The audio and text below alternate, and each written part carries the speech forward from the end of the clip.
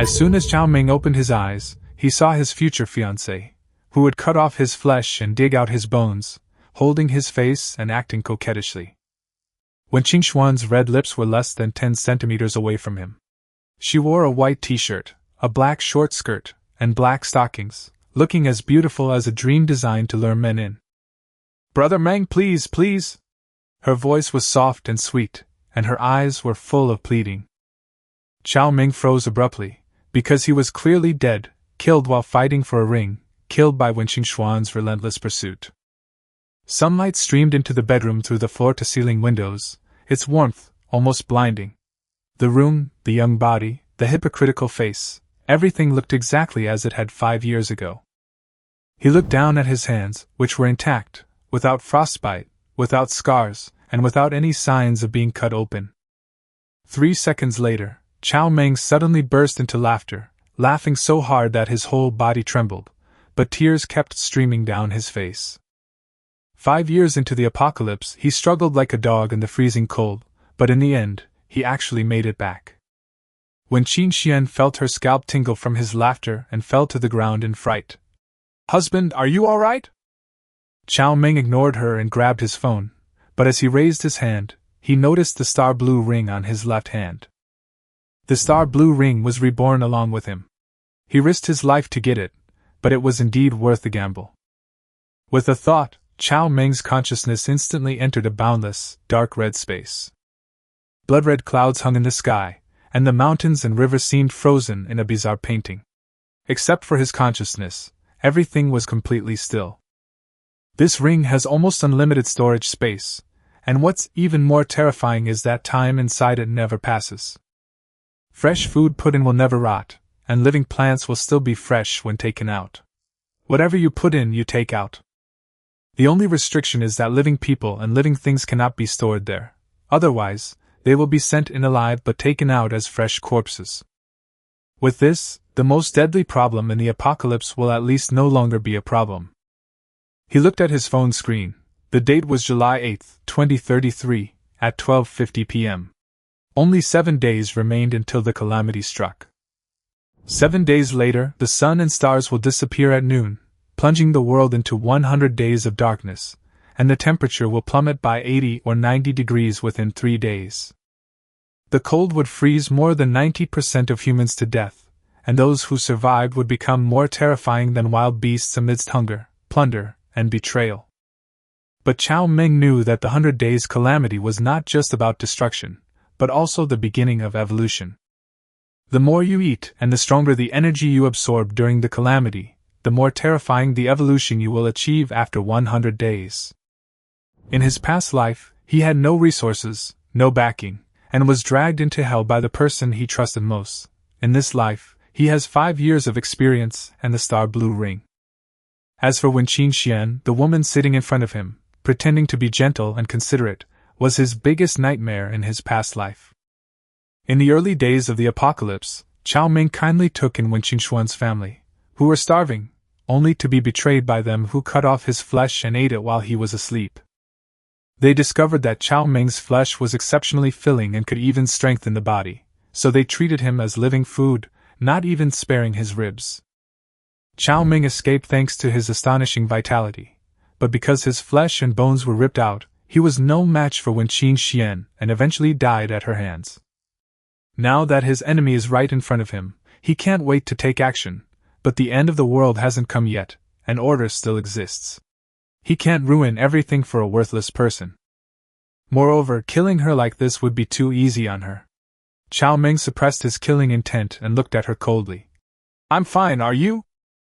Wen Qingxian immediately adopted the most submissive posture, looking up at him. "My mother said that we should bring 1 million today to pay the bride price for my brother. Didn't your brother only ask for 500,000? Cao Meng smiled, but his eyes grew colder and colder. Wen Qingxian said without batting an eye. "And there's my 500,000 yuan dowry. You're the brother-in-law, you can't just watch your brother-in-law go unmarried, can you?" She hugged Cao Meng's arm and pressed herself against him softly. "Honey, please?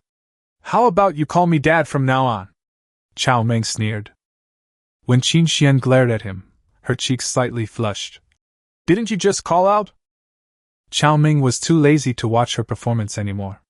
He picked up his phone, flipped through his contacts, and dialed Wenbo's girlfriend, Qin Yi. Qin Yi, I heard your family is asking for a dowry of 500,000? The person on the other end of the phone was clearly stunned. No, Brother Meng, our family only needs 300,000. Cao Meng glanced at Wen Qinxian. It turned out that this woman even dared to profit from his brother's betrothal gifts. Wen Qinxian blushed with shame and anger, but Cao Meng continued into the phone. I'll give you 1 million. There's only one condition, dump that good-for-nothing Wenbo and be with me. The person on the other end of the phone was completely stunned. Wen Qinxian was so angry that she was trembling all over, pointing her finger at Cao Meng, unable to say a word. Cao Meng didn't give Qin Yi a chance to react, his tone frighteningly calm. Come to my house tonight, and we'll discuss this in detail. After saying that, he decisively hung up the phone. Wen Qinxian pounced on Cao Meng like a madwoman, cursing him as a beast, simply because he refused to hand over the money so her brother could steal a woman. The next second, a slap landed hard on her face, and the air went silent. The woman, who had once raised her younger brother like her own son, covered her burning face, unable to believe that Cao Meng would dare to hit her. But Cao Meng didn't give her a chance to go crazy. He grabbed her hair and dragged her out the door like he was throwing away trash. When Qinxian finally got scared and immediately hugged his arm, crying and admitting her mistake, thinking that Cao Meng had only discovered that she had cheated him out of money. She couldn't lose this man, and even less could she lose Cao Meng's money. Without this cash cow, she and that useless family would even be a laughingstock if they couldn't find a wife for her younger brother. But Cao Meng kicked her away and slammed the door shut, showing no mercy whatsoever. Because he knew that the end of the world would come a month later. At the beginning of the 100-day catastrophe, the city could barely function. But as time went on, the electricity would go out, the heating would stop, and order would completely collapse. By then, money will be worthless. Food, fuel, and safe shelter will be the only things that will allow us to survive. In his previous life, Cao Meng was completely fooled by Wen Qingxuan's pitiful face, and in the end, he even lost his life. In this life, he returned ahead of time with memories of the apocalypse, and he also had a full 500 million in cash. 500 million is enough to make everyone envious right now, but after the apocalypse, it might not even be enough to buy a loaf of bread. Cao Meng spread out paper and pen and quickly wrote down his survival plan: stockpile grain, oil, coal, diesel, and generators, buy everything he can. When extreme cold arrives, what truly kills people is not the monsters, but the darkness, hunger, and the inescapable cold after losing energy. He must make 500 million have the effect of 5 billion, or even 10 billion before the disaster begins. If you can't buy it, find a way to steal it. If there's no safe place, build a fortress that can survive the apocalypse yourself. As soon as Cao Meng finished writing the plan, he opened the door, and saw Wen Qinxian kneeling at the door, crying with tears streaming down her face, like a puppy abandoned by its owner. If it were Cao Meng from his past life, he would have softened long ago. But now, the more she pretended to be pitiful, the more Cao Meng remembered how he died. He coldly told her to get lost, but when Qinxian clung tightly to his leg, crying and saying that she really couldn't live without him. Cao Meng kicked her again, knocking her to the ground, and walked out without looking back. When Qinxian completely dropped her pretense, pointed at his back and cursed him, saying that he was nothing but a nouveau riche who was just wasting his life and that she would make him bankrupt and die without a burial place sooner or later. Cao Meng glanced back at her, finding it all amusing. In his previous life, this woman had indeed climbed up to a more powerful man after the calamity, and when that family died mysteriously, she naturally swallowed up everything they owned. She never considered Cao Meng her lover, only a stepping stone to climb the social ladder. I'm waiting for you to ruin my family, Cao Meng said, turning and leaving.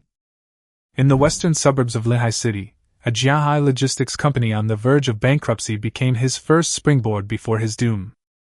This company occupies more than 500 square meters, with warehouses, offices, and existing transportation channels, which is perfect for stockpiling massive amounts of goods. As soon as Cao Meng stopped the BMW, A young woman in a black business suit and high heels quickly came up to him and opened the car door for him. She wore silver-rimmed glasses, had her hair in a bun, and her face was as delicate as a student's. She looked nervous yet expectant. Cao Meng stared at her for a couple of seconds before realizing he'd almost forgotten all the company employees' names. The girl quickly straightened up and cautiously said, "Hello boss, I'm Lu Xiaoran." Cao Meng's gaze didn't linger on Lu Xiaoran. He glanced at the empty office and asked directly, "Where are the others?" Lu Xiaoran quickly explained that Grandpa Huang was sick and Sister Li had resigned, so she hadn't had time to inform him. Then she cautiously asked if Cao Meng was planning to close the company. Seeing her so nervous, like a startled little quail, Cao Meng couldn't help but laugh. He could tell at a glance that this girl had only recently graduated. Her eyes still shone with light, and she still had enthusiasm for her work. The folding bed in the corner, the neatly arranged luggage, and the newly purchased stove indicate that Lu Xiaoran simply moved into the company to eat and live in order to save money. Lu Xiaoran quickly stated that the logistics industry has a bright future, and she had already secured several orders in the past few days. As long as the company doesn't close down, she guarantees she can make it bigger and stronger, achieving even greater success. Cao Meng smiled and placed the list on the table. "It's good that you're confident. Let's get started. Purchase in the company's name, and everything must arrive within 5 days. Try to pay after the sale whenever possible, and keep the deposit as low as possible." Hearing that she finally had a task, Lu Xiaoran jumped up excitedly. But when she opened the purchase order, she was instantly dumbfounded. 30,000 cattle, 30,000 pigs, 10,000 sheep, 100,000 free-range chickens, as well as yaks, donkeys, venison, wagyu beef, and tens of thousands of tons of seafood. 500 tons each of vegetables and fruits, 10,000 tons each of wuchang rice, flour, and cooking oil, plus several hundred tons of seasonings, as well as generators, engines, transformers, and 3 computers. Even more outrageous, the list also included 20 snowmobiles, more than a dozen sets of low-light night vision devices, thermal infrared imagers, and high-powered flashlights, plus a large number of fruit tree seedlings. Lu Xiaoran's eyes widened, and she couldn't help but ask Cao Meng if he was planning to open a chain of fresh food supermarkets. Even if he opened hundreds of stores, it wouldn't be necessary to stock up on so much fresh food in just 5 days. Moreover, the deposit alone for these items is hundreds of millions. It rarely snows in Linhai, so what exactly does the boss want to do with the snowmobiles and night vision equipment? Cao Meng only replied with 4 words. "Ask less and do more." Snowmobiles are a necessity for traveling in icy and snowy conditions. After the 100 days of calamity, the sun will disappear, and the importance of thermal infrared imagers and night vision devices will be no less than that of stockpiling supplies. With these, he could not only gain the upper hand in the darkness, but also acquire more resources and stronger combat power. As for the fruit tree seedlings, they were preparations for a world after mass extinction. Lu Xiaoran immediately nodded, then raised 2 practical issues. First, the cost, and second, the company's warehouse simply couldn't hold that much stock. There happened to be a newly built 30,000 square meter warehouse nearby, which could be rented temporarily for transshipment. Cao Meng thought about it and told her to negotiate. To rent it for half a month first, money was not a problem. Lu Xiaoran snapped her fingers and immediately got busy. Cao Meng transferred 100 million yuan into the company account, sat down at his computer to contact suppliers in the production area, sign pre-sale contracts, and pay advance payments. Orders were being finalized one after another, and money was flowing out of his account like water. Before long, Lu Xiaoran kept asking him to transfer money. Although most of the goods only required a 10% to 30% prepayment, the purchase volume was so large that within a few hours, Cao Meng's 700 million yuan was almost gone. Fortunately, Lu Xiaoran is indeed capable. She spent the whole afternoon making phone calls, typing on the keyboard, comparing prices from different suppliers, and even mobilized her classmates who work in logistics and procurement to help find sources of goods. It wasn't until 6:30 in the evening that the last order was finally finalized. Lu Xiaoran stretched and excitedly said she was going to buy groceries and cook, and add 2 more hearty dishes for the boss. Cao Meng was just about to invite her to dinner when Qing Xuan's future sister-in-law, called. The sweet, beautiful voice on the other end of the line was noticeably trembling. "Brother Meng, it's me, Qing. Where are you?" Cao Meng smiled knowingly. This woman had really come to him of her own accord. He originally thought Qing would be reserved for a few days, but now it seems that giving that idiot Wenbo a cuckold's hat is effortless. When Lu Xiaoran heard that a beautiful woman was going on a date with him, a hint of disappointment flashed across his face. It seemed the lavish meal his wealthy boss had invited him to was going to be cancelled. But then Cao Meng said, "Don't cook, let's go together." Lu Xiaoran froze, remembering her roommate saying that some rich young men were very good at partying, and suddenly felt uneasy. Seeing her lost in thought, Cao Meng reached out and ruffled her hair. "It's just a meal, what are you thinking about in your little head?" Lu Xiaoran blushed and lowered her head, saying that she was just afraid of disturbing her boss and the pretty lady's date. Cao Meng, however, said that the woman might not be as good as her, and then directly took her small hand and walked towards the car. Lu Xiaoran's heart skipped a beat, realizing that she had indeed been targeted by a big bad wolf. After getting into the passenger seat, she was so nervous she almost curled up into a ball. This was the first time she had ever ridden in such a nice car, and she was even more afraid that Cao Meng might have some ulterior motives towards her.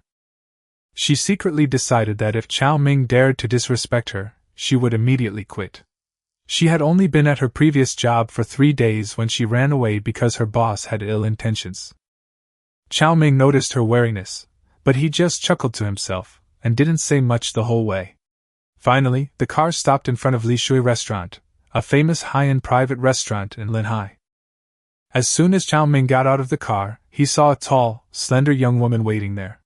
Her tight jeans accentuated her slim waist and long legs, and her almond-shaped eyes were charming and alluring. She was Wenbo's girlfriend, Qing. With her captivating, sweet voice and sexy eyes, this woman was indeed very beautiful. Looking at the graceful Qing, Cao Meng couldn't help but curse his past self for being so foolish. Ignoring such a woman and instead indulging in such deep affection for Wen Xian was utterly laughable. Wenbo was able to get such a beautiful girlfriend as Qing simply by using Cao Meng's things to show off. Even the luxury car he usually drives around showing off was borrowed from Cao Meng.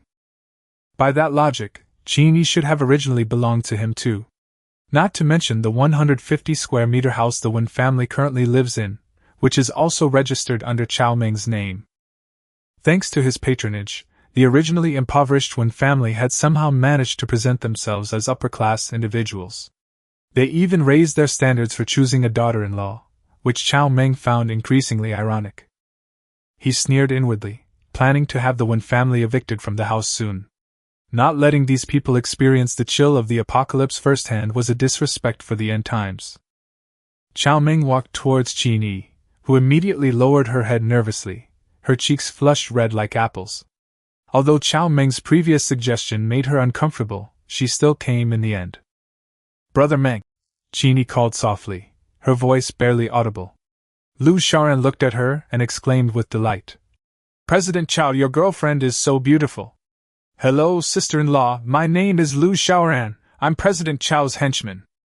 The word, sister-in-law, made Qing even more embarrassed, and she hurriedly waved her hands in denial. "No, I'm not President Chao's girlfriend." Cao Meng just chuckled, a hint of mockery in his eyes. Qing is indeed beautiful, with a hot figure and a soft voice, but she can sell herself for money and dump her boyfriend just as easily. A woman like that is fine for casual flings, but it would be foolish to develop a real relationship with her. Lu Xiaoran was stunned for a moment, then immediately realized that it was her blind date. She had thought that Cao Meng had deliberately brought her along to be a third wheel, and silently apologized for her misunderstanding. Cao Meng grabbed Qing's hand and led her into the restaurant. Qing instinctively tried to pull away, but hesitated and gave up, quietly following behind him. The three of them went to a window seat on the second floor. Qing sat opposite Cao Meng, with Lu Xiaoran beside her. They looked just like best friends accompanying each other on a blind date. The waiter brought over the menu, and Cao Meng casually handed it to Lu Xiaoran. Order whatever you want. Lu Xiaoran opened it and was immediately dumbfounded. The cheapest dish started at 500, and most of them were still in the four-figure range. Not wanting to appear inexperienced, she immediately pushed the menu towards Qin. Sister-in-law, you should order. I'm fine with anything. Qin was also stunned when she saw the menu. The most expensive meal she had ever had with Wenbo was only 300 or 500 yuan. Brother Meng, you should order. She quickly shoved the menu back into Cao Meng's hands, as if she'd been given a hot potato. The waitress, who knew Cao Meng well, smiled and said, Brother Meng, this girlfriend is quite nice. She had seen Wen Qinxian before. That woman always picked the most expensive dishes, as if she was afraid that ordering something cheap would make her look bad. In contrast, Qin seemed much more reserved, at least not as overbearing. Cao Meng didn't explain, only asking her to order 2 of his signature dishes, leaving the rest to her choice, along with 2 bottles of baijiu. After the waiter left, the table quieted down. Qin was uneasy. Lu Xiaoran tried to chat with her, but Qin was clearly distracted. Cao Meng, on the other hand, took out his phone and continued to plan their doomsday supplies. They had enough food. Next, they needed to prepare gasoline, diesel, gas cylinders, and charcoal. He also wanted to buy seedlings of tropical fruit trees, as tropical plants would be the first to suffer mass extinctions after the dark 100 days. Movies, TV series, music, art films about everyday life, and even single-player games also needed to be prepared.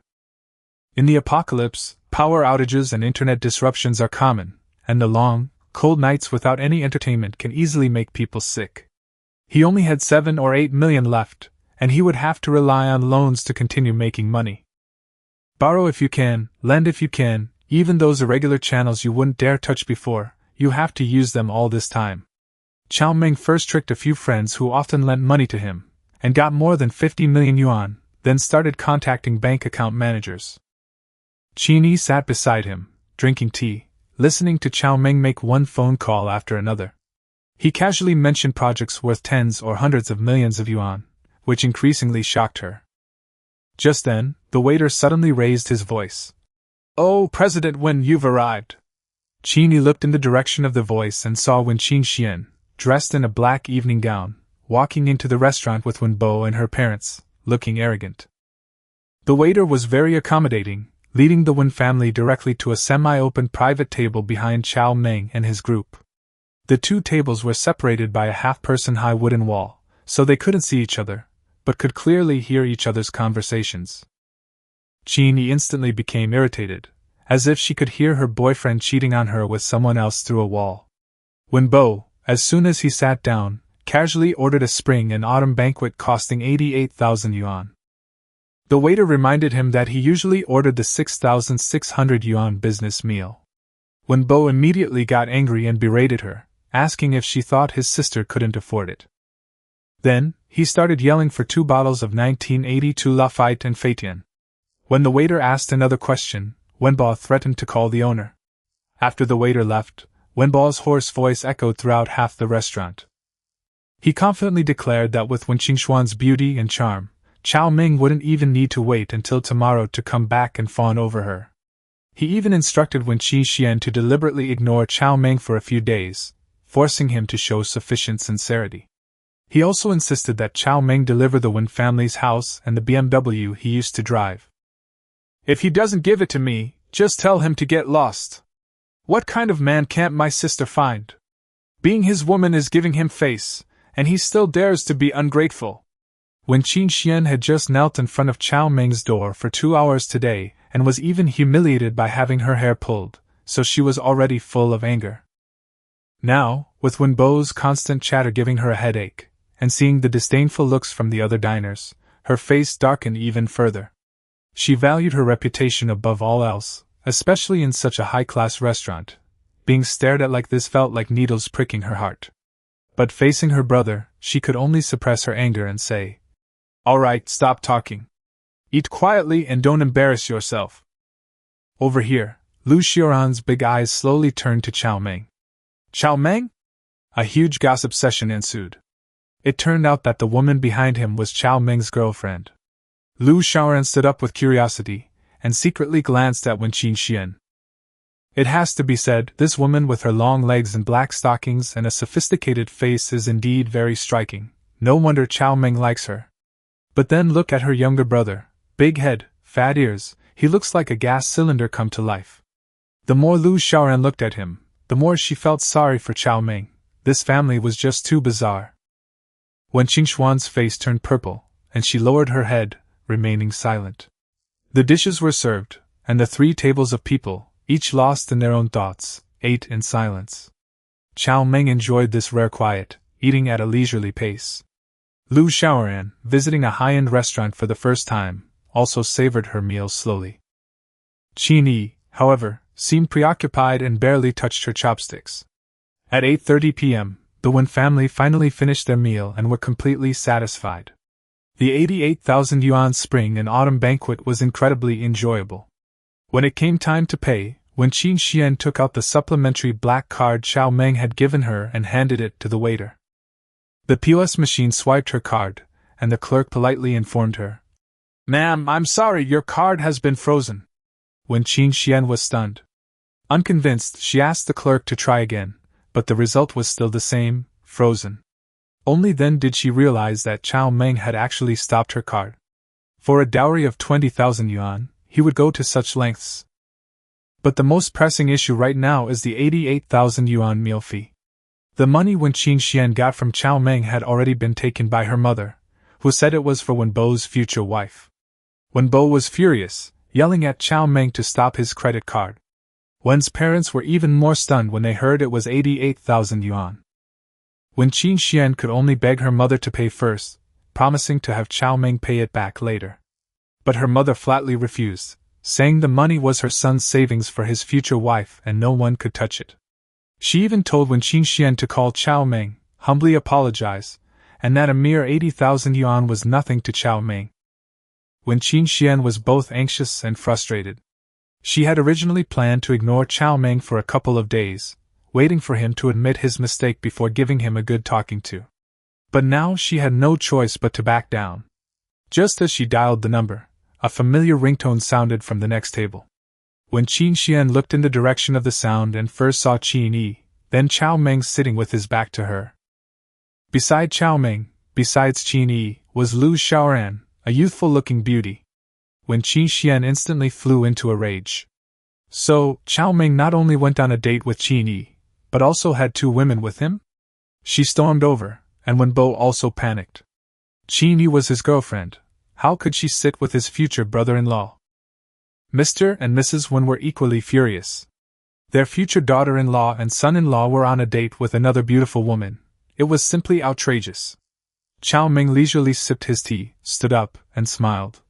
"What are they doing?" "Of course, they're on a date. Any objections?"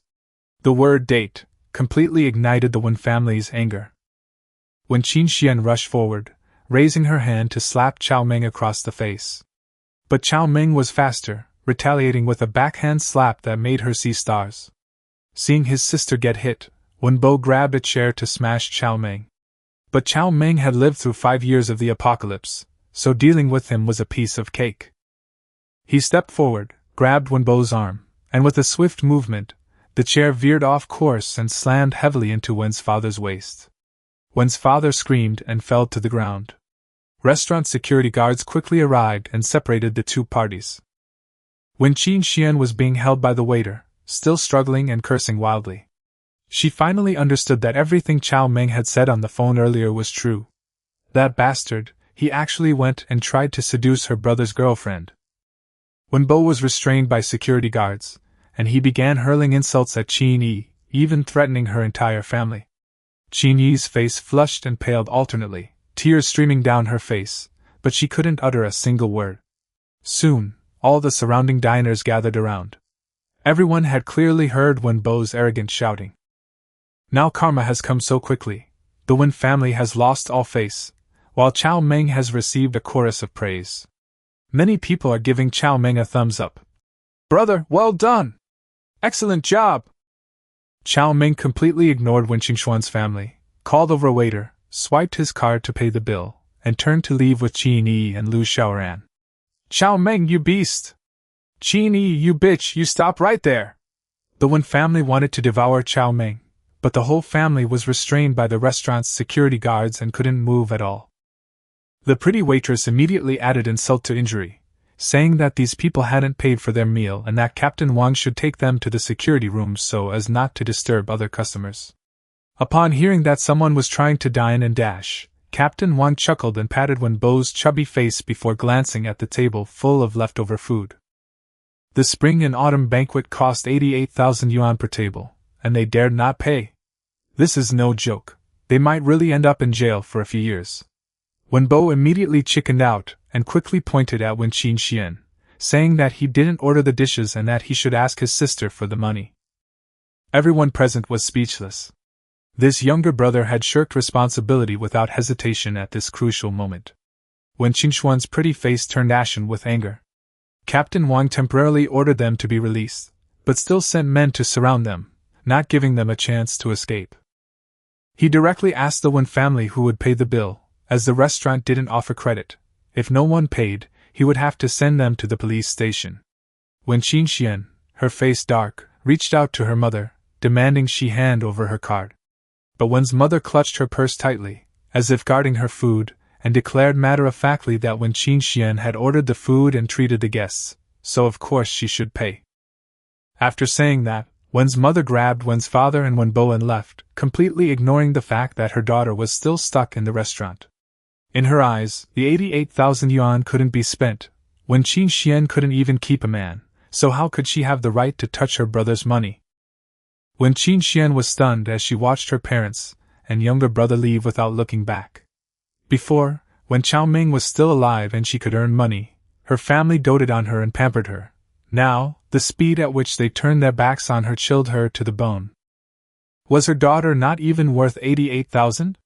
She regretted it even more. She shouldn't have given all the money to her mother. Captain Wang pressed again, asking if the debt could be settled. Wen Qingxian whispered, asking if she could write an IOU, but the answer was only 2 words, no. Left with no other option, she took out her phone to ask for help, calling her friends to borrow 100,000 yuan, promising to pay it back the next day. Fortunately, news of Cao Meng's breakup with her hadn't spread yet, so those superficial friends were still somewhat willing to give her face. The money arrived quickly, and when Qingxian finally settled the bill, breathing a sigh of relief. But the hatred in her heart surged completely. Cao Meng, she would never let this matter go easily. Half an hour later, when Qingxian returned home disheveled and furious. As soon as she reached the door, she was dumbfounded. The wide corridor was piled with messy luggage, the door was locked, and 2 burly men holding iron bars were staring at Wen's parents and Wen Bo like thieves.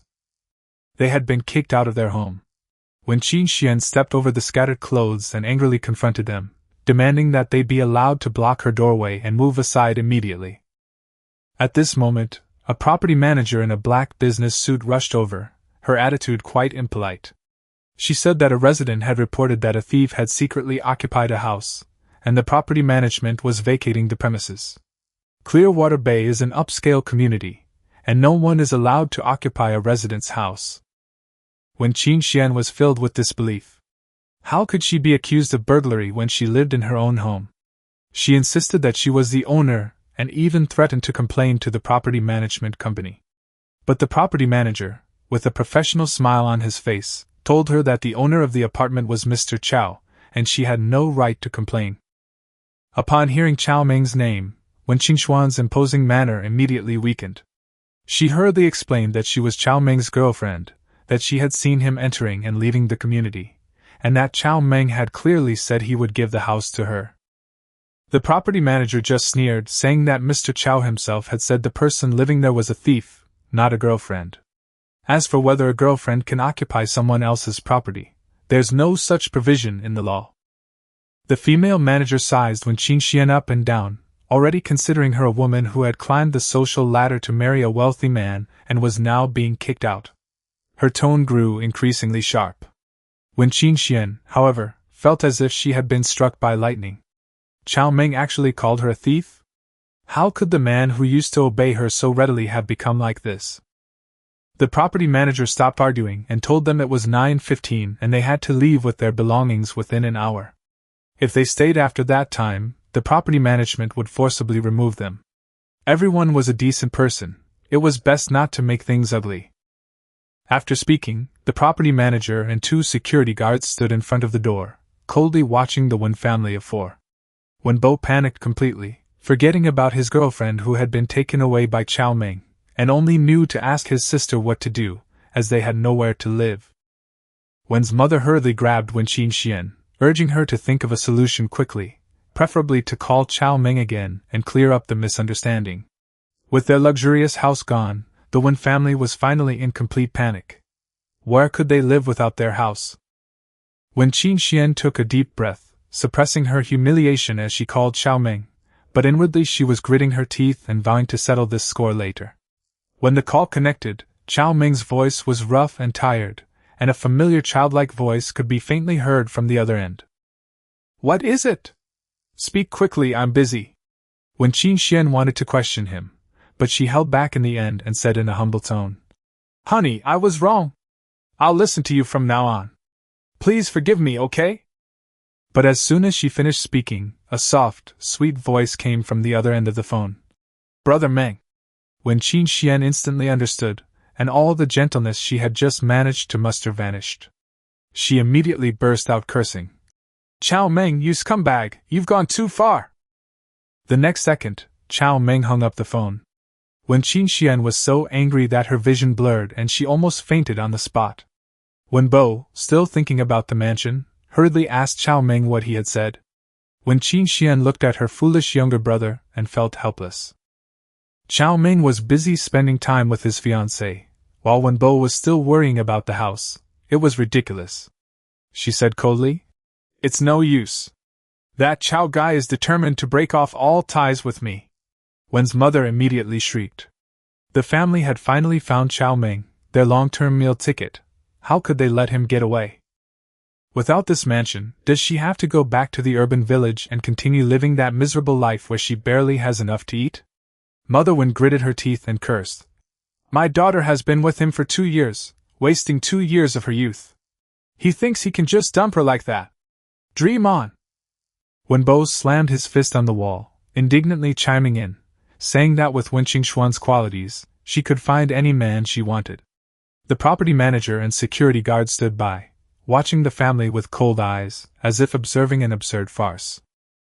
Wen Qingxian, too lazy to listen anymore, turned around and started rummaging through the pile of luggage in the corridor.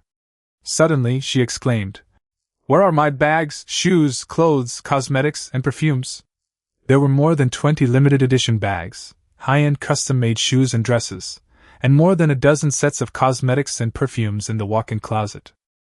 These were all things she had received from Cao Meng over the past 2 years. If she were to divide them, selling them would be enough to buy a small apartment. She hurriedly asked the property management to open the door so she could go in and collect the rest of her belongings. The female manager, however, politely told her that Cao Meng had already provided an inventory list, and that Cao Meng was the payer for all the bags, clothes, and cosmetics. Since Wen Qingxian didn't pay for it, she had no right to take it away. Wen Qingxian pointed at the female manager, too angry to speak for a long time. She finally understood that Cao Meng was truly showing no mercy this time. Mother Wen jumped up and down, cursing Cao Meng for being shameless, actually taking back what he had given away. Wen Bo also shouted, "He can't even afford to play with women, he's not even as good as me!" Before he could finish speaking, Wen Qingxian slapped him across the face. She was both ashamed and furious. This foolish younger brother had actually called her Cao Meng's plaything. But in her heart, Cao Meng was the one who should be her plaything. The female manager and security guard were dumbfounded.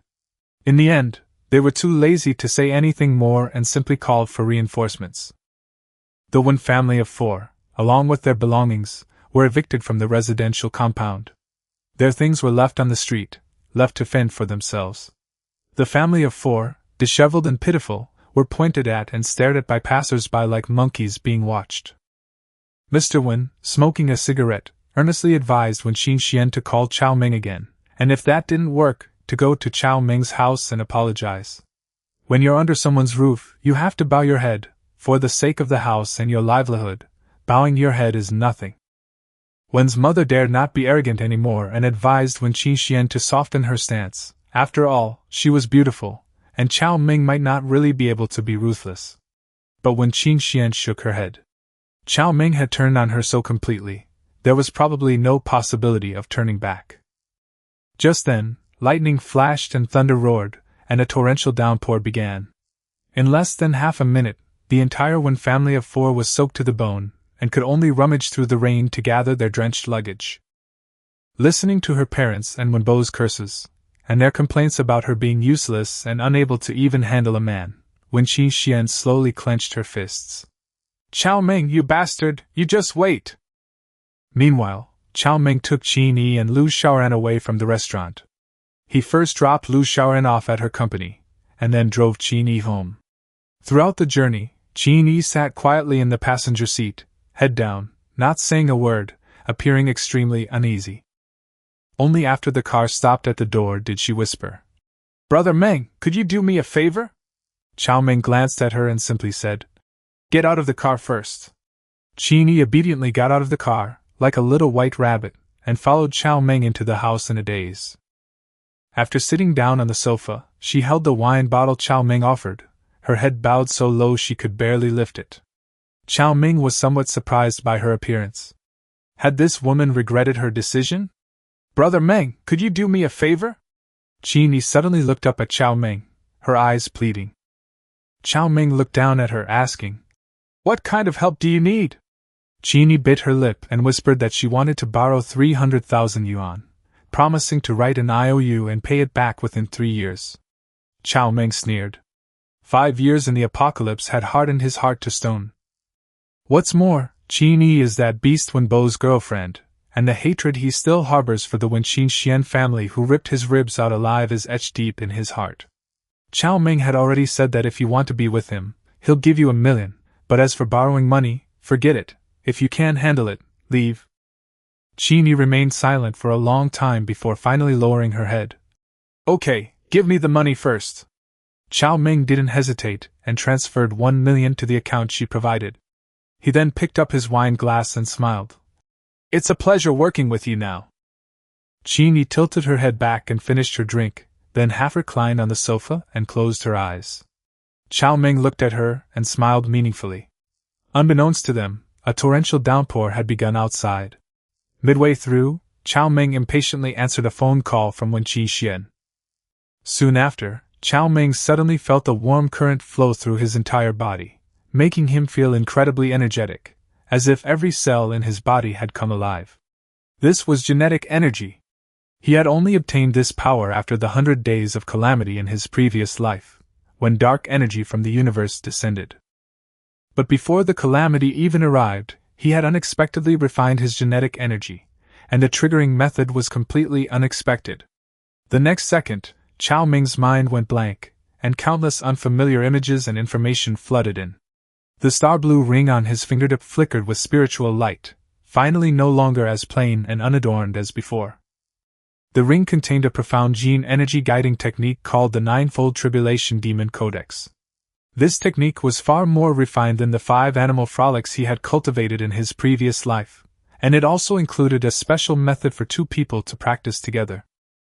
Cao Meng then understood that this was the true way to unlock the Star Blue Ring's inheritance. In his previous life, he was killed by Wen Qingxian shortly after obtaining the ring, and all he knew was that it possessed the functions of infinite space and time freeze. Only after his rebirth did he accidentally unlock the hidden cultivation technique within the ring. With this trump card, he felt even more confident in his ability to weather the apocalypse. A night of thunder and rain, yet Cao Meng's body seemed completely transformed. His strength, stamina, speed, reaction time, and perception all surged dramatically, almost transforming him completely. With this new body, coupled with the combat experience he honed over 5 years in the apocalypse, he was confident he could easily kill the vast majority of ancient martial arts masters today. When Qin Yi woke up in the early morning, the sun was already high in the sky, and warm sunlight streamed into the bedroom through the sheer curtains. She felt incredibly comfortable, but Cao Meng was no longer in the room. Looking at the marks on the sheets, Qin felt a blush of shame, followed by disappointment and self-mockery. In Cao Meng's eyes, she was probably just a woman who would sell anything for money. Qin had just stood up when her legs went weak, and she almost fell. Her face flushed red as she cursed Cao Meng. She quickly straightened her clothes, carefully rolled up the bed sheet, and put it in her bag. Before leaving, she glanced at the photo on the bedside table. But as soon as the door opened, Cao Meng, dressed in black casual clothes, stood outside with a gentle smile on his face. "Awake? Breakfast is ready, come and have some." Without waiting for a reply, he led Qin to the dining table. There were 2 bowls of noodles on the table, each topped with a poached egg, emitting a fragrant aroma. Qin took a bite and was immediately surprised. These noodles were even better than those from many famous noodle shops. She lowered her head and finished the entire bowl of noodles, the warm broth lifting her spirits considerably. After wiping her mouth, she whispered that she was leaving. Cao Meng glanced at her and said that the place was remote, so he would give her a ride. Qin wanted to refuse, but in the end she changed her mind and said, "Let's go to West China Hospital." The 2 went downstairs one after the other, Qin walking in front and Cao Meng half a step behind, wanting to speak several times but not saying anything. He hadn't expected that this was Qin first time, and that she had actually helped him unlock the Star Blue Ring's inheritance. But the thought that she was Wenbo's girlfriend still bothered Cao Meng. Plus, she had received 1,000,000 yuan, and her physical condition had improved last night. By that calculation, the 2 should be even. Cao Meng of the Doomsday Church is heartless. Leave the saintly heart to others. Just as the 2 were about to get into the car, someone nearby suddenly shouted, "Watch out! That person has a knife!" Cao Meng turned around and saw Wenbo with disheveled hair, bloodshot eyes, and a blood-stained dagger in his hand, charging towards him like a madman. Behind him, 2 security guards with stun batons were in hot pursuit, one of them with a bloodied arm, clearly having been stabbed. "Scum, bitch, I'll kill you all!" Wenbo brandished his knife, aiming straight for Qin chest. Qin screamed, but Cao Meng pulled her away and kicked Wenbo in the chest at the same time. Wenbo was sent flying 5 or 6 meters backward. Just as he struggled to get up, 2 security guards caught up with him. Without hesitation, the stun baton struck Wenbo. With a hissing sound, Wenbo convulsed, collapsed to the ground, foaming at the mouth, and the knife in his hand was kicked away. 2 security guards immediately stepped forward, one on each side, and pinned him to the ground. Wenbo was still yelling wildly, "Cao Meng, you beast, you messed with my woman, I'm going to kill you!" The security guards looked at Cao Meng and Qin with strange expressions. This situation clearly resembled an attempted crime of passion. Cao Meng squatted down in front of Wenbo, looking at him with pity. "Your woman? When did my girlfriend become yours?" He told Wenbo in a cold voice that it was one thing to pretend to be a rich man and deceive beautiful women, but now he was wielding a knife and shouting about killing people. He should think about how many years he would have to work on a sewing machine. Wenbo panicked immediately. "Cao Meng, you shameless! Which eye of yours saw me kill someone?" But he couldn't deny it at all. After Cao Meng dealt with the Wen family yesterday, the whole family was kicked out of the big house and left to soak in the rain for a long time before finally finding a dimly lit little hotel. Wenbo stayed in his hotel room, increasingly angry about Qin having dinner and a date with Cao Meng. At the crack of dawn, he abandoned his parents and sister, carrying a knife, and went to confront Cao Meng. Originally, he only wanted to scare Cao Meng, avenge his sister, and perhaps gain some benefits in the process. Seeing Qin and Cao Meng come out together, he acted impulsively, stabbing a security guard and then rushing and shouting that he wanted to kill Cao Meng. The community surveillance cameras were right next door, recording the entire incident clearly. No matter how much he tried to explain, he couldn't clear his name. The police arrived shortly after, and Cao Meng and Qin, as the parties involved, were taken to the station for questioning. Wenbo's motive for revenge was clear, and he did indeed stab the security guard. The evidence was conclusive, and he was immediately taken into custody. As for how many years he would ultimately be sentenced to, it was no longer important to Cao Meng, because the end was fast approaching. Around noon, Cao Meng and Qin finished giving their statements, and came out, just in time to run into Wen Qingxian and her parents who had just arrived. Wen Qingxian, wearing high heels, quickly stepped forward and blocked their way. Her face was full of resentment, but her tone was very low. "Cao Meng, I was wrong. Please have mercy and let my brother go." Wen's parents also surrounded him, pleading that since they were all family, they should spare Wen Bo out of consideration for Cao Meng and Wen Qingxuan's 2-year relationship. Cao Meng sneered inwardly. How dare this family talk about friendship? He said directly. "It's not that I don't want to let him go, it's that he tried to kill me. He attempted murder on purpose and even stabbed a security guard. You shouldn't be begging me." When Qingxian lowered her head, reluctantly admitting that her younger brother was wrong, but in reality, she didn't think Wen Bo's mistake was that serious. In her view, Wen Bo was just young and impulsive, and he hadn't actually killed anyone. The one who really went too far was Cao Meng. She said she would handle the security situation if Cao Meng was willing to forgive her, and even reached out to grab him. Cao Meng shoved her away and sneered. "He's trying to kill me, and I'm going to forgive him? Am I stupid or are you stupid?" After saying that, he took Qin Yi's hand and left without looking back. When Qingxian wanted to chase after him, but was stopped by the injured security guard's family and friends.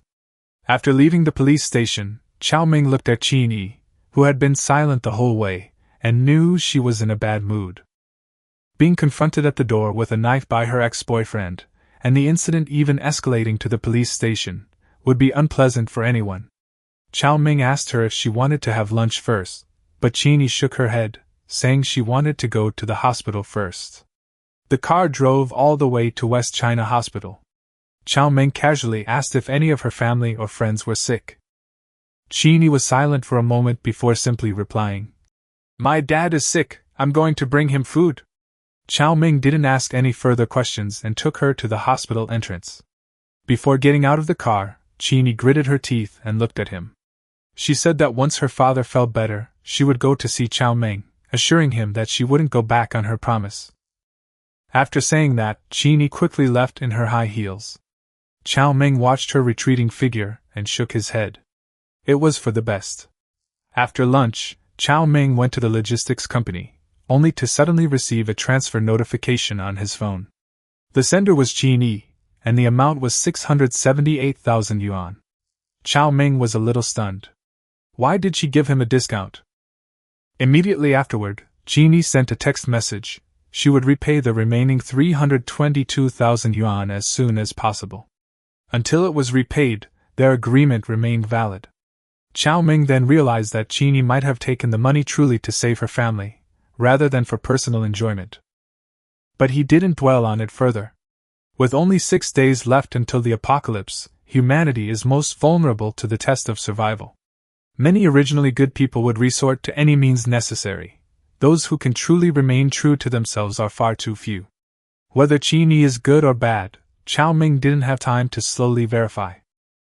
Just then, Lu Xiaoran, dressed in a tight black business suit and with her hair in a bun, ran over energetically to open the car door for him. She leaned in and gossiped, asking where Cao Meng had gone with Qin Yi after dropping her off last night. Cao Meng told her not to pry, reached out and ruffled her bun, then told her to get to work. Just then, 3 yellow dogs, 1 large and 2 small, rushed out of the open warehouse next door, barking and snarling at Cao Meng. Lu Xiaoran quickly scolded, "Big Yellow, stop it!" The 3 dogs immediately shut up and stood obediently in place. Looking at them, Cao Meng suddenly slapped his forehead, realizing he had forgotten about this. In the apocalypse, even your closest relatives might betray you, but dogs won't. They are the most loyal companions and the most reliable guardians. After the 100-day calamity, dogs, like humans, receive feedback from dark energy. In his previous life, there was a dog-raising tycoon who, with a dozen large dogs, carved out his own territory. Now that Cao Meng has been reborn, he certainly can't miss this opportunity. And it's not just dogs, cats too, even some birds. Cao Meng got more and more excited as he thought about it, and couldn't help but laugh. Yes, we need to broaden our horizons. Seeing that Cao Meng had been standing there for a long time without saying a word, Lu Xiaoran thought that her boss was angry, so she quickly explained that the 3 dogs were stray dogs she had adopted, and they could help watch the warehouse at night because she was afraid to be alone. She added, with a pained expression, that she would pay for the dog's food herself, and keep it leashed to prevent it from causing Cao Meng any trouble. Originally, she had wanted to help the Huang and his dogs secure permanent positions, but now she had to pay for it herself. Cao Meng smiled helplessly. This little goddess was truly a money grubber. He told her that if she liked it, she could keep it, and he would take care of its food. Lu Xiaoran was overjoyed and quickly told the Huang to thank the boss. The Huang barked twice, and Lu Xiaoran even praised it for being so clever, which made Cao Meng glance at her again. It was indeed not easy to train a Chinese rural dog to be so human-like. Lu Xiaoran said that she had raised dogs in her hometown, but Cao Meng waved his hand, telling her not to talk nonsense and to get to work first, as there were still a lot of supplies to order. In the office, Lu Xiaoran made tea for Cao Meng, watching him frantically place orders. Seeing him order polar cold weather clothing, a set costing 18,000 yuan, she thought the boss was going on an Antarctic expedition. Cao Meng asked her what size she wore, and Lu Xiaoran, mistaking it for a perk, her eyes lit up, and she blurted out, 36E, leaving Cao Meng speechless. He then ordered winter clothing, winter shoes, 100 tons of silver frost charcoal, barbecue grills, transformers, and various hardware parts. Energy costs weren't high, the real expenses were for food, meat, milk, and bottled water. He also stockpiled a large quantity of emergency medications, especially antibiotics.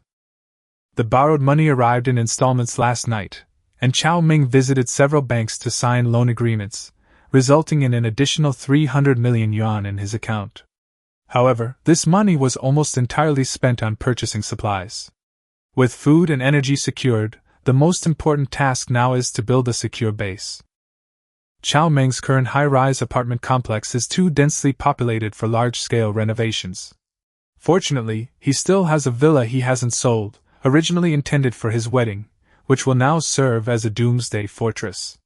Even when Qin Xian doesn't know about this villa, Cao Meng is wary of this brother-obsessed woman. If she finds out he owns a large villa, she might force him to give it to her brother. The villa wasn't far from his current residence. The complex only had about 50 apartments. The house had 3.5 floors above ground, plus 2 underground floors and an indoor swimming pool. The underground space was well ventilated, but lacked natural light. That very evening, Cao Meng devised an emergency renovation plan, contacted a familiar construction team, purchased materials at a high price, and demanded that work begin immediately the next day. The next morning, he first met with the construction team leader at the villa, paid 50% of the deposit on the spot, and demanded that the project be completed within 5 days. His rebirth had given him too little time. He could only complete the key modifications first, and finish the remaining work later. Besides, the extreme cold itself was a natural barrier, and if used properly, it could create an impregnable fortress. The initial focus was on ventilation and insulation, followed by reinforcing doors and windows, installing bulletproof glass, double-layered insulation lining, and heavy-duty alloy security doors. A high-voltage electric fence and surveillance system would also be installed on the perimeter. After instructing the construction team, Cao Meng drove to the flower and bird market and bought 2 litters of dogs in one go, 1 large, 6 small, tan-colored Chinese rural dog, and 1 large, 7 small, black German shepherd, all mothers and puppies in 1 litter. In addition, there were 5 tabby kittens, 2 talking half-grown parrots, 1 black and 1 white, 2 half-grown hawks, 5 ducklings, and a pair of baby turtles. Having experience in the apocalypse, Cao Meng knew that not every animal was worth keeping. Some were ungrateful wretches, while parrots and hawks could be trained, and ducklings, especially, would bond with their owners if raised from a young age. Moreover, these animals won't just be decorations in the future. Most aquatic animals are too unintelligent. The only ones that can be kept as pets are turtles, and dolphins are simply impossible to acquire. Cao Meng bought a lot of plants and flowers, some of which he kept in the villa, and the rest he stored in his star blue ring. He found a small truck and took the pets to the villa garden, which was under construction, to settle them in. He had already planned it all out. The 3rd floor of the villa would be converted into an indoor botanical garden, filled with flowers and plants, and equipped with artificial sunshades to provide light and heat. While people outside shivered in the snow, he could enjoy the fragrance of flowers in a warm garden.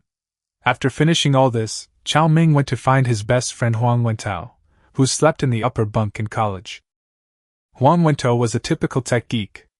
He quit his job as a programmer after a year and made a living developing mini-programs, spending all his time at home playing video games. 5 years later, Huang Wentao was still the same slovenly man, long hair, tank top, shorts, and flip-flops.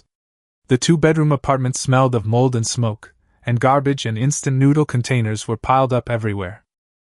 Cao Meng nearly succumbed to the stale air and couldn't help but scold Huang Wentao for becoming increasingly unrestrained.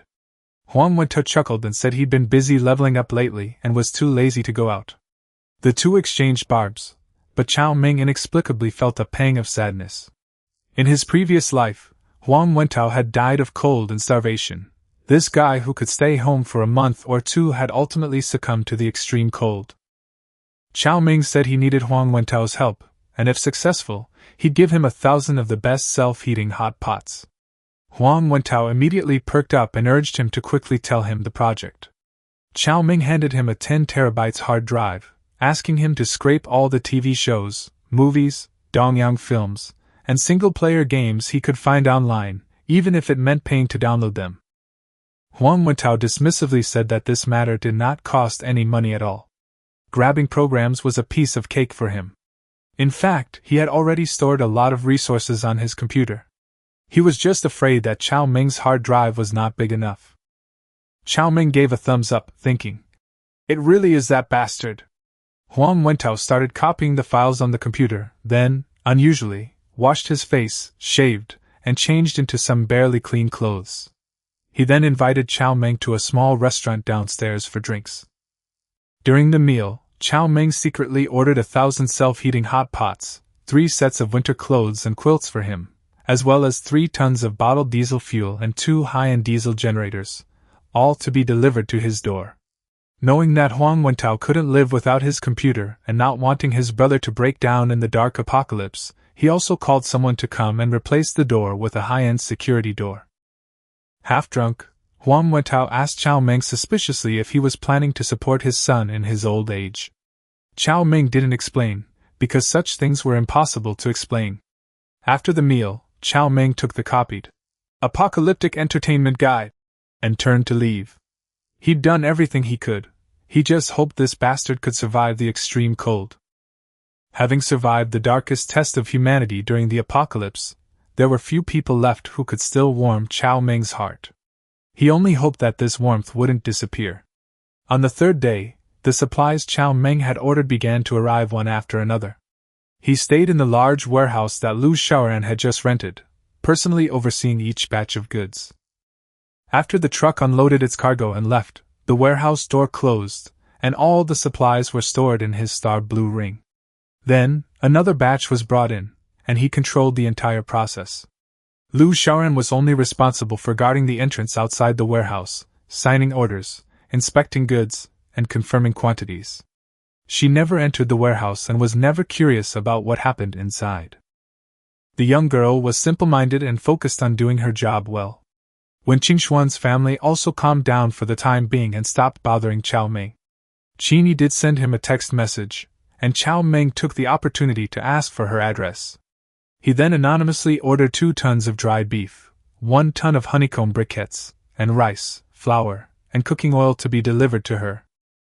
After all, Qingyi was his first woman. Once she passed the test and he had enough power to suppress everything, Cao Meng wouldn't mind bringing her into the base. Time quickly passed to the 6th day, and driven by his financial power, all the supplies Cao Meng had ordered finally arrived. In the office, Lu Shaoran stretched lazily, her hair in a bun, and asked Cao Meng pitifully, "Boss, is there any work to do next?" 6 consecutive days of high-intensity purchasing, ordering, inspecting, and signing for goods had almost exhausted her. Fortunately, Cao Meng took care of all the warehousing work, otherwise she wouldn't have been able to handle it all by herself. Cao Meng smiled and told her that everything was alright for now, and she should stay at the company for the next few days and not go anywhere, awaiting his orders at any time. because the darkest hour would arrive at noon the day after tomorrow. He deliberately left 2 containers of pork, beef, and other food in the small warehouse, along with gas cylinders, diesel fuel, and a diesel generator, as a kind of welfare for Liu Xiaoran. Of course, this was also a small arrangement he made in advance for life after the apocalypse. In the long, cold night, solving the problem of food and clothing was only the first step. Liu Xiaoran immediately stood up straight, raised her head and gave a military salute. "Don't worry, boss, I'm always ready!"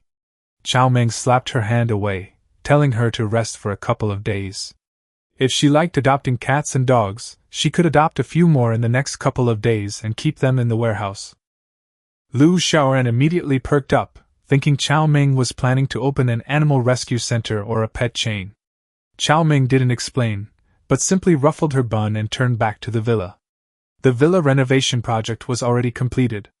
Because the final payment was still outstanding, and the construction team owner was an acquaintance, there were no issues with the quality of the work or the materials. After Cao Meng inspected the property and was satisfied, he readily paid the remaining balance. He then moved all the dogs, cats, ducklings, turtles, and potted plants he kept in the corner of the garden into the villa. The 3rd floor was converted into an indoor sunlit botanical garden, the 2nd floor became his bedroom and relaxation area, and the 1st floor became the animals' activity space. After feeding the 2 families, De Huang and Lao He, and their 5 kittens, Cao Meng went out. Next, he needed to prepare 2 handy weapons and also visit some old acquaintances from his previous life. In his past life, he had escaped the clutches of when Qingshuan's family severely injured and nearly froze to death in the snow. If someone hadn't come to his rescue, he wouldn't have survived.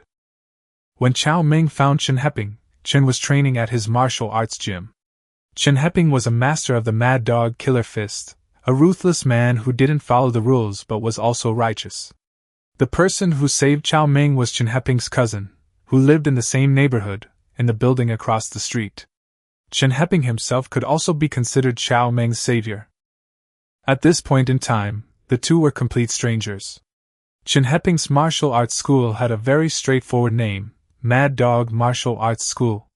It didn't accept students from outside the school. Chen Heping only trained 7 or 8 disciples.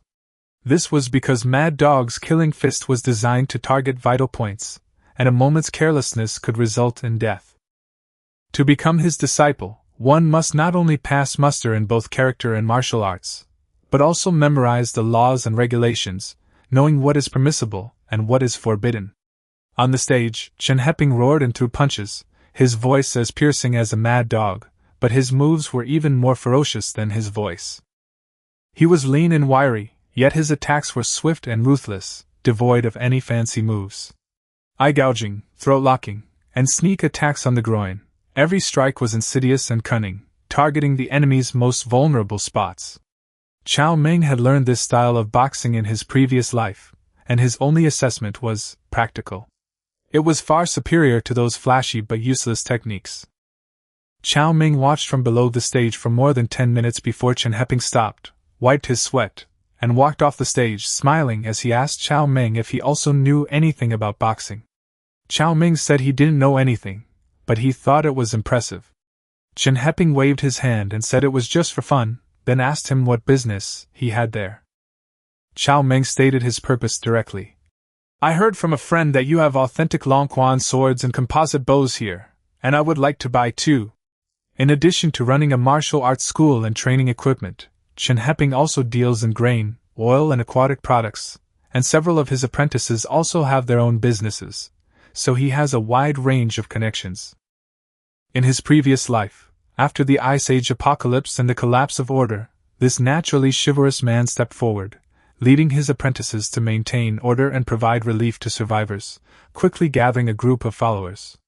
However, he later offended the son of the deputy city lord of Linhai City, and nearly lost his life. Faced with the threat, his followers scattered and fled, with only a few, including Cao Meng, remaining by his side. And the son of that deputy city lord actually ended up with Wen Qingxian. Chen Heping was one of the few people Cao Meng could entrust his life to in this apocalyptic world. What others thought of him didn't matter. Cao Meng only knew that Chen Heping had saved his life. Now that he had been reborn, Cao Meng would never let Chen Heping repeat the mistakes of his previous life. Chen Heping, however, was puzzled. This young man, whom he was meeting for the first time, looked at him as if he were a brother he had known for many years, which made him trust him inexplicably. What's even stranger is that he vaguely senses Cao Meng is a master, and that if they really fought, he might not be a match for him at all. Cao Meng didn't linger. He picked out 2 powerful composite bows, 100 alloy arrows, and bought 2 Longquan swords before leaving the martial arts school. He ate at a restaurant in Lishui, then rushed to the apartment in the high-rise next door to store his luggage and some sentimental items into his alternate dimension. Just as he went downstairs to drive away, he saw Wen Qingxian and her family, accompanied by a young man in a suit, walking out of the building across the street, looking radiant. To Cao Meng's surprise, Wen Bo, who should still be in the police station, was also among them. The young man, arrogant and haughty, walked ahead with Wen Qingxian on his arm, boasting that he would have someone crippled at Chao Gai tomorrow.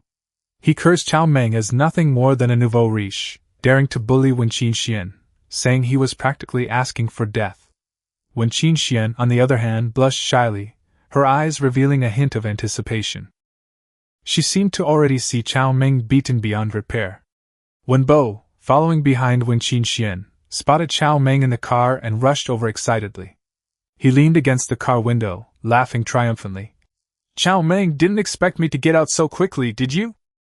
As he spoke, he spat a mouthful of phlegm onto the windshield and arrogantly shouted, "Aren't you so tough? Didn't you want to make me jail for a few years?" Wen's parents, relying on Jiang Tao's presence, and remembering being kicked out of their home by Cao Meng and their daughter wasting 2 years of her youth, surrounded him menacingly. Mrs. Wen pointed at Cao Meng and complained, "Young Master Jiang, it was he who deceived Qingxuan's feelings and even falsely accused Wen Bo of murder." Wen Bo roared with red eyes, "Brother-in-law, kill him!" Jiang Tao tilted his head and looked down at Cao Meng. "You're Cao Meng? You even dared to deceive my woman?"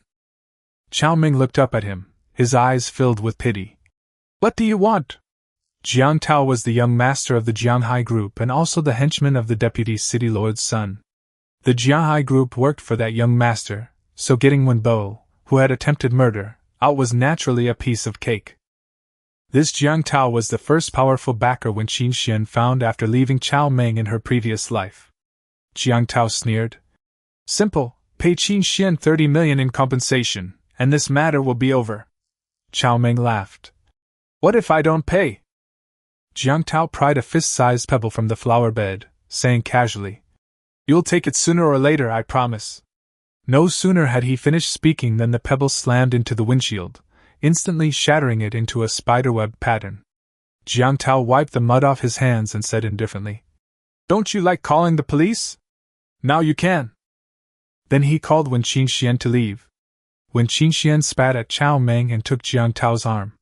Wen Bo was even more excited, his face flushed, and he shouted through the car window that Cao Meng should get out and beat him up. Wen's mother also spat and left with her husband.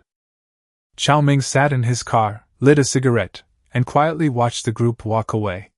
The next second, he slowly started the car, turned on the high beams, and floored the accelerator, ramming directly into them. The engine roared, and the car shot off like an arrow, heading straight for Jiang Tao and Wen Qingxuan's family. The group hadn't expected Cao Meng to be so ruthless and were terrified on the spot. Fortunately, they were still some distance away, and they frantically scrambled to either side. The car whizzed past, grazing their clothes, and all of them fell to the ground in a sorry state. Cao Meng hadn't hit anyone, but he had scared them half to death. When Qingxian helped Jiang Tao up, his pants were already soaked. The dignified young Master Jiang was actually scared to death by a nouveau riche. His face turned ashen, and he stammered, "You bastard, you just wait!" Cao Meng felt much better after venting his anger, but he also began to plot against Jiang Tao and the forces behind him. Having been reborn, he still ran into his enemy from his previous life. Jianghai Group monopolized the grain, oil, and fresh produce market in Linhai City, making them a veritable local tyrant. Cao Meng remembered that Jianghai Group had a large logistics warehouse in the western suburbs, filled with rice, flour, cooking oil, and frozen meat. In his previous life, The deputy city lord was able to control half of Linhai City thanks to the massive amounts of supplies provided by the Jiang family, which gave him the confidence to recruit soldiers. Now that they're facing off, this warehouse certainly can't be left to them. Cao Meng gripped the star blue ring, and quickly came up with a plan. If there are no conditions, create them. Once he gets into the warehouse, everything inside will be his. He immediately turned around and drove towards the western suburbs. Before long, Jiahai Group's logistics warehouse came into view. Cao Meng first stored the car in his star blue ring, then, taking advantage of the darkness, bypassed the security cameras and quietly approached the warehouse gate. There were 2 trucks waiting to be registered and inspected. He covered his face with a towel, put on gloves, and quietly hooked himself under one of the trucks. His genetically enhanced body made this task effortless. A few minutes later, the trucks slowly drove into the base. No one was unloading the cargo late at night, so the driver went to rest. Cao Meng waited until everything was quiet before crawling out from under the truck and sneaking into the rear cargo area. The sight before him took him by surprise. Containers filled with rice, flour, cooking oil, and soybeans were piled up like small mountains. There were at least hundreds of thousands, or even millions, of tons of supplies stored here, most of which were soybeans for oil mills, far more than Cao Meng himself had hoarded. In the apocalypse, poor quality is irrelevant. These are the keys to survival. Cao Meng looked up and spotted the security camera, immediately located the main switch, and decisively cut off the power. Then, looking at the warehouse full of supplies, he sneered in a low voice. "Jiang Tao, you smashed my car window, so I'll take hundreds of thousands of tons of supplies as compensation." The star blue ring flashed with spiritual light, and mountains of supplies vanished into thin air. In just 1 minute, the entire storage area had been completely emptied. Cao Meng smiled with satisfaction. Robbing others of their stockpiles was indeed more satisfying than hoarding them himself. He quickly retreated and hid under the truck. Just as he settled in, 2 security guards rushed out of the monitoring room, cursing and swearing, and headed towards the warehouse. When the lights came back on, the 2 men, seeing the empty warehouse, instantly let out terrified screams. Just minutes after the lights were turned off, the mountain of goods vanished into thin air. The 2 security guards collapsed to the ground in terror, convinced the warehouse was truly haunted. Hearing the shouts, the security captain immediately led 3 of his men into the warehouse. Taking advantage of the chaos, Cao Meng crawled out from under the car, picked up a few stones, and threw them at the surveillance camera 3 times, finally smashing it. Then he quickly ran to the corner of the wall, climbed over the utility pole, and disappeared into the darkness in the blink of an eye. Upon reaching a secluded intersection, Cao Meng released a new car from his star blue ring, but instead of going home, he drove straight out of the city. He had an important matter to attend to. In the car, Cao Meng carefully reviewed everything, confirming that he hadn't left any obvious oversights. With today's advanced technology, anyone willing to spend the time can uncover clues to anything. But even if clues are found, so what? They have no evidence. Hundreds of thousands of tons of supplies vanished in the blink of an eye. Who would believe Cao Meng did it all by himself? A normal person would only suspect embezzlement within the group.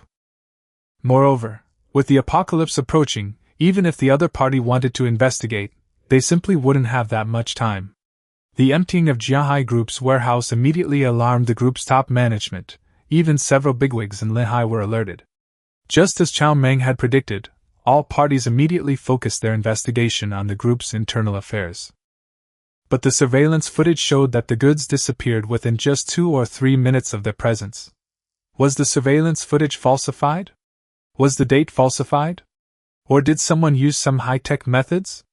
The doubts multiplied. The investigation became increasingly bizarre, and eventually, following the clues, they uncovered a number of shady dealings within the group. Cao Meng had already arrived at Qingyuan Mountain Reservoir, more than 200 miles northwest of Linhai City. This is a typical high-altitude reservoir, with a water area of over 10 square kilometers, surrounded by forests for dozens of miles, free from pollution. It is also a major water intake base for a well-known mineral water company, and the water quality is excellent. Cao Meng rushed overnight to stockpile the most crucial water supply for the post-apocalyptic world. Once the land freezes over, the water system will inevitably be the first to collapse, and he didn't want to brave the snow and ice to fetch water. Under the cover of darkness, he carefully bypassed the patrols and descended into the woods to the water's edge. Star Blue Ring, suck! The Star Blue Ring instantly began to inhale water like a whale sucking in water, and a huge whirlpool quickly formed on the surface. Cao Meng had specially carved out a separate space inside the ring to store this water resource. Soon, the reservoir's water level began to drop steadily. Half an hour later, the water level had dropped by nearly 50 centimeters, and the night shift staff at the Mineral Water Company finally noticed something was wrong. They patrolled the dike with flashlights, but Cao Meng wasn't even near it. Seeing lights flashing in the distance, he decisively retreated. Not bad, there are nearly 10 million cubic meters of high-quality spring water.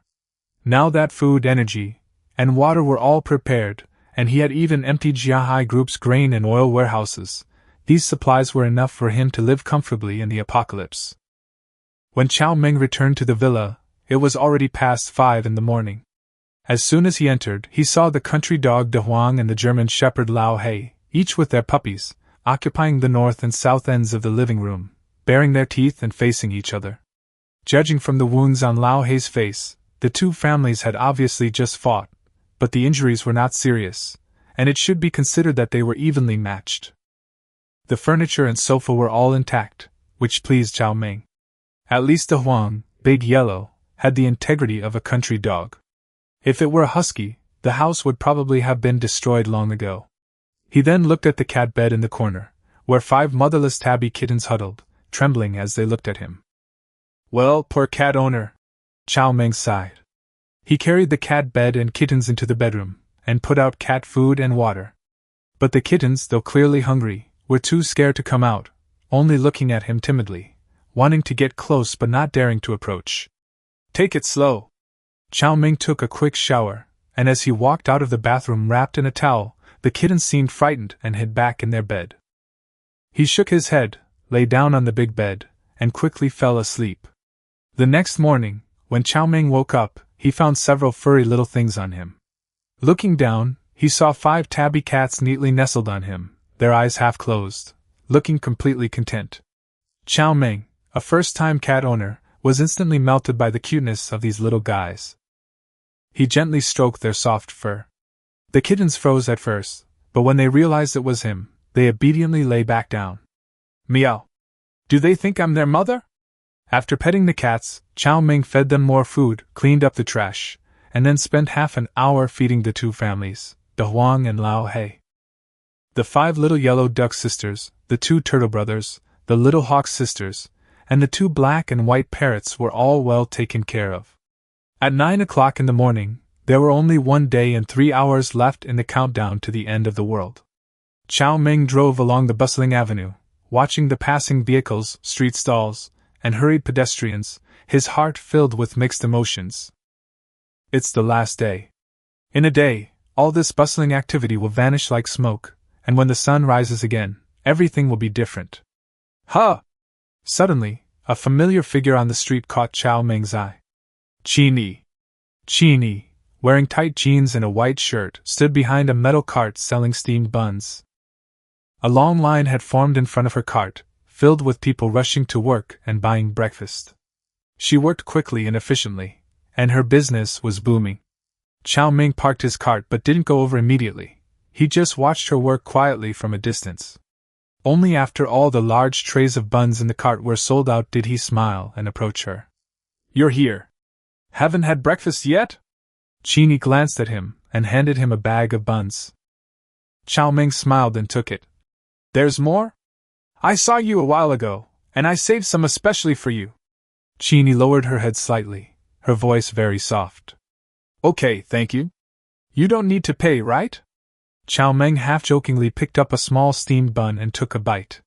To be honest, Chini's steamed buns were indeed quite delicious. No need. Chini looked up at him, a hint of shyness in her eyes. I haven't thanked you yet. My dad's surgery was successful, and he's already home recuperating. Cao Meng then realized that her earlier urgency for money was actually for her father's medical treatment. A kidney transplant, they want 300,000 yuan. Chini said casually, but her face flushed again, and she couldn't help but look at Cao Meng with curiosity. She suddenly asked, "By the way, have you ever sent anything to my house?" Cao Meng was slightly taken aback, then immediately pretended not to know. "No." Chini was a little lost in thought, and realized it was unlikely. Who would send a girl gifts like dried beef, honeycomb briquettes, and piles of rice, flour, and cooking oil? But those items had no sender's name or address, so she didn't know who to return them to. Hearing Cao Meng's denial, Chini felt inexplicably disappointed. She had taken over 300,000 yuan from Cao Meng to save her father, and had paid a price. But after that night, this man seemed to have left an indelible mark on her heart. Afraid that Cao Meng would look down on her, she returned the remaining money in full after paying the medical bills. She wanted to settle this debt, to preserve her dignity and self-respect in front of Cao Meng, and not to be treated like a plaything by him. Cao Meng, however, was secretly amused. He wondered if, once the apocalypse arrived and she discovered the value of those supplies, she would truly consider them a gift from heaven. "Where do you live?" "I'll take you there. Mianfeng residential area, not far. If you're busy, I can go back by myself." "I'm not busy, I'll deliver it for you." Cao Meng happened to be free too, so he accompanied her as they pushed the food cart forward. On the way, Chini's voice carried a hint of nervousness. Cao Meng casually asked her if she usually worked as a steam bun beauty. Chini rolled her eyes at him and said that she had just graduated from medical school and was preparing for the hospital's entrance exam. She usually just helped her ailing mother sell steamed buns. "So it's Dr. Chin, my apologies for not recognizing you sooner," Cao Meng joked with a smile.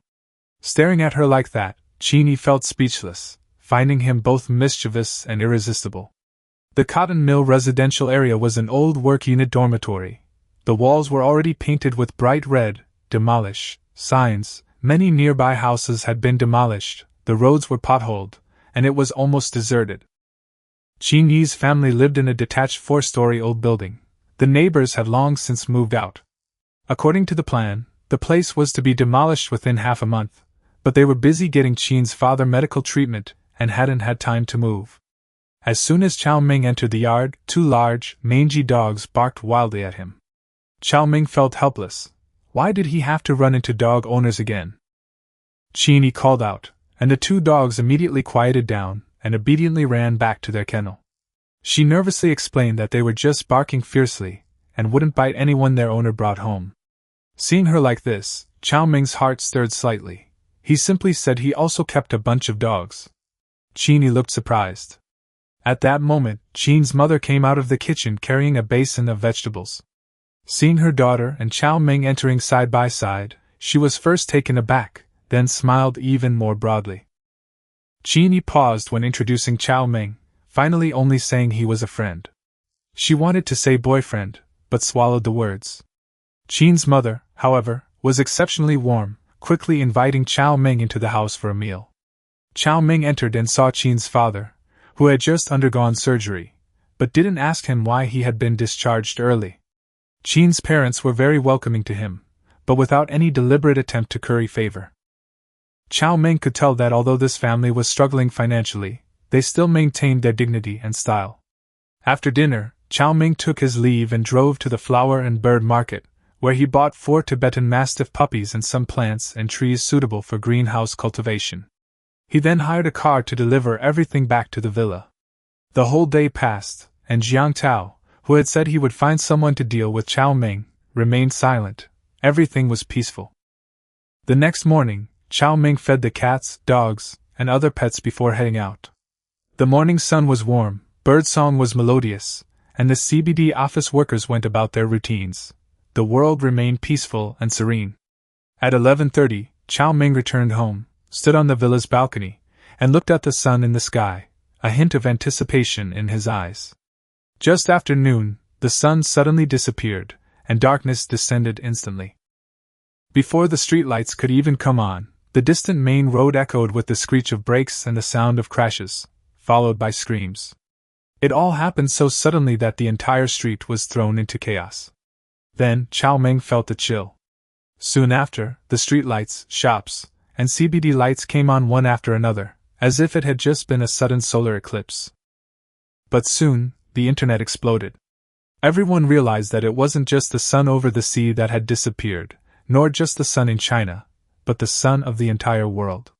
Even in the darkness on the other side of the planet, the stars and the moon were nowhere to be seen. Temperatures began to plummet, and tiny snowflakes began to fall from the sky. Before long, the scattered snowflakes turned into a blanket of heavy snow, completely obscuring the distant lights. Watching the swirling snowflakes outside the window, Cao Meng took a deep breath, immediately went downstairs, closed the doors and windows tightly, and drew the curtains. He then checked the house again, making sure no light was leaking out, before returning inside. In the darkest, most unsavory time, the worst thing you can do is let outsiders see any light in your home. Right now, with the power supply working, it's not noticeable, but once the power goes out, turning on the lights will be like attracting thieves. Immediately, Cao Meng shut off the external water valve. In less than an hour, the pipes would freeze or even burst. From then on, their water supply for washing and cleaning would have to rely on the large water tank on the third floor. He only needed to periodically draw water from his star blue ring to fill the water tank. The fireplace was lit, and the central air conditioning and automatic temperature control system were activated simultaneously, stabilizing the villa's temperature at 22 degrees Celsius. However, the outside temperature was plummeting. In just half an hour, the temperature, which had been in the mid-20s, had dropped below zero. The internet completely exploded, and the entire world was gripped by panic. The sun had disappeared, and temperatures were plummeting globally. It was clearly the end of the world. But no one knew that this was just the beginning.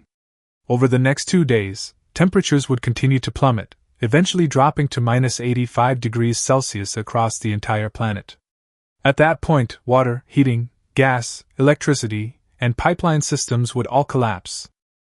It's still summer in the northern hemisphere, and the north isn't even prepared for winter, so this disaster is completely unprepared. Fortunately, Cao Meng's villa underwent emergency renovations, with near-perfect insulation. As long as the heat source remains, he can hold on. Just as the fireplace was lit, Qin Yi's video call came in. On the screen, she was wearing the snowsuit Cao Meng had given her, her pretty face filled with panic, and even her voice was trembling. She hurriedly asked Cao Meng if he was cold and if he had any food, reminding him to rush to the supermarket to stock up. Her mother had already bought a small cart full of vegetables. Cao Meng wasn't surprised. The people of China had experienced countless disasters, and when a crisis struck, their first reaction was always to hoard food. At this moment, chaos was probably already outside, but the television presenter was still reassuring the public, saying that the government would do its best to ensure everyone's food and clothing supply. The Dragon Kingdom did indeed activate its emergency response plan immediately, but the apocalyptic disaster was too terrifying and beyond human control. Cao Meng comforted Qin Yi, telling her that he had plenty of food and warmth here. After chatting for a while, Qin Yi still believed the sun would soon reappear. Just as she hung up the video call, Lu Shaoran called again. The little girl's voice was trembling with tears as she asked him what they would do if the sun disappeared. Cao Meng comforted her as usual, then solemnly instructed her to immediately move to the warehouse and guard the supplies there with the dog. The warehouse contained food, fuel, and a generator, all of which were temporarily entrusted to her disposal, but she was absolutely forbidden from letting anyone know that anything was hidden there. Cao Meng also told her that if he couldn't make it through, he should come to the warehouse to find her. Lu Shaoran readily agreed, saying she would keep him informed and even offer to cook for him.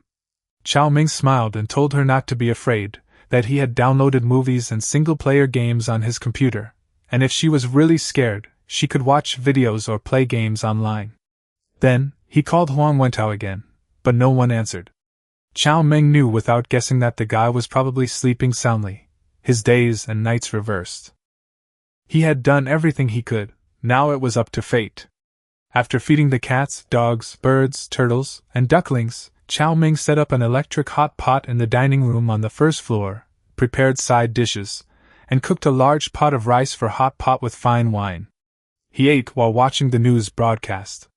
The footage showed heavy snow falling in various places, with power workers and firefighters braving the wind and snow to repair facilities. Meanwhile, across the ocean, the U.S. had already launched a massive $0 purchase campaign, amidst constant gunfire and towering flames. Cao Meng couldn't help but sigh. This apocalypse was truly too surreal. 5 silver-shaded kittens and 5 little yellow ducks were all huddled together on the carpet beside him. These 10 little creatures treated Cao Meng as their parents, and the two species were getting along remarkably well. Cats are supposed to be aloof and distant, but these 5 tabby kittens were incredibly clingy. On the other hand, Big Yellow, Old Black, and the few Tibetan Mastiff puppies, while affectionate, weren't as clingy. Even more interestingly, the 4 Tibetan Mastiff puppies split into 2 groups overnight, each recognizing Big Yellow and Old Black as their mothers, and have already started suckling at his puppies. Cao Meng suspected that De Huang and Lao He had deliberately formed a gang, even arranging the power struggle within the family beforehand.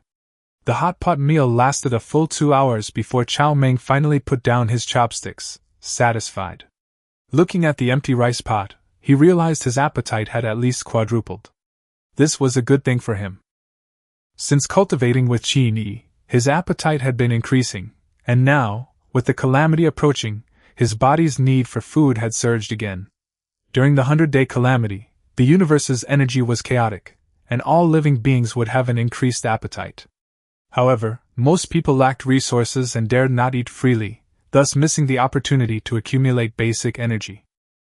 Cao Meng's most important task now is to eat as much as possible. The more he eats, the more energy he accumulates, and the stronger the feedback after the 100-day calamity will be. After resting for a while after his meal, Cao Meng began to try practicing the Gene Origin Energy Guidance Technique.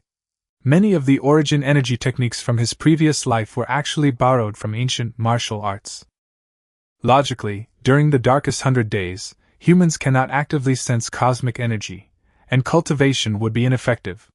Sure enough, Cao Meng tried the 5 animal frolics and Tai Chi exercises popular in his previous life, but ultimately received no response.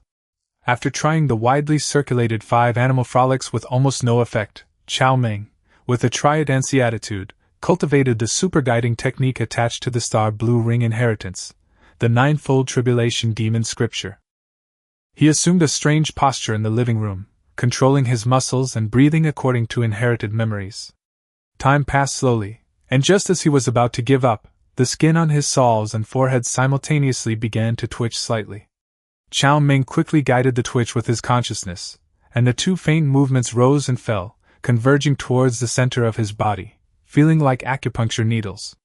"I can feel it, so faint!" This amount of energy was so weak as to be almost imperceptible, yet it did indeed stimulate the primal energy of his genes. Cao Meng was overjoyed. Although the effect was far less than in his previous life, this was only the early stage of the 100-day calamity. The feedback from the cosmic energy had not yet arrived, and everyone was just an ordinary person. Even ancient martial arts masters could not yet sense the energy, but he had already taken the first step ahead of time. 1 step faster, every step faster. A little more strength now could mean 100 times more strength later. The 2 vortexes of muscle continued to approach, finally colliding at the point where their legs met. Accompanied by an electric shock-like sensation, Guan Yu instantly flew into a rage. "Is your guiding technique even legitimate?" Cao Meng was speechless. 10 seconds later, the electric shock disappeared, but he quickly figured out the trick. This bizarre guiding technique allows one to manipulate 2 or even more muscle vortexes with their mind, and the area where the vortexes converge will receive the most significant strengthening. As for how to choose the convergence point, Cao Meng said, who wouldn't want their Guan Yu to be invincible? So, intentionally or unintentionally, he still focused on strengthening Guan Yu. After practicing for nearly half an hour, Cao Meng felt warm all over, and his strength and reaction time had improved somewhat, at the cost of mental exhaustion and hunger. This stuff also seemed to aid digestion. Cao Meng simply moved an electric grill pan over, put the sliced fresh venison leg on it, and started eating with the additive-free sauce. The first rule of post-apocalyptic mukbang: eat as much as you can. Second, nutrition must be authentic. Junk food and overly technologically advanced work are strictly prohibited.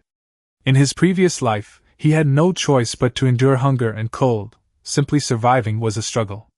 In this life, resources are plentiful, and Cao Meng absolutely will not allow himself to ruin his foundation with junk food again.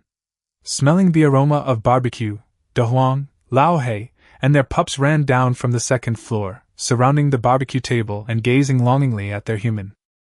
Not only did Cao Meng's appetite increase dramatically, but the cats and dogs were also hungry again right after eating. Cao Meng laughed and gave them extra food. "Eat up, let's see if you can eat your way to becoming some beast kings." Outside, however, it was a freezing cold, and panicked crowds braved the wind and snow to rush to buy supplies. Prices in supermarkets and clothing stores skyrocketed, with off-season winter clothes increasing several times over in half a day, yet still in short supply. In the Shulin residential complex, separated by only a wall, Wen Qingxian, wearing a tattered cotton-padded coat and with disheveled hair, walked out of a small supermarket, clutching only 2 sausages in her hand.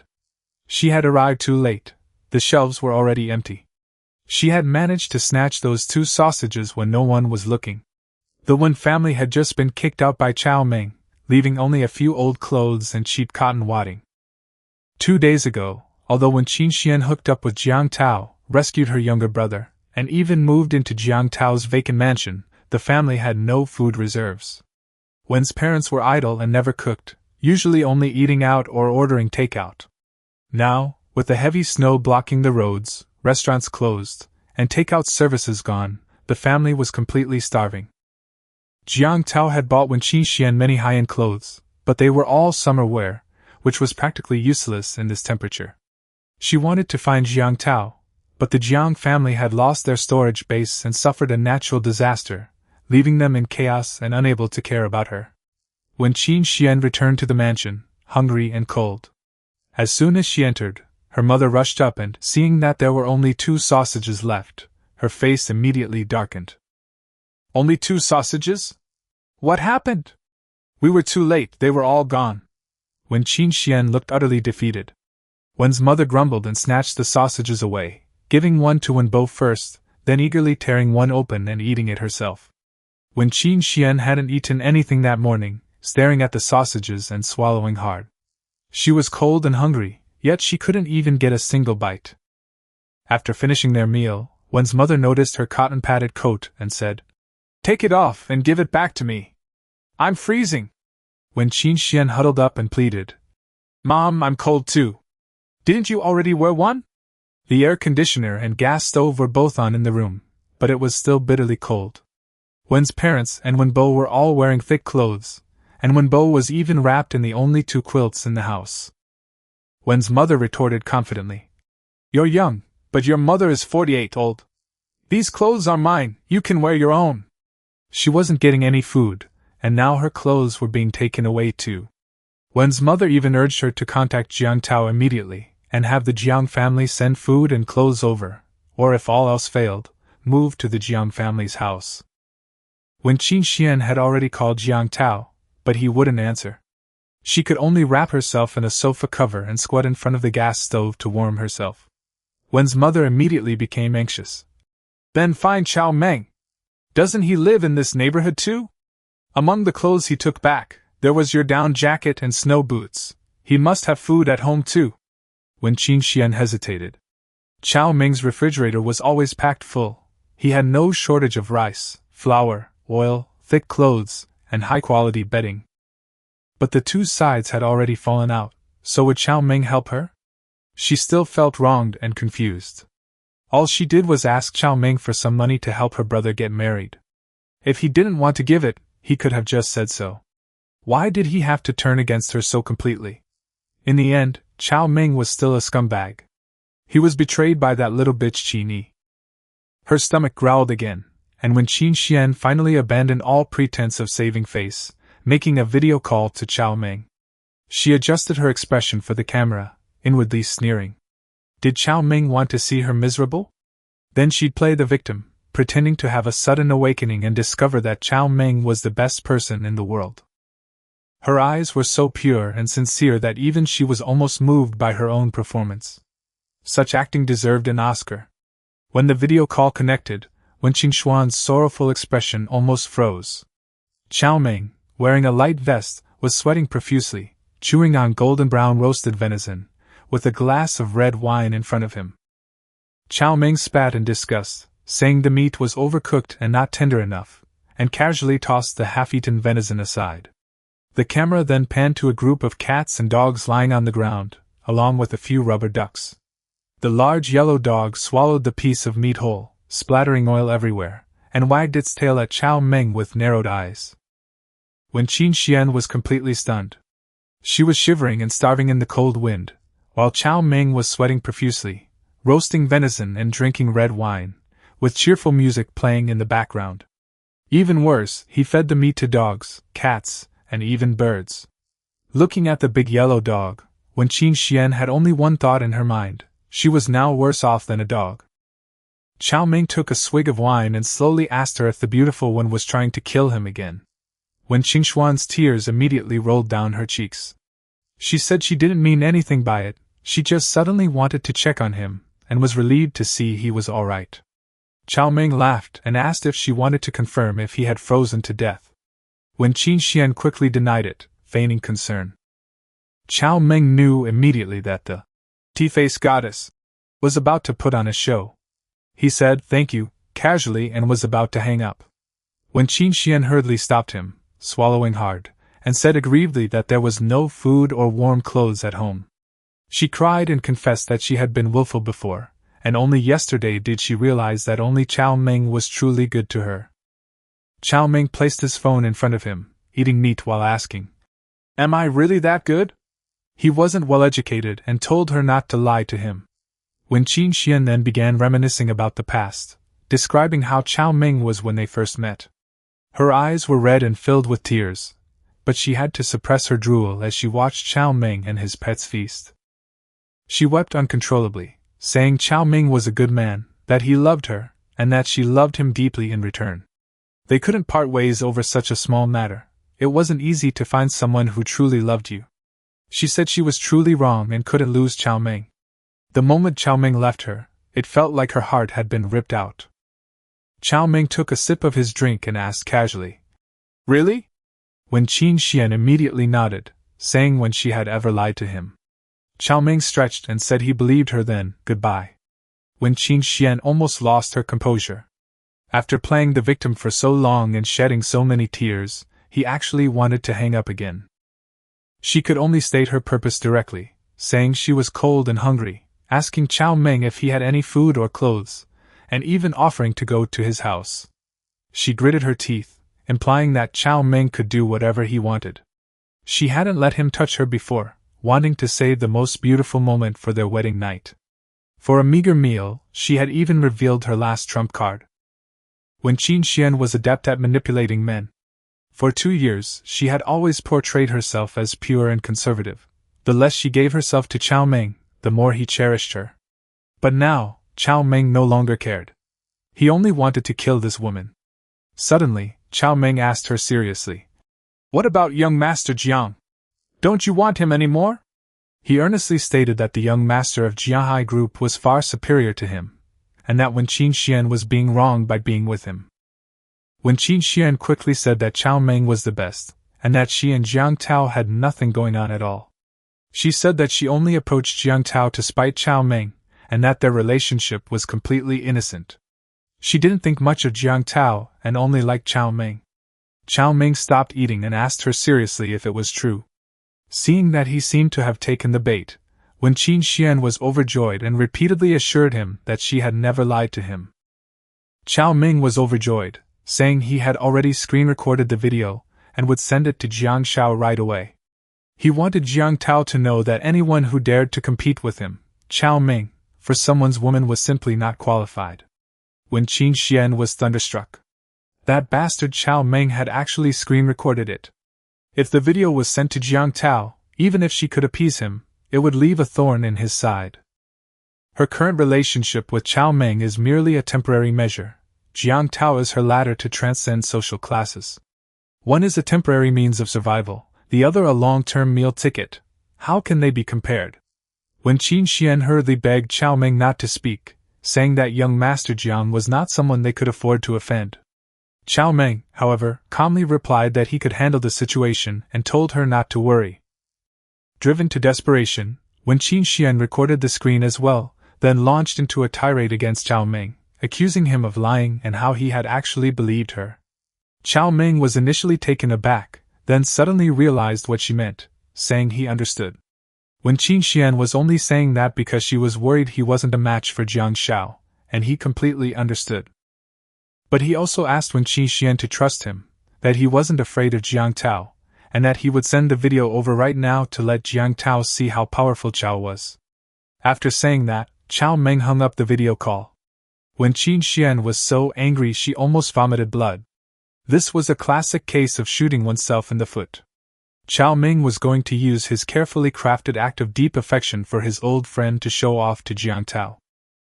However, she quickly realized that Cao Meng probably didn't have Jiang Tao's contact information, and breathed a sigh of relief. But the next second, she realized that this bastard had been making a fool of her the whole time. Wen Qingxuan's face turned green with anger. The dignified Queen Wen had been tricked by Cao Meng again. Looking at her trembling family members beside her, she could no longer suppress her anger. "Fine, very well, you surnamed Cao, you asked for this." Wen Qingxian immediately told her father and younger brother Wen Bo to grab crowbars and fire axes and head straight to Cao Meng's house. Wen's father was startled, thinking his daughter was going to kill someone, and quickly tried to dissuade her from acting impulsively. Wen Qingxian explained with a cold smile that she had already seen Cao Meng not in that house in the video earlier. She remembered that Cao Meng's family had stockpiled rice, flour, cooking oil, and many high-end down jackets. She could simply go over and take them away. Wen's father was still hesitant, feeling that robbing wasn't right, but Wen Bo immediately agreed. He thought it was just taking some food, and with Jiang Tao as his brother-in-law backing them up, they couldn't let the family starve to death. Wen's mother wholeheartedly agreed, urging Wen's father to quickly break down the door and teach Cao Meng a lesson. 15 minutes later, Wen Qingxian, along with her father and younger brother, stormed into Cao Meng's high-rise apartment. Breaking down the door took some effort, but the property management was nowhere to be seen, and the neighbor across the hall only dared to peek out before closing their door and hiding in fear. But when the three entered, everyone was dumbfounded. The room was as cold as an icebox, completely empty. Forget food and clothes, even the tables, chairs, and beds, anything that could be moved, were gone. Cold and hungry, Wen Bo cursed. "Cao Meng, you bastard, would it kill you to leave something behind?" Wen Qingxian trembled with rage, gritting her teeth that Cao Meng was ruthless, before suddenly spitting out a mouthful of blood. She had never suffered such humiliation before. She had brought men to rob him, only to find nothing. Cao Meng had witnessed this entire scene clearly through his home's network surveillance system. Seeing Wen Qingxian so enraged she was about to vomit blood, Cao Meng couldn't help but sneer. This woman was truly audacious. She had actually come to steal his things. It's only the first day of the apocalypse, and order hasn't completely collapsed yet, otherwise he would have gone to deal with this family himself long ago. The things in the house were indeed all moved out by Cao Meng beforehand. It wasn't specifically to keep an eye on Wen Qingxian, but rather because the star blue ring had too much space, and he could easily put everything in the house inside. As for taking the video recording to Jiang Tao to complain, that was just something Cao Meng made up to tease her. Jiang Tao and Wen Qingxian were going to die sooner or later, so Cao Meng wasn't in a hurry to make a move. Cao Meng ate leisurely for 2 hours, then cleaned up the table and was about to take a hot bath when Old Huang called. As soon as he answered, Old Huang launched into a tirade, complaining that the sun had disappeared when he woke up and he was freezing cold. He asked Cao Meng if he had any food or an electric heater. If not, he'd come over and cook together. Old Huang said, "If we can survive the apocalypse, we'll live together. If we can't, we'll die together. It's better than one person suffering alone." Cao Meng listened quietly, remaining silent for a long time. In despair, most people will think of themselves first. Old Huang's words made Cao Meng's previous efforts to bring him so many self-heating pots, despite his excuses, worthwhile. Cao Meng told him he was alright and had food and clothes. He explained that he was currently involved in trade and logistics, and had a stockpile of unsold goods, so he wouldn't starve for the time being. Finally, Cao Meng told Lao Huang to live well and have faith in the future. Once he was sure Cao Meng was alright, Lao Huang laughed, jokingly accusing Cao Meng of giving him his unsold goods. This unexpected turn of events had actually saved his life. After saying that, Lao Huang surprisingly said he was going to play games, saying he'd use the sky as a blanket even if it fell down. His casualness impressed Cao Meng. After hanging up, Cao Meng took his 5 silver kittens and 5 rubber ducks back to his bedroom. Just as he was about to take a shower, the lights flickered. The power was out. In the extreme cold, every household was using electricity like crazy, overloading the power grid. Combined with the damage to facilities from the freezing temperatures, there would be intermittent power outages for the next few days. 7 days later, the public power grid would be completely cut off. But Cao Meng remained calm. He took out the miner's lamp he had prepared beforehand, first disconnecting his house from the external power grid, then connecting the diesel generator. As the generator started, the house was lit again. Cao Meng took a comfortable hot bath, wrapped himself in a silk blanket, and fell peacefully asleep.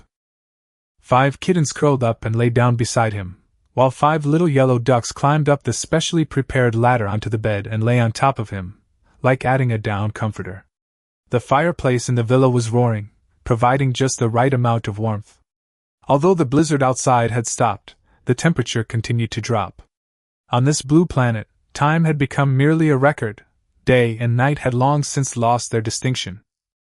In the wind and snow, countless people, suffering from hunger and cold, were enduring the first brutal blow of the apocalypse.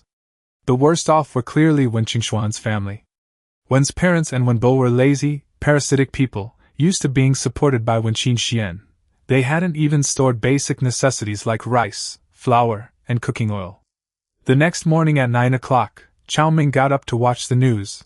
The sun still hadn't risen. Not only the sun, but even radio telescopes used to observe the universe cannot find a single star. It's as if the entire universe has abandoned Mercury. Outdoor temperatures have plummeted to minus 60 degrees Celsius. Many people froze to death on the first day, hospitals are overflowing, and panic is spreading rapidly. Order is being barely maintained, and officials are urgently releasing food, frozen meat, and fuel into the market in an attempt to curb soaring prices. In some places, purchase limits have even been implemented per capita. Cao Meng watched the news while grooming his cat, Xiao Wu, without a ripple of emotion. He knew very well that this was nothing more than a final struggle. The Chinese government's emergency response was actually quite sound. If it was just short-term extreme weather, Cao Meng believed the country could weather it. But this natural disaster was too terrifying. It was simply beyond human control to stop. In 2 more days, electricity and transportation would be completely paralyzed, and everyone would have to rely on themselves. Just as she finished washing up, Lu Shaoran called. She was wearing a thick down jacket, huddled inside a shipping container. Her bed and computer were also inside. A small, glowing electric stove sat nearby, and 3 dogs nestled around her for warmth. The little girl was clever. She knew that a small space was better at keeping things warm than an open warehouse. Looking at Cao Meng's luxurious house, Lu Shaoran couldn't help but marvel, then asked him if he had enough food and if he needed the diesel fuel from the warehouse delivered. Cao Meng told her not to worry, that he had plenty of food at home, and that she should watch the warehouse. He would come and get it himself if needed. Of course, he wouldn't tell people that he had a star blue ring with more supplies than he could possibly consume.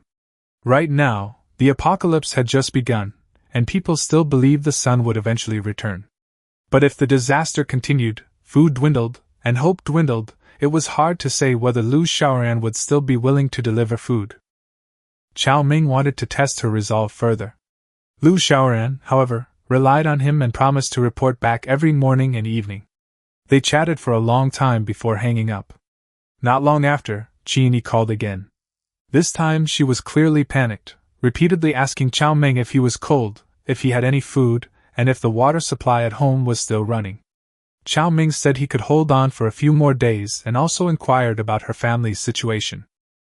Qini hesitated for a moment, then suddenly and solemnly invited him to stay at her house for a few days. She guessed Cao Meng hadn't prepared much food, and lowered her voice to tell him that a few days ago, her family had inexplicably received a batch of anonymous supplies. It contained a large amount of beef jerky, rice, flour, cooking oil, and a small truckload of honeycomb briquettes. She initially thought it was a gift from Cao Meng, but just as the supplies arrived, the sun disappeared. Qini felt that everything was eerily preordained, but besides her parents, she had only told Cao Meng about it. She told Cao Meng to quickly put on more clothes and come over, saying she would prepare a meal for him. Upon hearing this, Cao Meng felt a rare warmth in his heart. However, he still refused, saying that he had food and a gas cylinder, and didn't need to go for the time being. Then, he solemnly reminded Qini. The fact that there were plenty of supplies at home must not be told to anyone else, not even relatives or friends. No one knows when the disaster will end, so we must be wary of people. After talking with Qini, it was almost 11 o'clock. Cao Meng was hungry, so he took out the oven and a large, fat sheep from his star blue ring. He would have a whole roasted lamb for lunch. To ensure a balanced diet, he also stewed a pot of 3 delicacy soup. At 12:30, the golden brown roasted mutton sizzled and released its fragrant aroma. But even a whole roasted lamb wasn't enough. The two families, De Huang and Lao He, along with their 4 mastiff puppies, Kitten, and 2 little hawks, all became gluttons. Cao Meng had to hastily stew 2 more fat geese to finally feed the group of creatures who were eagerly eyeing him. He noticed that the chicks were growing exceptionally fast, especially the 2 baby hawks, which seemed to have grown a size larger in just one day. The baby hawks glared fiercely at the 2-legged beast, clearly defiant. They wanted to peck him but were afraid of going hungry that night, so they could only glare at him defiantly. After teasing the baby hawks, Cao Meng began practicing his breathing exercises. Yesterday's provocation of Guan Yu had been too intense, keeping his adrenaline levels high all day. Today he decided to let Guan Yu rest and instead focus on stimulating his core and limbs. Meanwhile, when Qingshuan's family returned empty-handed from Cao Meng's place last night, Wen's mother was cold and hungry, so she had to knock on the door of the young woman next door to borrow 2 jin of rice. Seeing her pitiful state, the woman also gave her a piece of cured meat and a green vegetable, and the Wen family finally managed to have a meal. When Qin Xian made nearly 100 phone calls and sent countless messages to Jiang Tao, but received no response. Now it was lunchtime again, and the cold weather made everyone's stomachs rumble. Wen's mother naturally went to knock on the neighbor's door again. But this time, she knocked for a long time, and no one answered. Wen Bo, who had never been hungry before, endured it for a few minutes, but finally couldn't take it anymore. Adding to the panic, everyone online was saying that the sun hadn't risen anywhere in the world. The family finally panicked. What if the sun never came out? Wouldn't they starve to death? Of course, waiting to die was out of the question.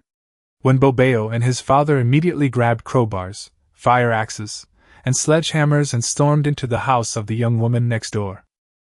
They couldn't afford to mess with others, but bullying a housewife with a child was more than enough for them. Wen Bobeo cursed. It's just borrowing 2 pounds of rice. It's not like I'm not going to pay it back. Dad, start smashing it. With young Master Jiang protecting them, they didn't think borrowing 2 pounds of rice was a big deal. Coupled with their experience of breaking down Cao Meng's door yesterday, this time it was even easier. When Bo and his son worked together, and easily pried open the security door next door. Security doors these days were designed to keep honest people out, not thieves, so no one expected someone to so blatantly break in. The young woman next door was taking a nap with her child when the Wen family stormed in, looking menacing, and was completely terrified. Seeing the bags of northeast rice, flour, noodles, and cooking oil inside, Wenbao was overjoyed and urged his family to start moving the rice. The young woman hurriedly stopped them, frantically saying she could borrow the rice and begging them not to take it. But this only enraged Wenbao. He sneered. This woman pretended to be dead when my mother knocked on the door earlier, and now she dares to ask to borrow it. Before he could finish speaking, he slapped her across the face, knocking off the young woman's silver-rimmed glasses and causing her to fall to the ground. 3-year-old Xiaolu cried loudly in fright, but still grabbed a small clothes hanger from the table and rushed to protect his mother. Wenbo didn't care about a child at all, and kicked Xiaolu back into his mother's arms. The young woman screamed and protected her child, and when Qin Xian quickly stopped her. She said they were there to buy things, not to rob, and then pulled out 5 or 6,000 yuan from her bag and stuffed it into the young woman's hand. But no matter how much money was given, it couldn't cover up the fact that it was a robbery. The Wen family didn't even leave the 2 chickens, cured meat, and sausages in the refrigerator. Seeing that her house was about to be emptied, the young woman finally forgot her fear and begged Wen Qinxian to leave her and her child half a bowl of rice and flour, saying she didn't even need the money. Wen Bo shoved her aside, scolding her for daydreaming, then hoisted a sack of rice and a bucket of oil onto his shoulder and strode away arrogantly.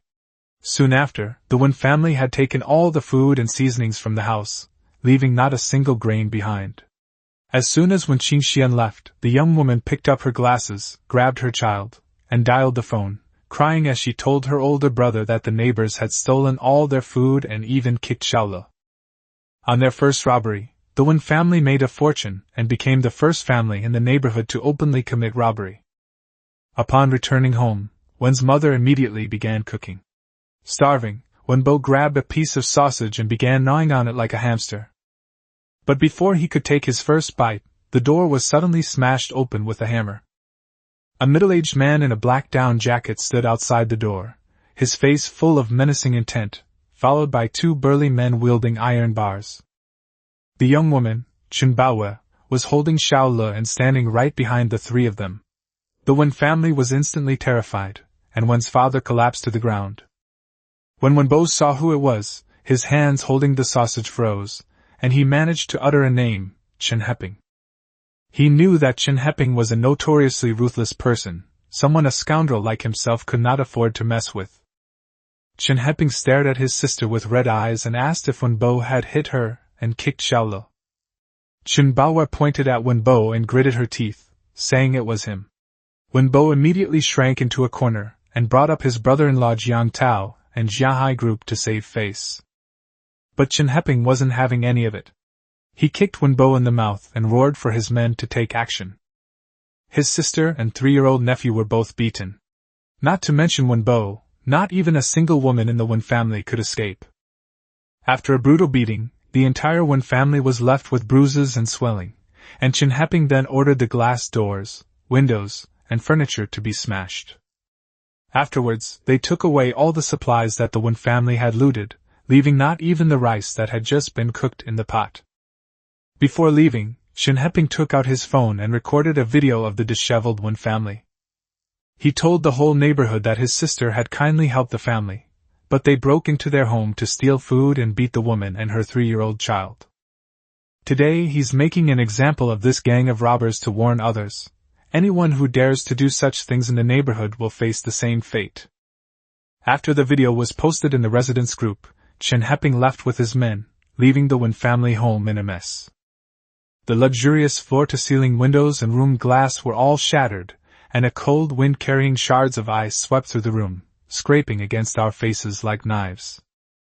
Wen Qinxian and her family, disheveled and bruised, lay shivering on the cold ground. Their first attempt at apocalyptic robbery ended in such a miserable way.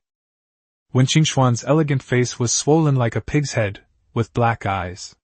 The cold made her body numb, so she couldn't feel much pain. But she still cried. This was the first time she had ever cried so uncontrollably. She hadn't shed a tear even when facing Cao Meng's revenge before. When she successfully robbed Chen Baoyue's house, she enjoyed the thrill of being high above others and watching them beg for mercy, and even hoped that the natural disasters would never stop. But reality finally knocked a whack on the back of her head. After leaving the man, it seemed she and her cowardly family were truly incapable of accomplishing anything. Jiang Tao, where are you? Cao Meng, you bastard, why did you do this to her? Meanwhile, inside the warm villa, Cao Meng finished an hour of guided breathing exercises. As expected, he was starving again, and could only marvel at how quickly the energy cultivation method was digested. However, he was satisfied with the abundant power he felt when he swung his fists and feet, and his physical fitness improved a lot after training. What should we eat today? Cao Meng thought for a moment, and decided to have a simple dish of whole sliced beef roasted in a silver frost charcoal oven. Now his appetite is growing, and he also has to feed Big Yellow, Old Black, and a bunch of little guys, so cooking for him takes a lot of effort every time. Since that's the case, why not make more at once? After all, time is frozen in the star blue ring, and food placed inside for 10,000 years will still be piping hot and fragrant when taken out. Cao Meng took out 5 huge, jar-shaped charcoal grills from the star blue ring. The hollow grills were similar to roast duck ovens. You could put the ingredients inside and light the charcoal to roast them. 5 headless, half-grown fat beef calves were scored, seasoned, and brushed with oil before being hung in the oven one by one. Then he lit the stove, set up a huge iron pot, and stewed a pot of braised beef and potatoes. As soon as the aroma wafted out, Big Yellow and Old Black led a bunch of little ones down from the mini zoo in the second-floor living room, their drool dripping. Cao Meng sighed helplessly. He had accidentally started a zoo in the apocalypse. Being a pet owner is indeed tiring. While the roast beef and stew were still cooking, he took out some snacks and ate them while scrolling through his phone. These days were simple and unpretentious, yet somewhat boring. He even felt that it was better to be in dire straits, at least then he wouldn't have wild thoughts after eating his fill. But as soon as I turned on my phone, I found that there were 70 or 80 unread messages in the neighboring community's WeChat group, all of which were videos posted by Chen Heping. That bitch actually went and robbed someone, even robbing Chen Baowe, and even hit Xiaolo. Chen Baowe was the one who saved Cao Meng in his previous life. At that time, Cao Meng was dragging his seriously injured body downstairs and almost froze to death. It was Chen Baowe who saved him. Later, it was Chen Baowe who introduced him to Chen Heping and helped him treat his injuries. Cao Meng never considered himself a good person. After returning from the apocalypse, he only believed in one sentence: repay kindness with kindness and avenge wrongs with wrongs. Chen Baowe delivered food to Wen Qingxuan's family, but they turned around and tried to steal her away. They were truly ungrateful beasts. Fortunately, Chen Baowe had Chen Heping behind her, otherwise she might have suffered a great loss. Cao Meng, however, also remembered that this conflict seemed to be related to him. It was because he kicked Wen Qingxuan's family out that she was able to get close to Jiang Tao and move into the apartment opposite Chen Baoyue's. Jiang Tao destroyed Jiahai Group's material warehouse, and he couldn't take care of Wen Qingxian and the others for the time being. That's why the family couldn't hold on, and took a desperate risk. Chen Heping's video quickly caused a sensation in the group, with countless homeowners cursing and even insulting Wen Qingxuan's ancestors. Chen Heping was a well-known figure in the community, often helping homeowners seek redress from property management and developers, and was highly respected. Just as the crowd was filled with indignation, Jiang Tao suddenly appeared and directly threatened Chen Heping to make false accusations first. He also told everyone who had insulted Wen Qingxian to bring food and apologize on the 17th floor of Building 6, otherwise he would bring people to visit each household later. The residents' group chat fell silent instantly. Jiang Tao was backed by the Jianghai group, and his father, Jianlong, was the actual controller of the property management company. Even the security guards were their people. Many homeowners had been bullied by this property management company before and dared not provoke them.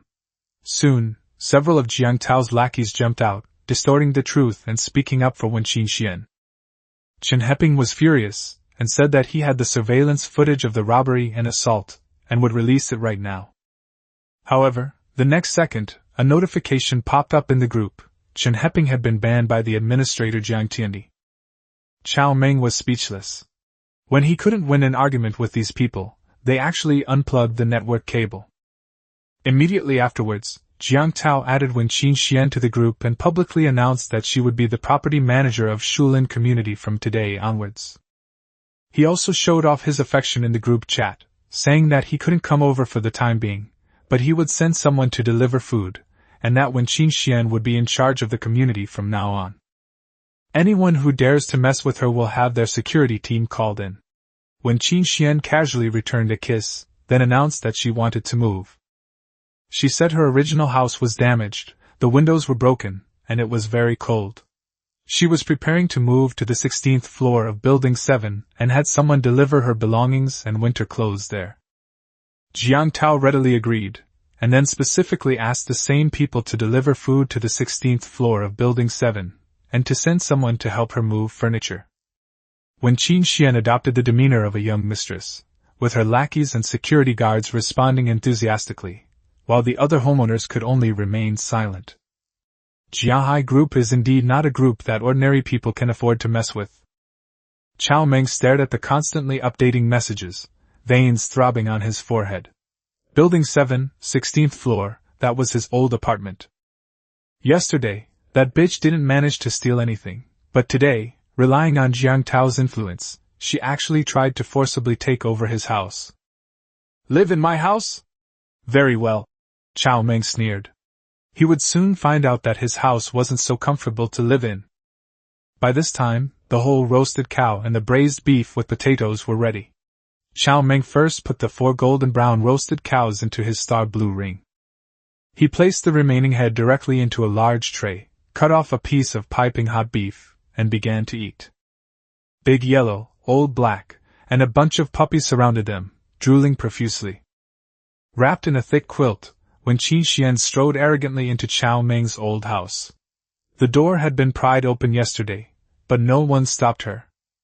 Soon, the community security guards braved the wind and snow to move all the usable furniture from Jiang Tao's home in, including the bed frame.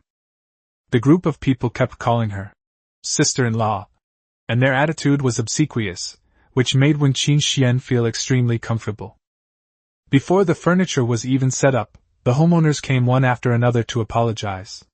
Noodles, rice, chicken, duck, fish, meat, and vegetables quickly filled the living room. Looking at the room full of supplies, the Wen family members were completely smug, convinced that this was the kind of power and pomp that a young master from a wealthy family should have. While wrapped in a blanket and munching on a sausage, Wen's mother said with a disdainful look that Cao Meng was nothing compared to Jiang Xiao, and told Wen Qin Xian to hurry up and cook. Wen Bo echoed her sentiments, feeling that his sister had been blind to have wasted 2 years on that nouveau riche Cao Meng. Although Wen Qin Xian was frozen stiff, her heart was burning with passion. She also realized that she had indeed made a mistake in her initial investment. So what if Cao Meng has a little money? With just one word from Jiang Tao, the entire neighborhood can send her supplies and bow their heads in apology. Thinking of how she had been kicked out by Cao Meng twice and suffered all kinds of humiliation, Wen Qingshuan's eyes were full of resentment. She was convinced that this house was just interest. Later, she would make Cao Meng bankrupt and kneel before her like a dog, begging for mercy. With the rice cooked and the meat stewed, the honeycomb briquettes delivered by the homeowner lit in the house. After changing into a down jacket, Wen Qin Xian finally felt a bit warmer. She then cooked a few more dishes, and soon 8 dishes and a soup were laid out on the table. Wen Bo was already starving and reached for his chopsticks to start eating. Wen Qin Xian stopped him, saying that they couldn't rush to eat this meal. She needed to show Cao Meng and those homeowners who looked down on her what she was made of. She took pictures of the table full of food, the small coal stove, and the supplies in the house, and sent them to the residents group. The cured meat smells so good, and the chicken soup tastes so good. Thank you, my neighbors. Wenbao couldn't stop laughing. In this kind of weather, if he did a food broadcast, the homeowners would be furious to see the food they sent out turn into this meal.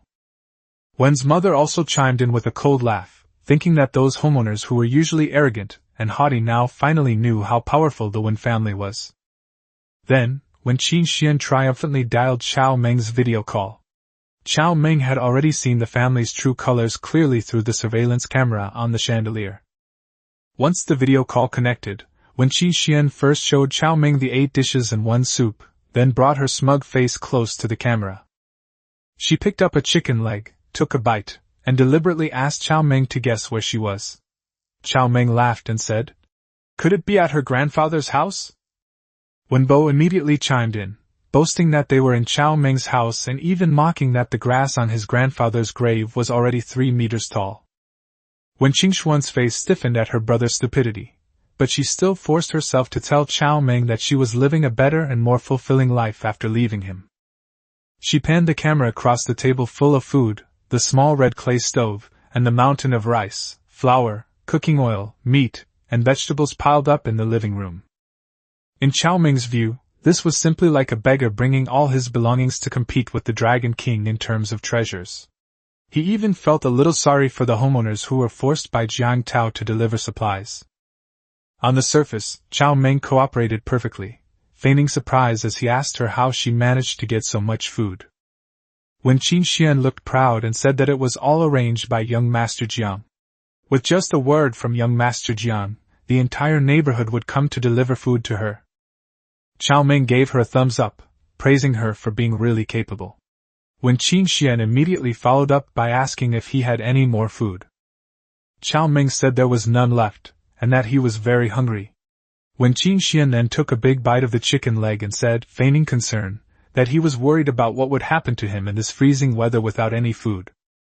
Cao Meng stubbornly insisted that he was fine, and didn't need her to worry about him. When Qin Xian immediately picked up half a chicken leg and asked him if he wanted some. If Cao Meng came over, knelt down, cowed out 3 times, and licked her shoes clean, she would reward him with a chicken. Cao Meng replied casually, "Not so good, a little worse than ours." Then he turned the camera to the golden brown roasted whole cow. Next to it was a huge pot of braised beef and potatoes, steaming hot and in astonishingly large portion. When Qin Xian stared at the whole roasted cow, completely stunned. She thought her 8 dishes and 1 soup were already quite luxurious, but she never expected that Cao Meng would roast a whole cow for 1 meal. She originally wanted to show off her new boyfriend's domineering nature, ridicule Cao Meng for not having food, and force him to kneel down and beg for mercy, but the clown ended up becoming herself. When Qin Xian was so angry her face turned pale, and she hung up the video call immediately.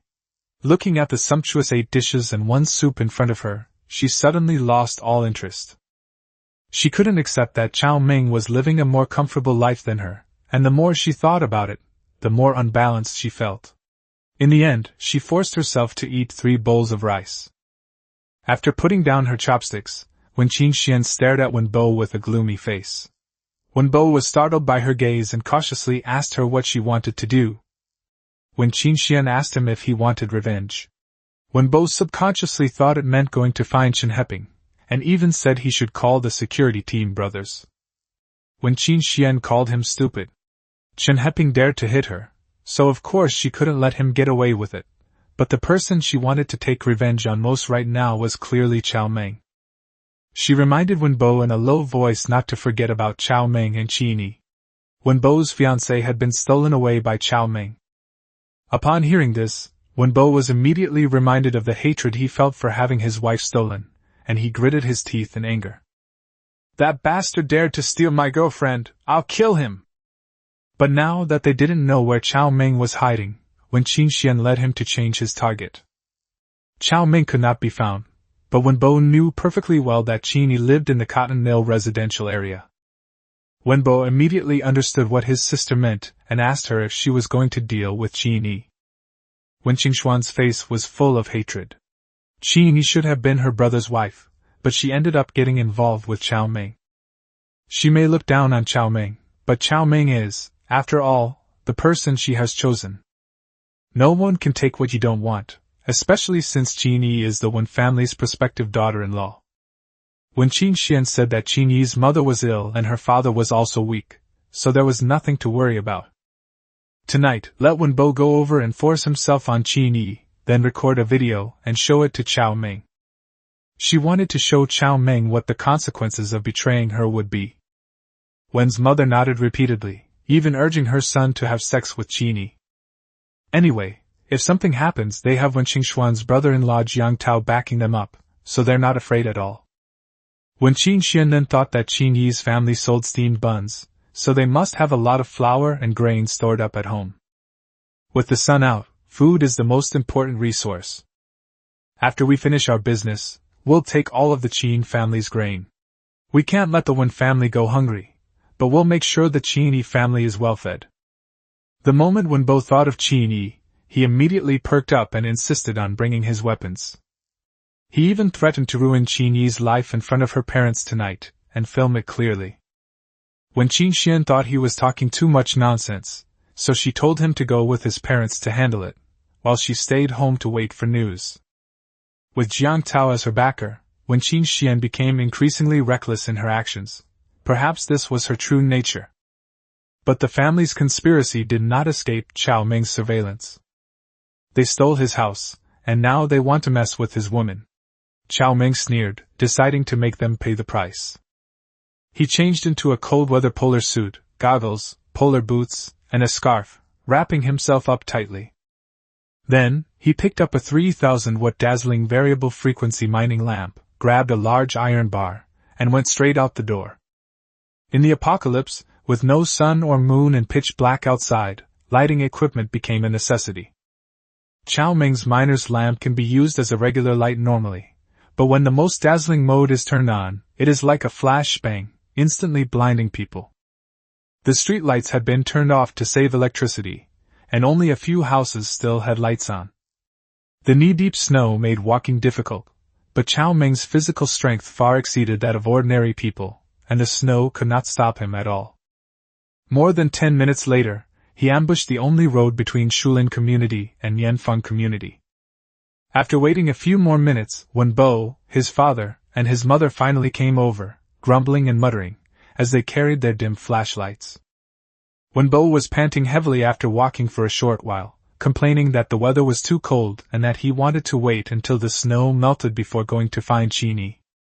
Despite the cold wind, Wen's mother urged him to persevere, telling him that Qin Xian was right and that this revenge must be taken. Just as the three were talking, a blinding light suddenly shone. Before they could even see who it was, the giant iron bar came crashing down. A scream instantly pierced the snowy night as all three members of the Wen family were struck on the knees. Cao Meng showed no mercy, directly crippling Wenbo, Wen's father, and Wen's mother's knees, causing them all to fall to the ground in the snow. Then, he kicked Wenbo in the groin, and Wenbo screamed and fainted on the spot from the pain. Wen's mother hurriedly crawled toward her son, while Wen's father was terrified by the tall, heavily wrapped figure in front of him and repeatedly begged for mercy. The bright light blinded them, and Cao Meng was completely covered up, so the three of them didn't recognize him at all. Cao Meng didn't say a word, just stood there watching them for a while, then dragged the iron bar and turned to leave. He wasn't being soft-hearted. He wanted to make this family slowly experience despair and suffering. After circling around, Cao Meng returned to the entrance of Shulin Community and saw Qin Xian, wrapped in a cotton-padded coat, leading several security guards to the scene of the incident. Cao Meng covered his face and swaggered into the residential area, heading straight for his apartment on the 16th floor. When he arrived at the door, he discovered that Qin Xian had changed the lock. After confirming that there were no surveillance cameras in the corridor, Cao Meng took out a large iron hammer from his star blue ring and smashed open the door with 2 blows. Upon entering, the living room was indeed filled with food and supplies. Cao Meng, of course, didn't stand on ceremony and put everything into his spatial storage. Sofas, beds, mattresses, warm clothes and quilts, even the furniture that Qin Xian had just moved from Jiang Tao's place, were all swept away. "You bitch, don't you like to show off your 8 dishes and 1 soup? I'll let you show off to your heart's content." Cao Meng looted all the belongings, including the furniture, from Qin Xian's house.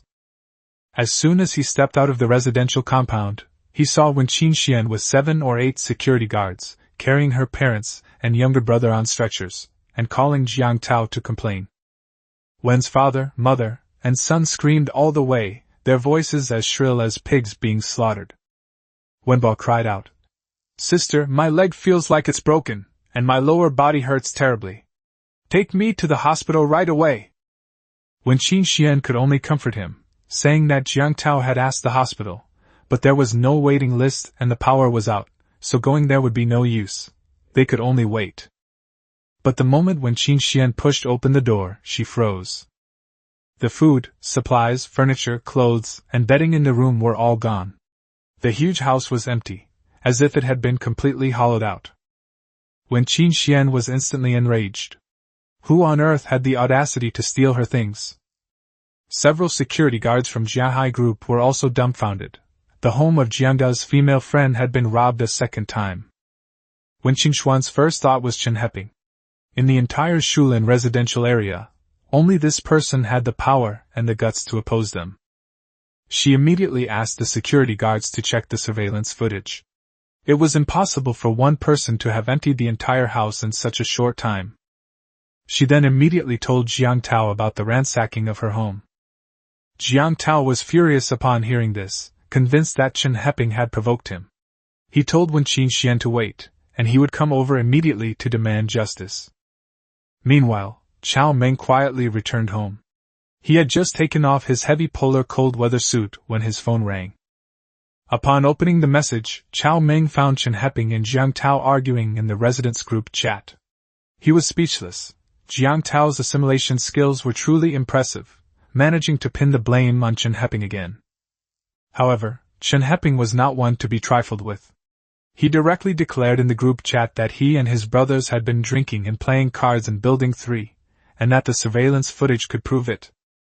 He never hides his actions. If he didn't do it, no one can pin the blame on him. If Jiang Tao doesn't believe him, he can come find him anytime. Jiang Tao responded coldly that he would definitely investigate, and if it was indeed Chen Heping who did it, he would never let him off the hook. The owners' group chat immediately turned into a battleground where the two big shots were hurling insults at each other, and no one else dared to say a word. Half an hour later, Jiang Tao arrived at Shulin Community in an off-road vehicle equipped with snow chains, accompanied by several burly men and an orthopedic surgeon. After the doctor finished examining Wen's parents and Wen Bo, Wen Qingxian anxiously inquired about the situation. The doctor shook his head and said that the 3 menisci and leg bones were shattered, constituting severe comminuted fractures. They had also been exposed to low temperatures for too long, causing necrosis of the muscle tissue. They needed to be sent to the hospital as soon as possible. Wen Bo was more concerned about his manhood and hurriedly pointed to his groin to ask questions. The doctor hesitated for a moment, then shook his head and said that the situation was not optimistic. This means that Wen Bo may not only be disabled, but also unable to be a man anymore. Jiang Tao's face was terribly gloomy as he pressed them to confirm whether they had seen the murderer clearly. He didn't care how badly Wen's parents and Wen Bo were injured, as long as Wen Qingxian was all right.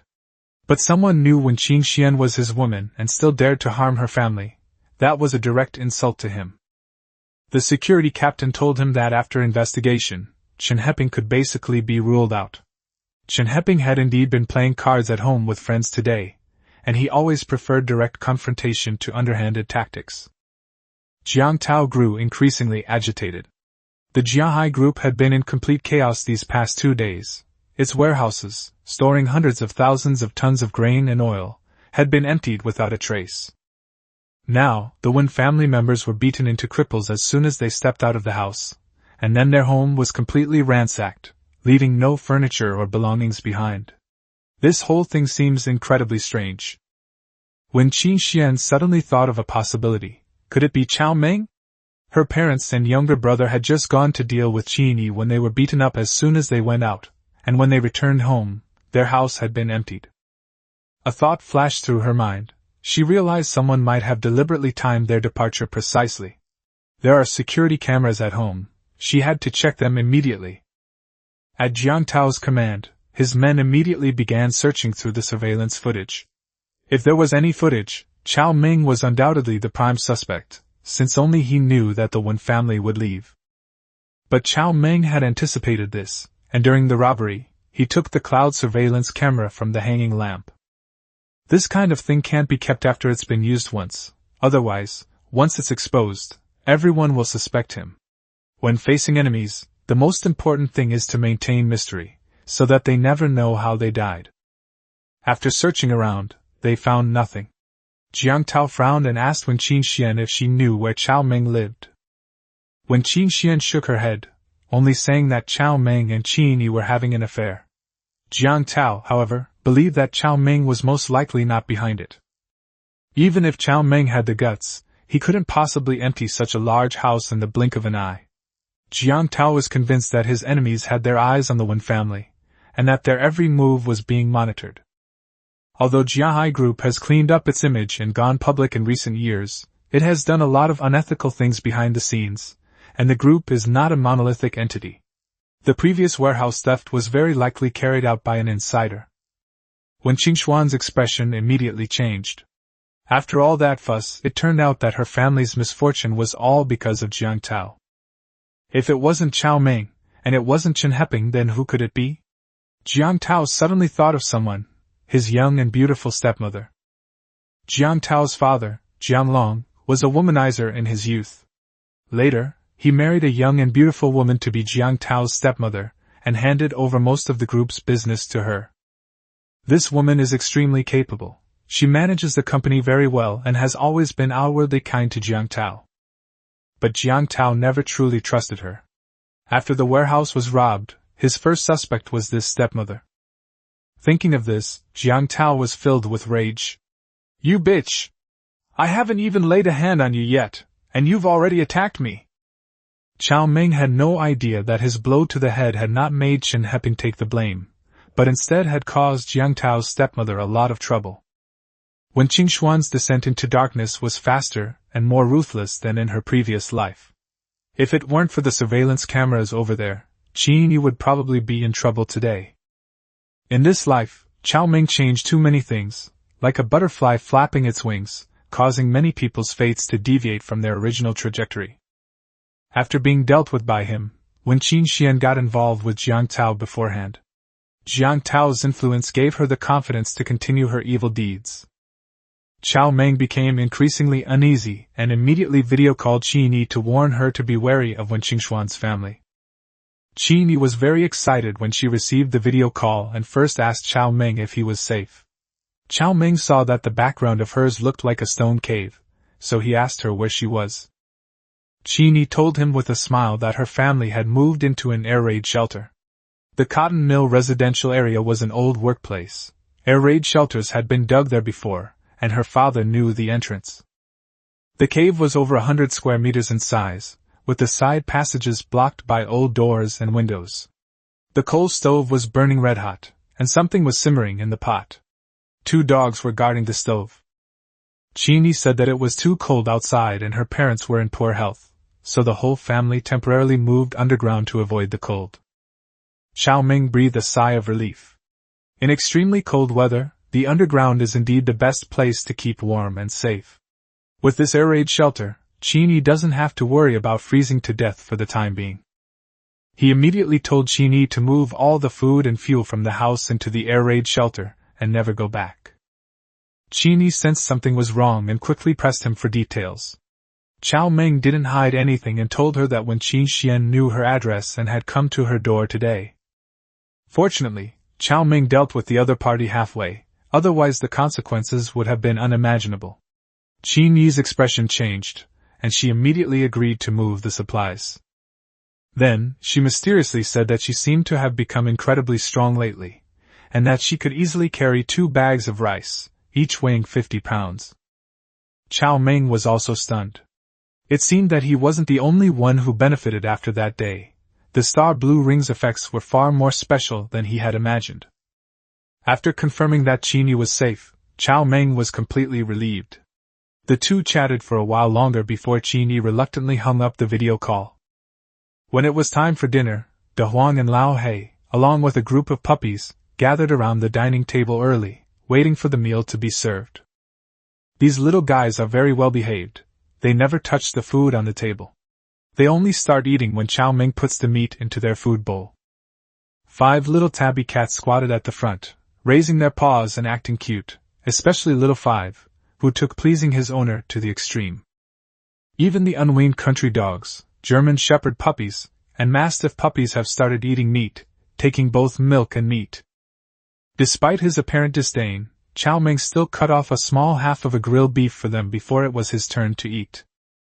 After dinner, he wanted to turn on the TV to watch the news, but when he turned it on, it was Animal World, and the cats and dogs immediately started barking at the screen. Cat Xiaowu even put its paw on the remote control, clearly wanting to watch too. Helpless, Cao Meng could only pick up his phone and start scrolling through Douyin. The content online right now is almost entirely about snow disasters and the disappearance of the sun.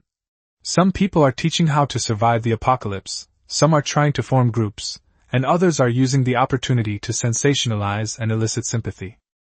Some people even lay on a pile of food and offered 5 packs of instant noodles in exchange for a girlfriend to stay overnight. Cao Meng received a video from Lu Xiaoran to let him know she was safe, scrolled through his phone for a while, and finally leaned back on the sofa and fell into a deep sleep. The snowstorm continued, and the sun never appeared. On the morning of the 3rd day, the gas supply was completely cut off. For those suffering from hunger and cold, this was a devastating blow. Without gas, cooking and heating became luxuries. More and more people are suffering from frostbite and freezing to death. Hospitals are starting to shut down, and the situation outside is getting worse every day. Cao Meng, on the other hand, stayed in the villa, feeding the cats and dogs, watering the flowers and plants, practicing guiding exercises for an hour every day, and then wielding his knife for half an hour every night.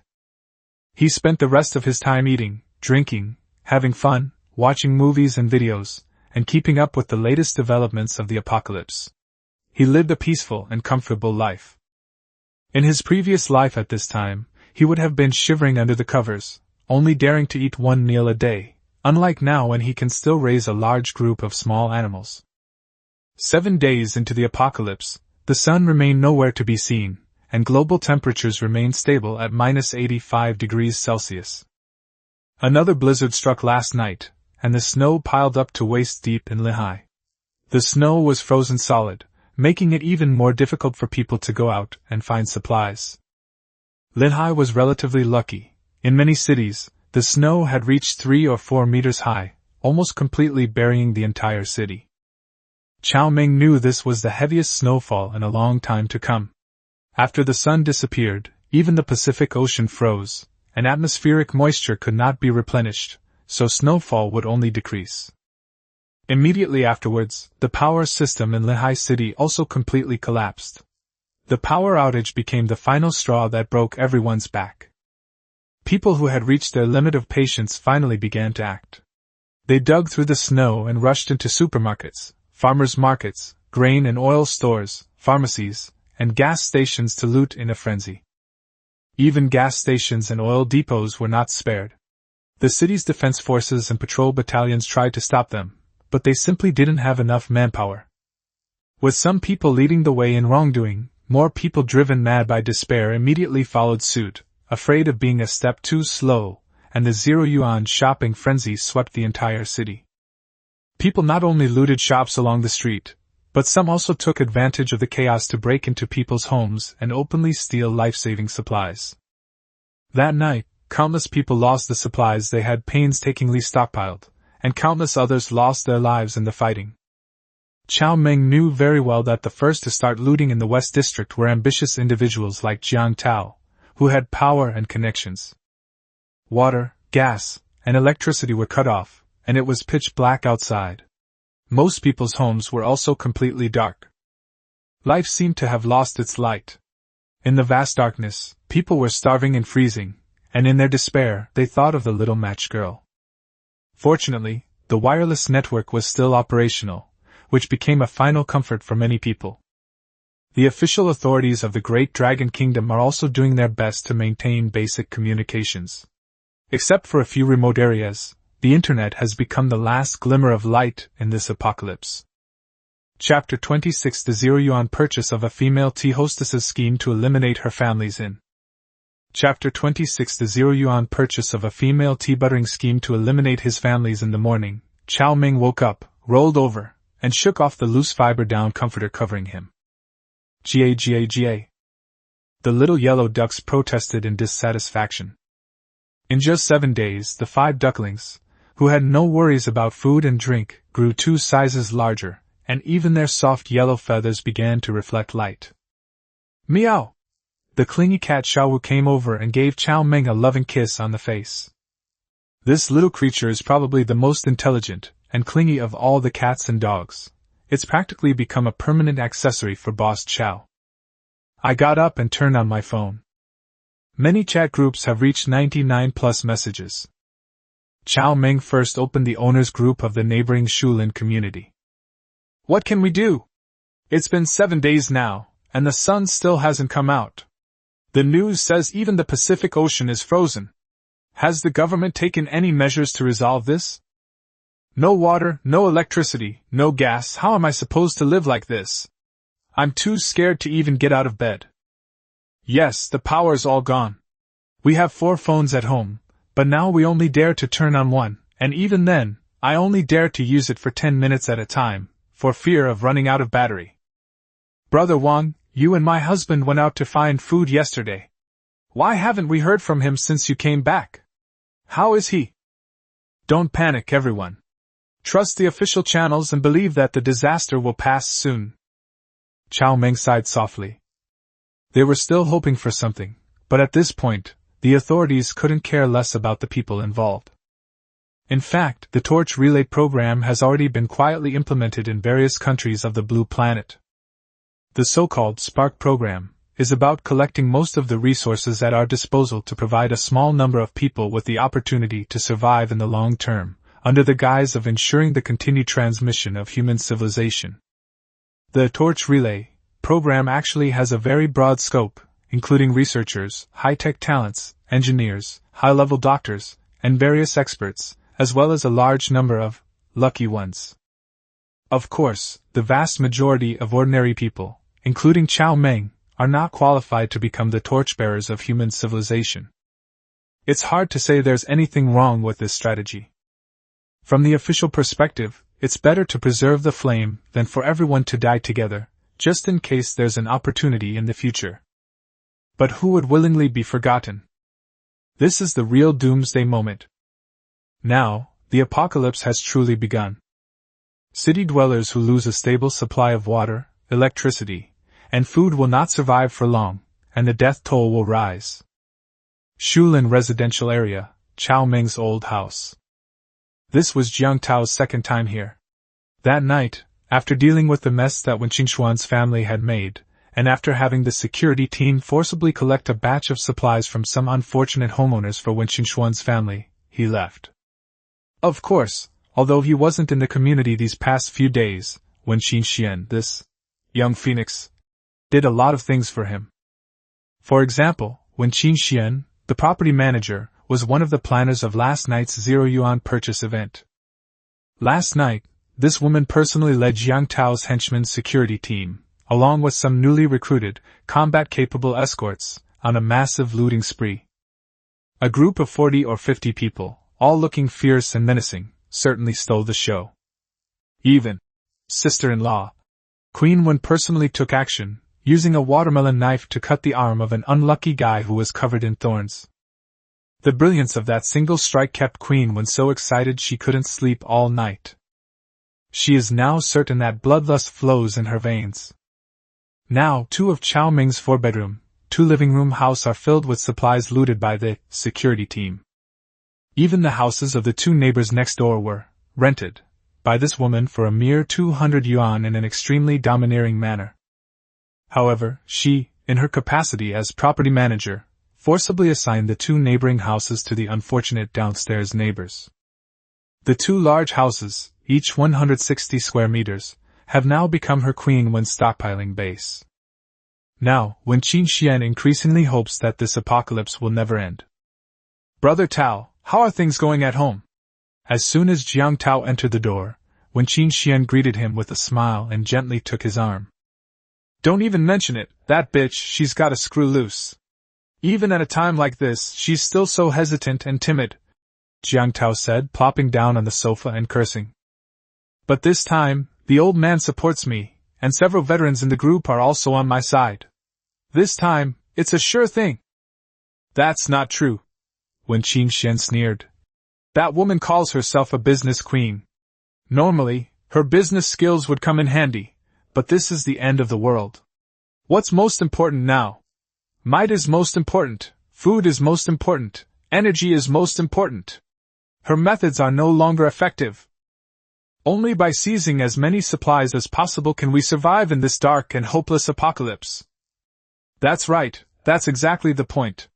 Jiang Tao took something out of his waist and said smugly.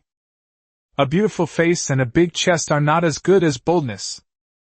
With this thing, we can do whatever we want from now on. A gun? Where did you get it? Wen Qingxuan's eyes lit up immediately. With this thing, I can be bolder and less timid when doing things. I can be more decisive. After all, she's destined to be queen. This is nothing. With the power of our Jianghai group, getting some guns and ammunition is a piece of cake. My dad's guards even have rifles. Jiang Tao was even more smug when he saw her surprised look. Wen Qingxian clenched her little fist with excitement. Great! With guns comes food, and with food comes everything. We can begin our next plan. Jiang Tao quickly replied. Yes, Qingxian, whatever you say goes. You're my female strategist now. Just then, Wen Bao, who was lying in the inner room, suddenly started groaning. Upon hearing her beloved younger brother's whimper, Wen Qingxuan's good mood vanished instantly. Jiang Tao, what about my parents and my brother? What are we going to do now? Jiang Tao quickly tried to appease her, saying, Qingxian, my darling, don't worry. I'm here today to take them to our Jiang family's own hospital for treatment. When did the Jiang family start having its own hospital? Wen Qingxian looked at Jiang Tao in surprise. As the future young mistress of the Jiahai group who was about to take over the reins, she had investigated the Jiahai group's assets thoroughly, and it seemed that the Jiahai group had never been involved in the medical industry. Just got it done. We found a few doctors from Xihua Hospital, moved some equipment, and put it in our villa at Yindian Manor. Jiang Tao looked at Wen Qingxian with no small amount of pride. Urged by Wen Qingxian, Jiang Tao brought over several small caromies and carried away Wen Bo, who was paralyzed in bed, along with his parents. However, Wen Qingxian and Jiang Tao did not go with them. Wen Qingxian looked at Jiang Tao with a serious expression. Brother Tao, as you said, our supplies probably aren't running low, right? Jiang Tao thought for a moment and said, It's not that there's a shortage of supplies. Although the group's warehouse was looted, there are still some in other places. We looted some more last night, so it's definitely enough to supply our daily needs. To be honest, it's not a lot. It can't support many people. Wen Qingxian sneered. Since it's not enough, then we'll find a way. The more food and supplies, the better. Jiang Tao said speechlessly. What can we do? Everywhere in the city with any stock has been cleared out. Those shops and wholesale markets are now cleaner than dogs have licked clean. The shops, markets, and warehouses are gone, but the residents still have them in their homes, right? A malicious smile appeared on Wen Qingxuan's elegant face. Doesn't Jiahai Group's property management company manage many properties? Look closely, I'll show you an example. Chapter 27A Heinous Lie. Chapter 27A Heinous Lie. Wen Qingxian picked up her phone and directly tagged all members in the Shulin Community Owners Group. Queen Wen. Dear homeowners, the latest news is that, according to the latest official report, the latest research by the Academy of Sciences has concluded that the sun disappeared because a black substance in the Earth's crust was ejected by a volcanic eruption in the Pacific Ocean, which temporarily blocked sunlight and caused a large-scale global cooling. Now, this dark substance has begun to gradually dissipate, and light has returned to the central Pacific Ocean, and the area of light is still expanding. Experts predict that the sun will reappear in 2 days, at which time global temperatures will rise. In the villa, Cao Meng had just finished his post-training snack and was lying in the warm bathtub, enjoying himself while scrolling through his phone. Holy crap! Talented! This woman is a real genius! What unknown black substance, what experts from the Academy of Sciences. Such deceitful lies, they just spout them off without thinking. Sure enough, as soon as Wen Qingxian sent out the message, the group chat immediately went wild. I hope so. There is light. We're finally going to make it through. Roar. Ah. The oppressive atmosphere was released at this moment, and the entire Shulin residential area, dozens of buildings, echoed with loud shouts. Damn it, that bastard is going to do something despicable again. Looking at the constant stream of messages flashing in the group chat, Cao Meng silently mourned for these people. After this wicked woman unleashed her true nature, she became an unstoppable source of harm. I wonder how many people are going to be in trouble again. As expected, after temporarily muting all comments in the group chat, Wen Qingxian continued. Official notice. The management and distribution of living supplies have been temporarily entrusted to the property management companies of each residential community. The official requirement is that no one should starve to death or freeze to death. Then turn on the option to remove the ban on all users. Great, that's wonderful. I knew it. The authorities definitely wouldn't abandon us. Haha, I'm saved. I'm finally saved. The news of joy was spreading like wildfire. Hey, Manager Wen, since the authorities have said so, why don't you hurry up and distribute the supplies to everyone? My family has been without food for a day. My apartment, Unit 501 in Building 3, is out of fuel. I want to eat meat, Building 5, Unit 1702. Manager Wen, my daughter Nini has a high fever. Do you have any warm clothes or blankets? In an instant, Wen Qingxian, the property manager who was temporarily appointed, transformed into a savior. The image of the previously domineering, forceful, and selfish female manager suddenly became much more impressive. Qingxian, what are you planning to do? You don't actually intend to distribute supplies to these people, do you? There are so many households, dozens of buildings, a couple thousand households, 5,000 or 6,000 people. Jiang Tao, the young master of the Jiang family, looked at Wen Qingxian with a puzzled expression. This operation completely baffled him. Could it be that Wen Qingxian wants to do some charity work? No, that won't do. Jiahai Group can't afford to be reckless anymore. What's the rush? Wen Qingxian chuckled and silenced everyone before continuing. Everyone, please be patient. According to official estimates, the ice storm will be completely resolved in 5 to 7 days. However, many households have run out of food, and our property management company does not have any supplies on hand. Therefore, in order to complete the tasks assigned by the superiors, and also to ensure that every homeowner can live with dignity, our superiors have entrusted our property management company to collect food, fuel, and supplies from each homeowner's home, and then distribute them to each household according to their needs. Dear brothers and sisters, we are one family. In these difficult times, we should stand together and support each other. Believe in us, though disasters are terrible. As long as we all think and act in unison, they cannot defeat us.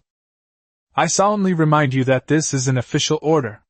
Anyone who violates it will be subject to enforcement by our property management company's security personnel.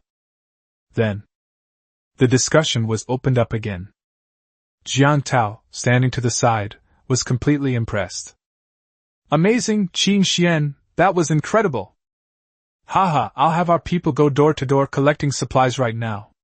Haha, wife, you're truly my divine strategist. You're absolutely amazing. Wen Qingxian said in a deep voice. Alright, stop admiring me. Tell your staff and other property management companies in the community to follow my method. Let's get a batch of supplies first. With so many families, every little bit helps, and it will be a great harvest. Isn't this going a bit too far? With so many people, if we run out of supplies, a lot of people will die. What if things escalate? Although young Master Jiang was bold, he was still a little apprehensive about doing this. What are you afraid of? Wen Qingxian glanced at Jiang Tao and suddenly looked down on this coward. Who said that the bold get rich and the timid starve? At a time like this, you're still being sentimental. No wonder you can't beat your stepmother. Besides, these people are going to die sooner or later anyway. Instead of wasting food, we might as well contribute it so that others can live better. Jiang Tao was inherently wicked, and after hearing Wen Qingxuan's words, he decided to go all out. Okay, let's do it that way. I'll get other communities to take action now. You're right, some of these toxic people are just a waste of food. Inside the villa, Cao Meng shook his head speechlessly. The butterfly wings that had been reborn were flapping too hard. The demon has been released. In her past life, Wen Qingxuan's family was still struggling to withstand the cold. In this life, because of her, Wen Qingxuan's wicked nature has erupted prematurely. In this way, the residents of Shulin community will suffer the most. These people finally managed to stockpile some supplies, and now they're about to be robbed. However, Cao Meng had no pity for these neighbors. some people are indeed wasting food by simply living. In his previous life, he suffered misfortune and had nothing to eat or drink. Apart from Chen Heping and his sister, no one helped him. Even worse, some of them eventually became Wen Qingxuan's accomplices and lackeys. However, I can't let that wicked woman get her hands on supplies so easily. If she lives a good life, wouldn't my rebirth have been for nothing? Cao Meng thought to himself.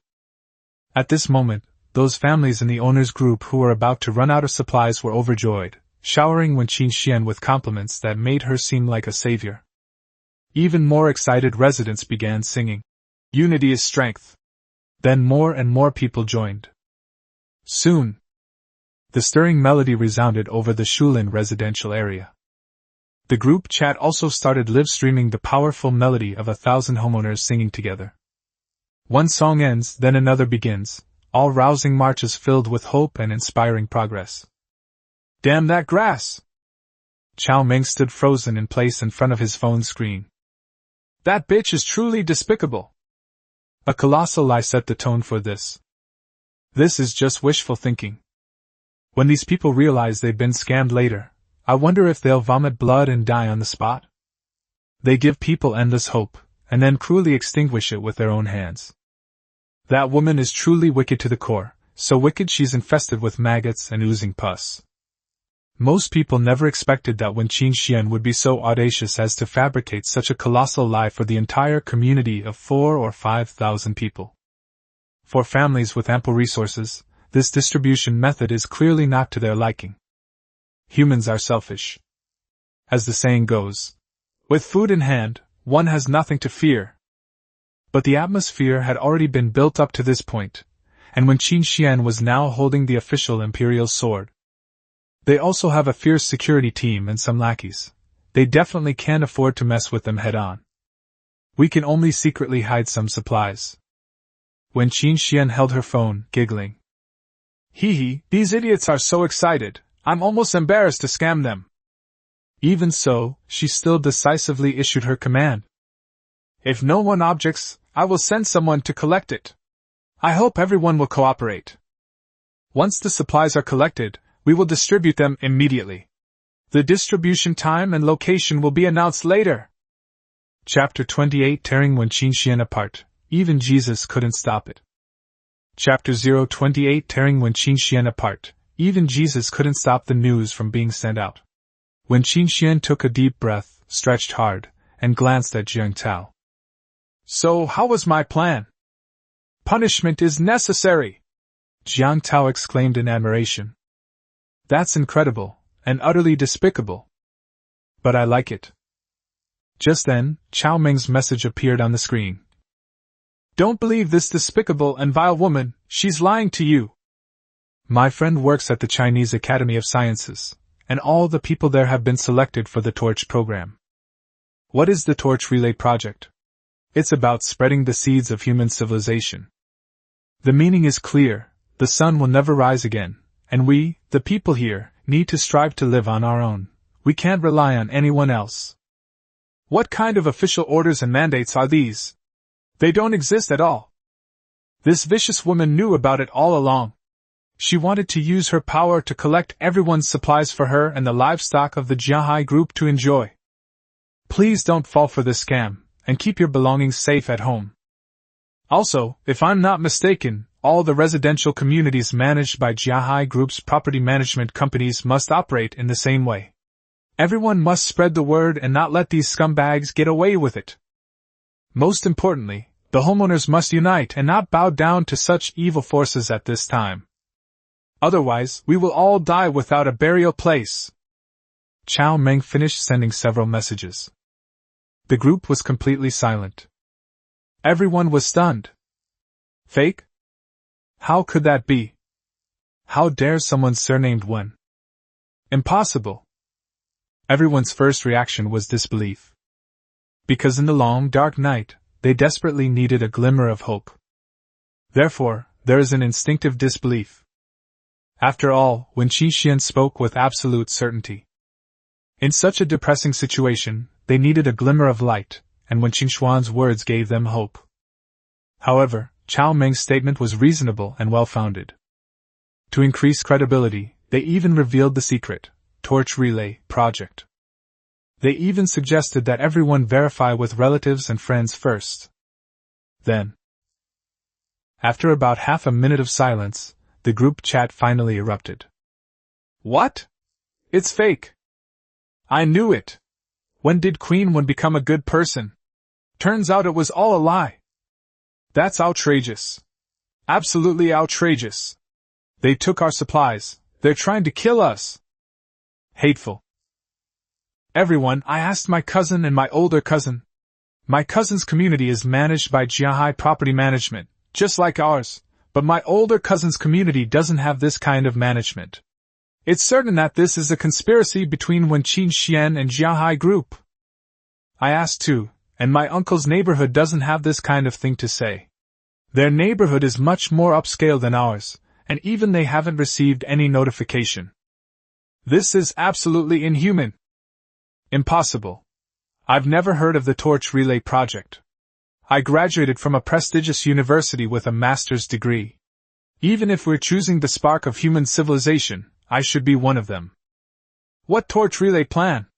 Have we been abandoned? Chaos has broken out. Everything is in chaos. As Wen Qingxian stared at the constantly updating messages, her beautiful, sophisticated face contorted with anger once again. Cao Meng, you bastard! That bastard. Why do you always make things difficult for yourself? Why?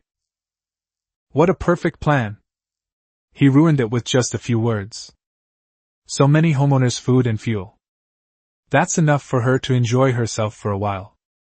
Moreover, this bastard not only ruined the Shulin residential area, but also let others spread the word. Wouldn't that cause problems for other residential communities? What Spark program? I don't even know about it. How do you know? Wen Qingxian trembled all over. That bastard, he dared to tell such a colossal lie just to get back at me. What Spark program? Are you making a sci-fi movie here, like a wandering planet? You're asking for it. You're asking for it. Wen Qingxian was Wen Qingxian after all, and she quickly calmed down. Although the plan has deviated from its intended course, it can still be salvaged. Beep. All users are muted. Queen Wen. Ladies and gentlemen, I can vouch for you with my integrity, this is indeed an official order. As for the so-called Spark program, it doesn't exist at all. It's just a rumor spread by someone maliciously trying to create chaos. Everyone must trust the official stance. Our principle is to never abandon or give up on anyone.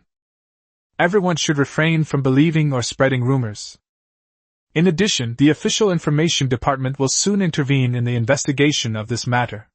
We hope everyone will remain calm and not be led astray by bad people. If anyone continues to spout nonsense and sow discord among the troops, don't blame me for being ruthless. Admitting defeat is impossible. Once Queen Winston has made a decision, not even Jesus can stop her. Queen Wen's intimidating presence has been established. With just one sentence, the group fell silent. That Chao guy is absolutely despicable. If I find him, I'll definitely kill him. Seeing Queen Wen turn pale with anger, Jiang Tao immediately became a devoted admirer. Wen Qingxian took a deep breath. All right, I'll handle this. Your most important task now is to mobilize manpower, act in unison, and collect as many supplies as possible. This situation cannot be sustained for long.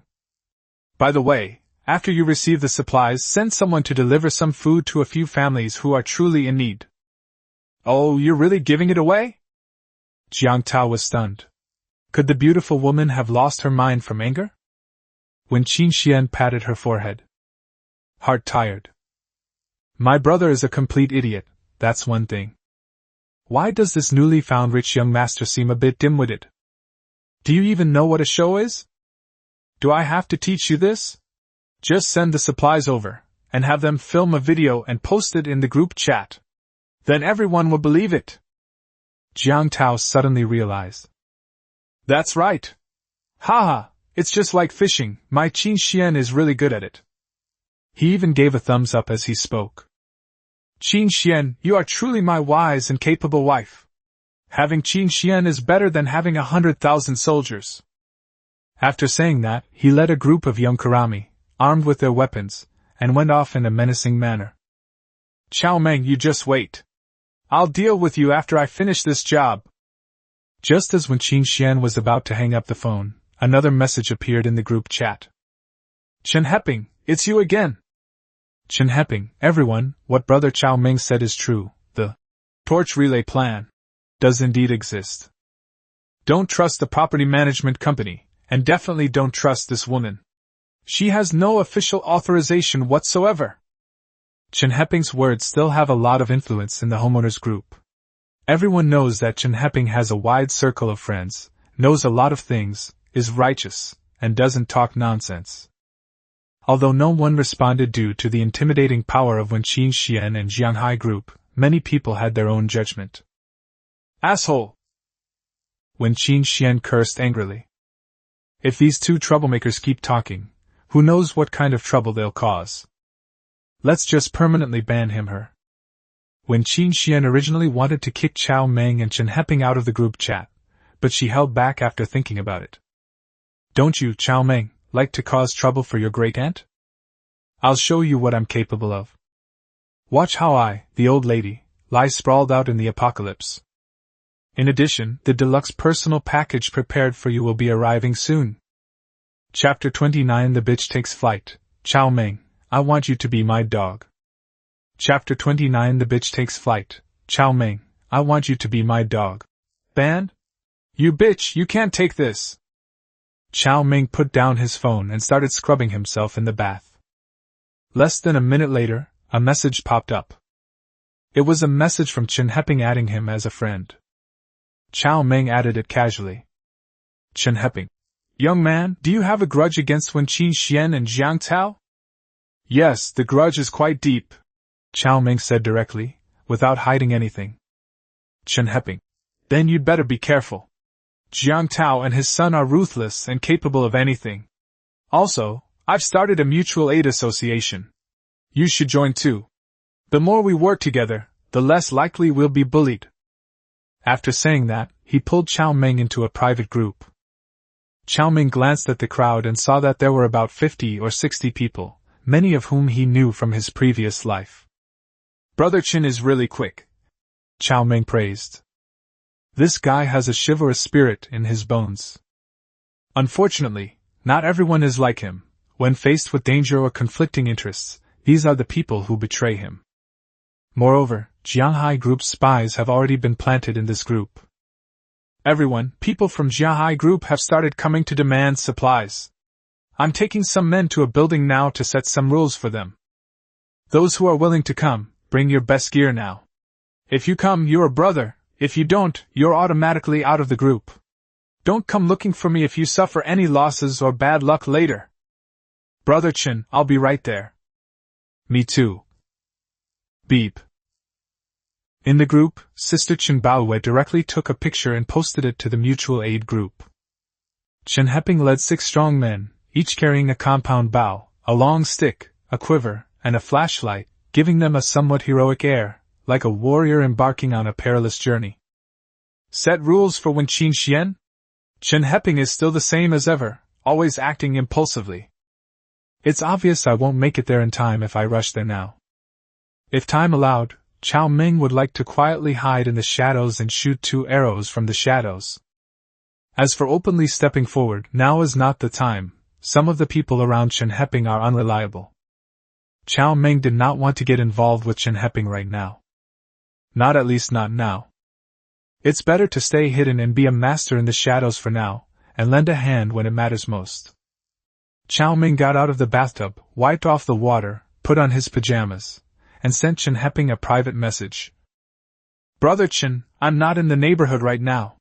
Wen Qingxian has taken over my place, so I can't come this time. Then wait quietly for the outcome of the event. In less than 20 minutes, the mutual aid group started kicking people out, removing more than a dozen people at once. Chen Heping. Everyone, Jiang Tao and I have reached an agreement. People in our mutual aid group don't need to hand over any supplies. We also won't get involved in their messy affairs. Yes, I'll be adding some more brothers next. They're all my friends. Once we're all united, We won't be bullied anymore. Brother Chen, who is this boss Cao? He didn't seem to be here earlier. Yes, it seems that boss Cao didn't come. Although Chen Heping was righteous, he wasn't truly foolish. His actions were not only to protect the interests of his own people, but also to get everyone to pledge their loyalty. After this experience, although there was no real fighting, the cowardly and timid were eliminated. Unfortunately, the traitor was not eliminated. His name is Cao Meng. He's the one who exposed Wen Qinxian in the group chat. Wen Qinxian took over his house, so he's living elsewhere and couldn't come over. Chen Heping explained for Cao Meng. Oh, it's Brother Cao. Haha, where do you live now, Brother Cao? Asked a guy nicknamed Duck Feather. Cao Meng recognized the traitor at a glance. I'm staying at a relative's house, but I can't give you the exact address. Meanwhile, Wen Qingxuan's efforts to collect supplies continued. The initial operation did not go smoothly. Although the residents were afraid of the menacing security guards, they hid and pushed them away whenever possible. The situation became much easier after 3 homeowners appeared in the group chat to share their experiences and even showed off the supplies they received.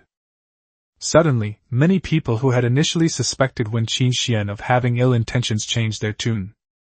Wanxin. See? I told you, how could Manager Wen dare to lie to us about something this big? Now the truth is out, isn't it? You idiot Cao Meng, come out here, I promise I won't kill you. Damn it, how dare you, a piece of trash, slander Manager Wen, a godlike figure? Li Dandan. Damn it, that guy surnamed Cao is a piece of shit, rotten to the core, he can't stand seeing everyone doing well. That's right, there are some scumbags in this world who can't stand to see others do well. I know this Cao Meng. This scumbag pursued our Manager Wen before, but was rejected by her, so he took revenge out of resentment. Scumbag. Does this kind of person even deserve to be called a man? He's a disgrace to men. That's right, only our young Master Jiang is worthy of a goddess like Manager Wen. That's human nature, to praise the powerful and belittle the weak. Now, when Qinxian has people at her disposal, even guns, and a large amount of supplies that she is about to collect. So no matter how fierce and vicious she was before, there will always be people who flatter and fawn over her. Although they were feeling uneasy, they had already boarded the ship, and regardless of whether it was a pirate ship or not, they had no choice but to continue on. As for Cao Meng, he was just a powerless nobody, so stepping on him to curry favor with Wen Qinxian was the best option. Go ahead and curse, keep bragging, you'll soon find out just how vicious that woman is. Cao Meng didn't pay much attention to the messages in the group. In fact, he only posted those messages to cause some trouble for Wen Qinxian. If he really wanted to get rid of this woman, he would have to rely on himself. Dinner time. Although there is no longer a distinction between day and night, Cao Meng still strictly adheres to the good habits of eating 3 meals a day, sleeping, exercising, and watching movies every day. Now, Cao Meng can cook enough food for 4 or 5 days at a time. The feast was served, and it was time to feast. Just as we started, when Qingxuan's video came through. What is this woman up to now? Cao Meng clicked on the link. Honey, how have you been these past few days? Do you have anything to eat at home? Are you cold? When Qingxuan's elegant face was full of smugness, but she stopped mid-sentence when she noticed Cao Meng's silk bathrobe. In this cold weather, he must not be cold wearing such a robe. Suddenly my mood soured. Husband? Upon hearing these 2 words, Cao Meng experienced a stomach spasm. Hey Wen Qinxian, don't you find that disgusting? You really don't know what's good for you, Wen Qinxian said with a smile. She has only ever called you husband. Even Jiang Tao doesn't get that kind of treatment. Cao Meng. I'll fucking thank your whole family. Wen Qinxian glared at Cao Meng through the screen, feigning reproach. How can you be like this? You have no manners at all. They were even planning to let you continue being their lapdog, and you didn't even cherish the opportunity they gave you. Puff. Cao Meng spat out the mouthful of chilled plum juice he had just drunk. Nima. That wicked woman is incredibly narcissistic. Come on, honey, let me show you my spoils of war today, haha, so many vegetables and fruits, look what this is, 2 boxes of lychees. The camera rewinds, and a small mountain of supplies is piled up in front of Wen Qingxian. Chapter 30 Reaching New Heights of Evil. The more you hate me, the better my appetite is. Chapter 30 Reaching New Heights of Evil. The more you hate me, the better my appetite becomes. Wen Qingxian proudly displayed the food she had tricked and stolen, like a victorious general. But the way she called Cao Meng, husband, was so sickeningly sweet. Anyone who didn't know better would think she was deeply in love with Cao Meng. Honey, let me tell you, I'm overflowing with supplies. I chased away 2 of our neighbors, and now another batch of goods is arriving. It's so frustrating. It seems we'll have to get rid of the people on the 15th and 14th floors as well. So you didn't ruin my plan. Are you angry, honey? Cao Meng finally realized it. Some people are just born bad. He's bad at heart. What a despicable and vile person. Forget about the apocalypse. Bad is bad.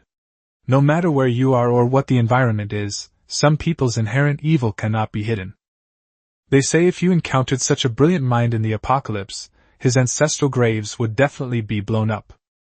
They swindled and robbed 5,000 people of their life-saving supplies in one fell swoop, and then turned around and drove their neighbors out into the freezing cold. This guy is absolutely amazing.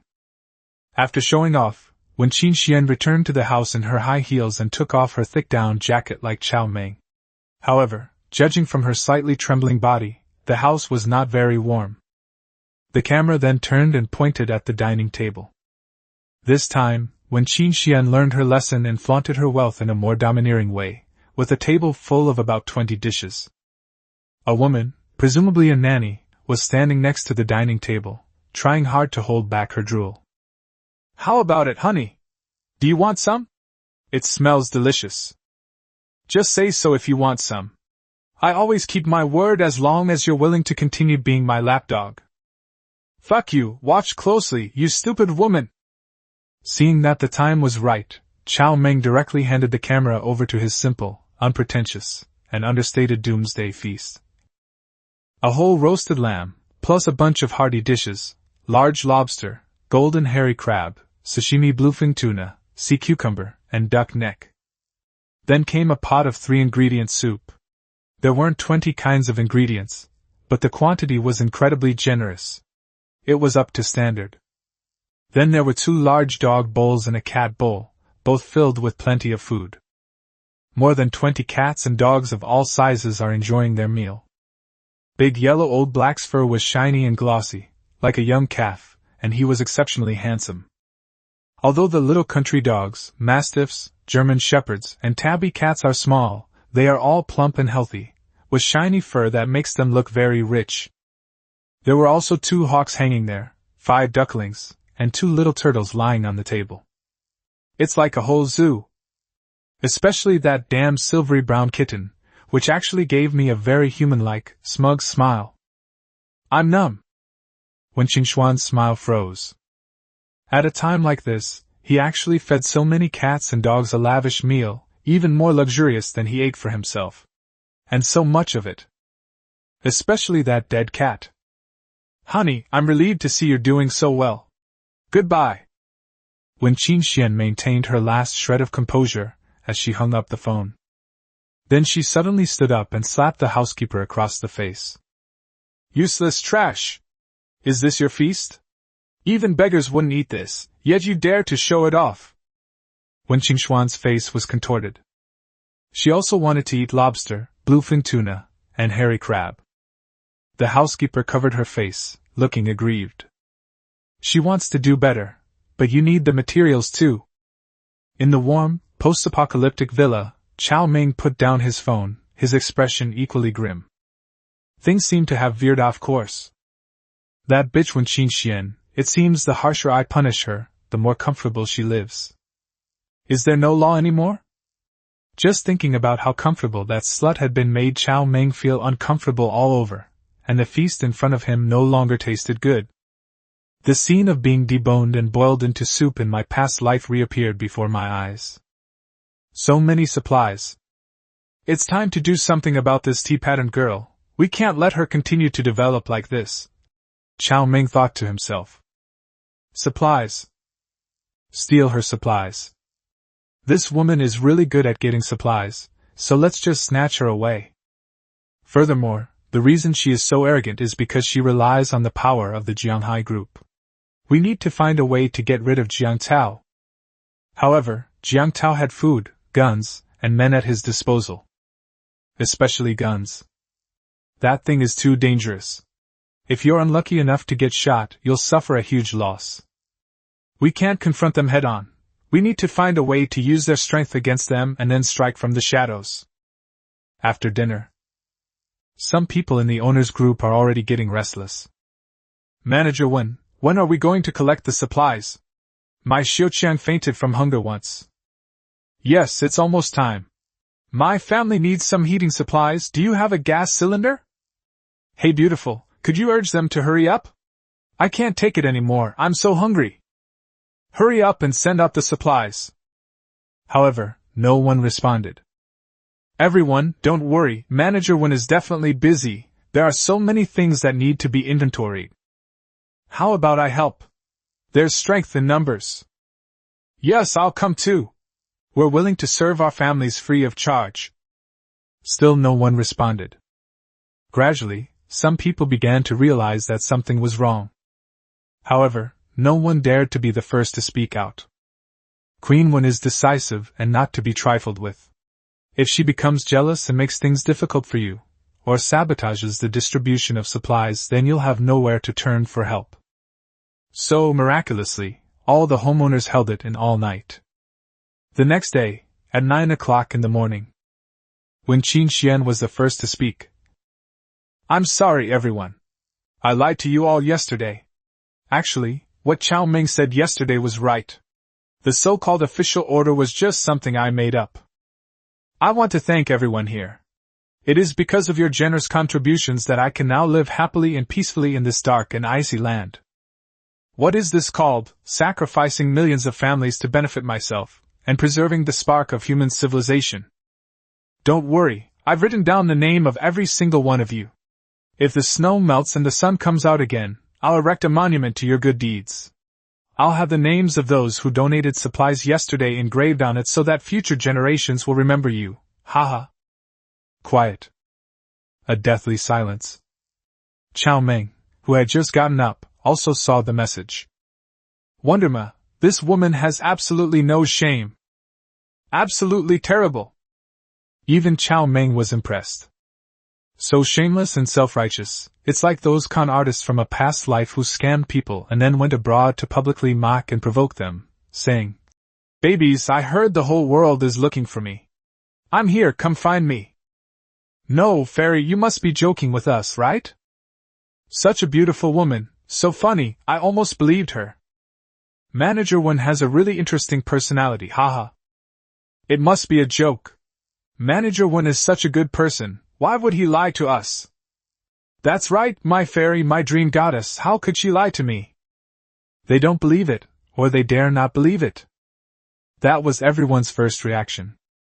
Chapter 31. Want to be the queen of the apocalypse? The sixth brother in the dark is on the move. Chapter 31. Want to be the queen of the apocalypse? Old Six is in action. Last night, many people realized something was wrong. But everyone still didn't dare to think in that direction, and even subconsciously kept convincing themselves, Manager Wen is a good person and wouldn't lie to us. She, a woman, would never dare to steal so many people's life-saving supplies in one go. However, these people still did not understand the audacity of the wicked woman. This woman is the kind of person who, if you give her a stick long enough, could pierce through the entire earth. There's no despicable thing she wouldn't do in this world. Manager Wen, please tell me. When are we going to start distributing supplies? I've fainted from hunger and then woken up again. If this keeps up, I'm afraid I'll have to go back to my old ways. Haha, brother, that's a great way to say return. In the group, everyone was full of hope and tried their best to remain optimistic, friendly, and ingratiating. In fact, many people are already trembling. However, people still refuse to believe it. I can't believe it. I'm really not joking. If you don't believe me, you can wait 2 more days and see if I'll have a change of heart, hee. Wen Qingxian sent a voice message with a smile. The pleasant sound shattered the last glimmer of hope in the hearts of the homeowners. Silence. The residents' group chat suddenly fell silent.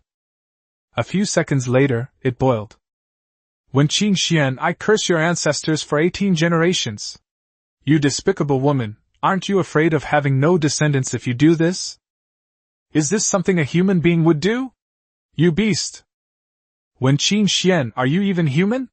So many families, so many supplies, you're going to rob them all by yourself? Aren't you afraid of overeating and dying? What the hell? I actually believed you, you bastard! You beasts, Wen Qingxian, Jiang Tao, aren't you afraid of going to hell for doing this? Is there no law anymore? Aren't you afraid of going to jail or being beheaded? It's gone mad, the residents' group has completely gone mad. A goddess who appears as a messenger of justice, bringing light and hope to people in darkness, coldness, and despair. In the blink of an eye, she transformed into a vicious woman who devours people without spitting out the bones. This woman is truly despicable and cruel. She gave people endless hope, and then destroyed that hope with her own hands. Cao Meng looked at the constantly flashing messages on his phone, and chuckled to himself. Serves them right, those idiots! Cao Meng felt no sympathy for these people's plight. I've already reminded them, though not for their own good, but simply because I don't want Wen Qingxian to have an easy time. But these people still chose to believe. Not only did he choose to believe Wen Qingxian, but he also came to scold himself in order to please Wen Qingxian. That's fucking damn good. Let's go find that one guy. I refuse to believe that with so many of us, we're afraid of some damn property management company. Let's go, we have no supplies, we're going to die anyway. Let's do it. Yes, we're all going to die sooner or later, so we might as well fight them. Maybe there'll still be a sliver of hope.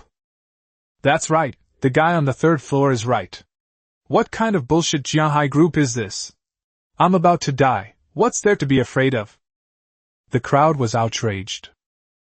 The more cowardly a person is, the louder they shout. Cao Meng sneered as he looked at the angry remarks of those unfortunate souls. There are too many brilliant minds these days. Of those who are shouting and threatening in the group, how many actually dare to fight? Most of them are just trying to encourage others to be the first to stick their necks out. There are far too many people who instigate others to cause trouble and take the lead, while they themselves hide behind and reap the benefits. Why did Wen Qingxian and Jiang Tao dare to bully a community of 5,000 or 6,000 residents with only 20 or 30 henchmen, a few guns, and some sticks? It's because these homeowners are a disorganized bunch, selfish, cowardly, and afraid of being the first to rush in and get shot. Without pioneers and those who dare to take the lead, no matter how many people there are, they are nothing more than a bunch of pigs. No. Sometimes people are worse than pigs. Managing 5,000 pigs is a huge undertaking, but managing 5,000 people? It's like drinking water. However, this is indeed an opportunity. As an opportunist, how could Cao Meng let this opportunity slip by? He picked up the composite bow from the table, wiped it carefully, and then put it into his star blue ring. After getting dressed and covering their faces, they headed straight for the Shulin residential area next door. At the same time, Wen Qingxian, dressed in a fitted long dress, happily drank the lotus seed soup brought by the maid and ate some desserts, while watching the curses from the homeowners in the group chat. That was awesome. She loved how these people hated her to death, yet couldn't do anything about it. The harsher their insults, the better they feel. As for those homeowners who are clamoring to cause trouble for me, sorry, they're just a disorganized bunch. Shulin residential area. When Cao Meng arrived, the security booth at the entrance of the residential area was already empty. From afar, one could see that the ground below the 7 buildings, which had been cleared, was filled with residents dressed in thick clothes, waving sticks, kitchen knives, and mops, and loudly cursing at the security guards blocking the way downstairs. More and more people, both men and women, were arriving from each building. There are a lot of people, but unfortunately, They're just a bunch of rabble, useless. Cao Meng stood in the darkness, quietly watching this scene. There weren't many security guards on the other side, but they were all well equipped, with riot shields, red-tasseled spears, homemade horse-chopping knives, and watermelon knives. Of course, the most intimidating sight was the two men standing on the stairs with pistols. As more and more people gathered, the shouts grew louder and louder, and the homeowners' courage was emboldened. When hundreds of homeowners gather together, there are always two brave and stubborn individuals who lead the crowd forward step by step. "Stop right there! If you get any closer, I'll shoot!" Security Captain Wang Chang shouted, raising his gun towards the open space in front of him. Bang, bang. 2 gunshots rang out, and the timid people were so frightened that they crawled to the ground. After the homeowners came to their senses, they hesitated, and some began to back away. Just when everyone was in a dilemma, one of the homeowners at the front shouted, "Damn it, what are you afraid of? There are so many of us, I don't believe he dares to fire a shot. How many bullets does he have? At this point, are you still backing down and waiting to die? Come with me. Anyone who dares to fire a shot will be killed. For our families, let's fight." After saying that, he brandished his stick and charged forward, shouting as he went, "Get out of my way!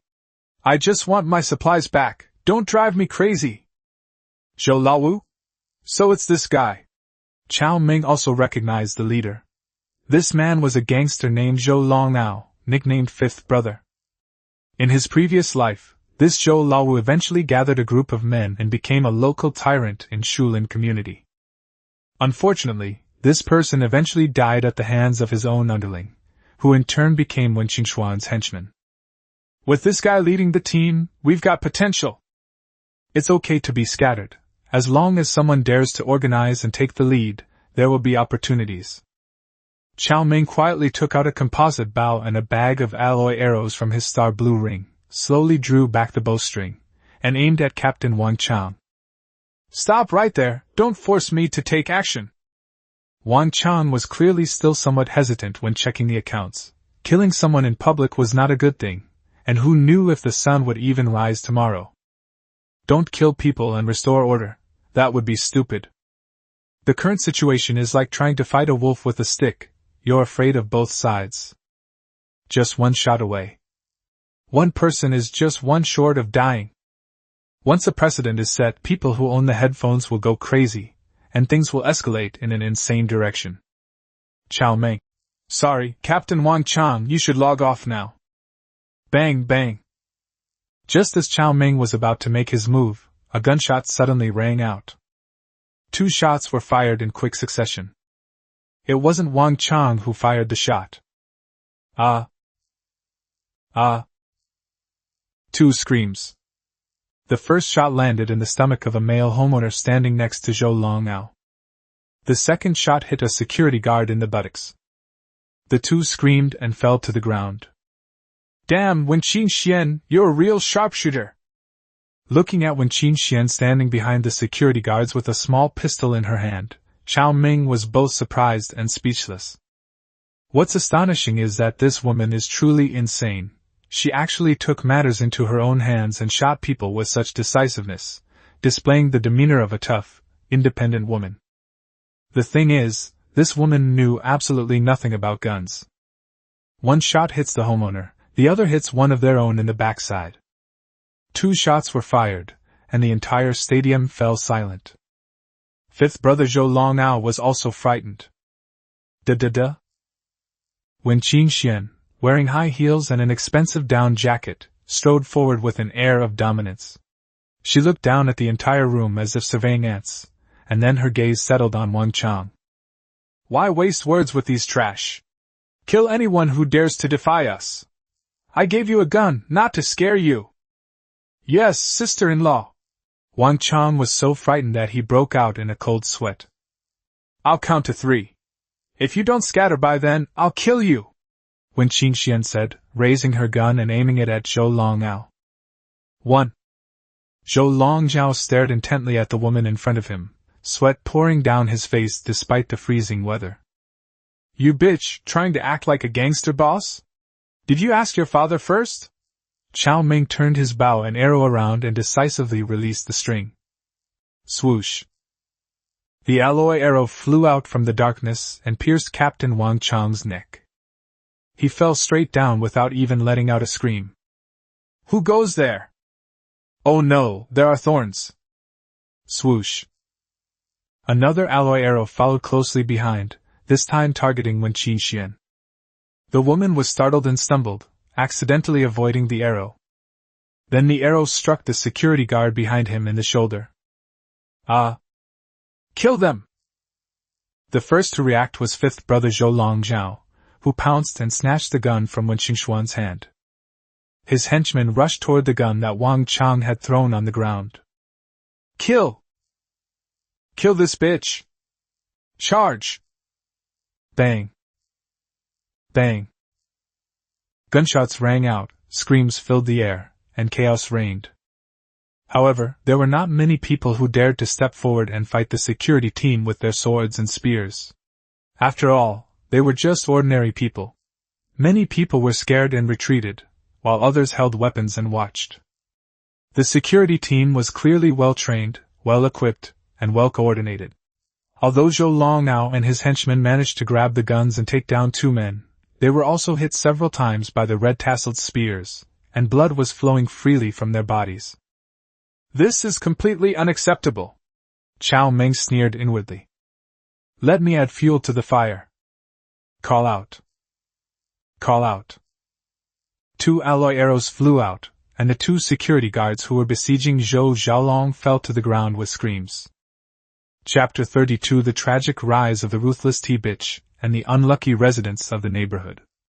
Chapter 32: The Tragic Beauties Rise to Power, Unlucky Residents of the Neighborhood. Bang bang. Zhou Longzhao fired 2 more shots, and 2 more security guards fell. Go for it! Are you all cowards? If you don't fight, wait until I get the supplies, and you won't get a single one. Charge! Let's all charge! What are you afraid of? Let's work with fifth brother! 1, 2, 3, 4.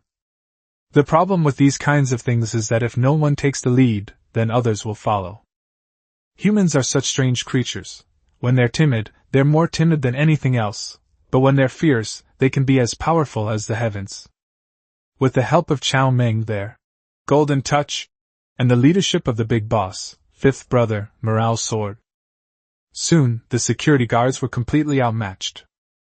Some people started to run away. Wen Qinxian, let's see how you play this time. Cao Meng put away his composite bow, brushed the snow off his clothes, and turned to leave. There's definitely more to come. Although Jiang Tao isn't the brightest, he's got guts and won't swallow this bitter pill easily. Cao Meng planned to go back and have a good meal first, then come back to watch the show, and maybe see if there was another chance to mess with it. When Qinxian ran wildly through the corridors of the 7 buildings, her high heels, which she used to show off, were nowhere to be found because they were in the way. She didn't even want to experience the unpleasant feeling of her delicate little feet stepping on the cold stairs. Her only thought was to run away.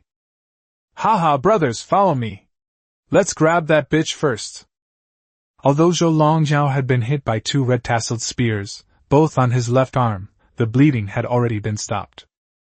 With a gun in hand, Brother Wu was naturally filled with pride. He and his underlings gave chase. When everyone rushed to the 16th floor and broke down the door, they found no trace of Wen Qinxian, only a sumptuous 8-dish and 1 soup meal on the table and a maid trembling with fear. Damn it, nobody's here. Keep looking. We must find that woman and take her hostage, or we brothers will never have peace. Zhou Longzhao was a man of the underworld, so he was well aware of the power of the Jianghai group. If he hadn't been starving, he wouldn't have dared to confront Wen Qinxian directly. Big brother, something bad has happened. Those people are stealing things. A little Karami rushed in and shouted loudly. Upon hearing this, Zhou Longzhao immediately flew into a rage. Damn it! I risked my life to steal these supplies, and these cowardly bastards dare to steal them. Walk! Zhou Longzhao led 2 armed henchmen out. Bang! 1 shot killed a middle-aged man wearing glasses. For a moment, the entire room fell silent. Ah, my husband! A woman cried out and threw herself onto the man's corpse. Brother Joe, what do you mean by this? A man carrying a bag of rice asked timidly. What's the meaning? Zhou Longao grinned maliciously. What do you mean? No, Brother Joe, we also helped when the fight started. I even slashed a security guard. Look, there's still blood on the knife. A young man said angrily, holding up the knife in his hand. Good. Zhou Aolong roared. Listen up, all of you. These supplies were looted by us, and now, I'm in charge of distributing them. Those who fought alongside me just now, those with blood on their knives and weapons, come out. Shwa la la. 27 people suddenly appeared, including 2 women. Zhou Longao glanced at the group and said, Very well, from now on, you are my brothers on Friday. If I have food to eat, you will too. As for the rest of you, get the hell out of here. Why should I? These supplies originally belonged to us, why do you have the right to take them all by yourself? That's right. These things were collected from each household, and we also helped out just now. Yes, Brother Joe, we're friends. With so many supplies, could you share some with me? Brother Joe, I'll follow you. From now on, whoever you say you want to beat up, I'll beat up. Brother Joe, please take me in. There were many clever people in the crowd who, seeing that Zhou Longzhao was preparing to monopolize the supplies, quickly changed their strategy. If you can't beat them, join them. Shut up! Zhou Longzhao shouted, interrupting the noise. I don't want any useless men under my command. Brothers, prepare to attack. I will count to 3. Anyone who lingers will be killed without mercy. Yes, brother. 1. In fact, there is no need to count to 3 at all. As soon as Zhou Longao uttered a single word, the crowd dispersed with resentment and bitterness. This included the woman whose husband had died. She left, tears streaming down her face, dragging her husband's body with her. Big brother, what do we do next? Having survived a bloody battle and received a large amount of supplies, the young Kurami are still excited. Bandage the wounded first. Lao Jiao, take your gun and 5 brothers downstairs to keep watch on the first floor. Don't let that bitch Wen Qinxian get away. The rest of you, split into 3 groups and search each house one by one. Make sure you find Wen Qinxian. Suddenly, he had 27 blood-stained little Kurami in his hands, plus his original 5 brothers, making more than 30 men and 3 small guns. Zhou Wu's courage grew instantly. Yes, boss! Old 9, holding a small gun, picked out 5 fierce brothers and grabbed a box of instant noodles, then stormed downstairs. With Zhou Longzhao's tacit approval, the others happily took a few packets of noodles and went to search for people. After instructing his underlings, Zhou Longao eagerly grabbed his pistol and returned to the house, plopped down at the dining table, and began to enjoy the feast. Damn, this is delicious, so delicious! This slut really knows how to enjoy herself. Oh right, I forgot to tell them to find some pretty women. We've been thirsty for so many days, it's driving us crazy.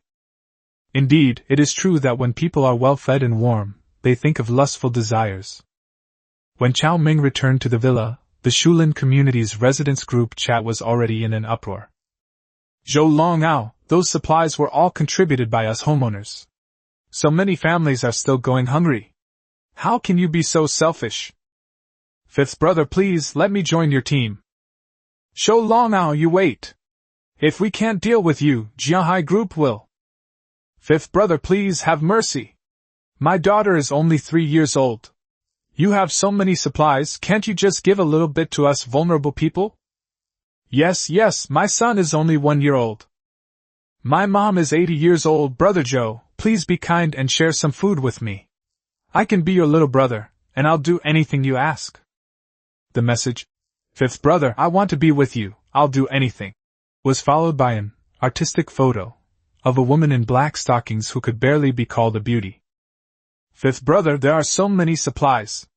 You can take the lion's share and that'll be enough to eat. The disaster will pass sooner or later. Think about it, if everyone starves to death because you hoarded the supplies, the authorities will definitely not forgive you in the future.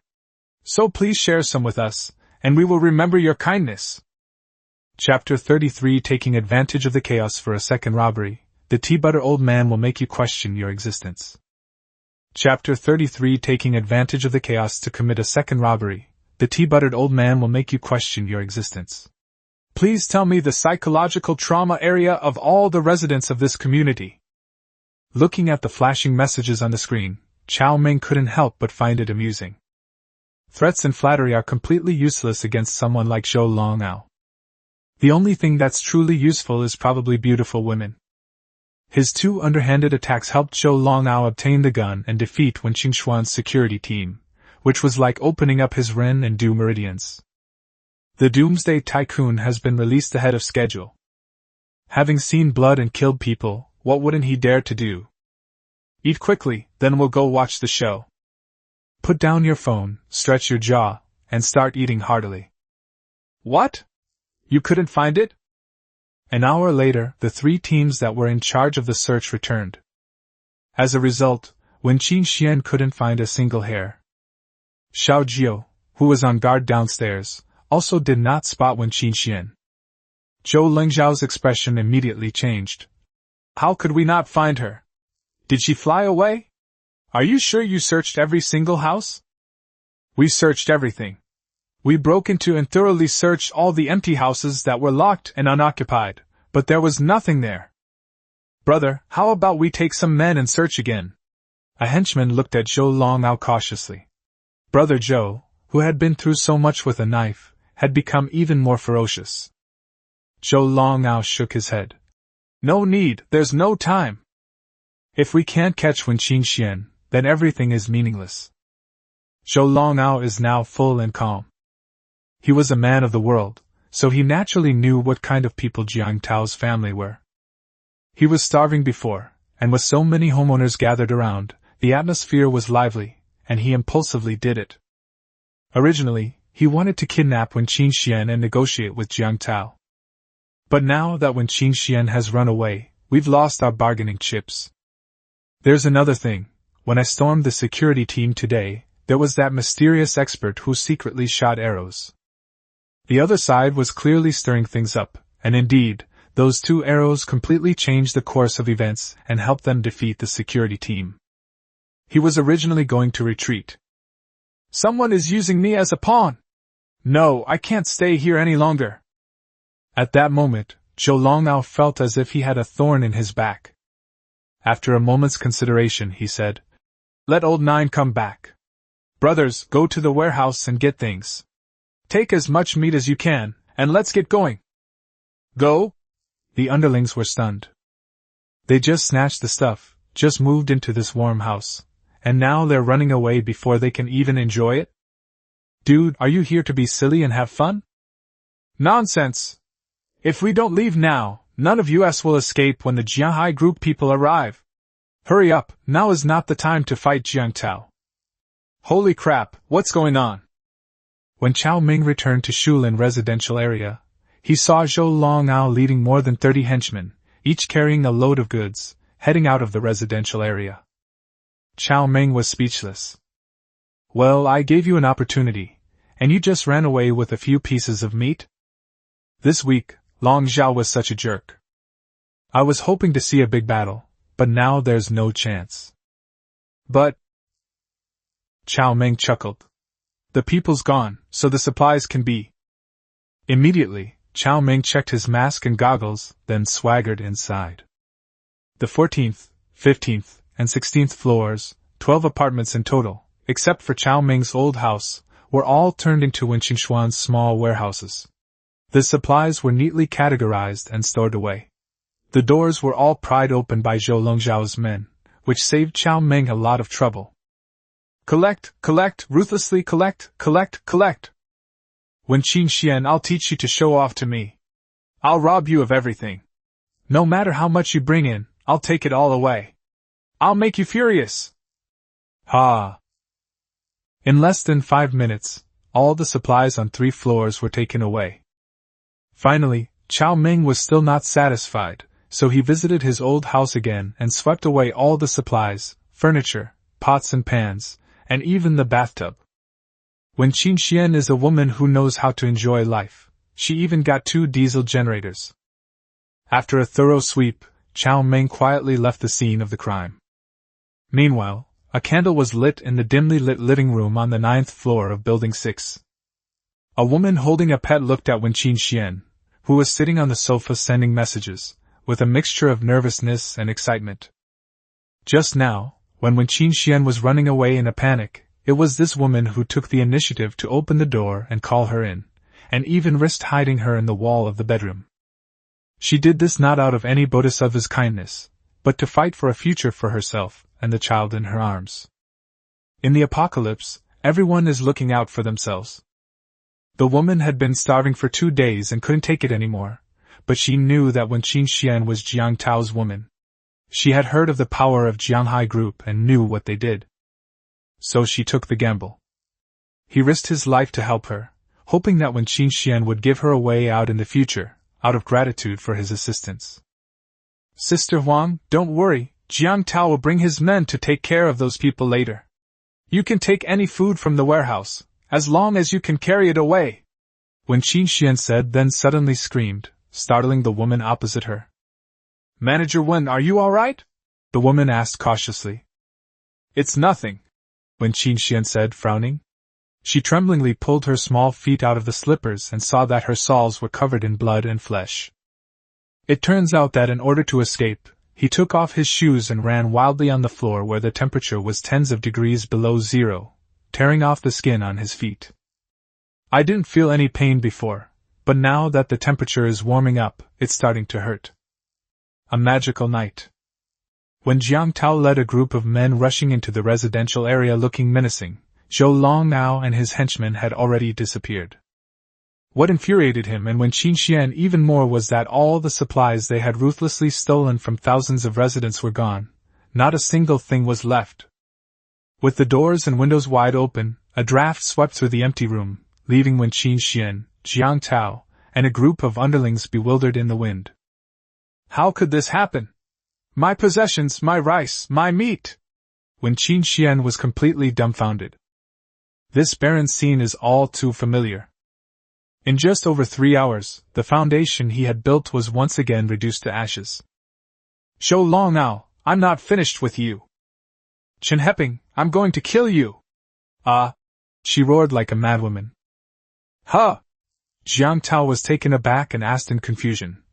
Qingxian, is Chen Heping involved in this? Of course he is.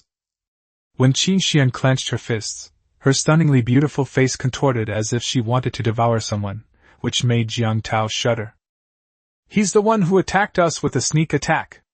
If he hadn't killed Wang Chang with an arrow and ambushed me with one, how would Zhou Longnao have dared to fight us? What a disgrace. During the previous fight, her sister-in-law displayed remarkable composure, scaring Zhou Longnao away with just 2 shots. That was her shining moment. At that moment, she felt like she had transformed into a true queen. But her arrogance lasted less than 2 seconds before a few stray arrows brought her back to reality. What's even more despicable is that she was so terrified when she saw Wang Chang die in front of her that she wet herself. As for why Chen Heping was suspected, that's even simpler. Because during the last standoff between the 2 sides, Chen Heping and his brothers had 6 or 7 composite bows in their hands. Chapter 34 The Night Hunter, Brother Zhou terrified. Chapter 034 The Night Hunters terrified Zhou Wuge. Fine, Chen Heping, I didn't even have to touch you, and you dared to attack me first, fine. Jiang Tao was furious when he heard this. Qingxian, tell me, who should we attack first? Is his surname Qin or Zhou? When Qingxian gritted her teeth and said, First, send someone to find Zhou Longnao and kill this beast. If he doesn't die, all the lowly people in the neighborhood will follow suit. Jiang Tao wholeheartedly agreed. That's right, this kid must die. As for Chen Heping, let's send someone to find out his background first. Right now, the most important thing is to recover the stolen supplies. So many supplies. Wen Qingxuan's heart was bleeding. Good. Jiang Tao felt a pang of heartache when he saw Wen Qingxuan's nose was covered in snot from the cold. Qingxian, we're out of supplies here. Why don't you move with me to Jiang'an residential area? That's our base too. I've reserved a house for you. Following Wen Qingxuan's suggestion, Jiang Tao had the property management companies of 8 residential communities under his group carry out a massive looting of those communities, mimicking the style of Shulin community. They seized a large amount of supplies, and now his pockets are bulging. You want me to move to Jiang'an residential area? Wen Qingxuan's face immediately turned cold, and her tone was tinged with disdain. Even after all I've done, you still won't let me stay at your place? Jiang Tao is a well-known playboy rich kid in Linhai City. His family lives in a luxurious manner, which is much better than the Shulin community. Jiang Tao's father, Jiang Long, was also a remarkable figure. As soon as the apocalypse arrived, the old man immediately sprang into action, quickly gathering supplies, gathering his brothers, and recruiting soldiers, making the Jiang family's manor as impregnable as an iron fortress. In addition, several doctors from Xihua Hospital were brought in to live at home, and high-end medical equipment was readily available. For Wen Qingxian, the Jiang family manor was like a paradise, and she dreamed of becoming its mistress. Unfortunately, this wish is currently impossible to fulfill. Because Jiang Tao actually has a fiancée. She, Queen Wen, is merely a potential mistress. How could she, with her proud and arrogant nature, tolerate this? Jiang Tao explained with a troubled expression. Well, Qingxian, you should know our family situation. If I take you back now, my dad will break my legs. Lu Yan's father, Lu Neng, is a capable lieutenant of my father's. He's a veteran of our Jianhai group and manages the most important security company under the group. More than half of the capable people we have are his subordinates. The Lu Yan that Jiang Tao mentioned is Jiang Tao's fiancée. Upon hearing this, Wen Qingxuan's already ashen face turned even more pale. So, you're planning to make me your mistress for life? How could this be? Jiang Tao was extremely anxious and quickly raised his hand to swear an oath. Qingxian, if I think about it this way, then my ancestors for 18 generations were all inhuman, and my son was born without an anus. Don't worry, Lu Ning is just a tool of our Jiang family. We'll kill him sooner or later, and then you'll be the mistress of our Jiang family. Okay, I believe in you. You're the best, you can definitely do it. When Qingxian was indeed overjoyed, patted her chest, and continued. I'm not going to Jiang'an community. I'm going to stay here and fight these bastards.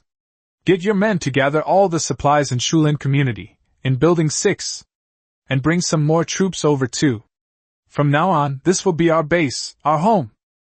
I'll only go over there once you've dealt with Lu Ning. Okay, I'll go right now. Jiang Tao is now completely under Wen Qingxuan's thumb, whatever she says goes. Meanwhile, Cao Meng, who had made a killing, returned to the villa complex humming a little tune. As soon as I entered the residential area, I found many fresh footprints in the snow. Holy crap, so many people? Could it be that brilliant strategist Zhou Longao? A thought flashed through Cao Meng's mind. He looked closely and saw several beams of flashlight light flickering in front of Villa number 3.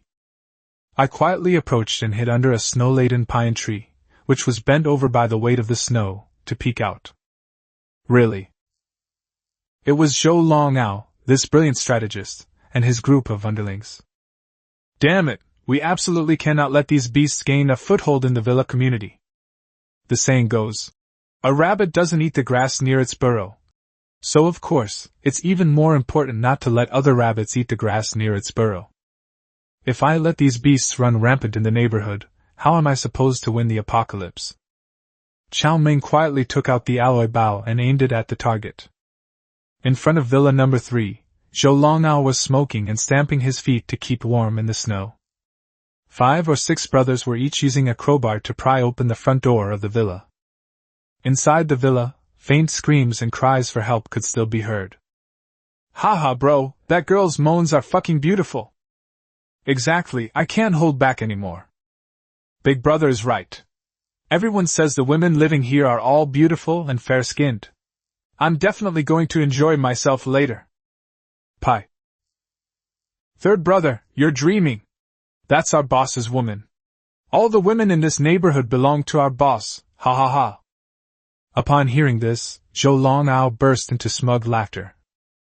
Don't worry, brothers, everyone gets a share later. Let's all have fun together, haha. Whoosh. The highly penetrating alloy arrow grazed Zhou Longzhao's ear and struck the head of a small karami next to him, as if it had pierced a watermelon. The man collapsed to the ground without uttering a sound. That arrow missed. Holy crap, watch out! Zhou Longao reacted extremely quickly, swiftly dodging behind the screen wall, and then roared. Turn off the flashlight, quick! At the same time, he fired 2 shots in the general direction from which the arrows were coming. It must be said that Zhou Longao is indeed a remarkable person, and his first reaction was quite correct. In a world where you can't see your hand in front of your face, there is no natural light, and even the snow is pitch black. Without lights, you can't see people, and the other party can't find the target. In an instant, the area in front of Villa number 3 became pitch black and silent. Only the woman inside the room was still screaming. Big shrewdness, you think this is enough? Cao Meng put on the thermal infrared night vision device that he had acquired at great expense from his spatial ring. Suddenly, long, human-shaped red dots appeared before my eyes. Thermal infrared night vision devices, also known as thermal imagers, can detect any living human or animal that generates heat. They cannot hide from these devices. This is a doomsday artifact. Now, Zhou Longao and his little karami were like burying their heads in the sand in front of Cao Meng, each of them crouching down and nervously looking around. Come, children, face the judgment of the arrow of justice. First, he changed his position, then he drew his bow and knocked an arrow. Swoosh. Ah. Swoosh. Ah. Screams rang out one after another. The powerful compound bow is so lethal that a single hit will almost certainly result in death or serious injury. Fifth brother, what should we do? Quick, get behind the wall, hurry! The screams that were so close at hand startled Zhou Longao. While urging his underlings to take cover, he shouted from outside. Chen Heping, brother Chen, stop! I've given up, please stop shooting! In that short time, the little karami who remained in the open space also found cover and hid, regardless of whether they were actually blocking the attackers' firing windows. Ha, you ostrich! Only thinking about the head and not the tail, here's a blast for you! Cao Meng aimed at the buttocks of a small karami. Swoosh. 1 arrow, 1 kill. Awoo. The sound sent chills down Cao Meng's spine.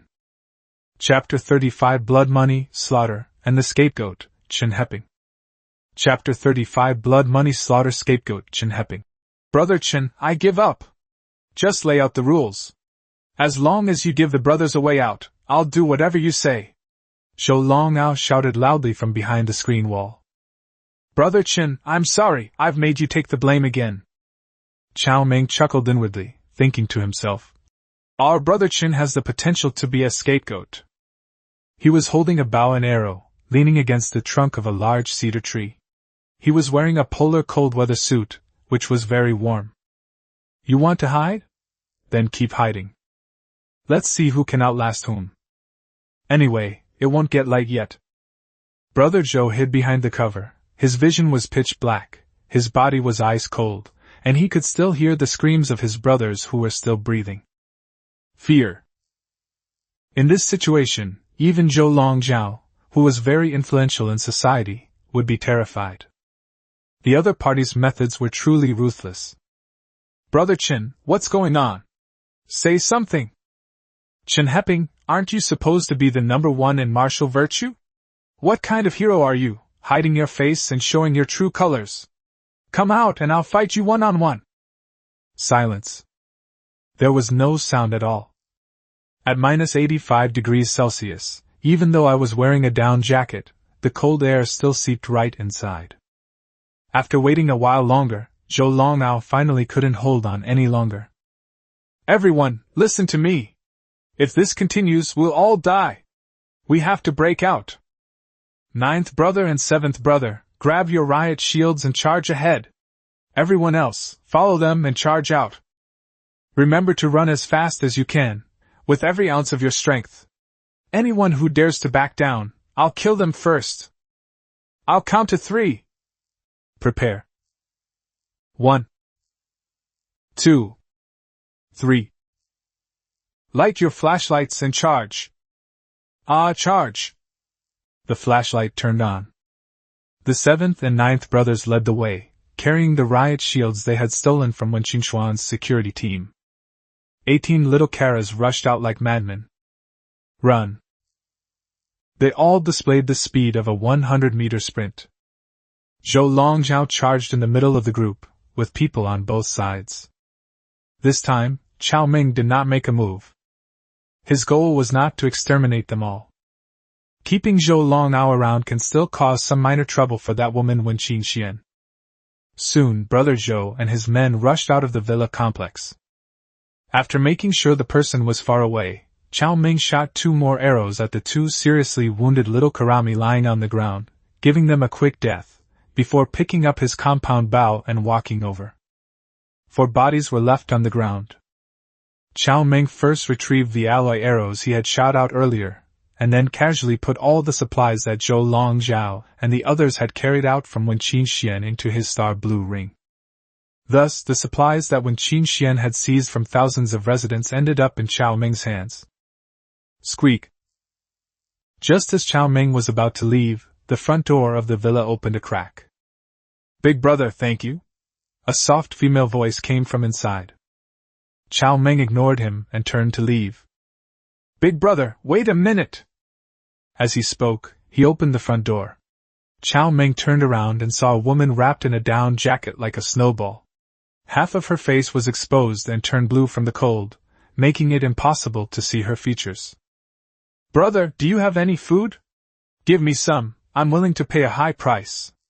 I haven't eaten for 2 days. The woman looked at Cao Meng with pleading eyes. High price? Ha! Cao Meng sneered, turned around and left. Money was worthless in the apocalypse. Wait, big brother, give me some food. I'll do anything. I'm starving. Don't worry, I'm clean and not bad looking either. As the woman spoke, she decisively pulled off her scarf, revealing a rather beautiful oval face. Cao Meng was taken aback. You're that celebrity fan. Fan something? Fan Xiener. The woman's eyes lit up when she heard that Cao Meng knew her, and she deliberately struck a seductive pose. Fan Xiener is quite confident in her superstar appeal. I don't know him. After Cao Meng finished speaking, he turned and left. Celebrities? Forget it. Although Cao Meng's surname is Cao, he still prefers pink. Forget about black lychees. Don't go, brother! Just give me 2 packs of instant noodles. Please! The big star was so anxious he cried, but the heartless guy acted as if he hadn't heard him at all and walked further and further away. Master is back! Master is back! As soon as Cao Meng entered the door, the 2 parrots hanging by the door flapped their wings and started chirping happily. Back in the warm villa, Cao Meng breathed a sigh of relief, took off his thick clothes, and went straight into the second-floor bathroom. Cat Xiao Wu, the clingy cat spirit, followed him in. Lying in a warm bathtub, I turn on my phone. The residents of Shulin community have gone mad. This day was like a nightmare. The political landscape of Shulin community was constantly shifting. First, Wen Qingxian used a combination of deception and robbery to take away most of the supplies from everyone. Then the homeowners became enraged and demanded justice. Led by the gangster Wu Gu Zhou Longzhao, and with the help of a mysterious archer, they defeated Queen Wen. Who would have thought that Zhou Longzhao would turn his back on them, seize all the supplies, and even kill someone? As a result, they fled with a group of young Karomi within 2 hours, not even daring to confront young Master Jiang head-on. In a total of 17 or 18 people died in the Shulin residential community, including security guards and residents, and many others suffered injuries of varying degrees. They didn't receive any supplies. Now, rumors are circulating that the supplies Wen Qingxian stole have been taken away, and the culprit is none other than Chen Heping. Brother Chen, please, I know you're a righteous person. My family hasn't cooked for 2 days, and my wife has fainted from hunger twice. Please share some food with me. Yes, Brother Chen, we're all counting on you. Brother Chen, is your mutual aid society still recruiting? I'd like to join you. Brother Chen, please have mercy. My baby is only 2 years old and is starving. In Building 18 of Shulin residential area, Chen Heping's face was as black as charcoal. This is such an undeserved disaster. That bitch Wen Qingxian is such a jerk. I wasn't involved in anything that happened today. Faced with so many homeowners pleading for help, Chen Heping had no idea that he had been tricked by that bitch Wen Qingxian. Wen Qingxian changed her group nickname to Queen Wen. Chen Heping, I know it was you and your men who moved the supplies, so don't try to deny it. Haven't you always touted yourself as a chivalrous and kind-hearted person? Are you just going to stand by and watch everyone starve and freeze? How could you be so selfish and shameless? At this time, the ban on Chen Heping was also lifted. Chen Heping, holding his phone, was so angry he almost vomited blood. I'll say it again, this has nothing to do with me. None of my brothers and I left the house today. Wen Qingxian, everyone knows what kind of person you are now. Do you think anyone will still believe what you say? You cheated everyone out of their supplies and now you want to pin the blame on me? Dream on. No sooner had Chen Heping finished speaking than a homeowner jumped out. Chen Heping, you're talking nonsense. I saw it. You took your brothers to Building 7 and brought back a lot of things. That's right, your apprentice lives next door. I saw him carrying supplies 3 or 4 times. I asked him for some rice to cook porridge for my child, but he wouldn't give any to his apprentice Chinerbio. Everyone knows that, right? I saw it too. And me, I saw it from the window. Chapter 36 Chini asks for help with guns. Chapter 36 Gun hunting. Chini cries for help. It's Yu Jiang family's lackeys again. Chen Heping knew that these homeowners who jumped out to frame him were all moles bribed by the Jiang group. They liked to speak up for the Jiang group and oppose him, whether there was a reason or not. Chen Heping. You bunch of lackeys, don't think that just because you're spouting nonsense and framing me, the man surnamed Wen will remember your kindness. Don't dream about it. In Building 7, on the 16th floor, Cao Meng's old lair, Wen Qingxian, having received supplies from other places from her sycophant Jiang Tao, began to live extravagantly again. She had the new maid, Sister Huang, prepare 8 dishes and a soup, and sat happily at the dining table, her small feet wrapped in gauze, listening to Chen Heping's roaring and angry voice on her phone. Snort! Still denying it was you? Don't try to act like a hero with me. That sneak attack with the alloy arrow has already completely betrayed your identity. Queen Wen. Alright, Chen Heping, stop pretending. You and Zhou Longao are in cahoots. Do you think we're all fools? You were the one who shot that alloy arrow. Zhou Longao led the charge, and you were responsible for secretly moving the supplies through the underground warehouse, right? You're really ruthless. The benevolent and righteous hero Chen Heping? One's the good cop, the other's the bad cop, making a fool of everyone. You're a great actor. Now, Wen Qingxian is basically certain. Today's events were instigated by Chen Heping. 2 groups of people, one in front and one behind. The speculation is entirely reasonable. Otherwise, how do you explain the disappearance of so many supplies? Wen Qingxuan's words caused an even bigger uproar in the group. Cursing. Pleading. Greetings to Chen Heping and his ancestors for 8 generations.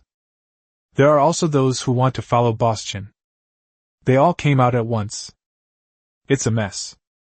Chen Heping felt like he had been screwed over. Damn it, I was just sitting at home when disaster struck from the sky. Building 18, Chen Heping's old lair. No, no! Chen Heping suddenly had a jolt and remembered someone. Ala Arrow. Brother Cao Meng. Yes, it's him. The person who did this must be Cao Meng. Cao Meng had told himself that he had a grudge against Wen Qingxian, and that Wen Qingxian had even taken his home. His move was justified. As for the supplies, they were either taken away by that bastard Zhou Longzhao. However, it's more likely that it's Wen Qingxian who's trying to shift the blame onto me and ruin my reputation. After all, there were so many things that Zhou Longnao and his group couldn't possibly move them in such a hurry. That vicious woman is truly wicked. If she continues to wreak havoc, who knows how many more people will die in this neighborhood? And now she's got her eye on me too. Well, Brother Chen has been tricked by me again. Looking at the messages flashing in the group chat, Cao Meng didn't know what to say. However, Cao Meng did not regret his actions today. Even without today's actions, it was only a matter of time before Jiang Shi's Wen Qin Xian and Chen Heping ran into each other. Moreover, he wouldn't just stand by and watch Brother Chen get taken down by Wen Qin Xian. Just then, Chen Heping's phone rang. Hey young man, were you the one who shot those arrows today? Chen Heping was a straightforward person and got straight to the point. Cao Meng laughed and said, Yes, I made it. I knew it was you, kid, haha. Chen Heping laughed heartily. Not bad, well done. I was out today, otherwise I would have shot that bitch a couple of arrows too, damn it. But young man, let me warn you, you can't take such risks again next time. That kid Jiang Tao brought quite a few men today, and a few long spears too. Thanks for the reminder, brother, Cao Meng said with a smile. I'm sorry for the trouble I caused you today. It's not much trouble. We'll have to face each other sooner or later. You know, this woman has been wanting to get rid of us for a long time, and she's probably plotting how to kill us now. Chen Heping's laughter carried a hint of ease. If she ever kills me, you'll be the one to avenge me, haha. After chatting for a few minutes, the two hung up the phone. This Brother Chen is really something. Cao Meng smiled and put down the phone. If it were someone else, and they guessed that they were the ones who had harmed Wen Qin Xian, they would have exposed it immediately. But Chen Heping did not do that. Gun, yeah, we should get a couple of guns. Alloy arrows are more effective and powerful than pistols at medium range. However, in close quarters combat, a pistol is still the best weapon. At long ranges, it's not as effective as rifles or machine guns. Most importantly, the firepower density is too poor. No matter how skilled you are at changing arrows and drawing your bow, you can't match the speed at which someone can fire with a flick of the little finger. After taking a shower, having a big meal, receiving a call from Lu Xiaoran confirming that he was safe, and cleaning up the trash for the animals, Cao Meng fell into a deep sleep. The 9th day of the apocalypse. At 9 o'clock in the morning, Cao Meng got up on time, had breakfast, and was just about to go out to get guns as planned when Qin Yi's video came. Qin Yi was still in that air raid shelter, not wearing many clothes, and her eyes were red. Qin Yi, what's wrong? Cao Meng's heart tightened. Qin Yi asked in a tearful voice. Cao Meng, my dad suddenly has a high fever and is now unconscious. Do you have any medicine? Cao Meng quickly said. Don't worry, what medicine do you need? Let me see if I have any. Fever reducers, ibuprofen, and antibiotics, Qin Yi said nervously. Cao Meng breathed a sigh of relief.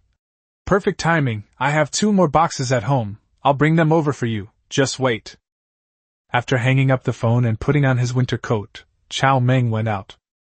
After leaving the residential area, Cao Meng took out a snowmobile from his star blue ring and headed towards Wen Qinxuan's residence. Now, the roads outside are covered by heavy snow, a meter thick. It would be too tiring and time-consuming to wade through it on foot. It's different with snowmobiles. This thing is just an electric sled, it's fast enough. In the dim world, the bright lights of the snowmobile stood out, like a ray of light and life, attracting the attention of many residents along the street. In less than 10 minutes, the snowmobile appeared in front of Qin Yi's courtyard. Qin Yi was anxious, so she put on her polar cold weather suit and waited there early. Cao Meng, quick, come with me! Before they could even admire Cao Meng's snowmobile, Qin Yi grabbed Cao Meng's hand and ran towards the side yard. In the side courtyard, there was a rockery half covered by snow. Qin Yi was very careful not to damage the snow around the rockery, but instead dug a snow path. The two of them crouched down and entered the air raid shelter where Qin Yi's family was hiding. Inside the air raid shelter, a small stove was burning, and there were special ventilation holes. The temperature wasn't very high, but it remained above 0 degrees Celsius. Qin's father was in a bad state. His face was burning red, and he was delirious with fever. Qin's mother was as anxious as an ant on a hot pan.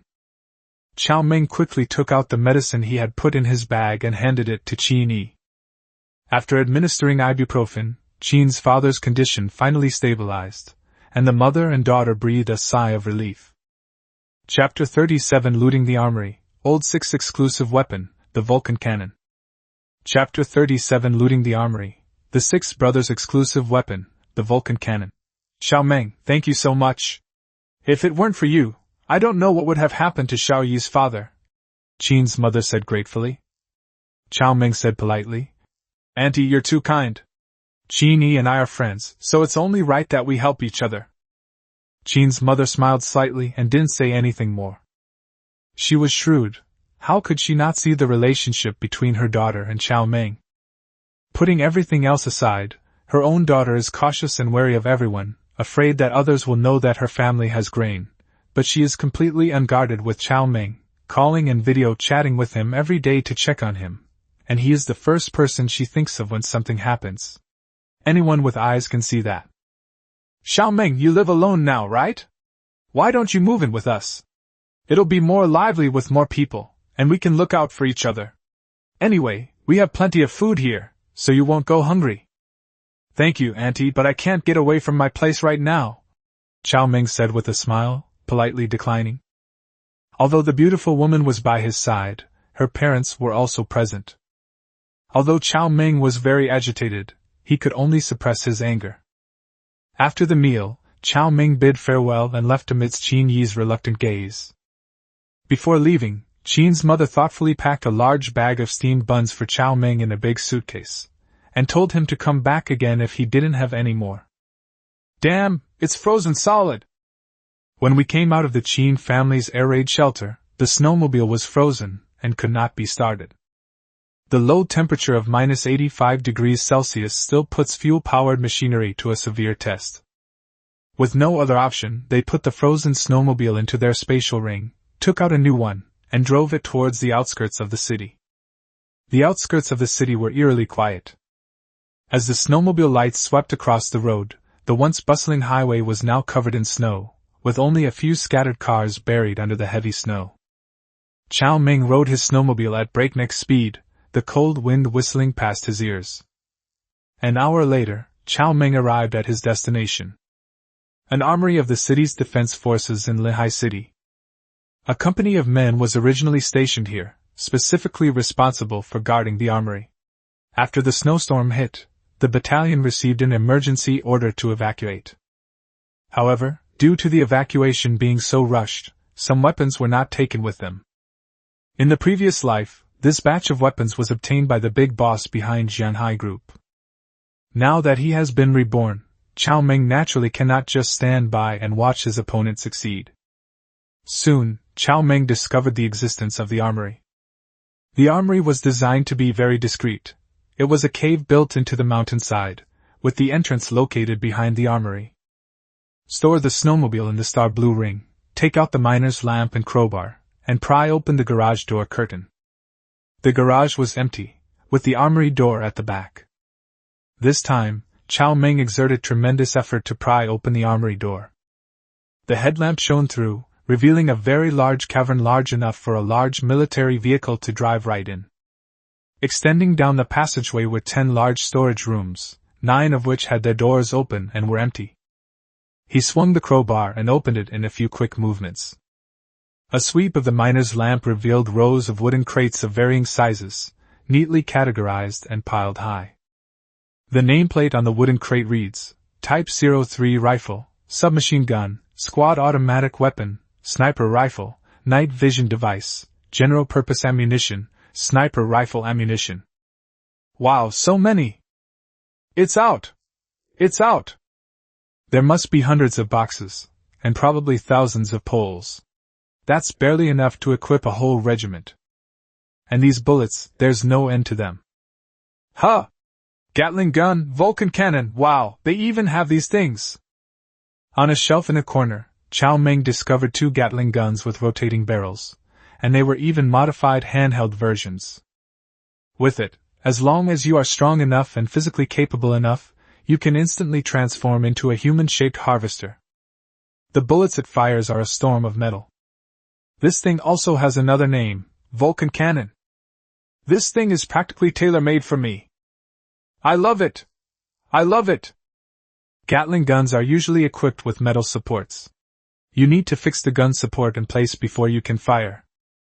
Otherwise, the weight of the gun alone, plus the recoil from continuous firing, would be too much for most people to handle. However, there are also some extremely fierce people who are strong and powerful, and can turn this typical heavy machine gun into a light machine gun.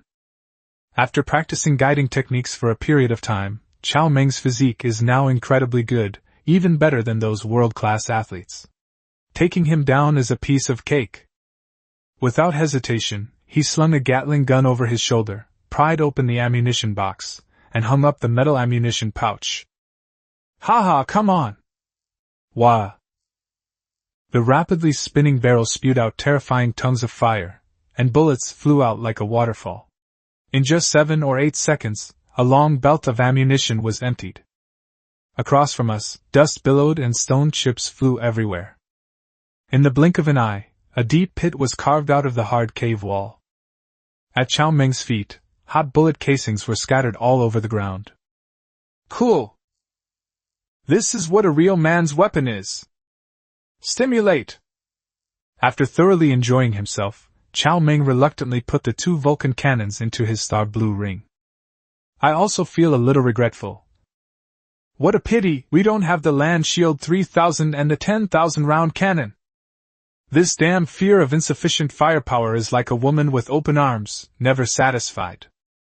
Then he collected the mountain of rifles, submachine guns, and their ammunition. 20 high-precision sniper rifles, not bad, a good deal. The high-precision sniper rifle, also known as the 270,000 sniper rifle, is as the name suggests, costing 270,000. The cost of one of these rifles is equivalent to that of dozens of ordinary rifles. This thing is a high-precision firearm with a long range and high accuracy. It also comes with special sniper bullets worth 50 yuan each. With a scope, as long as you understand the basic principles of firearms, you can shoot very accurately, 1 shot for every small carrot. This thing is perfect for playing games together. How about we go back and give Jiang Tao's important accessory a good shot? A wicked thought flashed through my mind. This trip was totally worth it. Not only did they have the weapons, they also intercepted a potential future enemy. When Cao Meng returned to the villa, it was already past 8 o'clock in the evening. Meow. As soon as he entered, Xiao Wu, the silver-haired cat, pounced over from the back of the sofa and hooked its paw around Cao Meng's neck. Ha, Xiao Wu, you missed me, didn't you? Meow. The other 4 kittens also rushed over and rubbed against Cao Meng's trouser legs to make him feel warm. The 2 families, Big Yellow and Old Black, also ran over from the living room. In no time, Cao Meng was surrounded by cats and dogs acting cute and affectionate. Alright, dinner's ready right away. I know you're not thinking about me, you're thinking about the food. Cao Meng took the cat Xiao Wu off his body, removed his thick snowsuit, and changed into some lighter clothes. Then let the feast begin. After dinner, and after receiving Lu Xiaoran's call confirming his safety, Cao Meng immediately threw himself onto the soft sofa and turned on the TV. On the 9th day of the apocalypse, 4 channels in the Great Dragon Kingdom remained online. Moreover, barring any unforeseen circumstances, these 4 channels will continue to operate. Basic internet access, and these 4 television channels are the last glimmer of hope that the authorities have left for the people under extremely difficult circumstances. Chapter 38: A Life of Luxury Exposed by a Poisonous Woman. A reward of a box of noodles offered for Cao Meng's head. Chapter 38: A Life of Luxury Exposed by a Poisonous Woman. A reward of a box of noodles offered for Cao Meng's head. The television program was showing the polar life of the Inuit people, and there were people on site explaining the process of building an Inuit igloo, and the details that need to be paid attention to. A very useful program. Snow houses and snow caves, under certain conditions, can actually provide much better insulation than many poorly insulated houses. Such programs hold little appeal for Cao Meng. He knows more about building snow houses than anyone else, and he already has a warm, big house to live in, so he doesn't need one. Open your phone, and the Shulin Community Owners Group chat is overflowing with messages. The residents of this community are really unlucky. They ran into Wenqin Xian, that vicious woman. All the supplies they had stockpiled and the supplies they had managed to get through wind and snow were taken away by this woman through a combination of deception and robbery. Moreover, the whereabouts of the supplies have now become a Rashomon-like mystery. Wenqin Xian and Chen Heping each held their own version of events. This made things even worse for the already struggling homeowners. In just one day, 7 or 8 more people died in the community. If Wenqin Xian hadn't messed things up, these people wouldn't have died so quickly. The group chat was filled with curses, wailing, and fawning. Cao Meng felt that Wenqin Xian was definitely psychologically twisted and abnormal. Whenever someone criticizes her, she posts a picture of herself eating a lavish meal in the group chat, with various dishes appearing one after another. The more this happens, the more fiercely the homeowners complain. But this woman was actually enjoying it. Now, he directly pulled the group's live streamer in. "Babies, today's feast is about to begin, do you want to eat? Look what this is! A hairy crab! What's this? A delicious roast suckling pig! How about it? Drooling, aren't you? Don't rush, look, my 5 delicacies stew isn't cooked quite right. Take it down to the guards for a treat. Braised pork belly, fatty but not greasy, tsk, so fragrant. Another glass of 1982 Matai, I forgot. But Matai doesn't count 1982. How about a Coca-Cola instead? On such a hot day, drinking Coke is the best, and oh yeah, Sprite too. So how about it, do you want to eat some? Don't you really want to yell at me? Go ahead and yell. The louder you yell, the better I'll eat. Huh? Beg me? I'm not a bodhisattva. What does it have to do with me if your 3-year-old daughter starves to death? Haha, look at you looking so pitiful. I'll throw the chicken bones downstairs later, and you can come and snatch them. The group chat went crazy. The curses were incessant. When Qingxuan's ancestors for 18 generations were all verbally and physically insulted. However, the woman didn't care at all.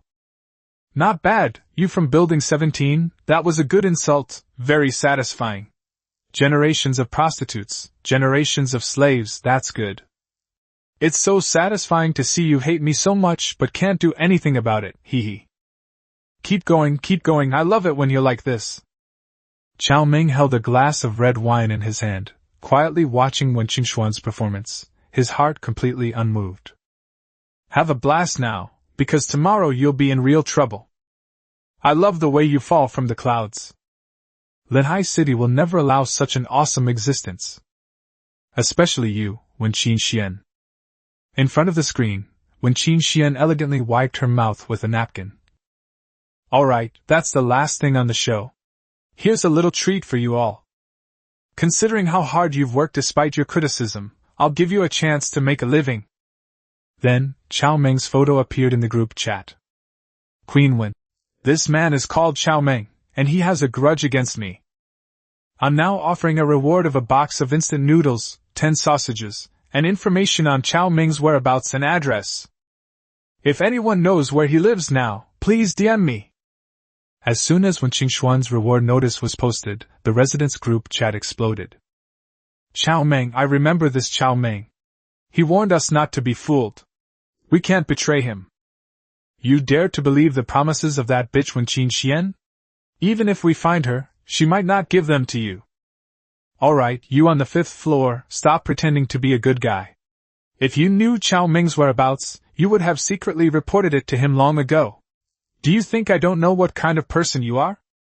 The reaction in the group was lukewarm. But Cao Meng knew that this was only on the surface. Many people were probably already trying to find their place. In extreme cold, human nature cannot withstand the test. At this point, Queen Winston spoke again. Do you know why I'm looking for this guy surnamed Cao? It's not just because I have a grudge against him, but because this person has a lot of supplies at home. The day before yesterday, He even gave me a live broadcast of roasting a whole cow. He keeps a dozen or so pets at home, and they're all plump and healthy. Fearing the homeowners wouldn't believe her, the woman also released 2 videos. The woman secretly recorded the video. In the picture, Cao Meng's golden roasted whole cow is accompanied by a bunch of small animals. There are also 2 voice recordings as evidence, which clearly indicate that neither of them were filmed before the apocalypse. This is now confirmed. The group chat exploded. We're starving and freezing here, and you're feasting on meat and fish. Not only that, but you're also bringing so many pets along to eat with you. Is this something a human could do? In Cao Meng's high-rise apartment in Shulin residential area, there were guns, food, and supplies. Especially after 2 ostentatious displays of wealth with Cao Meng, in which she was ruthlessly crushed, this woman had invested heavily in her own residence. Double-layered insulated glass has been installed, and 2 diesel generators are placed next door to serve as a power distribution room. Inside the room, a small electric stove and a humidifier are running. She managed to raise the indoor temperature to over 20 degrees Celsius. At this moment, the scheming woman, dressed in a purple nightgown, was lying lazily on the sofa, while a pretty woman was massaging her feet. Top-notch technician, incredibly skilled. Enjoy. Now, when Qin Xian has booked the entire building, and the unfortunate owners of Building 7 have all been forcibly evicted by this woman. Building 7 became her doomsday base. To avoid a repeat of the previous robbery, the woman transferred more than half of the security teams from Zhang's property's 9 residential communities, and also moved most of the supplies over. It wouldn't be an exaggeration to say that this building is now impregnable. This feels so good. I hope this apocalypse never ends. When Qin Xian lifted her long legs and put them on the female masseuse's shoulders, the woman looked humble and showed no displeasure whatsoever. Cao Meng, I told you I would make you regret it. I would make you wish you were dead. This is just the beginning. After saying that, he immediately hung up the video call with Cao Meng. She just wanted to see Cao Meng hate her so much he wanted to grind his teeth, but he couldn't do anything about it. This scumbag has repeatedly embarrassed me and ruined my plans. Hey, honey! Cao Meng chuckled. You're wrong, you should call me Dad. Honey, you don't look too good. Are you cold? When Qin Xian asked with a worried expression. Anyone who didn't know better would think she loved Cao Meng very much. Cao Meng was taken aback. Does my complexion look bad again? So you were scared? When Qin Xian chuckled. Did you see the message I posted in the group just now? Cao Meng laughed and said.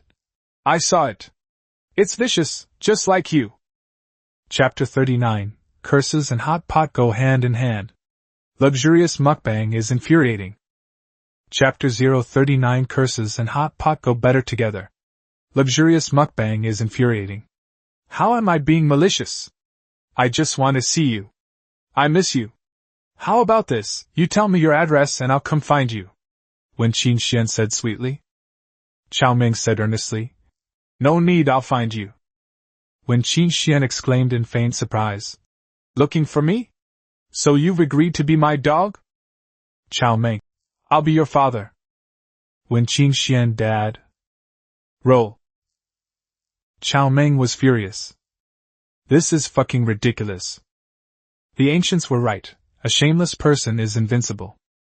Has this woman awakened some kind of invincible, iron-faced kung fu? The video call ended. In the large group chat, Cao Meng has been tagged countless times. Many people also sent him private messages. One Shin tagged Boss Cao. Neighbors and family members, you never expected this, did you? There are such shameless, selfish, and vicious people in this world. In this cold weather, so many people in the neighborhood have frozen to death. Look at the kind of life this bastard is living. It's so cold outside, and he's still wearing silk pajamas and eating roasted whole beef. What's most outrageous is that they also keep so many cats and dogs. The dogs and cats eat barbecue and beef stew with potatoes. Is this something a human being could do? If these supplies were given to everyone, how many people could be saved? This scum would rather waste food feeding dogs and cats than share it with everyone. How selfish and cold-blooded is that? I urge everyone to stand up, find this scumbag, and we'll divide his supplies equally. Crazy. Everyone in the group has gone crazy. On what grounds? Why should we suffer from hunger and cold here, and starve to death, while he lives like an emperor? And they feed their dogs and cats such good food. Does he think people are less than dogs? That beast. These people were already used to Wen Qingxian flaunting her wealth, and even their anger and curses were just a way to vent their resentment. As for taking action, they didn't have the guts. Faced with evil people, they can only submit and watch them swagger around. But it's a different story for Cao Meng. Cao Meng has neither power nor guns, so why would they be afraid? However, he is different from Wang Xun, Jiang Tao's henchman. Most homeowners initially came with a pleading attitude. Wan Yan tagged Boss Cao. Boss Cao, we live in the same building. We've met before, you should remember me. Now I've been kicked out by Wen Qingxian and I don't even have a place to stay. Can you please be kind and take me in? Li Mei messaged Boss Cao. Cao Meng, please help me. My son is only 7 years old. His father went out to find food and froze to death. Please have pity on my son and me. I know you're a good person. Saving a life is more meritorious than building a 7-story pagoda. That's right, Cao Meng reminded us before, he must be a good person, he'll definitely help everyone. Boss Cao, how about we nominate you as the supervisor of this community? We'll all follow you from now on. Cao Meng, my name is Wang Tao, I'm a black belt in Taekwondo. I'll follow you, as long as you give me some food. If that woman Wen Qingxian dares to give you trouble, I'll be the first to kill her. Cao Meng, you watch so many neighbors starve to death, yet you use precious food to feed your dogs. Aren't you afraid of retribution? Retribution is certain. Once the snowstorm is over and the sun comes out, the authorities will definitely not let you off the hook, Cao Meng. I advise you to hand over the supplies and make more contributions. Perhaps in the future, the authorities will give you an award as one of the top 10 touching youths of Lehigh. Exactly. Those who disregard past grievances and bravely help others in the apocalypse will definitely be generously rewarded by the authorities. The people will not forget you. Cries for help, excessive praise, moral blackmail, and even bringing in official figures to support their claims. In short, the goal was to find a way to get food from Cao Meng. Of course, this was only a message publicly posted in the group. More private messages. By Jing. Cao Meng, I've always remembered you. You should know me too. I'm a teacher at Shulin Elementary School. My husband and I have broken up. How about I stay with you? Let me live at your house. I can do anything, and I'll also have a beautiful photo of myself. Li Bing. Hey Cao, let's make a deal. I know where you live. Give me 3 boxes of instant noodles and a beef leg, and I'll keep your secret. Otherwise, just wait for Wen Qingxian to come knocking on your door with her people. Li Wei. Cao Meng, I know you're a good person. My son is starving. He's so adorable. Please save him. I'll make sure he takes care of you in the future, or if you have any other needs, you can add a photo of him. Wang's father, the richest man in China. Cao Meng, how about 100,000 yuan per kilogram of beef? You should know that the snow disaster may or may not be over. Soon, Cao Meng's phone was flooded with private messages. I received so many private messages, and some people even sent me video invitations directly. Threats, blackmail, moral blackmail, financial bribery, and seduction, they used almost every tactic imaginable. Many women post photos of their daily lives. There were indeed a few very beautiful ones among them. Especially that woman named Bai Jing, she's very attractive, and if I had to describe her in one word, it would be exciting. In fact, Cao Meng had coveted this woman a long time ago. But that was a long time ago. Cao Meng would show no pity for these people. In his previous life, when he was in trouble, no one helped him except for Chen Heping and his sister. Not only did they not help, but many of them also kicked him when he was down. On several occasions, the supplies I had painstakingly found were stolen by these people. In extreme cases, some people even attempt to harm themselves by eating their own flesh. Cao Meng believed in repaying kindness with kindness and revenge with revenge, and as for those with no gratitude or enmity, he would leave it to fate. Gentlemen, stop wasting your breath. If you want to survive, you have to rely on yourselves. I'm not your father, why should I help you? In short, it caused an uproar. Cao Meng, are you even human? You beast! You'd rather feed your flesh to dogs than save a human being. Are you even human? You dog your father! You son of a bitch, don't let me find you! Damn, why am I still hungry?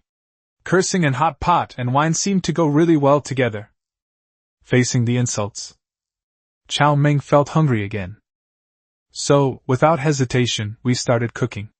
We ordered a hot pot with pickled cabbage and beef, and the table was piled high with side dishes like tripe, chicken blood, and various vegetables. We then began a live stream.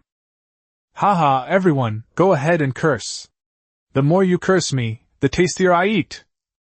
Oh, and one more thing, many of you are really not as good as dogs in my eyes. Comparing yourself to a dog is an insult to dogs. Damn it, I didn't even want to talk to you guys, but you've really taken advantage of my kindness. A bite of meat, a sip of fine wine, and 7 seconds in the hot pot for the tripe, perfect. Chicken blood just needs to be scalded, and it'll be piping hot when you eat it. Morel mushrooms. TSK. Beautiful. Chapter 40 Dealing with the tea-serving girl and sniping Jiang Tao. Chapter 40 Dealing with the tea bitch and sniping Jiang Tao. Huh, have I fallen? How did I become like that slut when Qin Xian? Do you feel better the more people criticize you? No, that's not right. How can I be like that bitch? I was forced into revenge, this woman is a real bastard. At least, I didn't actively try to rob these idiots. While eating, Cao Meng opened the private messages that appeared to be from women, containing videos and pictures. Seriously, they're going all out. Most of them were of average appearance and build. I don't know where these people got the courage from. Were they starving? There were a few pretty girls, and they were quite daring, but their dance steps were a bit awkward. The one who came out on top was Bai Jing. The first S in Shulin community is no ordinary place. This woman is testing men a bit. It's a pity it's dark. Cao Meng recognized some of these people. Many of them were married, and judging from the filming angle, many of them were probably filmed by the male head of the household himself. As for what these men are thinking, only they themselves know. The longer the apocalypse lasts, the more people lose their moral compass. As the ancients said, when the granaries are full, people know etiquette. People are starving to death, so the concepts of propriety, righteousness, and shame have disappeared. The mukbang eating broadcast has ended.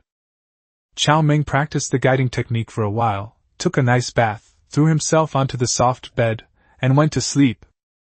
I still have things to do tomorrow. When Qin Xian has already made her move, a box of instant noodles and 10 sausages as a reward. Cao Meng couldn't guarantee that his place wouldn't be found. Furthermore, Cao Meng was very unhappy that this wicked woman was living such a good life. So let's do it. Let her fall from heaven to hell. On the 10th day of the apocalypse, many residents of the neighborhoods were still barely holding on, but the residents of Shulin neighborhood were in a terrible situation because they had been saddled with the wicked woman Wen Xian. If it weren't for Wen Xuan's ransacking, many families wouldn't have been completely destitute at this point. After having breakfast, Cao Meng arrived at Shulin residential area. 6 buildings. The 7 buildings that Wen Xian had forcibly occupied faced each other directly, with a distance of more than 100 meters between them. Moreover, there is a good sniping spot in reality, the 17th floor, where Chen Heping smashed the windows and doors. It is 1 floor higher than the opposite floor and is also Jiang Tao's property. Because when Qin Xian moved all the furniture to Cao Meng's house, this place was left unused, and Jiang Tao didn't renovate it. He took out his high-precision sniper rifle, attached the scope, and aimed it at the brightly lit 16th floor across the street. In this frigid apocalypse, the residents have become quite shrewd.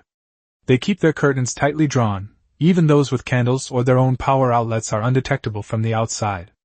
They've all started hiding. Only when Qingshuan's house was brightly lit, which was unusually eye-catching. She's just showing off. Aiming the gun. The double-paned glass opposite was frosted over by the low temperature, so only a rough silhouette could be seen. The two people sat facing each other at the dining table. It looks like they're having breakfast. There's another person standing and serving, who must be a maid. Who are you going to do this to? Cao Meng hesitated for a moment, looking at the two people sitting opposite him, whose genders were indistinguishable. Whoever you are, let's do it first. Whether it's Jiang Tao or Wenqin Xian, it's a good thing that either of them dies. Adjust your breathing, making it as calm as possible, then decisively pull the trigger. The bullet flies out. Opposite. Wenqin Xian, dressed in a purple dress, looked at Jiang Tao sitting in front of her with a sour expression.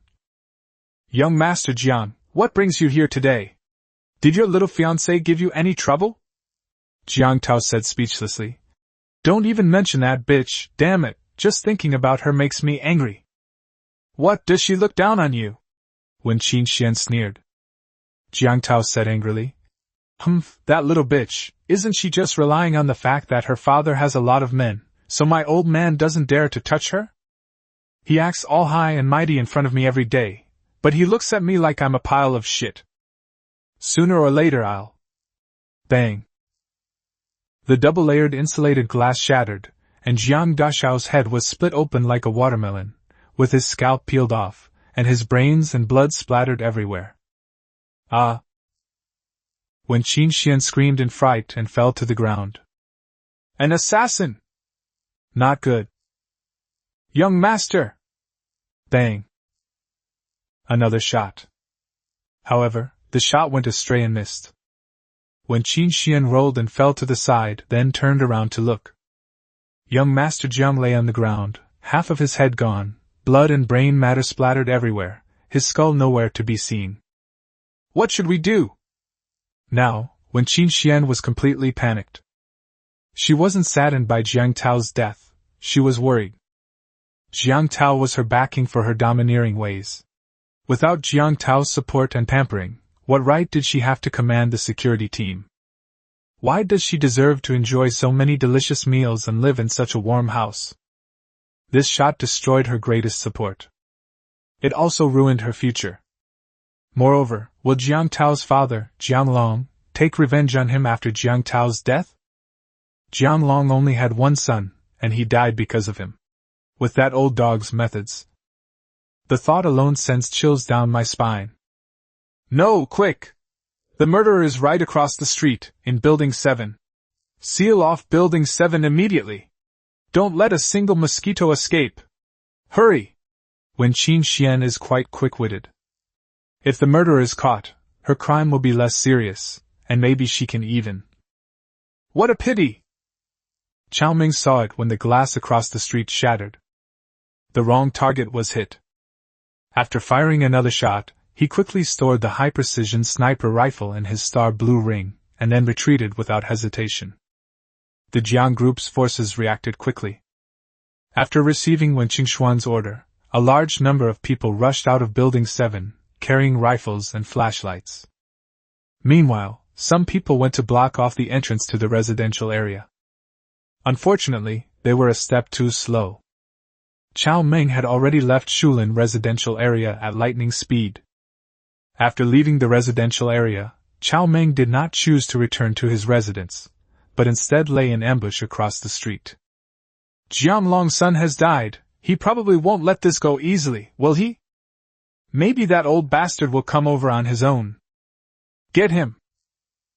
This old guy is incredibly arrogant. Lehigh City won't tolerate such a powerful figure. The opportunity is right in front of us. I'd be doing myself a disservice if I didn't pull off a big score. Cao Meng found a good spot on a two-story shop, more than 600 meters from the entrance of the residential area. This time, it's not a sniper rifle. It's a Vulcan cannon. In long-range combat, heavy machine guns completely dominate rifles and pistols. This distance exceeds the effective range of a typical assault rifle, and there's also a wall for cover. We can hold on. Jianglong, get ready for the metal storm. Holding the handle of the rotary Vulcan cannon and looking at the long ammunition belts piled up beside him, Cao Meng revealed a devilish smile. Looking forward to it. I wonder how many hits this guy can take. Time passed, second by second. Shulin residential area. The murderer has not been caught. When Qin Xian immediately mobilized everyone to conduct a thorough search of the 6th floor across the street. Chapter 41 Death Harvester sets ambushes on the boss. Chapter 41 The Death Harvester continuously ambushes the big boss, a case of collateral damage when the city gate catches fire. The residents of Building 6 are really unlucky. Everyone, including the elderly, children, and patients, was herded into the snow downstairs and kept under guard. Any dissatisfaction would result in being hit with a rifle butt. The scene looked like the Japanese invaders had entered a village. Young Master Jiang is dead, and the guards are in a panic. The bodyguards responsible for Jiang Tao's close protection were especially terrified. They knew their boss's character all too well. If this matter is not handled properly, not only will they themselves be doomed, but their families will also likely face certain death. The guard captain, Xing Biao, slung an assault rifle over his shoulder and glared menacingly at the residents standing in the open space. Just then, the phone rang. It was Jianglong calling. What? Arrest sister-in-law Wen Qin Xian? Xing Biao was jolted awake and immediately realized that the boss was placing the blame for his dead son on Wen Qin Xian. Keep an eye on that bitch, I'm coming to deal with her. If it weren't for her, my son wouldn't be dead. Jianglong roared like a madman on the other end of the phone. Yes, boss, I'll have that bitch checked right away. After hanging up the phone, Xing Biao shouted, Quickly send 2 people to bring Wen Qin Xian over. Captain, Wen Qin Xian is missing. What? Xing Biao exclaimed in surprise. Go find her quickly. We must bring that bitch back, or we'll all die. Outside the Shulin residential area, Wen Qin Xian struggled to move her body in the dim snow. She was wearing 2 down jackets and several thermal layers underneath, and carrying a large, bulging bundle on her back. This woman is ruthless. With Jiang Tao dead, she realized what awaited her next. Therefore, she no longer cared about her parents and younger brother who were still in Jiang's hands. She immediately sent everyone to Building 6 to arrest people and clear the area. He quickly packed a large bag of compressed biscuits and several solid alcohol lamps, and also took Jiang Tao's pistol and bullets, before quietly making his escape. The biting wind, mixed with icicles, lashed against her like tiny knives. Although Wen Qin Xian was wrapped up tightly, she still felt the icy chill. She began to miss the doomsday base she had seized and transformed with her own hands. Compared to the outside, it's like experiencing 2 completely different worlds. Who exactly is trying to harm me? If I find out, I will definitely not let him get away with it. Hatred. At this moment, Wen Qin Xian cursed the entire lineage of the mastermind behind the scenes.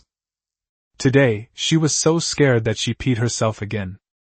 Last time, I was so scared by the alloy arrow sneak attack that I wet myself. This time, I was terrified by the splattered brains of young Master Jiang. After walking several hundred meters, Wen Qin Xian was so tired that she simply found a sheltered place to rest.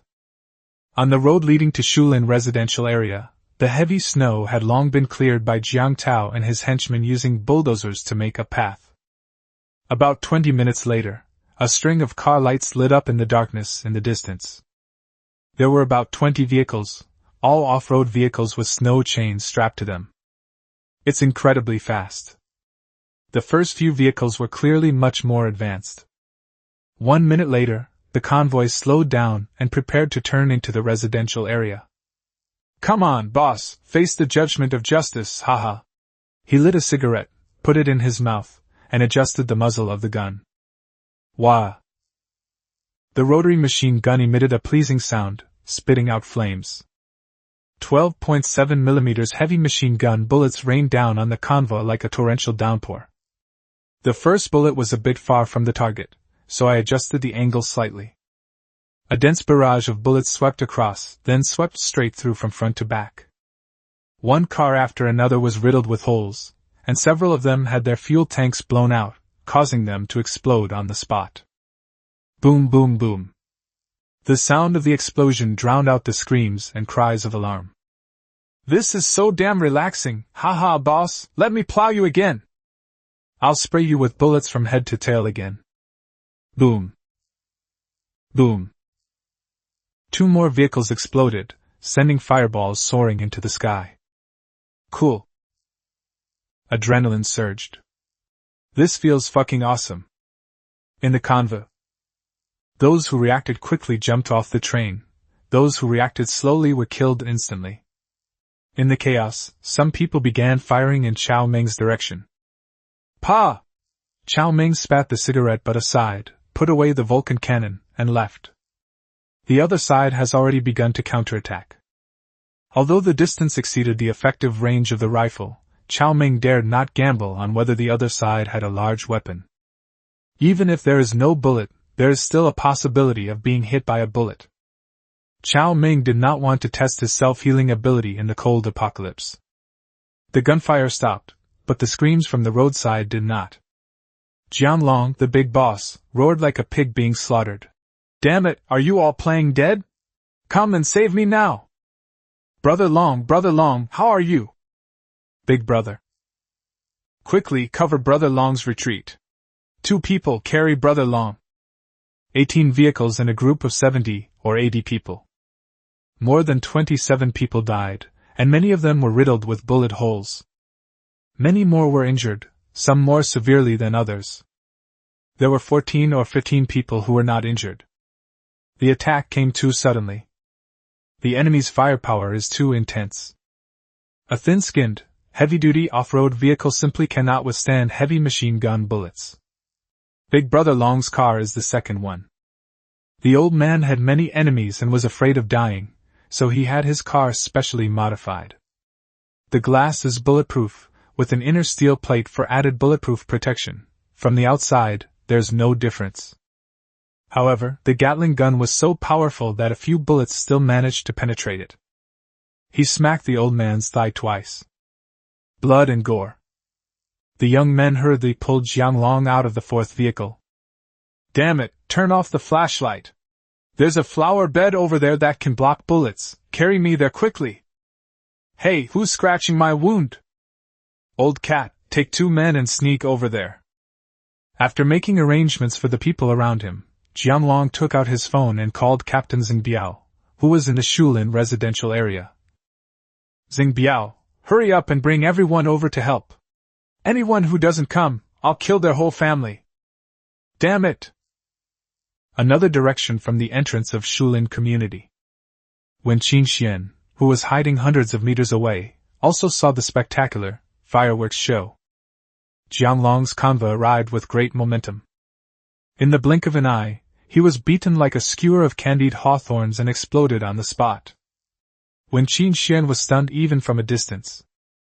"I wonder if Jianlong is dead. I wish he were dead, otherwise my parents and younger brother would be in big trouble. That bastard has really gotten me into trouble." However, when Qin Xian had no idea that this man was Cao Meng, whom she hated to death and looked down on in every way. Because of the reward of a box of instant noodles, Cao Meng decided to end her dog's life ahead of schedule. She was lucky. The bullet hit Jiang Tao in the head, otherwise she would have been dead long ago. That box of instant noodles was a death knell she gave herself.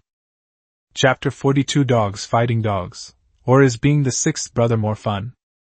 Chapter 42 Dogs Fighting Dogs. Or is being the 6th boss more fun?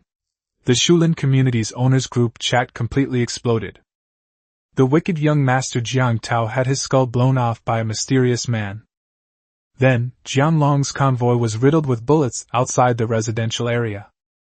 The group is now full of rumors. All sorts of things are being said. On the 16th floor, in Cao Meng's former residence, Jiang Tao's body had already frozen naturally, half of his head was gone, and his brains were scattered all over the ground. Mr. Cao has turned his own house into a haunted house. "Son!" Seeing his beloved son lying on the cold floor, his body mangled beyond recognition, Jiang Tao could no longer hold back. Heart-wrenching cries echoed through the night sky. Jiang Tao's 4 bodyguards, who had been disarmed, knelt on the ground trembling, awaiting Jianglong's judgment. After a long while, the big boss finally recovered from his grief, wiped away a tear, and said in a deep voice, "Sung Biao! Have they caught him yet?"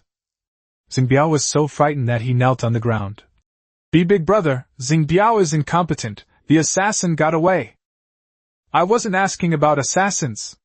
Jianglong's eyes bulged bloodshot.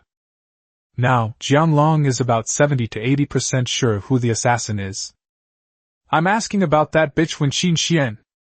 If it weren't for this wretched woman, my son wouldn't have abandoned the perfectly good Jiang family manor and run off to this godforsaken place.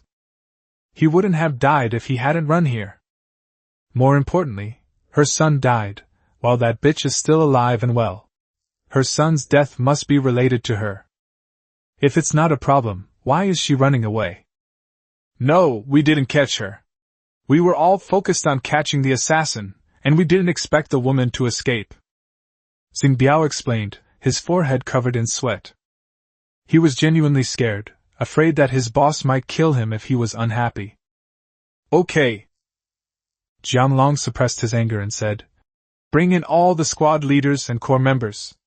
I have something to say." "Yes." Soon, several squad leaders and corps members approached Jianglong with trepidation. "Don't be afraid." Jianglong glanced at everyone and said in a deep voice, "What happened today is not your fault. The assassins had premeditated the attack. Their goal was to kill my son first, and then lure me here. Who is it? Which bastard dares to plot against our Jiang family? Boss, tell me, and I, Lao He, will kill him." Several henchmen immediately pledged their loyalty. Jianglong didn't answer immediately. Instead, he had Xing Biao collect all the phone calls before speaking. "It's someone from within our organization. Previously, all the supplies in our group's warehouse, which had tens of billions of yuan in inventory, disappeared without a trace. This was done by one of our own people. And with this latest development, some people are already itching to climb the ranks." As Jianglong spoke, his eyes flashed with a frenzied hatred. His son is gone, his only son. Unfortunately, Cao Meng, the 6th brother, didn't hear what he said, otherwise he would have laughed himself silly. The imagination of these underworld bosses is truly extraordinary. Here comes another scapegoat. "Brother, are you talking about Lu Ning?" Xing Biao's expression changed, and he looked at Jianglong with disbelief. Lu Ning is the eldest brother's right-hand man, and his guards are the strongest in the Jiang family. If he betrays us, then we'll be in big trouble. Jianglong sneered, his gaze sweeping over his underlings one by one. "You'll find out soon enough. I've already called Lu Ning and had him send people over. We were met with heavy fire when we arrived. If he hadn't come this time, or if we hadn't been attacked, then there's nothing more to say." Xing Biao and his henchmen, who were standing nearby, felt a chill run down their spines after hearing this. The boss is testing Lu Ning. But what kind of twisted reasoning is this? What if Lu Ning isn't the mastermind, and he's come here as ordered? Wouldn't we be slaughtered again by the mastermind? The eldest brother was willing to betray his old comrade Lu Ning in order to avenge his son. Is this the kind of tactics a gangster boss uses? Jianglong completely ignored what his subordinates thought. All he wanted now was revenge for his son. "Now you few, immediately take your men and lie in ambush at buildings 7, 6, and 8, as well as the bunkers downstairs, and await orders." "Yes." After his brief display of arrogance, Cao Meng did not leave immediately. Instead, they moved to another location and continued to hide. His hunter's instincts told him that there was more to come tonight. Sure enough, half an hour later, a convoy sped up and stopped in front of the convoy that had been destroyed at the entrance of Shulin community, then abandoned the vehicles and walked. There were over 100 people, fully armed and carrying firearms. To do it or not to do it? Cao Meng hesitated for a moment, and decided to continue to observe. As soon as the group entered the Shulin residential area, bursts of gunfire and explosions rang out. Cao Meng took out his phone from his pocket and glanced at it. Someone in the residence group was actually playing a live-streamed free-for-all game by the window. Holy crap, this is dog-eat-dog fighting. This is some serious drama. As soon as Lu Ning and Jiang Tao's stepmother led their people into the residential area, they were surrounded by enemy fire. In just half a minute, more than half of the 100+ people were lying down, and the rest scattered like birds and beasts. Well done! Stimulate! Watching the dogs fighting amongst themselves on the screen, Cao Meng felt extremely smug. Who could have predicted this? His own shot had caused such a chain reaction. Thank goodness it was Jiang Tao who died. If it had been Wen Qingxian, we probably wouldn't have seen this big show today. These days, being the sixth person is still the most enjoyable. So, does this mean I can still farm a wave of minions? After thinking it over, Cao Meng decided to give up on this tempting idea. The dogs are fighting each other right now, so as a person, I should just watch the show.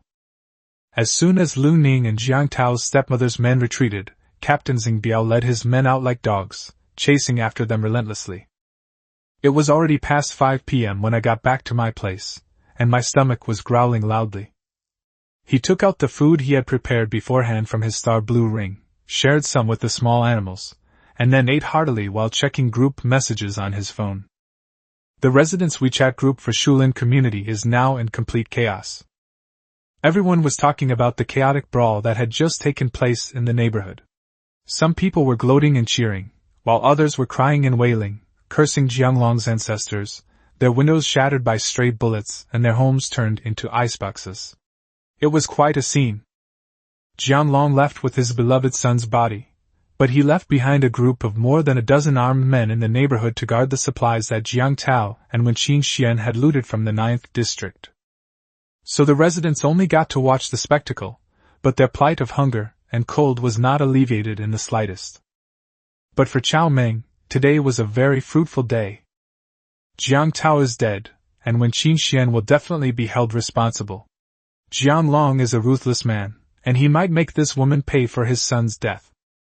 Moreover, Wen Qingxuan's parents and brothers are still in the hands of the Jiang family. In addition, Jiang Tao died, the Jiang family was in turmoil, and a major enemy from the previous life was severely weakened. Such a joyous occasion deserves a few drinks to celebrate. Chapter 43 The Miserable Wen Family. The T-Bitch seeks help. He only has you in his heart. Chapter 043 The Miserable Wen Family. T-Bitch seeks help. She only has you in her heart. It's a pity that this bitch Wen Qingxian didn't end up in my hands. Cao Meng enjoyed a glass of mitai, then thought with some regret. Just then, a message caught Cao Meng's attention. Brother Long tagged all members. Ladies and gentlemen, I am Jiang Long, president of Jiahai Group. I am issuing a bounty. A reward is offered for information leading to the whereabouts of the vile woman Wen Qingxian. Anyone who provides information on her hiding place will be rewarded with 100 caddies of beef and will be eligible to join the Jiahai Group, becoming a member of the group and enjoying the group's supplies. A photo of Wen Qingxian was attached to the message. Cao Meng immediately laughed. Damn it, what goes around comes around. This is what happens when you put a bounty on your father. The news of Jianglong's bounty caused an uproar. The poisonous woman, Wen, and Jiang had a falling out. 100 kilograms of beef, plus perks for Jiahai Group members. This is an immense blessing for people struggling with hunger and cold in the apocalypse. Damn it, that bitch got what's coming to her. Don't let me find her, or I'll fuck her first before handing her over. What a pity I don't know where that bastard is otherwise. At Jianglong boss, is Jiahai Group still hiring? Do you need any bodyguards? I'm a black belt in Taekwondo. I should be able to work as a bodyguard. Yeah, boss, why don't you recruit all of us young and strong men? We're not afraid of dying, we just need some food. Everyone is muted. Jianglong didn't have the time to argue with these people.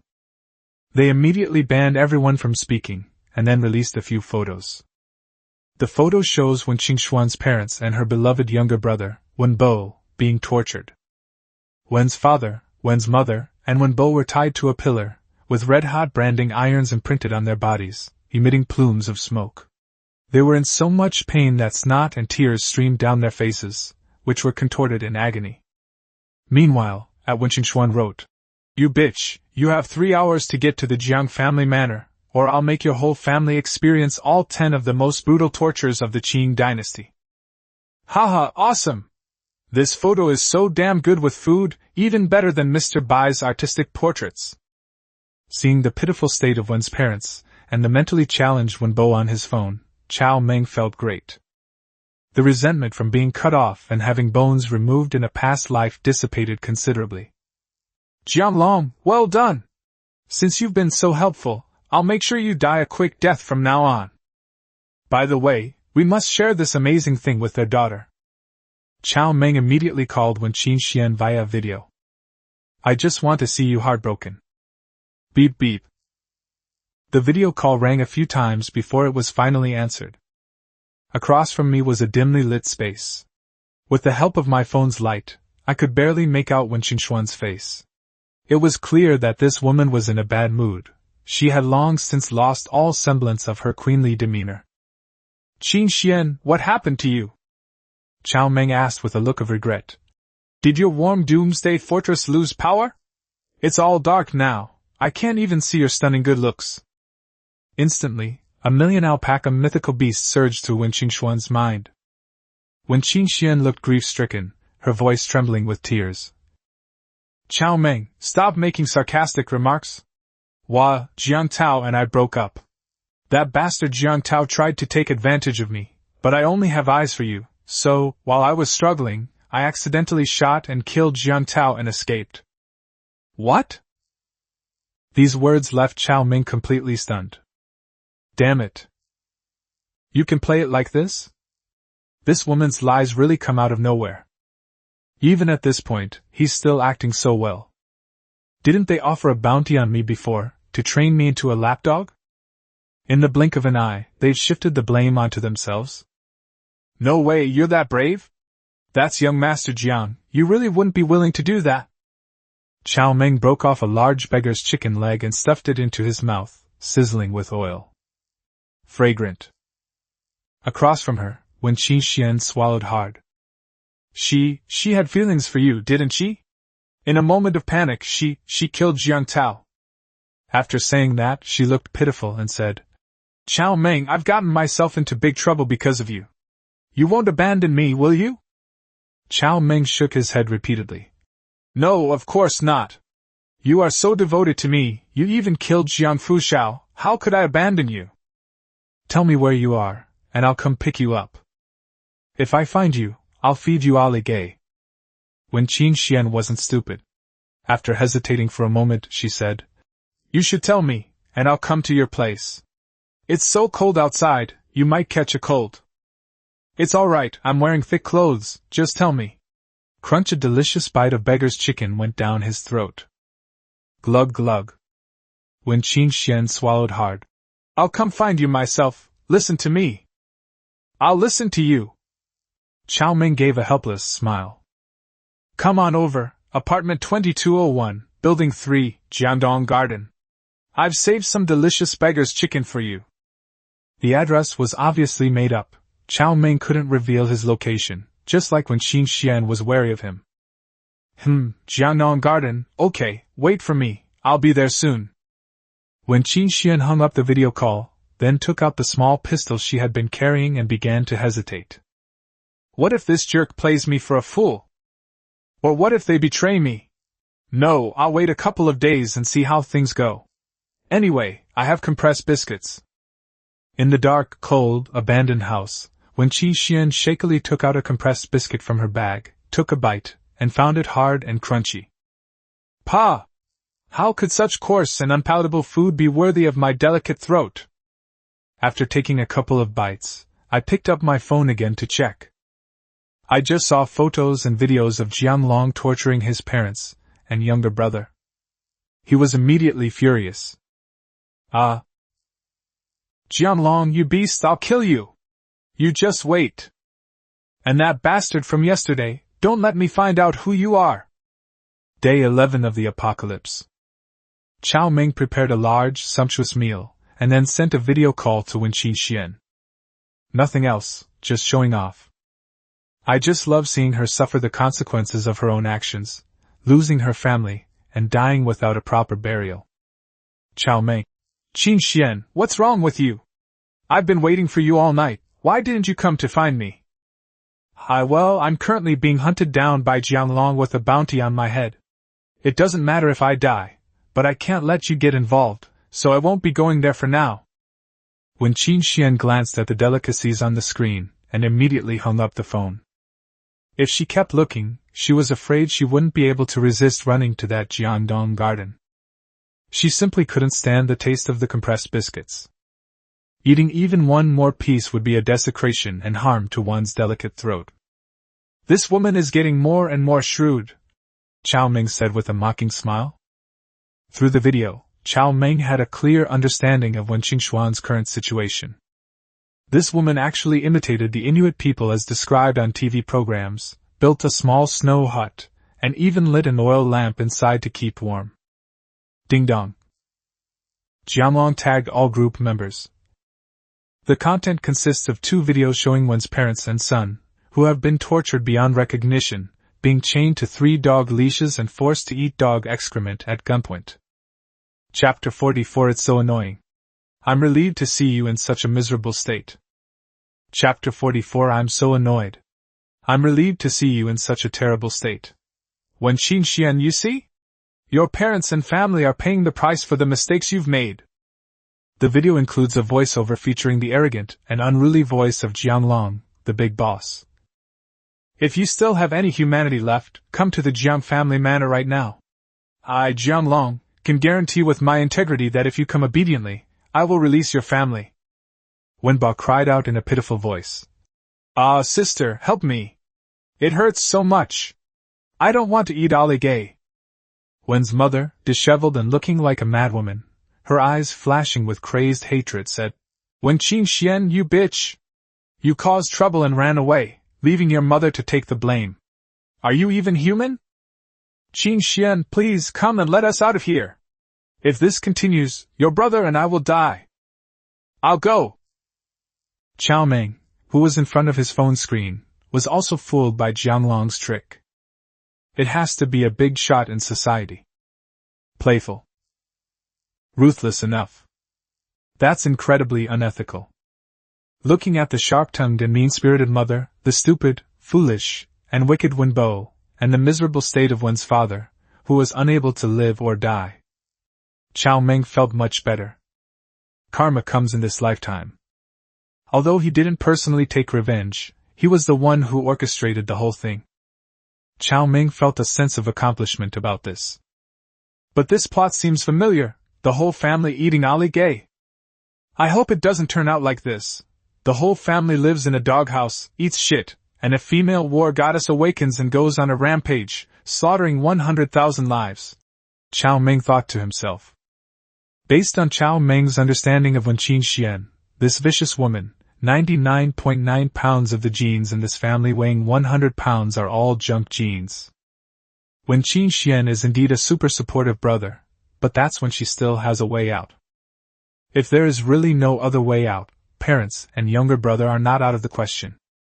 Jianglong's attempt to force Wen Qingxian to show herself using this tactic is futile. Very good, I'm relieved to see how miserable your family is. After hanging up the phone and resting for a while, Cao Meng began his training plan for the new day. In the 10 days leading up to the apocalypse, Cao Meng's changes became increasingly apparent each day. First of all, his appetite has been growing. At first, he could eat half a whole roasted lamb in one meal, but now he can finish half a small fatty beef plus several side dishes. Secondly, the cultivation of the ninefold tribulation demon codex of the guiding technique has also been fully on track. At the beginning, he could control 2 stimulating vortexes, and now he can control 8 at the same time. The improvement in physical fitness is also tremendous. Cao Meng feels that he can now throw a punch with a force of 600 or 700 kilograms. Moreover, Cao Meng felt that his strength was increasing by 10 to 20 kilograms every day, and the rate of increase was gradually increasing. The only downside is that the more you practice this, the more agitated you become. Guan Yu was about to lose control. Mad. I'm starting to miss women.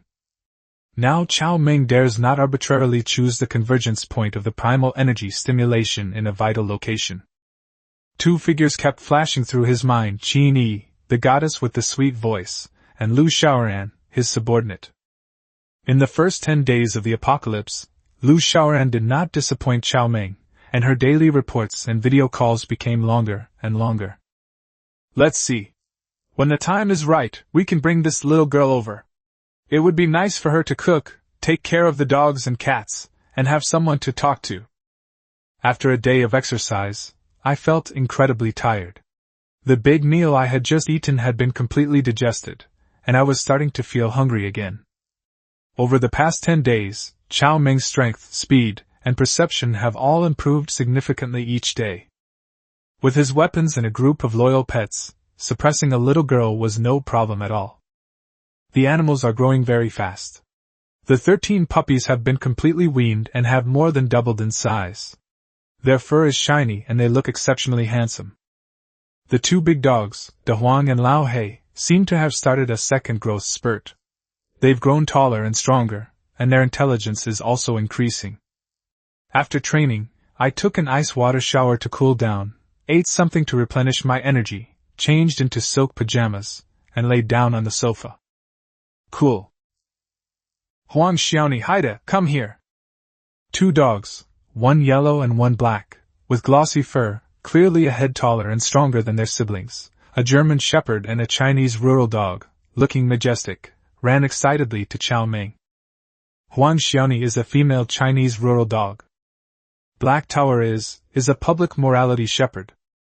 Strangely enough, Huang Xiaoni is the only female in the litter of Chinese rural dogs. Black Tower is the only male among German shepherds. The 2 puppies were more intelligent than their siblings, and they ate the most and were the most agile. Ironically, the 2 dogs, of different breeds, still like to play together. Besides Huang Xiaoni and Haida, the one Cao Meng is most concerned about is Mao Xiaowu, whom Cao Meng has now renamed Mao Xiaowu. This smallest silvery brown kitten is the most intelligent of the 5 kittens. Xiaowu, you're bullying the little turtle again. In the fish tank on the coffee table, the 2 black-shelled turtles are also growing well, having grown significantly in just 10 days. Right now, Xiaowu the cat is playing with it, turning it over and over. Master, Xiaowu the cat is so naughty. She plucked a feather from me when you were taking a bath just now. The black parrot hanging on the metal frame began to tattle. Have to. In just 10 days, the black parrot, which could only say simple words before, has become more and more fluent in its speech. Meow. Cat Xiaowu released the little turtle and barked at the black parrot, startling it so much that it trembled and dared not utter another sound. Xiaowu, don't bully others, come here. With a graceful leap, the kitten landed on its owner, its head nuzzling against Cao Meng's face twice. The black parrots protested in unison. Our owner is biased. Ha ha. Cao Meng couldn't help but laugh. With these little guys around, life in the apocalypse isn't so monotonous anymore. After a night of reflection, the ripples caused by Jiang Tao's death have subsided. Although Building 6 still had a large amount of supplies that Jiang Tao and Wen Qinxian had seized, none of them dared to go to boss Jianglong to beg for help. As a result, everyone turned their attention to Cao Meng, who had just given a lavish mukbang the day before. Another unlucky fellow was Chen Heping, who was also a key figure being prayed for. The reason is simple: Chen Heping is a righteous man. The fact that Chen Heping's mutual aid group gained more than 20 new members today shows that he finally couldn't resist pleading and recruited some people. In addition to swearing and asking for help, the owner's group has also gained another function. That is trading and mutual assistance. Neighbors, does anyone have ibuprofen? My wife has a persistent high fever. Please, I'm willing to pay 10,000 yuan for a bottle of ibuprofen. Hey upstairs, money's just toilet paper these days. If you're sincere, give me 2 packs of instant noodles or a pound of rice, and I'll give you 3 ibuprofen pills. Does anyone have a power outlet? Could I borrow it to charge my phone? Anyone have a gas cylinder? Message me privately. Which handsome guy would take me in? Photo attached. I just need someone to eat. Chapter 45. The fortress is exposed. Ruthless intimidation and water splashing for instant freezing. Chapter 45. The fortress is exposed. Ruthless initiation of authority, water splashing and instant freezing of humans. Out gathering supplies. Today's exploration area is Yida CBD. Any brothers want to join me? DM me. It must be said that humans are sometimes quite adaptable to their environment. To survive, people will come up with any means necessary and be willing to risk everything. Just as Cao Meng was about to hang up, an unfamiliar number called. Cao Meng answered the phone to kill time. The person on the other end was a woman. Cao Meng, I have some news for you. Your address has been found. What?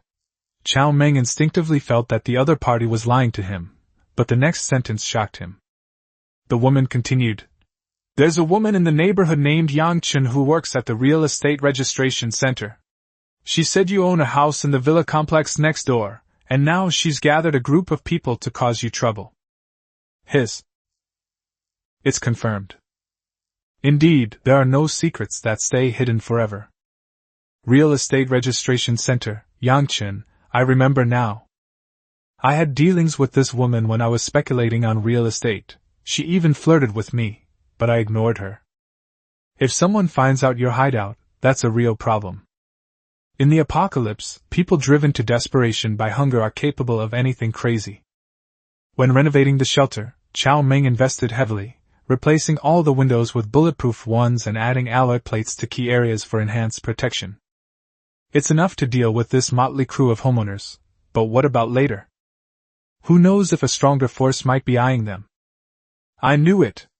Why were those guys who always curse me so quiet today? I thought they had come to terms with reality. What's your name? Why are you helping me? Cao Meng asked in a deep voice. The woman whispered. My name is Li Shulan. This Yang Chen seduced my husband, thinking I didn't know. Humph! Of course, besides that, I want some food. If it's alright, I can have some with you. I'm quite pretty. Li Shulan? Cao Meng thought for a moment, but couldn't recall anything. You can have food, but don't even think about staying at my house. Remember, from now on, you'll be the one gathering information for me, and I'll provide you with food. Okay, no problem, Li Shulan quickly said. By the way, there are 16 or 17 of them this time, both men and women, and they are all carrying crowbars, fire axes and the like. I see. After Cao Meng finished speaking, he hung up the phone. Damn it, these bastards, do they think I'm a pushover? Jiang Tao looted supplies from 9 residential areas and stored them in Building 6. They simply didn't dare to go and loot them. Now they're turning on their own initiative. Very well, then I'll show you what's what. The best defense is offense. Letting the enemy rush in and cause chaos around the shelter is the act of a fool. After getting dressed and putting on the thermal infrared imager, Cao Meng quietly went out. At the entrance of the villa community, under the flower bed, the alloy bow is ready. This time, Cao Meng did not use firearms. Before long, the beams of 2 flashlights came closer and closer. Upon closer inspection, there were 16 or 17 men and women dressed like bears, some even wrapped in their own blankets. They were carrying tools and struggling to walk through the snow. Damn it, that bastard surnamed Chow is inhuman. We're starving to death, and he's feasting on fish and meat, even feeding the dogs with meat. People like him should die. That's right, I've never seen such a despicable person. Brother Hua, I don't think Cao Meng is stupid. Since he dares to feed so many cats and dogs, he must have a lot of supplies at home. If we kill him, we won't have to brave the wind and snow to go out and look for supplies. That's good, but this operation must be kept secret. After we succeed, we'll quietly move our family here and live in the big villa owned by the Chow family. That makes sense. This villa is big enough that 8 or 9 families can live together. With more people, it will be warmer, and we'll be able to look after each other. I killed those stupid dogs and cats, but I've never even eaten cat meat before. Dog meat smells delicious too, slurp. I want to eat Cao Meng's flesh, that bastard, he's so despicable. A group of people were talking enthusiastically, expressing their longing for a better life. Brother Hua, I found out about Cao Meng's residence. I want to be the first to choose any good stuff. Yang Chen said, still stammering as he spoke, wearing 2 cotton coats and wrapped in a quilt. That won't do. These things must be divided equally. No one can take more than their share. That is.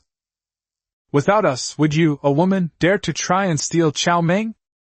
Soon, the group arrived at a place less than 50 meters away from Cao Meng. Damn it, using an alloyed bow against a bunch of little karami is an insult to the alloyed bow.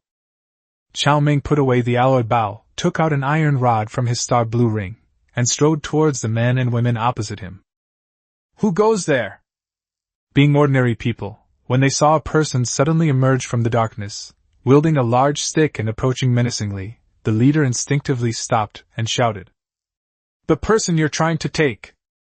Cao Meng! Everyone was startled at first, but then overjoyed. Several bold individuals, who thought themselves brave and strong, grabbed their weapons and charged forward. Go! Kill him! Kill this selfish bastard! Stab him to death! Damn it, you little beast, you dare to take the initiative? Click. The iron rod falls, the same recipe, the same taste. That's the method used to deal with one's father, mother, and son when bow. Iron rod to break limbs. Smash it directly, break it to pieces. With Cao Meng's current strength, reaction time, and speed, as well as his 5 years of combat experience during the apocalypse in his previous life, dealing with this group of trash would be incredibly easy. The iron rods flew, parried, and dodged. Click, click, click. The crisp sound of bones breaking was accompanied by a piercing scream. Ah no, Cao Meng, I was wrong! Spare me! Run! After Cao Meng took down 8 people in a row, the remaining men were also frightened by his fierce demeanor. They threw down their weapons, tossed aside the blankets wrapped around them, and turned to run for their lives. Run? I'll let you run! Cao Meng stopped, and with a flash of his spatial ring, bags of water, each the size of a basketball and filled with garbage bags, were thrown at the fleeing people. Pfft. The water bag burst open, and water poured down instantly. Then it freezes rapidly at extremely cold temperatures. Ah! Ah! Swish, swish. Every single water bag hit its mark. If you're lucky, you'll get 2, if you're unlucky, 3 or 4. It's so cold! With ice crystals on their bodies, these people felt so cold that their souls seemed to leave their bodies. They're really strong, they managed to escape even after all that. Cao Meng smugly smiled as he shone his flashlight on the screaming neighbors as they fled into the distance. What a creative idea! This falls under the category of magical attacks. After struggling to escape for less than 200 meters, these people collapsed to the ground one after another, their cries falling silent. Human body flash freezing. If I were to install a high-pressure water cannon at home, its destructive power would probably be no less than that of a Vulcan cannon, right? Chapter 46 I Find You Dirty, People Who Are Starving. Chapter 046 I Find You Dirty, People Who Are Starving. Haha, in this world, I'm afraid only someone like me who can carry liquid water with him can use this kind of magical attack. In such cold weather, only the star blue ring can store a large amount of room temperature water. If others want to drink water, they have to get ice or snow first and melt it into water before they can drink it. When Cao Meng arrived at the group of people who had been attacked by the water-filled bags with his flashlight, he found that their bodies had been turned into ice sculptures. Cao Meng, spare us! We were wrong! 8 of the luckier neighbors, whose limbs had been shattered by the hammer, lay in the snow, watching in fear as Cao Meng approached them. Now they were truly afraid. They thought Cao Meng was easy to bully, but they never expected to encounter a killing god. This ruthlessness is something that a scoundrel like Zhou Longao could never match. Cao Meng, father, I was wrong. Spare my life, and I can be your woman, Yang Chen said, lying on the ground with a pleading expression. You want to be my woman? Ha, I find you disgusting. Cao Meng walked up to Yang Chen, the culprit, with a smile and stepped on her broken meniscus. Ah! The excruciating pain nearly made her faint. No, spare me, Cao Meng, please don't kill me. Cao Meng sneered. Heh, what are you talking about? I'm a good person, how could I kill someone? Alright, now you can call your family members to come and carry you back. After saying that, he left the 8 unfortunate quadriplegic men behind and strode into the villa complex. In the face of the apocalypse, death can sometimes be a relief. For people like them with comminuted fractures of both hands and feet, there is no good outcome other than waiting to die in agony. Without medical care or medicine, lying in this cold snow for a while might lead to a serious illness. Such a person is nothing more than a burden to their family, and serves no other purpose. Perhaps, they will soon experience the worst of humanity from their own family members. In ancient times, during times of famine, there were even instances of people exchanging children to eat. This apocalypse is even more terrifying than the famines of the past. After quietly tossing a small box of instant noodles under the flower bed on the left side of the community entrance, Cao Meng left nonchalantly. This is a reward for the woman who brought the news. Having received the benefits, she should know what to do next. Cao Meng is a man of integrity. More than 20 minutes later, the unfortunate family members who had received the distress signal finally staggered to the scene and, with great effort, managed to bring the 8 people, who were seriously injured and on the verge of death from the cold, back home. When Cao Meng got home, the first thing he did was take out his phone. As expected, the location of his doomsday base was exposed by the family members of those who came to rob him. Huang Jing tagged all members. Everyone, I have some good news to share. We've found out where that scumbag Cao Meng is hiding. He's in the villa complex next door. Revenge. It's revenge. Huang Jing's husband was one of the members of the robbery gang. As a result, Cao Meng poured several bags of ice water over his head, and he froze to death on the spot. The pillar of the family has fallen. Knowing she couldn't outmaneuver Cao Meng, Huang Jing immediately spread the word about Cao Meng's doomsday base. The neighborhood's WeChat group immediately became lively. The villa community next door? That's not surprising. The people there are all extremely wealthy and powerful. Some of them have rooms and rooms full of expensive wines and spirits. It's truly a case of the rich feasting while the poor freeze to death. That bastard surnamed Cao is inhuman. Everyone is starving to death, and he's using food to feed so many pets, and they're eating so well. There's no one in the world as selfish as him. Selfish people like that don't deserve to live. Let's go find this bastard. Damn it, someone who keeps 20 or so cats and dogs. If they saved all that food, how many people could they feed? This kind of person deserves to go to hell and be reborn as a dog in their next life. Let's go, hurry up. If we're too slow and that bastard moves the supplies, it'll be a huge loss. This bunch of bullies who prey on the weak and fear the strong. Cao Meng sneered inwardly. The people who stole your supplies, you didn't dare to seek justice, you didn't even dare to utter a sound. He was very fierce towards me, though. Looks like it's time to teach you a lesson. Boss Cao. Gentlemen, you want to rob me, huh? Then come on. It's not that I look down on you, but you're all trash in my eyes. Then I uploaded a few pictures. The photos show Hua Xiao Yangchen, and others with broken limbs, as well as 8 people who froze to death. This is the price for robbing me. Come on, if you're not afraid of death. Holy crap, isn't that Hua Xiao? And Yang Chun and so many others? Cao Meng, you killed so many people at once, aren't you afraid of divine retribution? Huang Jing. You surnamed Cao, are you even human? My husband just went to borrow some supplies from you, and you actually attacked him from behind. Boss Cao. You're not afraid of divine retribution for robbing me, so what's it to me to kill a couple of bugs? A bunch of cowards. The Jiang group robbed you of so many supplies, and the supplies collected from 9 communities are brazenly placed in Building 6. Why don't you dare to rob them? Building 17, Wan Xiushui. Don't be afraid, everyone. There's only one Cao guy. With so many of us going over there, what are we afraid of? This bastard can't fly. We could drown him with just one pea from each of us.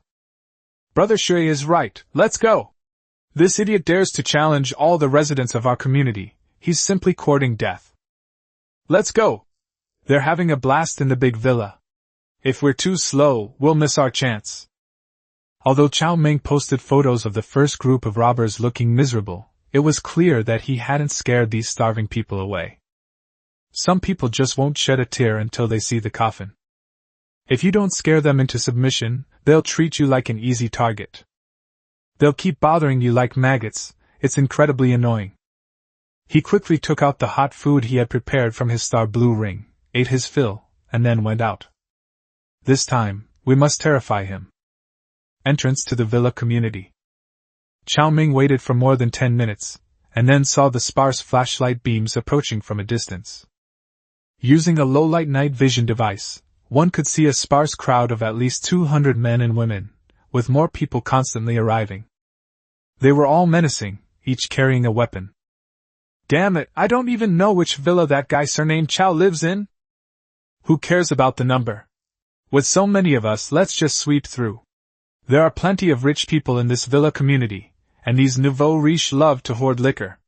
If we can get a few cases of baijiu, that's much better than grain. That's right, those who live in villas are no good. Why should they live in big houses and drink fine wine while we starve and freeze? That's right, it's unfair. It's not just unfair, that bastard Cao Meng also used beef to feed so many dogs. Today I'm going to eat my fill of meat. Over here, Cao Meng slowly raised his gun. Everyone, I'm sorry. Chapter 47 Killing You Until You Tremble. Bounty offered for the outspoken King Shin, the miserable young Master Hua. Chapter 47 Killing You Until You Tremble. Bounty offered for the outspoken King Shin, the miserable Hua Shao's sniper rifle. One shot, one kill. The man at the front fell to the ground with a thud. Bang. Another shot. Another person fell to the ground. It's a gun! Oh no, the guy surnamed Cao has a gun. Retreat quickly. Run. Damn it, this guy surnamed Cao is inhuman. He had a gun and didn't say so earlier. Exactly. If I'd known this bastard had a gun, I wouldn't have bought it. The two leading men fell one after another, and the people behind them were terrified. They turned and ran, afraid that if they were too slow, they would be shot. However, a dozen or so daring and clever individuals managed to take advantage of the darkness and chaos to quietly hide in the nearby snow. Judging from the looks of it, they still don't want to give up. I'm sorry for neglecting the essentials, child. Bang. Ah. Bang. Bang. With the thermal infrared imager, the darkness is now one-way transparent to Cao Meng. Run! This bastard can see us! Stop hiding! 3 more shots were fired in quick succession, taking down 3 more. The remaining clever ones no longer cared about food or supplies and turned tail and ran. Bang! He fired another shot at the last runner, but this time he missed and hit him in the buttocks. Ah! The man suddenly sped up, like a rabbit possessed, overtaking the second-to-last person in the blink of an eye and running wildly. That's it! Pooh! Cao Meng disdainfully lowered the gun in his hand. There's no need to continue killing. These people are even worse than a rabble. Killing them is a waste of bullets. Let them fight it out on their own, that will provide some entertainment later. After observing for a while and finding that everyone had left, Cao Meng went home. When I got home, the first thing I did was pick up my phone and open the group messages. Sure enough, the group chat was filled with curses. Wanshin. Damn, this bastard is such a scoundrel. He had a gun but didn't say so, and he deliberately led us to rob him. He's a complete beast. That Cao guy is too vicious. He has a gun but pretends to be a coward. He just wants to lure us over there and kill us. That's too insidious. Hiding behind and shooting in the back, this kind of person will never have a good end. Damn it, how can the world be so unfair, allowing people like this to have guns? Cao Meng was both amused and annoyed by these shameless people. So you think it's perfectly acceptable for you to rob me, and I'm guilty if I fight back? What? You expect me to wash my neck clean and wait for you to cut it? Wang Xin, it's that idiot again. Cao Meng remembered this Wang Xin. In his previous life, this guy was Jiang Tao's lackey. He even sacrificed his wife to curry favor with Jiang Tao. Now, he's one of the most active people in the group who criticize himself the most. Am I being too polite to you? Immediately, a message was sent to the group. Wang Xin, you're having a good time cursing me, aren't you? Very well, I'm now posting a bounty. Whoever can help me kill Wang Xin will receive a box of instant noodles. After completing the task, I'll take a picture as proof. I guarantee with my integrity that I will absolutely keep my promise. As soon as the news came out, the cursing in the group chat stopped abruptly. Only now did these people realize this. Cao Meng, the boss, has become someone they dare not mess with, just like Shou Long Zhao and Shen Heping. In fact, this guy is even more ruthless and cunning. Insulting him could get you killed. Wang Xin was completely terrified. Over the past few days, he had gotten into the habit of cursing Cao Meng, so much so that even after so many homeowners suffered huge losses, he was still cursing him. It had become a kind of inertia. Who would have thought that Cao Meng would suddenly pull this stunt? A box of instant noodles. He wasn't stupid, just a little dim-witted, so he naturally knew what that meant. This means he'll have to be more careful when he goes out in the future, or even without leaving home, someone might come knocking on his door. Wang Xin. No, Boss Cao, I was wrong, please spare me, I will never dare to curse again, please take back your order. Cao Meng. Too late. Are you kidding me? Take back your decision? What about those homeowners who want to eat instant noodles? I can't be so heartless as to disappoint them. Wang Xin sent a private message to Boss Cao. Boss Cao, I was wrong. I'll do anything you asked if you're willing to take back your order. My wife is very beautiful. I remember you used to often squat at the entrance of the community watching her. Holy crap. Cao Meng was stunned. Did I do this before? Thinking about it carefully, it seems that it really happened, but it was a long time ago. Moreover, it seems his wife sent him a private message yesterday, of course, behind Wang's back. Shulin Residential Area, Building 17, Room 1704. Hua Ge, the leader of the first wave of robbers, lay on the cold bed with his limbs broken. He had been exposed to the cold wind for more than an hour. Although he was dressed warmly enough, he had developed a high fever and his face was as red as a boiled crab. Beside the hospital bed, Hua Ji's wife, Li Shulan, cooked a bowl of fragrant instant noodles on a honeycomb briquette stove. Shulan, where did you get this instant noodles? Hua Ge swallowed hard, his eyes greedily fixed on the instant noodles in Li Shulan's hand. Guess, Li Shulan said with a smile. Hua Ge impatiently yelled at his wife. What are you guessing for? Hurry up and feed me! He was so hungry for it. Feed you? He, Hua Tian, what are you thinking? I'll feed you until you're full, so you can stand up and keep hitting me? Li Shulan looked at her husband with a face full of resentment. Or should I let you stand up and continue flirting with that slut Yang Chen? You Li Shulan, what do you want to do? Do you want to starve me to death? You bitch! Hua Xiao's expression changed drastically upon hearing this.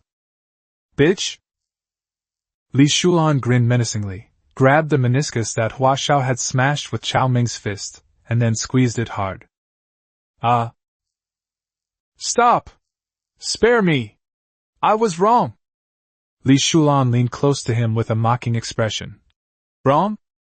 So even you, young Master Hua, can be wrong? Weren't you quite capable when you were abusing me? Weren't you so arrogant and capable when you were openly having an affair with Yang Chen?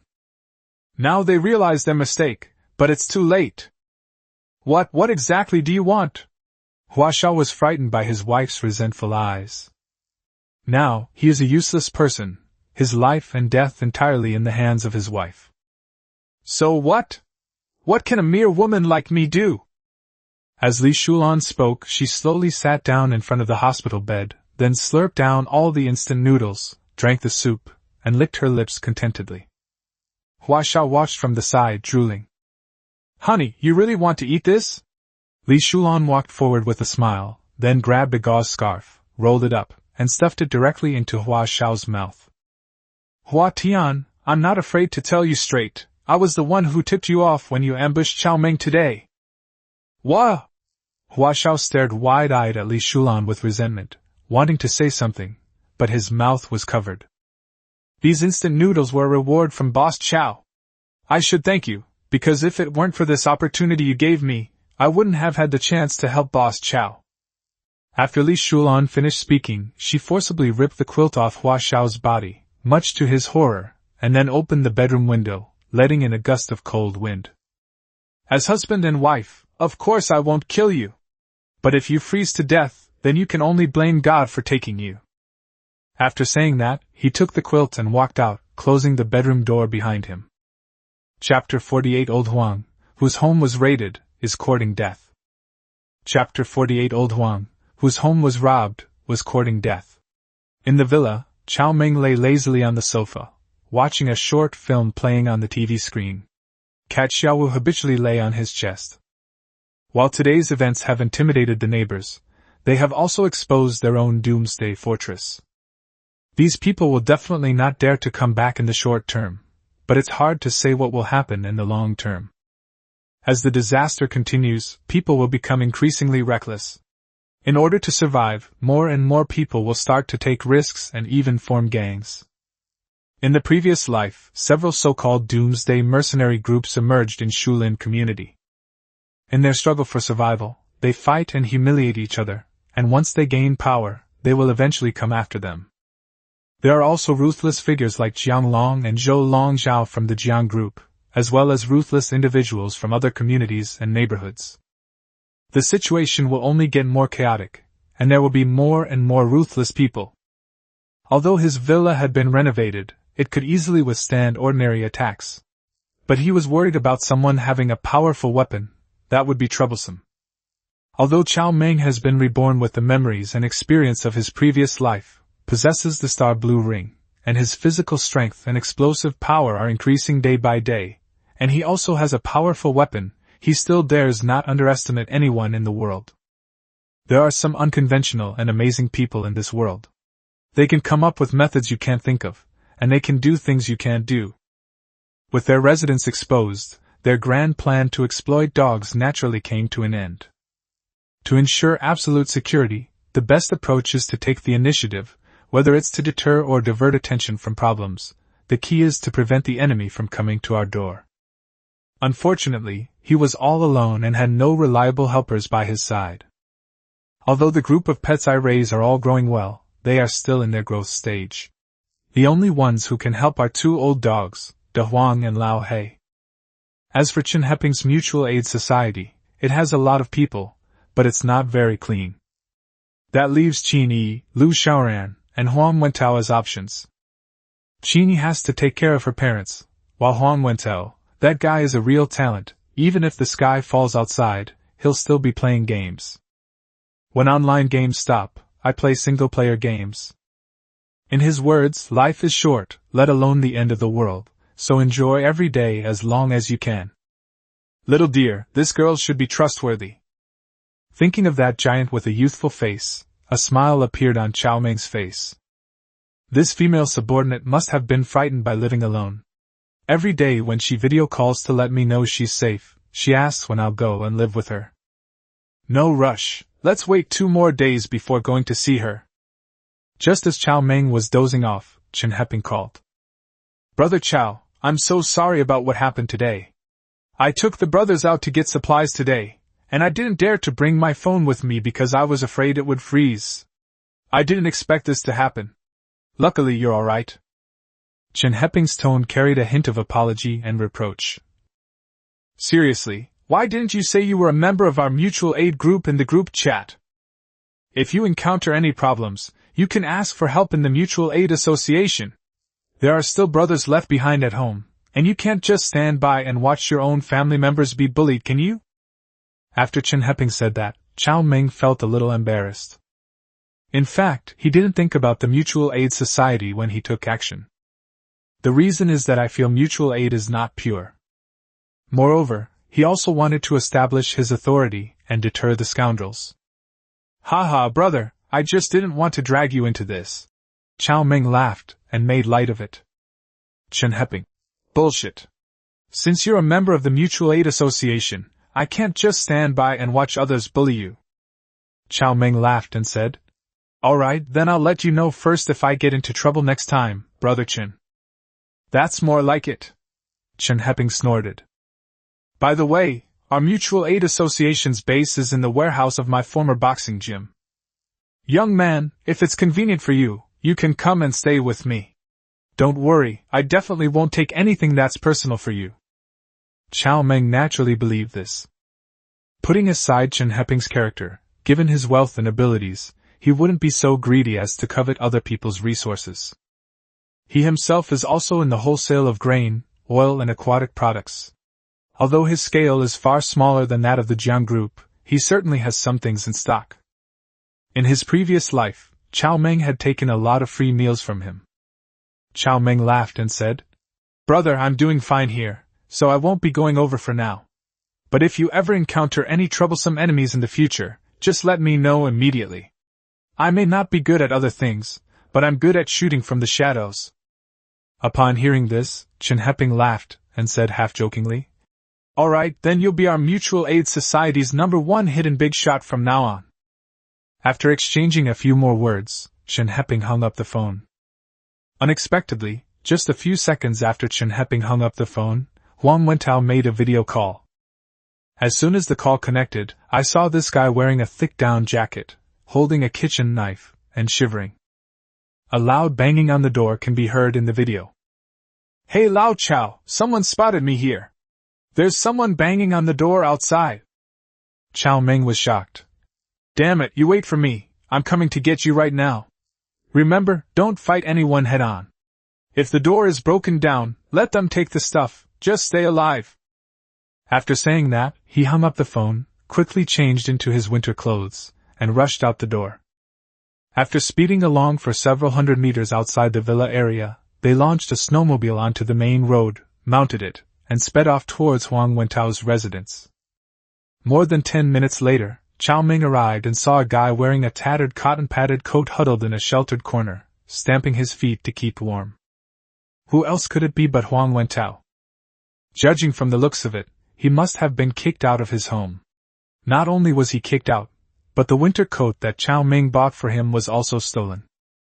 The snowmobile stopped in front of Huang Wentao. Holy crap, snow! A snowmobile! It's you, Boss Cao! Huang Wentao was startled at first, but after recognizing Cao Meng, he exclaimed and jumped onto the motorcycle without hesitation. Boss Cao, hurry, run! Those thugs are really fierce, run! Cao Meng ignored him and simply tossed him a snowsuit. Get dressed! Follow me. With assault rifles in hand, they charged aggressively upstairs. Holy crap, Boss Cao, are you trying to stage a scene of the god of war returning to the battlefield? Haha! Huang Wentao was also taken aback by Cao Meng's posture, but after realizing what was happening, he burst into laughter. Let's go, Boss Cao, let's kill those bastards! Cao Meng arrived at the 3rd floor of the building in a menacing manner. Damn it, messing with my brother is just asking for death. The broken door had been closed again. Open it for me! Boom!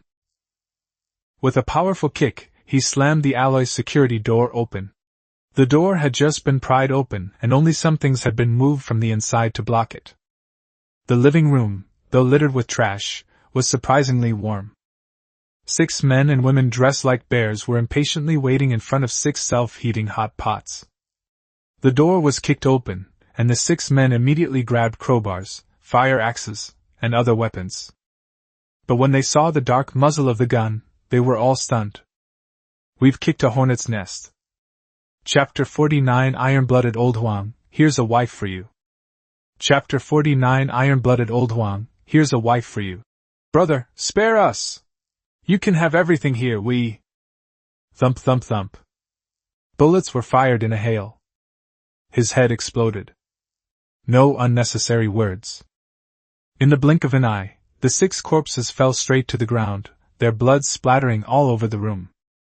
Die. If you rob someone, you must be prepared to die. This is the law of doomsday. Huang Wentao was also shocked by the horrific scene before him. It took him a long while to turn his head and look at Cao Meng, his eyes filled with terror. Old Cao, you killed someone. Cao Meng. Wow. Huang Wentao clutched his chest and squatted down to vomit. This is the end times. If you don't kill, people will kill you. There's no escaping it. Cao Meng gently patted Lao Huang's shoulder. Is the sun really not going to come out? Huang Wentao slowly raised his head, looking at Cao Meng with anticipation. Cao Meng shook his head. Don't think about it anymore, there's no going back. There's no going back, haha, yeah, there's no going back. Huang Wentao has a strong heart and his ability to accept things is obviously quite good. He recovered quickly, although his complexion was still a bit pale. Old Cao, what's the next step? What to do? Cao Meng's eyes darted around, and he suddenly grinned mischievously. Old Huang, haven't you always liked the big star Fan Xiener? Now I'll create this opportunity for you. The famous actress Fan Xiener lives in Cao Meng's villa community. Old Huang has been infatuated with this woman since his school days, a really deep infatuation. As a brother, if circumstances allow, I should naturally lend him a hand. Besides, it's close to me, which makes it convenient to keep a secret lookout. I ordered 1,000 boxes of self-heating hot pot for this guy. In 10 days, he's only eaten less than 40 boxes. There are still more than 900 boxes left, enough for him and the big star to eat for a while. With these self-heating pots, what's there to fear about big stars not surrendering? Furthermore, Cao Meng wasn't going to let this guy continue to be so decadent. Let him enjoy himself for a few days, then he'll find something to do. In front of Lao Huang. With a wave of his hand, Cao Meng conjured up the self-heating pot in front of him.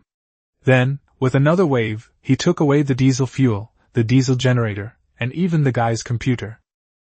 I fucking... Immortal? Monster? This scene left old Huang completely stunned. This is incredible. It's comparable to the powerful immortals in games. Old Cao, what's going on? Old Huang's words were somewhat indistinct. This is spatial capability. Cao Meng didn't say it was the star blue ring, but directly called it a spatial ability. Holy crap, so you mean that after the apocalypse came, you dog-like creature evolved? Huang Wentao's eyes widened in disbelief. Well, I guess so. Cao Meng didn't elaborate further. Haha, great! Huang Wentao laughed. From now on, my brothers and I will be superhumans, so can I just lie around in the apocalypse? Cao Meng laughed heartily. Dream on! You're not my son, I don't care about you. That's how it is when you talk to this guy. He just spouts nonsense. I'm leaving. If you keep babbling, I'll steal your big star. Damn it, have some decency and leave me some soup. After riding their snowmobile all the way to Shulin Street, Cao Meng turned off the headlights and drove using only the low-light night vision goggles. After entering the villa community, we headed straight for courtyard number 3. At the entrance of courtyard number 3, several frozen corpses lay scattered haphazardly at the entrance. Cao Meng first released Huang Wentao's supplies from the star blue ring, and then added 2 bags of rice, 2 bags of flour, some cooking oil, and a whole cow for the guy. Place it at the entrance door first, then knock on the door. Huang Wentao was a smart man and knew that Cao Meng didn't want to expose his superpowers to others. Fan Xiener, open the door! Bang bang. After waiting for a while, a weak voice came from inside. Who are you? Cao Meng. Hey you, the big boss who killed someone that day, hurry up, I brought you food and a man. Wait a minute. Soon, the door opened, and there was the big star wearing a down jacket and wrapped in a quilt, looking like a black bear. The temperature inside the huge villa was almost the same as outside. What a superstar who never lifts a finger! Compared to that vicious woman Wen Qingxian, this woman's survival ability is practically non-existent. That wicked woman even knew to build a small, warm snow house. This woman is a caged bird. Upon seeing Cao Meng and the mountain of supplies piled up at the door, Fan Xian'er exclaimed with delight. Cao Meng didn't say much, helping Huang Wentao move all his things into the villa, before pulling him aside and whispering instructions. "Bro, have fun, but be careful," Huang Wentao quickly replied. "Don't worry, I'm not an idiot. Women are just playmates, brothers are true love. Get lost." Cao Meng kicked him. With electricity and diesel fuel, the villa was lit up with lights and a small electric stove was set up. Superstar Fan Xian'er sat shyly next to Huang Wentao. Old Huang was all smiles. The big star, whom you can't even see on a normal day, has now become a docile little lamb under the onslaught of his own brother's 2 boxes of self-heating hot pot. Old Huang has already decided that after Cao leaves, he'll go to the bedroom, take out the movies and TV shows starring Fan Xian'er from the hard drive, and watch them together. Huang Wentao, beaming with pride, put his arm around Fan Xian'er and said, "Old Cao, where are you living now? Why don't you move in with us?" "Forget it, I don't have the habit of being a third wheel for people." Cao Meng refused without hesitation. "I live in the 17th building next door. It's just a short walk to get here." Superstar Fan Xian'er lowered her head, blushed, and glanced at Cao Meng with a hint of resentment. It's clear that she prefers Cao Meng to Lao Huang. Unfortunately, Cao Meng didn't care about her at all. Cao Meng thought for a moment, then took out his phone and handed Huang Wentao's contact information to Chen Heping. "Brother Chen, this is one of my brothers. Could you please keep an eye on him? I'll have him bring 3 guns over." In this apocalyptic world, Lao Huang can't stay a recluse forever, and I can't take care of him for the rest of my life. The saying goes, "Give a man a fish and you feed him for a day. Teach a man to fish and you feed him for a lifetime." Let Lao Huang follow Chen Heping first. With 3 guns as a gift, Lao Huang's status in the Mutual Aid Society will not be low. With someone secretly watching over me, there shouldn't be any major problems. Chen Heping was naturally delighted to receive the news and immediately added Huang Wentao on WeChat. He also called Cao Meng. "Brother Cao, you're something else, pulling out 3 guns in one go. Why don't you just come over? I'll give you the vice president position." Cao Meng laughed and said, "No, I still prefer to be a hidden big shot." "Okay, that's settled then. You can bring your brother over when you have time." Chen Heping was a straightforward person. He hung up the phone as soon as he finished speaking. "Damn it, Lao Cao, do you have to be so cruel? I was just preparing to lie down and wait for the end of the world, and you're so heartless." Huang Wentao looked up at Cao Meng with a resentful expression. Chapter 50 Lu Xiaoran's first move into the house, a show of force. Chapter 50 Lu Xiaoran's first move. "All right." Cao Meng's expression turned serious. "Old Huang, this apocalypse is not as simple as you think. You can't escape it by hiding at home all the time. Today's events are proof of that." Huang Wentao's expression changed, and he became serious. "Old Cao, you're right. It's not okay to have sex." Cao Meng placed a pistol on the table. "Enjoy your 2 days of fun. After 2 days, I'll take you to see Chen Heping. He needs professionals like you. Besides," Cao Meng whispered in Huang Wentao's ear, "starting today, exercise more, eat and sleep more, eat as much as you can, and you'll reap unexpected rewards in the future." This is a doomsday secret, something Cao Meng wouldn't tell just anyone. In the apocalypse, everyone will be frugal and thrifty. Who would have thought that what you eat and digest today will come back to you many times over in the future? "Do you know something?" Huang Wentao looked at Cao Meng suspiciously and asked in a low voice. "You guess." "I bet you're a bitch, get lost."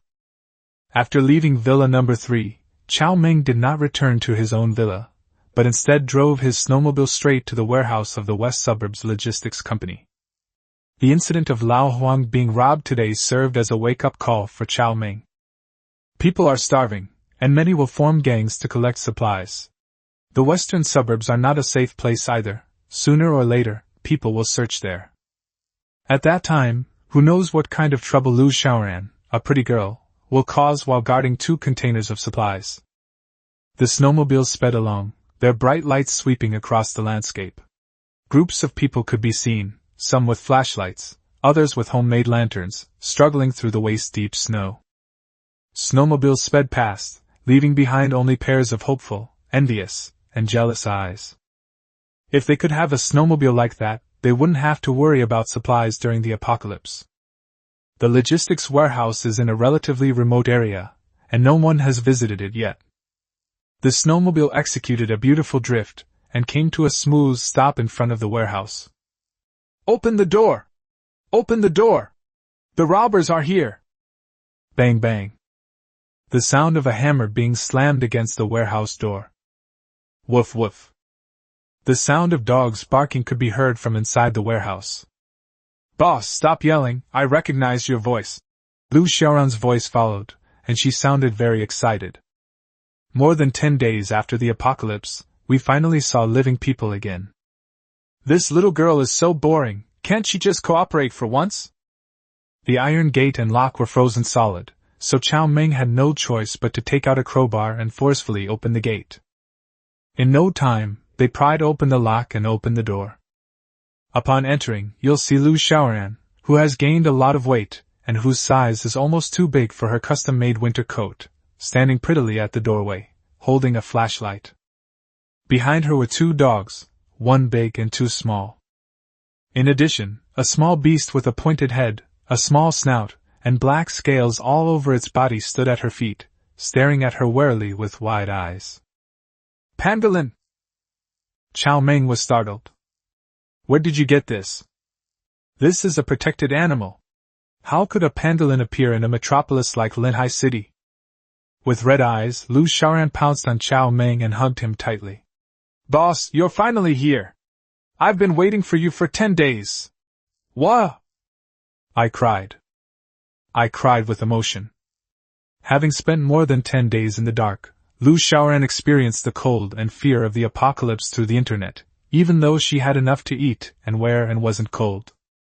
At some point, Boss Chow had become Tong Yanjiu's emotional support, like his backbone. "Alright, here I am." Cao Meng patted her back. "The girl is crying so hard, it's like I've used her and then abandoned her." "Hee hee, boss, don't mind me, I was just too excited." Lu Xiaoran let go of Cao Meng, her tears already frozen by the cold wind. "It's so cold, come in quickly. I'm feeling suffocated by myself, and there's no one to talk to." Lu Xiaoran shivered and pulled Cao Meng into her container house. 2 dogs, 1 big and 3 small, plus a little pangolin, followed along eagerly. Inside the small shipping container, an electric stove was on. The space was small, but it was warm. "You still haven't told me where this pangolin came from?" Cao Meng nudged the pangolin with his foot, scaring it into hiding behind Lu Xiaoran. Its little eyes looked at Cao Meng as if he were a bad uncle. Lu Xiaoran bent down and picked up the pangolin, explaining with a smile. "It was the day before yesterday when it suddenly crawled out from underground. I gave it some food, and it wouldn't leave. I was thinking of taking it to the zoo after the snowstorm passed." "No need to send them to the zoo anymore. There won't be any zoos anymore. Let's go." Pangolins are a real treasure. After the 100 days of calamity, all living creatures on planet Blue will receive some feedback from the primal energy of the universe. These little creatures that can only dig holes will play an amazing role in the future. The beautiful subordinate has really struck gold this time. "Where are we going?" Lu Xiaoran was taken aback. "Wasn't the boss supposed to come and live with me? There's enough food and heating supplies here. Come to my place." Cao Meng turned off the diesel generator and, in front of Lu Xiaoran, packed up the remaining supplies, along with the container and her belongings. "Ah, this. Looking at the container that had vanished into thin air, Lu Xiaoran stared blankly, as if she had seen a ghost. Her large, clear, gem-like eyes were wide open. Demonic magic! Boss, are you a human or a ghost?" Cao Meng chuckled. "I am an immortal descended from heaven. How about it, little girl, do you want to be one of my attendants?" Cut. Lu Xiaoran rolled her eyes at Cao Meng. What immortal? I know, boss, you must be a cultivator. I've been reading a few fantasy novels these past few days. If you really were an immortal, why would you be riding a snowmobile? Have to. A beautiful subordinate who can imagine things is great. Cultivator? Oh. That's fine too. No explanation needed. Although Lu Xiaoran has been performing flawlessly lately, Cao Meng still doesn't dare to fully trust her. Now that she knows she is a cultivator, with this halo and her strength completely overwhelming, unless she's out of her mind, she absolutely won't do anything to harm her. Besides, his little animals aren't just sitting around doing nothing. Cao Meng laughed heartily. You're right, let's go. Riding a snowmobile, he headed straight for his lair with his female subordinate Lu Xiaoran, her 3 dogs, and a pangolin that had been bought with a white ticket. Wow. Wow. Wow, wow, wow! Is this what happiness is for the rich? As soon as he entered, Tong Yanju was attracted by the luxurious and comfortable environment. Her beautiful eyes widened, and she touched this and looked there, just like Grandma Lu visiting the Grand View Garden. Woof woof woof. Meow. She was met with a group of imposing little animals, including Xiao Wu the cat, Xiao Anai the yellow cat, and Hei Tao the black cat. Big Yellow and Old Black were bringing up the rear, each one eyeing the enemy menacingly. A dangerous look in his eyes is more terrifying than a hungry wolf in the forest. Lu Xiaoran was so frightened that her legs trembled. Her 3 dogs, 1 big and 2 small, and the pangolin were also so frightened that they crawled on the ground, shivering. Chapter 51 Lovestruck and Balenciaga. Chapter 51 A Love-Obsessed Man and Balenciaga's Show of Force. This wasn't instigated by Cao Meng, but rather by those 2 old guys, De Huang and Lao Hei, who acted on their own initiative. Those 2 old foxes are getting really cunning these days. However, their main target is not Lu Xiaoran, and they also know how to assert their sovereignty. They knew that Lu Xiaoran was a human brought by her owner, and therefore posed the least danger. But her dog and her little pangolin weren't. This is what they call like repels like, right? The law of involution in biology? Alright, Xiaowu, Xiaoni, Haida, stop calling them that. From now on we're all family. Cao Meng had no choice but to intervene. If they didn't speak, Cao Meng suspected that these little guys might do something malicious to the deer's pets. Now they're in cahoots. Boss, your place is amazing. It's so warm and comfortable. No wonder they're cultivators, they really know how to enjoy life. While marveling at her, Lu Xiaoran couldn't wait to take off her coat. This temperature is just perfect. It even smells of flowers. Alright, go take a shower. I don't have any clean clothes here, so use your own, Cao Meng said, taking Lu Xiaoran's luggage directly from the star blue ring. Take a bath? Lu Xiaoran froze. Making a woman take a bath right off the bat, isn't that a bit too fast? Boss, Cao Meng was speechless. How long has it been since you last took a shower? So what if she's a beautiful woman? She still smells if she doesn't shower. Forehead. Lu Xiaoran blushed and almost wanted to disappear into the ground. That's so embarrassing. Not only did he smell bad himself, but he also suspected his boss. She quickly grabbed a change of clothes and fled to the bathroom. The sound of running water came from the bathroom.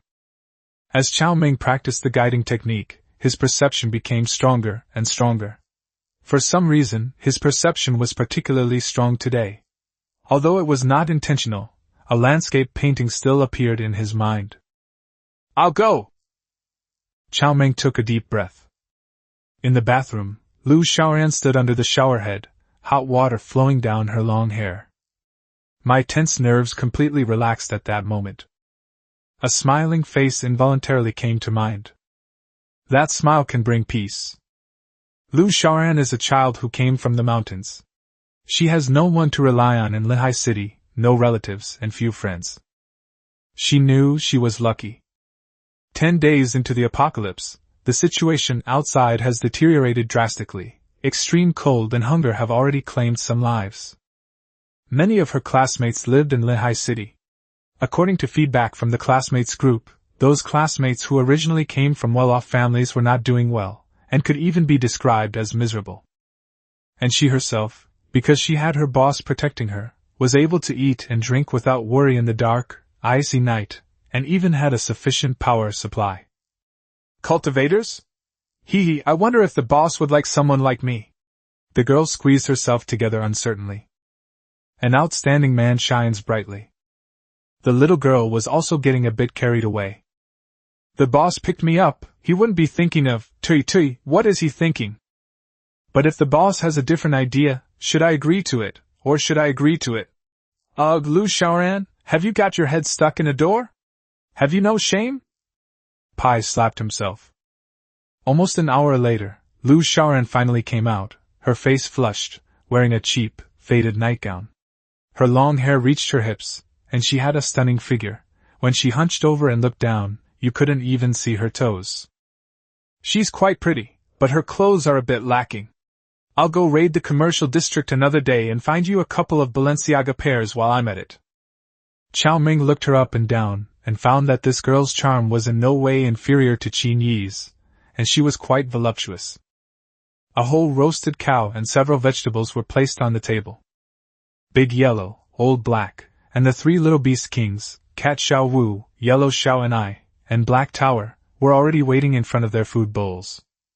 The bowl was filled with delicious food, but the animals wouldn't touch it until their owner had eaten. The mangy yellow dog and two puppies that Lu Xiaoran brought also received a dog bowl filled with food. Under the watchful eyes of the big yellow dog and the black dog, their drool dripped, but they dared not eat first. This means they were forced to follow the rules. Balenciaga? Lu Xiaoran blushed, hunched her shoulders, and looked down, unable to see her legs. Sure enough, the boss had designs on him. I still want black stockings. Will there be maid outfits too? Suddenly, Lu Xiaoran became nervous again. Cao Meng, what are you standing there for? Aren't you hungry? Come and eat. Oh. Lu Xiaoran quickly walked over and sat down opposite Cao Meng. Eat first, then we'll talk. Let's talk after we finish eating? Lu Xiaoran froze, only to see Cao Meng already starting to eat heartily. Seeing how much he was enjoying his food, Lu Xiaoran felt hungry too, so she immediately shook off the messy fantasies in her mind and became a freeloader. During the 100-day calamity, everyone's appetite actually increases. As long as you are willing to eat, everyone can become a big eater. Of course, Cao Meng's appetite became especially large after he successfully cultivated the guiding technique, which was unmatched by ordinary people. Lu Xiaoran thought she could eat a lot. Unexpectedly, Cao Meng could eat 4 or 5 times more than her. No wonder he's so capable. After the meal, Lu Xiaoran conscientiously made Cao Meng a cup of tea, and then began to tidy up the table, wash the dishes, and clean. Looking at the busy, youthful-looking giant, Cao Meng revealed a knowing smile. A family really does need a woman. I used to do all these things myself, but now I can finally quit. After being busy for half an hour, Lu Xiaoran nervously came to the living room in her nightgown and stood in front of Boss Cao, who was reclining on the sofa.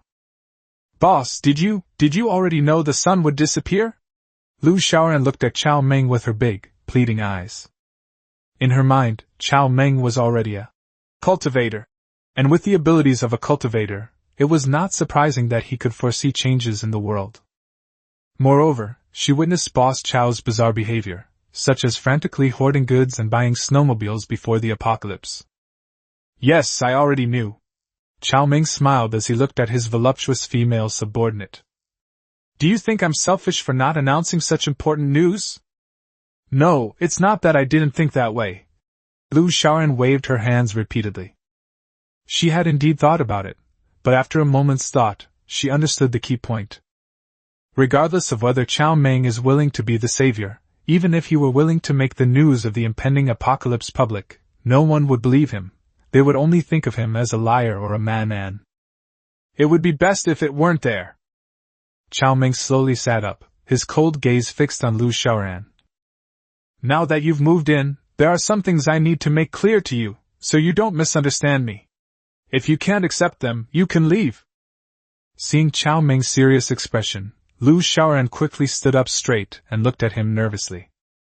First, since you've followed me, you must unconditionally obey my orders and do whatever I tell you to do. Upon hearing this, Lu Xiaoran lowered her head shyly. So it really happened? Chapter 52. Is this how you behave? The star blue ring lit up again in surprise. Chapter 52. Is this how you behave? Surprise! The star blue ring lit up again. Cao Meng didn't know what was going on in Lu Xiaoran's imaginative and self-conquering mind. He continued. Secondly, I am neither a savior nor a great philanthropist. Since you have chosen to be my person, please give up your saintly heart. I don't want your rotten kindness to ruin my important plans. In the apocalypse, there are too many cases of well-intentioned but misguided acts of kindness. Cao Meng has experienced it himself, and doesn't want to go through it a second time. Lu Xiaoran lowered her head, looking at her long cleavage. What was on her mind wasn't some saintly sentiment, but rather Cao Meng's words. You chose to be my person. She thought to herself. Did I? Did I ever say I wanted to be yours? Thinking about it, it seemed so. Although she didn't say it, since she had followed him to this post-apocalyptic shelter, it seemed that she was prepared to become one of his people. Third, loyalty. I expect you to be loyal and reliable. If I discover that you harbor disloyal intentions, I will not hesitate to kill you and your dog. Meeting Cao Meng's cold gaze, Lu Xiaoran couldn't help but shiver. She could tell that her boss was serious. At that moment, she realized that the seemingly gentle and refined boss in front of her was not as gentle and refined as she had imagined. He could be so frightening when he was ruthless, and just one look from him made her tremble with fear. Now tell me, can you accept these 3 conditions? Cao Meng said in a deep voice.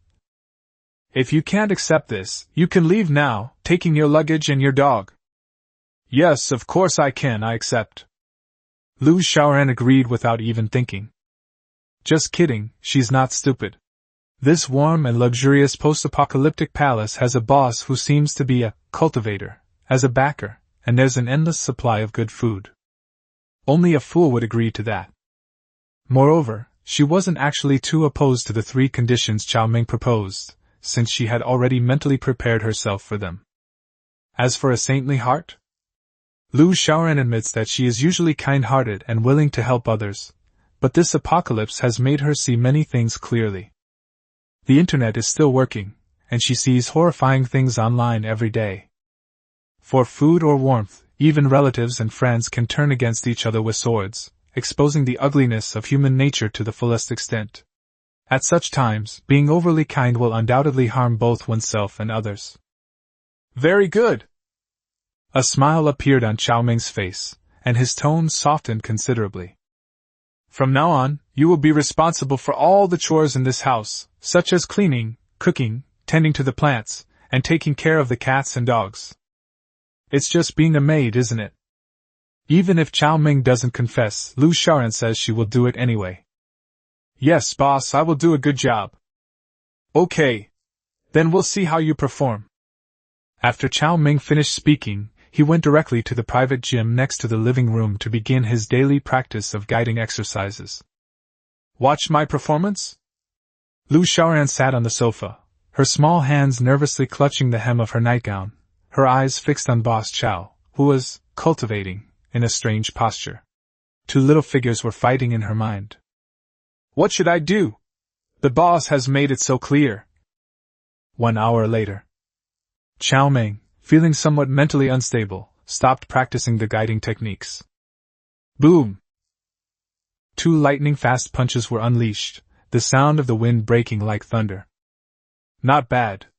Each time you train, your strength has increased by at least 20 kilograms, and the increase is getting faster and faster. A look of anticipation flashed in Cao Meng's eyes.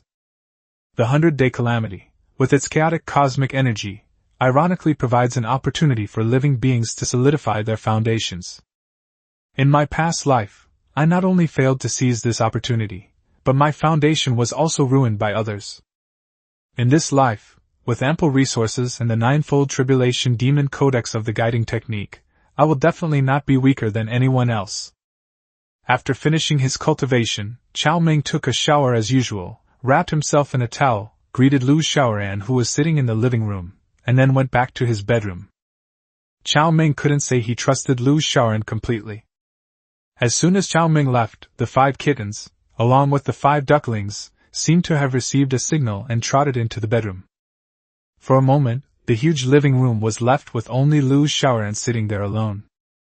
Big Yellow and Old Black, along with their puppies, stayed in the living room, paying attention to Lu Xiaoran, whether intentionally or unintentionally. From their human-like gaze, Lu Xiaoran sensed vigilance and warning. The puppies were watching her, along with her 3 dogs and a pangolin. Covetous. Lu Xiaoran had no doubt that if she did anything out of line, or if her boss in the bedroom gave an order, she would be annihilated on the spot by these little guys. However, she didn't take it to heart, because she felt that she really didn't have any bad intentions. What should I do? My boss said he'll see how I perform? Me? After thinking for a while, Lu Xiaoran gritted her teeth, stood up, and walked firmly toward the bedroom. The wind howls, the river is cold. In the bedroom, Cao Meng was just drifting off to sleep when he noticed a figure approaching his bed. Little Duck and 5 little cats seemed to realize something and wisely hid under the bed. In the dim light, the bathrobes slowly fell off.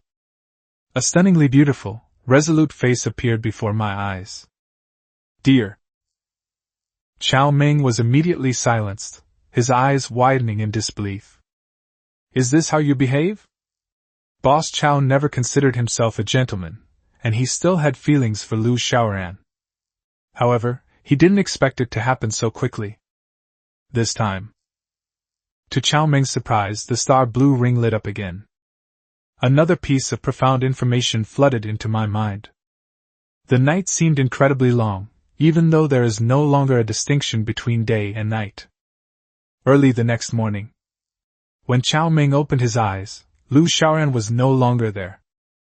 A few plum blossoms bloom on the ice silk bed sheet. Hee, I really didn't expect that. Star Blue Ring, you've been hiding this so well. Last time, together with Genie, we unlocked the secrets of the Star Blue Ring and obtained the dual cultivation secret technique, and the ninefold tribulation demon codex. Cao Meng thought he had figured out the Star Blue Ring completely. Unexpectedly, it had set an ambush for itself. This time, another secret technique appeared in my mind. Spirit Control Technique. This is a guide to taming pets. By using guided techniques to stimulate a pet's potential with its genetic energy, it can accelerate growth, enhance potential, and make the pet more obedient and loyal. This is a good thing. In their previous lives, after the 100 Days of Calamity, a dog king and a cat king emerged in the Jiangmen district. These two, with their pet dogs and cats, managed to carve out a place for themselves in the subsequent ice and snow apocalypse. Cao Meng adopted so many cats and dogs because he was inspired by these two. However, although the cat king and dog king were powerful, that was all they were capable of, because their cats and dogs also suffered from hunger during the 100 Days of Calamity, barely surviving and growing very little. Having learned from his past life's lessons, Cao Meng not only ate as much as he wanted, but also didn't restrict the cats and dogs, all in order to lay a solid foundation for them. Now, with the spirit control technique, Cat Xiaowu and her companions have an even brighter future. Chapter 53 New Trump Card. Chapter 53 A New Trump Card. There's more! Cao Meng realized the crucial point. Last time, I obtained the guiding technique of the Ninefold Tribulation Demon Codex from the Star Blue Ring, as well as a technique for two-person joint practice. This time, he obtained the Spirit Control Technique. What about next time? Is it possible to develop new skills if there is another woman? The more Cao Meng thought about it, the more excited he became. How about we try finding another woman? Once the thought takes hold, it's impossible to stop it. No rush. Cao Meng took a deep breath. In any case, the guiding technique of the Ninefold Tribulation Demon Scripture was the foundation. As for the development of other abilities, he could take it slowly. Let's try the spirit control technique first. Xiao Wu, come here! Cao Meng beckoned to Xiao Wu, the cat perched in the corner of the bed, intending to conduct an experiment with her first. Meow. To everyone's surprise, Cat Xiao Wu wasn't very obedient today, and let out a very resentful meow at Cao Meng. Ha, this little guy, did he take the wrong medicine? Meow. Royal translator, you stinking master, you're the one who's taken the wrong medicine. You've taken that wicked woman's medicine. Although unwilling, she still walked up to Cao Meng with an arrogant gait. Come on, little guy, try out the new skill I learned today. Imperial Guard. Genetic energy stimulation. He mobilized the limited genetic energy within his body and began using the spirit control technique for the first time. Meow. 15 minutes later, the first use of the spirit control technique was completed. What a strange feeling. This little guy seems to have shrunk in size, but his body seems to have become much stronger and more wiry. And those eyes, why are they becoming more and more alluring? Looking at the kitten lying in his arms, Cao Meng felt that the little guy had changed. Just then, the door opened a crack, and Lu Xiaoran stood in the doorway like a shy flower, about to speak. Call out. Cat Xiao Wu turned into a blur. Ah! Lu Xiaoran screamed in surprise, and the kitten vanished without a trace. Quick. Flexible. Like a gust of wind. Even Cao Meng felt a slight chill in the air. This little guy was born stronger and more intelligent than his 4 older brothers. After being transformed by the spirit control technique, it seemed to have awakened something. Its speed made Cao Meng feel a little overwhelmed. That's not right. Master, master. When Lu Xiaoran came to her senses, she found herself drenched in cold sweat. Because when Mao Xiuwu passed by her just now, she stretched out her claws like lightning, pointing directly at her big, bright eyes. She didn't have time to react and was indeed startled. If it weren't for Mao Xiuwu's prank, she would be blind now. Owner? Cao Meng chuckled. This seems to be how she addressed herself when she knelt down and begged for mercy. She's a beautiful woman who knows how to create fun. I don't know where she found a maid outfit and put it on. It's very threatening. Especially twin tails. Boss! Lu Xiaoran took a deep breath and decided to continue calling Cao Meng. Boss! Boss, breakfast is ready. Although she only slept for an hour, Lu Xiaoran was in exceptionally good spirits, and her skin looked even brighter. Her gaze towards Cao Meng held a newfound shyness, which could also be interpreted as tender affection. When Lu Xiaoran woke up this morning, she was startled by the changes in her body. Not only do people become more beautiful and charming, but they also feel warm all over, as if they have inexhaustible energy. She even secretly went to Cao Meng's home gym to try out the barbell press, and she was shocked by what she found. The barbell that she used to be unable to lift even with all her might was now incredibly easy for her. Wait a moment, let me wash up first. Sure enough, everything changed after a woman joined the family. It's much cleaner and more comfortable now. Cao Meng himself is not a slovenly person, but living alone in such a big house with so many cats and dogs, even though De Huang and Lao Hei are all very obedient and don't destroy the house or poop and pee anywhere, still requires cleaning. Sometimes Cao Meng is too busy to keep up. Now that I have Lu Xiaoran, I can not only save myself a lot of effort, but also add a lot of fun. After washing up, I went to the dining room, where the table was already laden with a sumptuous feast. The cats and dogs' food bowls were also overflowing. The fragrance can be smelled from afar. The young lady's cooking skills are indeed quite good. More than 20 cats and dogs stood there in a row, like soldiers waiting for an emperor's banquet. Cao Meng didn't touch his chopsticks, and neither did they. That's the rule. Eat up, don't be shy. It tastes really good, even better than what I make.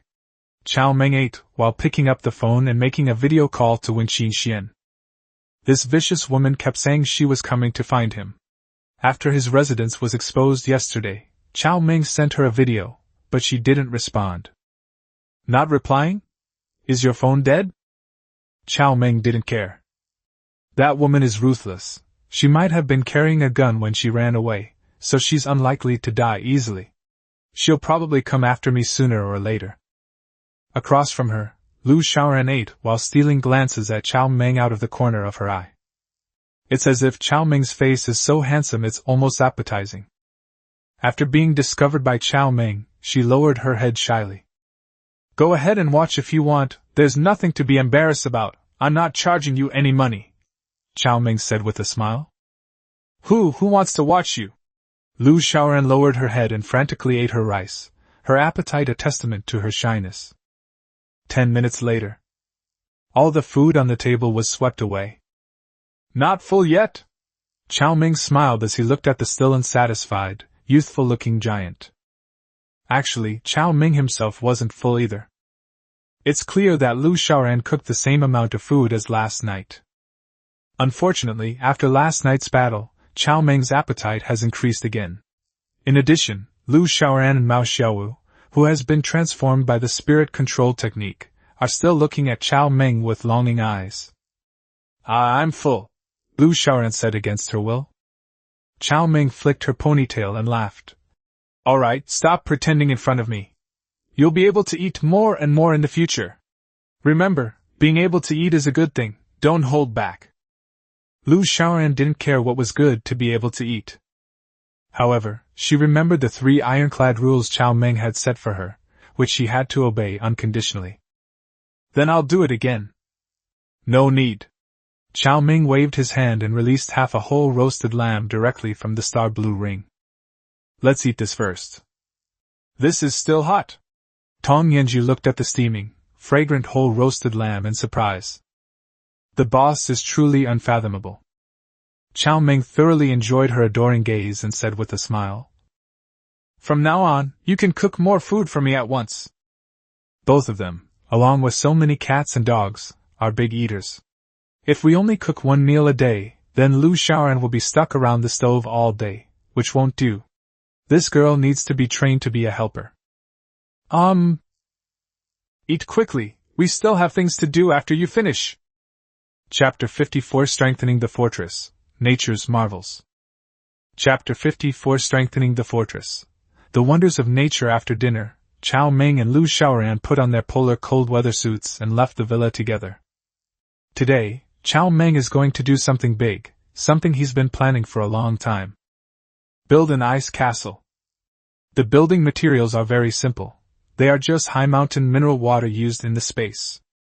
The lower the temperature, the stronger the ice. At -50 degrees Celsius, ice can become harder than granite. And now, it's -85 degrees Celsius.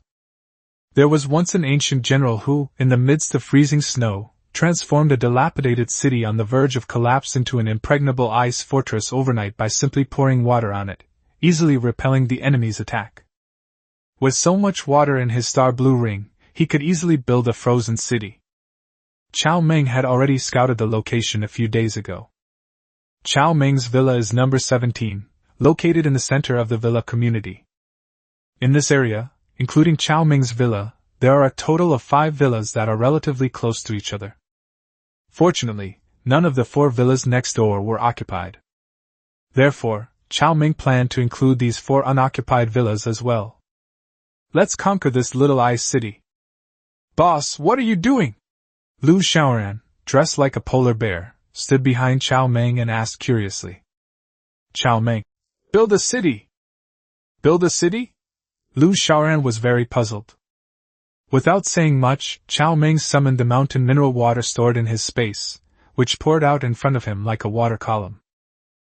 Too much, go slower. Control the spraying speed. To Lu Xiaoran's astonishment, a 5-meter-thick ice wall, seamlessly connected, took shape at a speed visible to the naked eye. Boss, you're a genius! Lu Xiaoran finally understood. This crystal city was even more fortified than a war fortress made of reinforced concrete. But boss, you're already this strong, are you still afraid of others harming you? Lu Xiaoran asked curiously, shining a flashlight on Cao Meng. The first rule for survival in the apocalypse, never be arrogant. As Cao Meng poured ice on the city wall, he said, What's more, I've made quite a few enemies. Before you moved in, I had already killed dozens of people. Dozens of people? Lu Xiaoran's small hand trembled, clearly frightened. It's no wonder, since Lu Xiaoran had never personally experienced the dangers of the apocalypse. When she heard that Cao Meng had killed dozens of people, she naturally found it hard to believe. Cao Meng turned his head and glanced at the girl with a smile. The second rule of survival in the apocalypse: if you want to live well, you must be more ruthless than your enemies. Of course, we also need to prepare more tactics and trump cards than our opponents. Lu Xiaoran nodded. I understand. Those people definitely brought it on themselves. Boss, you were forced into this situation. Were we forced into this situation? You could say that. Cao Meng chuckled and continued pouring the concrete. They build castles with concrete. I use water. First, circle around 5 villas, then keep increasing the height. At the same time, Cao Meng also poured water on the ground inside the ice wall, creating a layer of ice floor more than a meter thick. This way, even if the enemy wanted to dig a hole in, it would take them a lot of effort. And I can play the role of a night hunter, ambushing from behind. In short, the combination of the ice city, nighttime raids, and the gradually growing small animals is sufficient to deal with the enemy at hand. As for the future? If that doesn't work, thicken the castle walls and reinforce the floor. If that doesn't work, then dig a hole, dig through the earth. As the wise saying goes, when you encounter obstacles, sweep them away with an iron rod. If the obstacles are too strong, thicken the iron rod. There is another saying, those skilled in attack move high in the heavens, while those skilled in defense hide deep underground. In short, just build. After the 5-meter thick city wall was built, Cao Meng left a small ice cave, more than 1 meter high, for use in entering and exiting the city. Once we get back and tame the pangolin, we'll block up this burrow and make it carve out an underground tunnel. Once it becomes stronger, we'll make it dig bunkers. Dig underground cities. The doomsday involution has begun. The further along the journey, the more ruthless the survivors become, and the harder they are to deal with. After pouring the ice fortress walls, Cao Meng then laid out a ring of high-voltage electricity around the ice fortress, which he had prepared beforehand. Anyone who dared to approach would be instantly annihilated by simply pulling the switch. Of course, a separate entrance and exit must be reserved. Installing cold-proof infrared cameras in key locations to achieve 360-degree monitoring without blind spots is the only way to complete the task. Even though Cao Meng was in excellent health and had the help of the fierce Lu Xiaoran, it still took him more than 5 hours to finish the task. It's so beautiful. It's a pity there's no sun shining on it, otherwise our castle would be the Dragon King's crystal palace. Lu Xiaoran enthusiastically shone her flashlight on the tall ice wall, and the flashlight beam refracted through the ice, creating a dazzling display of colors. In just one night, Lu Xiaoran had unknowingly completed the transformation of her identity.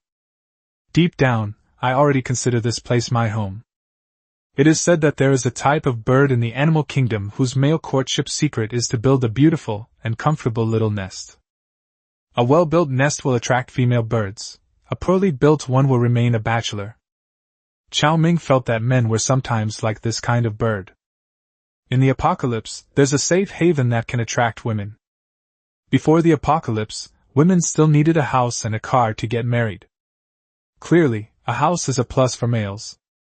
Seeing how beautifully, solidly, and securely the home had been managed by the man, Lu Xiaoran was naturally overjoyed, and her gaze towards Cao Meng became even more adoring.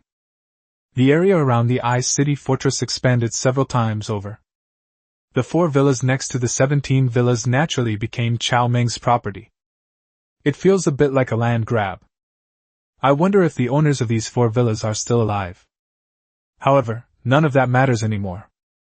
Even if the homeowner does come knocking on the door in the future, I'll just give him a box of instant noodles. The longer the apocalypse lasts, the more empty houses there will be. In the future, houses won't even be worth a green onion. Giving a box of instant noodles wouldn't be considered bullying. Let's go and inspect our territory. Cao Meng pulled the still enjoying Tong Yanzhu along and headed towards the nearest villa. Arriving at the front door, he took out a crowbar and skillfully pried open the door. All 4 villas are confirmed to be uninhabited, but they are all well decorated and fully furnished. 2 of them are even more luxurious than Cao Meng's villa. Cao Meng, accompanied by Lu Xiaoran, inspected all 4 villas. In the basement of one of the villas, they found tens of thousands of bottles of Matai liquor and thousands of bottles of high-end red wine. Cao Meng, of course, accepted them without hesitation. Back at the villa, the 2 were starving. The animals immediately surrounded their owner. This time, Cao Meng didn't ask Lu Xiaoran to cook on the spot. Instead, he took out the cooked food stored in the star blue ring and made do with it for now. Awesome! At the dinner table, fine wine and delicious food, accompanied by a beautiful young woman, make this cold apocalypse no longer lonely. Chapter 55 The Death of Wang, A Beauty Trap and Poison? Chapter 55 The Death of Wang, Beauty Trap and Poison? Was Wen Qingxian dead? After dinner, Cao Meng lay on the sofa and casually made a phone call to Wen Qingxian to express his care. The call could not be connected. No, such a monstrous threat won't die so easily. Wen Qingxian is beautiful, a good actress, knows how to pretend, understands people's hearts, is ruthless, and selfish. Such a person is actually the most suitable for survival in the apocalypse. In the apocalypse, there are 2 types of people with the highest chance of survival. The first type is someone who is ruthless enough. The second type is actually a beautiful woman. While beautiful women are easily targeted by ruthless and powerful individuals, from another perspective, they also have the capital to cling to powerful figures, giving them a much greater chance of making a living compared to ordinary or unattractive women. Imagine, in a hopeless apocalypse, if you had food, would you choose to spend the rest of your life with an unattractive woman or a beautiful one? Whether you admit it or not, beauty is a form of capital. In the Shulin residential community's owners group, Jianlong, a prominent figure, still posts a video every day of Wen's parents and Wenbo being tortured. Meanwhile, the reward offered for Wen Qingxian is also increasing. The pain of losing his son drove him completely insane. Poor guy, you even know who your enemy is. After watching the video of Wen's parents and Wenbo being treated to hospitality, Cao Meng put down his phone. After being disciplined, the neighbors in Shulin community became much more obedient. In addition, as the phone battery dries up, fewer and fewer people can send messages to him. Even the number of female neighbors who send him private messages every day to show him beautiful photos is decreasing exponentially. What a pity! A message from Weixin, a financial information platform, was received. Cao Meng picked it up and saw that it was a picture sent by Bai Jing, a beauties from Shulin community. The picture shows a male corpse with his entire body covered in bruises. Wang Xin!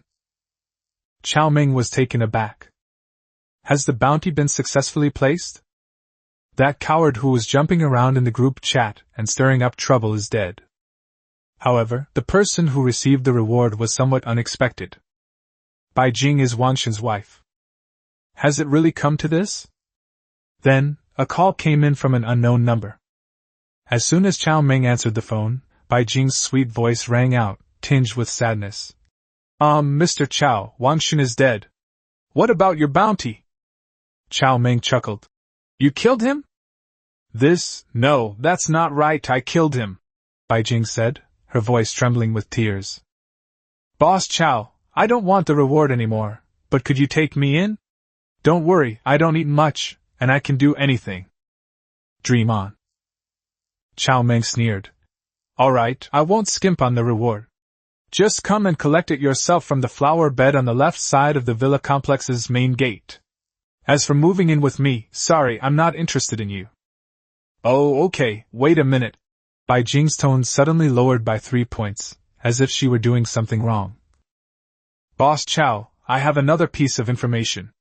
Actually, it was Wang Laoqi, who killed him.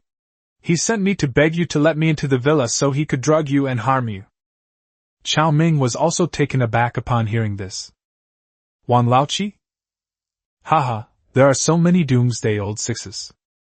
When a direct assault failed, they resorted to using a honey trap.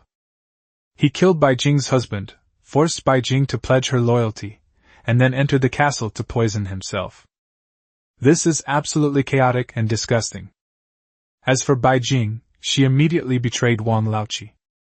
To be honest, Bai Jing is quite beautiful. If it weren't for her poor reputation, Cao might actually have had some ideas about her. If someone else had tried this, they probably would have succeeded. Oh, Mom told me not to trust women, especially beautiful women. Cao Meng subconsciously turned his head to glance at Xiao Ran, a childlike giant deer who was tidying up the dining table. He then shook his head. Caution is good, but being overly suspicious and acting like a lunatic is not. Okay, later you can have Wang Laoqi come and collect his lunchbox. Your reward for delivering the message is a case of instant noodles. Okay. Bai Jing hung up the phone, almost crying with joy. Interesting, hee hee. Cao Meng shook his head with a faint smile, and said to Lu Xiaoran. You stay at home, I'm going out for a bit. Okay, Dad, boss. Lu Xiaoran was focused on cleaning when Cao Meng said that, and she subconsciously called him by the wrong name. I was so embarrassed that I just wanted to crawl into a hole in the ground. That bastard boss is a total rip-off. Negative energy output has a huge impact on people. Hey. Cao Meng smiled smugly, gave Lu Xiaoran a thumbs up, and then turned and left. Pa, Lu Xiaoran, you're absolutely insane! In the cold rented room, Bai Jing, a resident of Shulin community, slowly put down her phone and sighed with some regret. She was a beautiful woman, but also a weak and timid one. Unfortunately, she ended up with a husband who was both foolish and cowardly. Being too beautiful and lacking a powerful backer naturally attracts unwanted attention. Ever since Wang Xun was put on a bounty by Cao Meng for his sharp tongue, they secretly moved into this rented house to avoid trouble. Unexpectedly, Wang Xun, that fool, actually told his cousin Wang Meng his address. Little did he know that his cousin had his eye on his wife and had been wanting to kill him for a long time. As a result, he lost his life. The door creaked open, and Wang Meng, wearing a thick military overcoat, walked in full of anticipation. Sister-in-law, how did it go? Did that man surnamed Cao agree to let you move in? No. Bai Jing said regretfully. This guy surnamed Cao is very cautious. He didn't give me a chance at all. Upon hearing this, Wang Meng's smile vanished instantly. That's such a pity. Sister-in-law, you're as beautiful as an angel, yet that Cao fellow isn't even a little bit tempted. If it were me, I'd humph. What a pity, the Cao family has such good stuff. If only we could take over their house, that golden roast beef, paired with red wine, tsk, plus a woman as beautiful as yours. Bai Jing rolled her eyes at him. Stop talking about this useless stuff. Cao said about the reward, and he put the item under the flower bed at the entrance of the villa community. He wants me to go get it, but I think you should go instead. Okay, I'll make the trip. I'd be heartbroken if you got cold in this freezing weather. You stay home and wait for me, hee hee. After Wang Meng left, Bai Jing's face immediately turned cold, and her eyes revealed a deep-seated hatred. Wang Laoqi, do you really think I'm your plaything? You beast, you killed your brother and wanted your sister-in-law. Today is your death day. After saying that, he tightened his coat and quietly went out. In the darkness, Cao Meng first threw 2 boxes of instant noodles at the agreed location, then quietly went around to the side and hid them. After waiting for about half an hour, a figure finally appeared, carrying a homemade lantern and struggling through the snow. Wang Laoqi, I haven't even come looking for you yet, but you've already jumped out here. You've got guts. Chapter 56 Beautiful Women Are Dangerous. What did you do to it? Chapter 56 Beautiful Women Are Dangerous. What did you do to it? Wang Meng, Wang Laoqi. In the later stages of the 100 Days calamity in his previous life, he was a little tyrant in Shulin community. He also had a grudge against Cao Meng. In Cao Meng's Book of Life and Death, this was the person whose death mark was to be drawn. The figure drew closer. You can vaguely make out that it's a man. Wang Meng was very vigilant, holding a large wooden stick in his hand. After looking around and finding nothing unusual, he walked towards the hiding place. Instant noodles, 2 boxes, not 1 box? Upon seeing the reward, Wang Meng was initially overjoyed, but then became somewhat puzzled. Because there's another box that's a reward for reporting the news to teacher Bai Jing. Lao Lu's voice rang out behind Wang Meng. Who goes there? In the quiet night, a voice suddenly rang in his ears. Even Wang Meng, who was bold, was startled. After realizing what was happening, he turned around without hesitation and swung his stick. Pity. Just as he raised his stick, it was grabbed by a large, iron-like hand. You are Cao Meng! Wang Meng was shocked. He tried to pull the wooden stick twice but couldn't budge it at all. In desperation, he kicked Cao Meng in the groin. Court death! Click. Cao Meng swiftly raised his foot and kicked him hard in the knee. The immense force broke a right leg at the knee. With a scream like a pig being slaughtered, Wang Meng collapsed to the ground. He let out 2 painful cries before looking up angrily at Cao Meng, who was shining a powerful flashlight on him. Why? What did I do to offend you? Why did you attack me like that? What have you done to offend me? Ha! Cao Meng weighed the bakelite stick in his hand. The honey trap, the poisoning, do you need me to go over the details? Wang Meng's face instantly turned ferocious. Did Bai Jing tell you? Impossible, how could she betray me? She clearly. You can ask him about that later. Now please accept your punishment. As Cao Meng spoke, he swung a large stick and smashed it down hard on the joints of Cao Meng's limbs. Click. Click. No, please have mercy. In the blink of an eye. Comminuted fractures of the joints of the limbs. Familiar with the way. Kid, enjoy this. Cao Meng threw away the bakelite stick and deliberately stepped on Wang Meng's broken kneecap as he walked past. Ouch! A piercing scream tore through the night sky. Killing this kind of person would be too lenient. He must die in despair, in pain and cold. Not long after Cao Meng left, Bai Jing stumbled and staggered to the scene. After glancing at Wang Meng, who was lying on the ground barely alive, the woman then swept the surroundings with her flashlight. Boss Cao, are you there? After asking twice and confirming that Cao Meng was not there, he stepped on Wang Meng's face. Bai Jing, why are you here? Wang Meng wanted to question Bai Jing, but he stopped himself halfway through his sentence. He's a cripple now, unable to even walk, and his only hope for survival lies in the woman before him. The balance of power has shifted. He used to dominate her, now, he needs to please her. Why are you here? Of course, I'm here to see how you die. Bai Jing glared at him with undisguised resentment. How can I be at peace without seeing you die? You slut! It was you who betrayed me. Wang Meng's eyes widened. Even though Cao Meng had beaten him into a cripple, deep down he still didn't want to believe that Bai Jing would betray him. She was so obedient to me. He never disobeyed me in the slightest. He thought it was true love, that the other person had been completely overwhelmed by his domineering presence, and was willing to become an obedient servant. I never expected that she would secretly try to kill herself. Was the happiness I gave her fake? Am I not better than that useless husband of hers? Wang Meng couldn't understand it. Why? Bai Jing smiled contemptuously. Wang Meng, what do you think you are? Just a beast. Killing your brother and plotting to kill your sister-in-law, you deserve to go to hell. As he spoke, he bent down and forcibly snatched the coat and cotton-padded trousers from Wan Laoqi's body. Not white crystal. Wang Meng panicked completely. In this cold weather, if he took off all his warm clothes, he would die very soon. Bai Jing, I was wrong, please, I really like you. Shut up. Bai Jing hated Wang Laoqi intensely. She hated him for bullying her and for killing her husband. Hearing him shamelessly say he liked her now only made her feel utterly disgusted. Unable to bear it any longer, he grabbed a rubber stick from the side and shoved it into Wang Meng's wide-open mouth. Ugh! In no time, Wang Laoqi suffered pain, and was frozen. His eyes remained open, and he died unwillingly.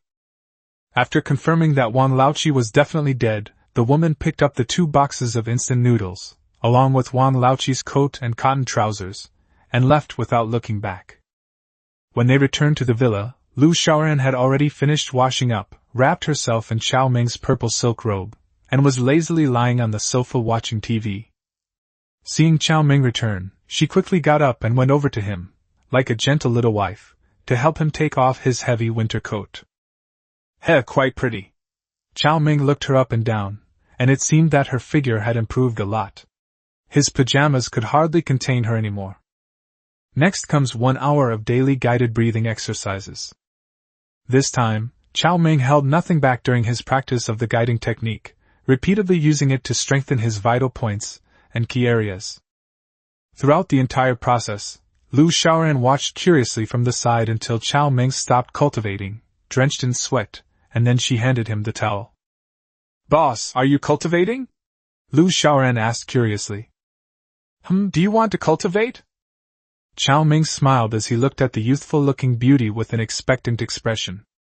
Yes, I want to," Lu Xiaoran quickly replied. "Okay, then I'll teach you." The 9-fold tribulation demon scripture was too profound for Lu Xiaoran to learn. Cao Meng simply taught her the 5 animal frolics technique he had cultivated in his previous life. Although the cosmic energy was chaotic during the 100 days of calamity, and the 5 animals guiding technique could not produce any obvious effects, it was not entirely useless. After last night's training, Lu Xiaoran's physical fitness and coordination were already quite good, but it still took her more than 10 minutes to learn the simplest introductory stances of the 5 animal frolics. After seeing that Lu Xiaoran was in the mood, Cao Meng went into the bathroom and took a quick shower. Then they captured the pangolin that Lu Xiaoran had obtained for free and modified it using the spirit control technique. This little guy is destined to play a big role in the future. An hour later, Lu Xiaoran stopped practicing the gene energy guidance technique, drenched in sweat and panting heavily. "I'm so tired, my hands and feet don't feel like mine anymore. Hey boss, what did you do to the pangolin?"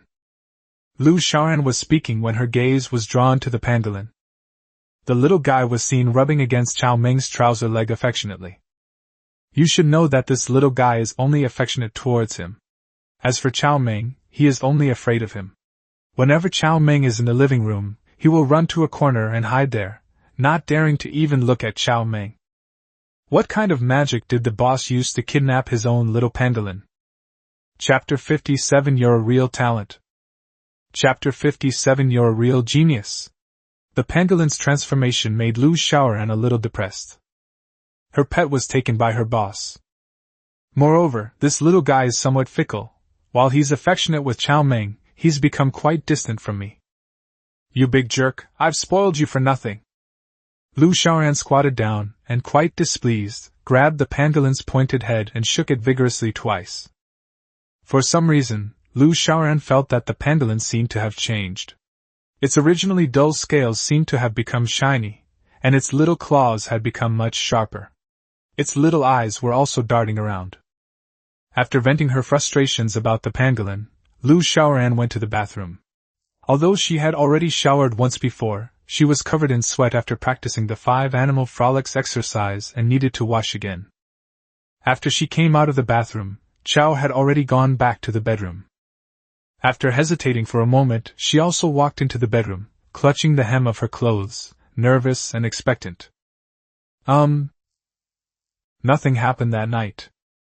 The next day, when Cao Meng got up, Lu Xiaoran was still fast asleep. Her delicate face looked as if she had undergone super whitening treatment.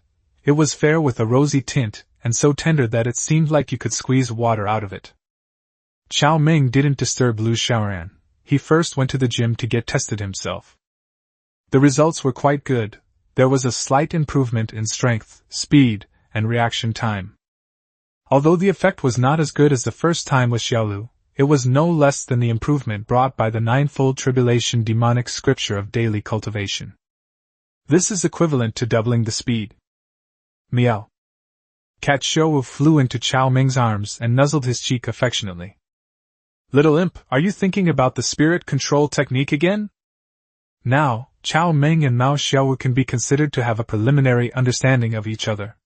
Although the kitten cannot speak, her jewel-like eyes can make you understand what she means. Meow. The kitten readily spread its limbs, ready to receive its owner's grand gift. Alright, then I'll prioritize you first. Cao Meng smiled helplessly. What could he do? This little thing was just so lovable. He had originally planned to use the spirit control technique on Black Tower, Huang Xiaoni, the Pandolin, and Big Yellow and Old Black in turn to stimulate their potential growth. Since this little thing had come to him, he might as well give her a boost. After spending 15 minutes treating Mao Xiaowu, Cao Meng shifted his focus to Haida, Huang Xiaoni, De Huang, and Lao He. After unleashing a series of spirit-controlling techniques, the pet owner felt completely drained. This thing works well, but it's a bit too much for pet owners. Cao Meng is in an even worse state than Lu Xiaoran was last night. His legs are trembling so badly he can barely stand up. However, the results were remarkable. After being treated with the spirit control technique, the dogs showed significant changes.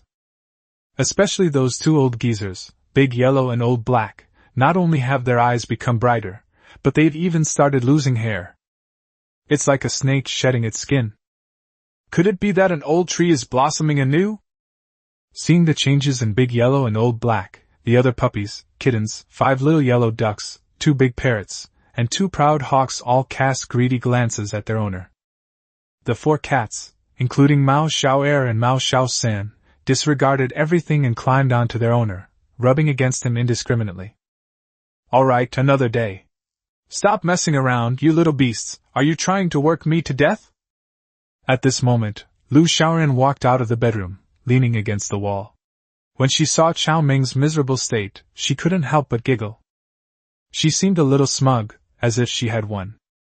Breakfast was the same food that Cao Meng had prepared long ago. After replenishing my energy, my physical strength has recovered considerably. Cao Meng didn't leave the house for the rest of the day. After his routine hour-long guided breathing exercise, Cao Meng would lie on the sofa and watch TV on his phone. Since Lu Xiaoran came into his life, Cao Meng had been living a life where everything was done for him, with desserts and tea available all day long. While Cao Meng was indulging in the wonderful days of the apocalypse, those outside were not so comfortable. As the apocalypse continues, people are dying every day, and the number is increasing. Some froze to death, and some starved to death. Some even jumped off buildings because they couldn't bear the torment and oppression. Of course, some were killed. The deaths of Wang Xun and Wang Laoqi did not cause much of a stir. After killing Wang Laoqi, Bai Jing secretly returned to Shulin community, and, like Li Shulan, became Cao Boss's informant. Bai Jing is a beautiful and alluring woman, a top celebrity in Shulin community, and many men covet her.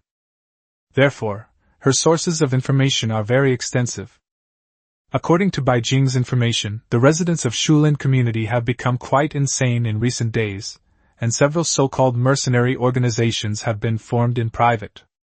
Bai Jing herself was invited to join a mercenary group called Light of Life, because of her beauty.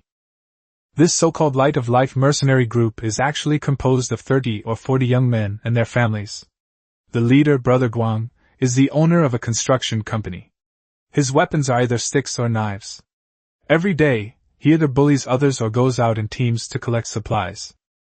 To Cao Meng's dismay, besides giving him intelligence, Bai Jing continued to send him a beautiful photo every day without fail. This made Cao Meng exclaim, "Teacher Bai is a kind and honest person." If it weren't for Lu Xiaoran, this formidable weapon, Cao Meng felt he would have regretted it. "Pa, you worthless wretch!" It's already the 14th day of the apocalypse. Boss Chao's long-awaited Wen Qinxian still hasn't appeared. The residents of Shulin community are still engaged in a frenzied competition. However, according to the intelligence from Li Shulan and Bai Jing, several so-called mercenary groups are plotting a major operation. The specific target may be the Jianhai Group's material warehouse in Building 6, or it may be Boss Chao. After instructing Bai Jing and Li Shulan to continue keeping a watchful eye on things, Cao Meng left Lu Xiaoran at home and went out. Today, as agreed, Cao Meng was to take Lao Huang Wentao, to Chenheping's base. Of course, Cao Meng also wanted to see that base. In my previous life, I spent a difficult time at Chenheping's base. In front of Villa number 17. Cao Meng waited at the door for a while before the door slowly opened. The moment Cao Meng opened the door, he was completely stunned. Old Huang was wearing a down jacket, leaning against the wall, his legs trembling, his once bright eyes now sunken, and his lips were blue, looking like he was about to meet the king of hell at any moment. Holy crap! You son of a bitch, you! Cao Meng was speechless. In just 2 days, you've already let yourself get into this mess. This dog is already skinny and weak, yet it still dares to play like this. Really something. Is a big star with countless scandals really that attractive? To the point of risking one's life. Cough cough, sorry, I couldn't help myself and went a little overboard. Huang Wentao patted his chest smugly, but unexpectedly, he started coughing violently after slapping himself. This is fucking awful, they've all been squeezed dry. What a talent! Chapter 58 He just needs to be taught a lesson. Chapter 58 He just needs to be taught a lesson. Cao Meng was so angry he almost kicked the kid to death. You don't want to live anymore? How much of Wei Ji's drug have you taken? Not many, hee, just 3, plus a bullwhip. As she spoke, she weakly placed her hand on Cao Meng's shoulder. Hey Lao Chao, this feels really good, why don't you give it a try? Cao Meng's soul seemed to leave his body. Go to hell! That bastard, his thoughts are just too wild. Your car can barely be considered a BMW, but it's been through dozens of hands. If you lend it to me, I'm afraid someone might get hurt. Just then, Fan Xianer, dressed in a white down jacket, came down from the second floor shyly. When she noticed Cao Meng looking at her, she lowered her head as if to show her embarrassment. Did she hear that? Still shy? Absolutely amazing. Are you ready? If you're ready, let's go. Cao Meng was afraid that if he let this grandson stay any longer, the grandson would give his life to Fan Xianer. All right, you can leave any time, Huang Wentao said, turning back to give Fan Xianer a flying kiss. Baby, stay home and wait for me. After 2 days, Fan Xianer's attitude towards Huang Wentao had clearly changed.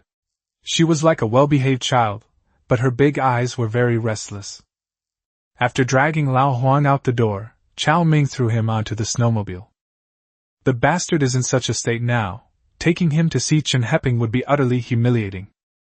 Damn, anyone who didn't know better would think this guy was a consumptive. If he weren't afraid of dying in bed, Cao Meng wouldn't have bothered with him at all. Brother Cao, Father Cao, Grandpa Cao, I was wrong, okay, Huang Wentao said, wrapping his scarf around his neck. Isn't it said that one should enjoy life to the fullest when things are going well? I just couldn't resist and went crazy with fun. Cao Meng turned his head and looked at the guy seriously. You're not really in love, are you? What the hell? Do you think I'm stupid? That woman is obviously a troublemaker. She was just flirting with you. Who would choose someone like that if they wanted a stable life? Huang Wentao always spoke without restraint in front of Cao Meng, saying things like that no one else could possibly say, but it didn't sound out of place at all. I call this playing along. I finally got my hands on my idol, so of course I have to study him carefully inside and out. As for true feelings? I've already given you my true feelings. Cao Meng, get the hell out of here. Seeing that the guy was still in the same wretched state as before, Cao Meng felt relieved. He's sensible, but also easygoing, he just likes to have fun. The snowmobile started up and accelerated off. Old Factory Wholesale Market. It has now been converted into the Dawn Base. The head of the base is naturally Chenheping. The Mutual Aid Society has now been renamed the Dawn Mercenary Group. In his previous life, Cao Meng had spent the most difficult period of his life in this place, so this trip was a familiar one, a return visit. Because they didn't want others to know about the snowmobile for the time being, the two got off the snowmobile not far from the Dawn Base. Cao Meng then put the snowmobile into his star blue ring, took 3 rifles and a box of bullets, and walked to the Dawn Base. The 2 men arrived carrying guns. The guards at the base entrance immediately reported to Chen Heping, who was soon dressed like a bear and led 2 men and a woman out to greet them. Cao Meng knew all 3 people behind Chen Heping in his previous life, and the woman was Chen Baowe, his savior in his previous life. He looks like a bear, hence his nickname, Big Bear. He is Chen Heping's second disciple and a martial arts expert. Another handsome man named Wang Ke was Chen Heping's 5th disciple. It was also this guy who betrayed Chen Heping in his previous life by colluding with outsiders to break through the Dawn base. Although he knew this guy was a ticking time bomb, he couldn't be foolish enough to go and warn Chen Heping at this moment. After all, the 2 were only nodding acquaintances, and Cao Meng knew the principle of not speaking too intimately with someone you didn't know well. We can just quietly get rid of this guy later when we have the chance. Brother, you've finally arrived. Chen He rushed forward, gave Cao Meng a big hug, and then pointed at Chen Baowe, saying, Come on, brother, let me introduce you. This is my cousin, the chief physician of our base. Hello, Sister Baowe, my name is Cao Meng. Having been given a second chance at life, Cao Meng was quite excited to see his savior again. Hello? Chen Baowe, wearing silver-rimmed glasses, was very gentle. Chen Heping added, De Xiong and Wang Ke are both my apprentices. Hello, you too. Cao Meng smiled slightly and pointed to Huang Wentao beside him. Brother Chen, this is the brother I was talking about. I know, we talked about it these past few days. Chen Heping laughed heartily. Brother Huang is very interesting. As he spoke, he raised his hand and slapped Huang Wentao on the shoulder. Unexpectedly, the slap sent old Huang sprawling to the ground. Forehead. Chen Heping was stunned, looking at his own palm in surprise. I didn't use that much force, did I? Cao Meng covered his face. Damn, this guy is making a fool of himself by spinning around like that. De Xiong, Wang Ke, and Chen Baowe were all stunned. In this freezing weather, everyone is dressed like bears, so it's really hard to judge a person's physique. Brother Huang, what's wrong with you? Chen Heping quickly stepped forward and helped the man up. Baowe, come here and take a look at Brother Huang. Chen Baowe quickly said. Brother, it's cold outside, let's go inside first. The underground air raid shelter is a large air raid shelter left over from the old factory's preparations for war and famine. In an emergency, it could provide shelter for more than 2,000 workers and their families in the machinery factory. Now, Chen Heping has turned it into a treasure and transformed it into the Dawn base. The air in the base's central office was somewhat polluted, but it was still warm, around 10 degrees Celsius, a welcome relief from the freezing cold outside. After entering the office, Lao Huang took off his scarf, eye mask, and other face coverings, shocking everyone present. Is this even a human being? It's practically indistinguishable from a skinny zombie. He's just too weak. Rest for a couple of days, improve his nutrition, and exercise more. There shouldn't be any major problems. Adhering to the professional ethics of a medical doctor, Chen Baowe did not mock Lao Huang. By the way, don't go outside until you've recovered. Getting sick from the cold is no good. With your small frame, you can't even handle a bad cold. Old Huang has a thick skin. He kept smiling as if he wasn't the one being faked. Brother Chen. Cao Meng laughed. My brother just needs a good beating. I'd like to ask you a favor, let him practice every day, and let him pedal the human power generator at the base for an hour or 2 each day. Having been to the Dawn base, Cao Meng naturally knew what the situation was like there. Although Chen Heping is a chivalrous person, the base has its own rules and resources are limited. Obtaining various supplies, including food, at the base requires making corresponding contributions. To address this, the team at the Dawn base also devised a contribution points system. For example, you can earn contribution points by going out to collect supplies. Of course, the most unforgettable thing is that the human power generator in the base was made from a bicycle. Chapter 59 Still already dead? A frenzied sweep of Yida Plaza. Chapter 59 Still not dead? Sweeping through Yida Plaza in the freezing cold, pedaling a human power generator, not only does it provide exercise and energy for the base, but it also warms the body, and most importantly, it earns contribution points. This is the most popular activity among the women and children at the base. A human-powered generator. This must be the greatest invention of the apocalyptic world. What the heck? No way! Huang Wentao was speechless. Mr. Cao, you've completely lost your humanity. Let me come here to ride my bicycle. I'm your little sweetheart. Chen Heping laughed and said, Haha, you're joking, brother. Brother Huang is a talent that our base urgently needs. Our warehouse and contribution point database still need Brother Huang. We won't let him run the generator. At most, I'll stretch him a bit when I practice my skills every day. Huang Wentao, I think I'll go pedal the generator instead. Practicing martial arts with that man and Chen Heping? It's practically killing me. He's seen videos online of Chen Heping stretching his disciples. Seeing Lao Huang's lifeless look, Cao Meng secretly rejoiced. You bastard, I'll teach you to be wild. I'll teach you to be even wilder than me. I'll kill you. Cao Meng. Then you mustn't give me any face, brother. Train until you're dead or alive. Huang Wentao was almost in tears. You stabbed me on purpose. Chen Heping nodded in deep agreement and said, Don't worry, brother. I'm only doing this to give you face. Brother Huang's body is too weak. If he doesn't train properly, he won't be able to withstand the wind, frost, rain, and snow of this apocalypse. Qin Baowe smoothed her hair and added, You can't train too hard at the beginning. Just train until you can't get up anymore. Old Huang, thank you so much. After teasing Lao Huang, Chen Heping turned his attention to the guns and ammunition that Cao Meng had brought. Brother, are your 3 guns and 500 bullets on your name or on Brother Huang's name? The Dawn base now has about 400 people. Excluding the elderly, women and children, only about 100 have been selected for the mercenary group. Their main weapon was still the composite bao, a melee weapon. There were only 3 guns, and they were small pistols. Such military strength is simply incomparable to those forces with powerful backers.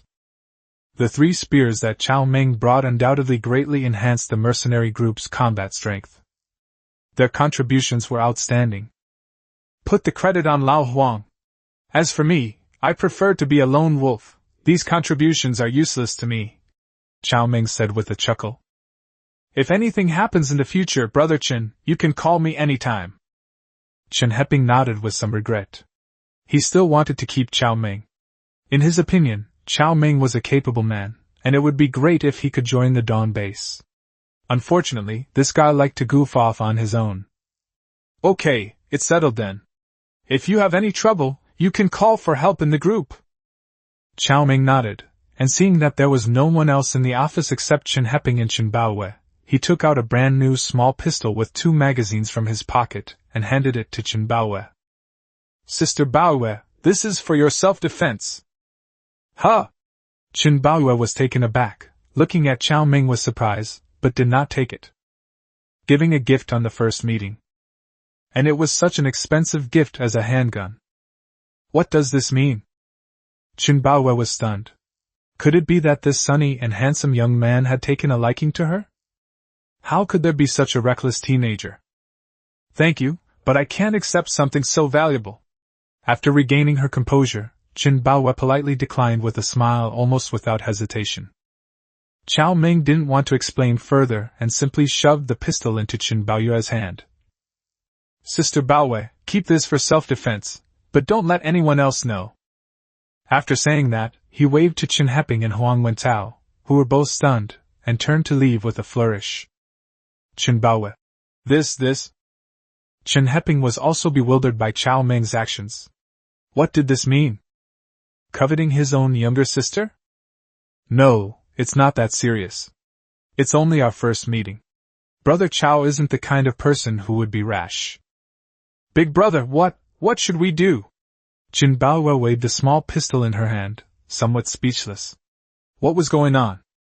Chen Heping thought for a moment and said, Since Brother Cao told you to protect yourself and not let anyone know, just do as he says. Cao Meng gave Qin Baowe the gun so that she could use it for self-defense. The Dawn base was a mixed bag of people. In her previous life, she had been coveted by others and faced several crises because of her good looks. The traitor Wang Ku was one of them. In Cao Meng's heart, Chunbaowe was a ray of light that illuminated the darkness of his past life. Therefore, Cao Meng didn't want anything to happen to her. That's why he so abruptly gave her a pistol. After leaving the Dawn base, Cao Meng did not rush back to his ice castle villa, but instead drove his snowmobile straight to Yida Plaza. Let's go on a shopping spree. Men's and women's clothing, Balenciaga stockings in various colors, cosmetics from major brands, high-end dresses, swimwear, designer bags and shoes. Cao Meng swept through the area like a Japanese soldier entering a village, not even sparing the shelves. That's how arrogant he was with infinite space. It took more than an hour to thoroughly clean up Yida Plaza before I left, completely satisfied. Next day. It's another energetic and vibrant morning. As usual, Cao Meng received a video call from Qin Yi, the goddess with the sweet voice. After confirming that they were safe, he set out the big meal that Lu Xiaoran had prepared the day before, and then had Mao Xiaowu use her big tail to wake up the sleepy Lu Xiaoran. The girl was stunned by the huge amount of gifts Cao Meng brought back yesterday, and insisted on dragging Cao Meng to watch the 2-hour costume show. And you know what? Women with good looks and figures are natural clothes hangers. After the exhibition, Mr. Cao was completely hooked. Then. Okay, it's time to eat. I had only taken a few bites when the phone rang. It was a video call request from Wen Qingxian, who had disappeared for 2 days. Ha, that bitch is still alive! They're quite resourceful.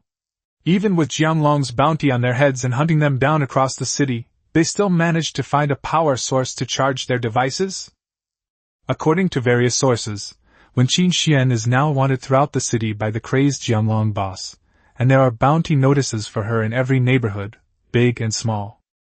Moreover, the benefits of offering bounties are breaking records every day. Now, she is like a rat crossing the street, hated by everyone. Some envious people have even started forming teams to search for her whereabouts. Even under these circumstances, she still managed to find a place to charge her phone and make a phone call to herself. Wow, that's amazing. The entire city has been without power for 9 days now. Apart from a few households with generators and sufficient energy that still have telephone service, the remaining survivors, no matter how conserving their energy, should have run out of cell phone power by now.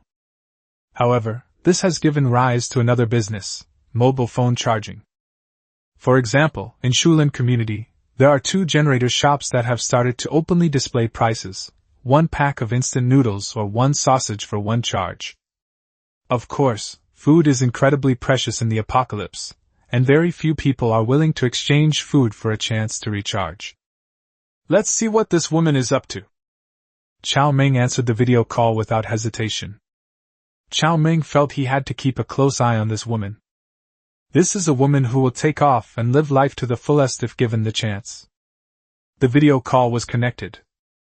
When Qingxuan's elegant and pretty face appeared on the screen, looking somewhat haggard. The background was a spacious and bright house with the lights on. However, judging from the thick clothes she was wearing, her new home was clearly not very warm. Cao Meng exclaimed with feigned joy. Qingxian, it's so good to see you! You're still alive! Chapter 68 Big Hit? Chapter 60 Planning Something Big? Qingxian, where are you? I told you to come find me, why didn't you come? Cao Meng's concern was evident in his words, which made Lu Xiaoran, who was standing to the side, feel a pang of sadness. Men are all such jerks. Cao Meng, how dare you say that? When Qingxian looked at Cao Meng with a resentful expression, like a fairy who had given her heart to the wrong, looking utterly aggrieved. You're lying to me. You're clearly in the next neighborhood. Why did you say you were in Jiangdong Garden? If I hadn't seen the group messages today, I would have really been fooled by you. I'm not lying to you, I do have a place to live in Jiangdong Garden, Cao Meng said, making up a story off the top of his head. Besides, I already told you I'd come pick you up, but you wouldn't tell me where you were. You just don't trust me. You're afraid I'll betray you. After saying that, he picked up a large piece of beef with his chopsticks and put it in his mouth. Fragrant. When Qingxian swallowed and said, No, how could I not believe you? I'm just afraid of implicating you. While eating, Cao Meng mumbled something. It's alright, I'm tough, I'm not afraid of being implicated. Qin Xian, just tell me, I'll come pick you up. Don't rush to pick me up. When Qingxuan's expression turned serious as she spoke. Cao Meng, the group says you have a gun and are a very accurate shot. How about we cooperate and work together on something big? Joining forces to do something big? Cao Meng never expected this woman to make such a request. What's the matter? Go fight the US and dominate the planet? When Qin Xian grabbed a compressed biscuit, took a bite, and couldn't help it, Cao Meng had whetted her appetite. Stop being naughty! When Qin Xian snapped. Here's the thing, I met a few people today who all have a grudge against the Jiang group. We're planning to join forces to deal with Jianglong. Could you come and help me? Help you fight Jianglong? Cao Meng was taken aback, and his understanding of this woman improved considerably. Sure enough, she's someone who can be carefree and cause trouble. He's about to go after the big boss. That's Jianglong, a big shot in Lehai City. How many of you are there? Can you handle him? Of course. When Qin Xian sneered. That idiot Jianglong, in order to avenge his son, indiscriminately killed people in the Jiang group. Many of the Jiang group's elders have come to our side. Oh, I see. Cao Meng's heart stirred. It turns out this woman is colluding with traitors in the Jiang group. But it's no wonder, because that day, Jianglong pulled off a series of stunts, leading his men to ambush his most capable assistant Lu Ning and Jiang Tao's stepmother. These two are second only to the Jiang group leader. If they were to turn against him, they would certainly not be easy to deal with. Well, Cao Meng, come and help me. When Qingxuan's eyes were filled with sincerity. Now. She genuinely wanted Cao Meng to step in and help her. Because, although she has now connected with Jiang Tao's stepmother and Lu Ning and become a member of their rebellious group, she is just a small henchman. As a powerful woman who considers herself a queen, how could she tolerate being merely a lackey? If you don't want to be a lackey, you need someone to support you. Therefore, after discovering that Cao Meng had a gun and had killed several people in one go, she made a decision. He pulled Cao Meng into the group. Let's extract the remaining value first. Men, aren't they just meant to be exploited? This isn't a good idea. Jianglong is so powerful, he has so many men under his command, and bullets don't discriminate. What if something happens? Cao Meng said with a troubled expression. Why don't you come here, Qin Xian? You can eat and drink well and relax. Go hunting in the wild is too dangerous. Looking at Cao Meng's cowardly appearance, when Qin Xian felt a surge of disdain, but she didn't show it. Cao Meng, listen to me. Of course, there will be dangers in fighting against Jianglong, but the benefits are not to be underestimated. Do you know how much food and clothing the Jiang family has stockpiled in the manor? That's tens of thousands of tons of food. We couldn't eat it all in several lifetimes. I know you may have some food and resources, but do you know how long this apocalypse will last? Are your supplies enough? You don't want to starve to death after all the food is gone, do you? When Qin Xian spoke earnestly and patiently, explaining. And also, don't you like me anymore? Don't you want to roam this apocalypse with me? Didn't you always want me to know that I'm worthless without you? Now you win and I lose. I need you. I'm desperate now. If I don't kill Jianglong, I'm afraid I won't survive. As she spoke, tears streamed down her face. Her aggrieved gaze seemed to melt Cao Meng's heart. In fact, when Qin Xian still doesn't understand why her previously obedient and devoted admirer would suddenly turn against her. This is so abnormal. How could someone who loved me to death suddenly become so ruthless and cruel, using all sorts of vicious methods on me? He rushed out first, then went to find his younger brother's girlfriend. Then they deliberately flaunted their affection in front of her, and then kicked her whole family out of the house. Why? Based on her understanding of Cao Meng, even if the two really broke up, it wouldn't be this ruthless, leaving no way out at all. Later, she figured it out. That bastard Cao Meng loves me. He was just too deeply in love, so he wanted to use this method to demonstrate his abilities. He just wanted to convince himself and make himself obediently call him Dad. There are many people online who are obsessed with love, and Wen Qingxian suspects that Cao Meng is one of them. My assertiveness made him rebellious. He wanted to take the lead and completely dominate him. Pu Xinan's typical twisted psychology, his damned desire for control. So she decided to address the root cause and try a different approach. If the powerful goddess route isn't working, then it's time to politely beg. He probably falls for that. Cao Meng, come here. I'll listen to you from now on. Let's join forces, use their power to take down Jianglong, and then take control of the Jiang family. From now on, you'll be the head of the Jiang family. I'll be your wife, how about that? Cao Meng hesitated for a moment, then gritted his teeth and said, Okay, I can come over, but I'm warning you now, you have to listen to me from now on. Really? When Qingxian sneered inwardly, a hint of mockery appearing deep in her eyes. Sure enough, I guessed exactly what that scumbag was thinking. I'll listen to you? Hee hee. Dream on. After I take over, humph. I'll listen to you from now on. I'll do whatever you tell me to do. When Qingxian acted like a soft and spoiled wife. Cao Meng was immediately overjoyed. Okay, then tell me the address, and I'll come over. After all this build-up, all I wanted was your address, you bastard. Chapter 61 I Hate You Until You Die, Six Brothers Operation, Jiang Family Manor. Chapter 61 I Hate You to Death, Six Brothers Operation, Jiang Family Manor, Cao Meng. Get the address, I'll make you kneel down and call me daddy first. Don't worry about the address yet, this is a temporary location, we're about to leave. When Qingxian said earnestly. Come over here right now and meet us at the Jiang Family Manor. Cao Meng asked curiously. Aren't we being a bit hasty to make a move now? What's the rush? Speed is of the essence. Lu Ning has a hidden hand cooperating with us at the Jiang Family Manor. This time it will definitely work. To increase Cao Meng's courage value. When Qingxian also revealed a piece of information she had gathered. Hurry up or you'll miss your chance to make a contribution. Okay, I'm coming right away, Cao Meng said, and hung up the video call. Throughout the entire process, Lu Xiaoran secretly watched from the sidelines. She had met Wen Qingxian once, and from the perspective of an onlooker, she learned about the grudges and grievances between Cao Meng and this woman. She disliked this woman, very much so.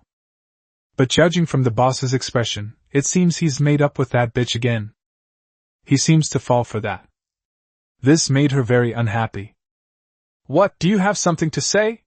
Cao Meng turned to look at Lu Xiaoran, who seemed hesitant to speak. After thinking for a moment, Lu Xiaoran decided to play the villain. Boss, I don't know what's going on between you and this woman, but I still have to advise you, don't trust her. Don't be attracted by her appearance. Ha ha. Cao Meng smiled. Girl, are you jealous? Jealous? What do you mean I'm jealous? Believe it or not. Lu Xiaoran snorted coldly, somewhat angry. If you're not jealous, then why do you say she can't trust you? Cao Meng asked with a smile. I have a feeling. Lu Xiaoran answered decisively. She doesn't have good intentions towards you. Cao Meng laughed heartily. Congratulations, your feeling is right. Then I picked up my phone, opened the Shulin Community Owners Group, found Jianglong's group name card, and sent him a private message. Boss Jianglong, let me give you a friendly reminder. Wen Qingxian has teamed up with one of your traders. Their men are already heading towards your manor, and will probably be there soon. Also, there's a spy from Lu Ning among you. Call out. The message has been sent. Cao Meng smiled smugly. Damn it, if you sluts succeed, then your dad, your mom, and your stupid brother will be flying to heaven again. Wouldn't nobody eat Jianglong's Ali Gay then? Lu Xiaoran was stunned, pointing at Cao Meng. You were lying to Wen Qingxian just now? Yeah, do you expect your boss to be her lapdog? Cao Meng looked at the delicate face in front of him with a playful expression. Of course not. Lu Xiaoran said happily. But speaking of which, you two really are a match made in heaven.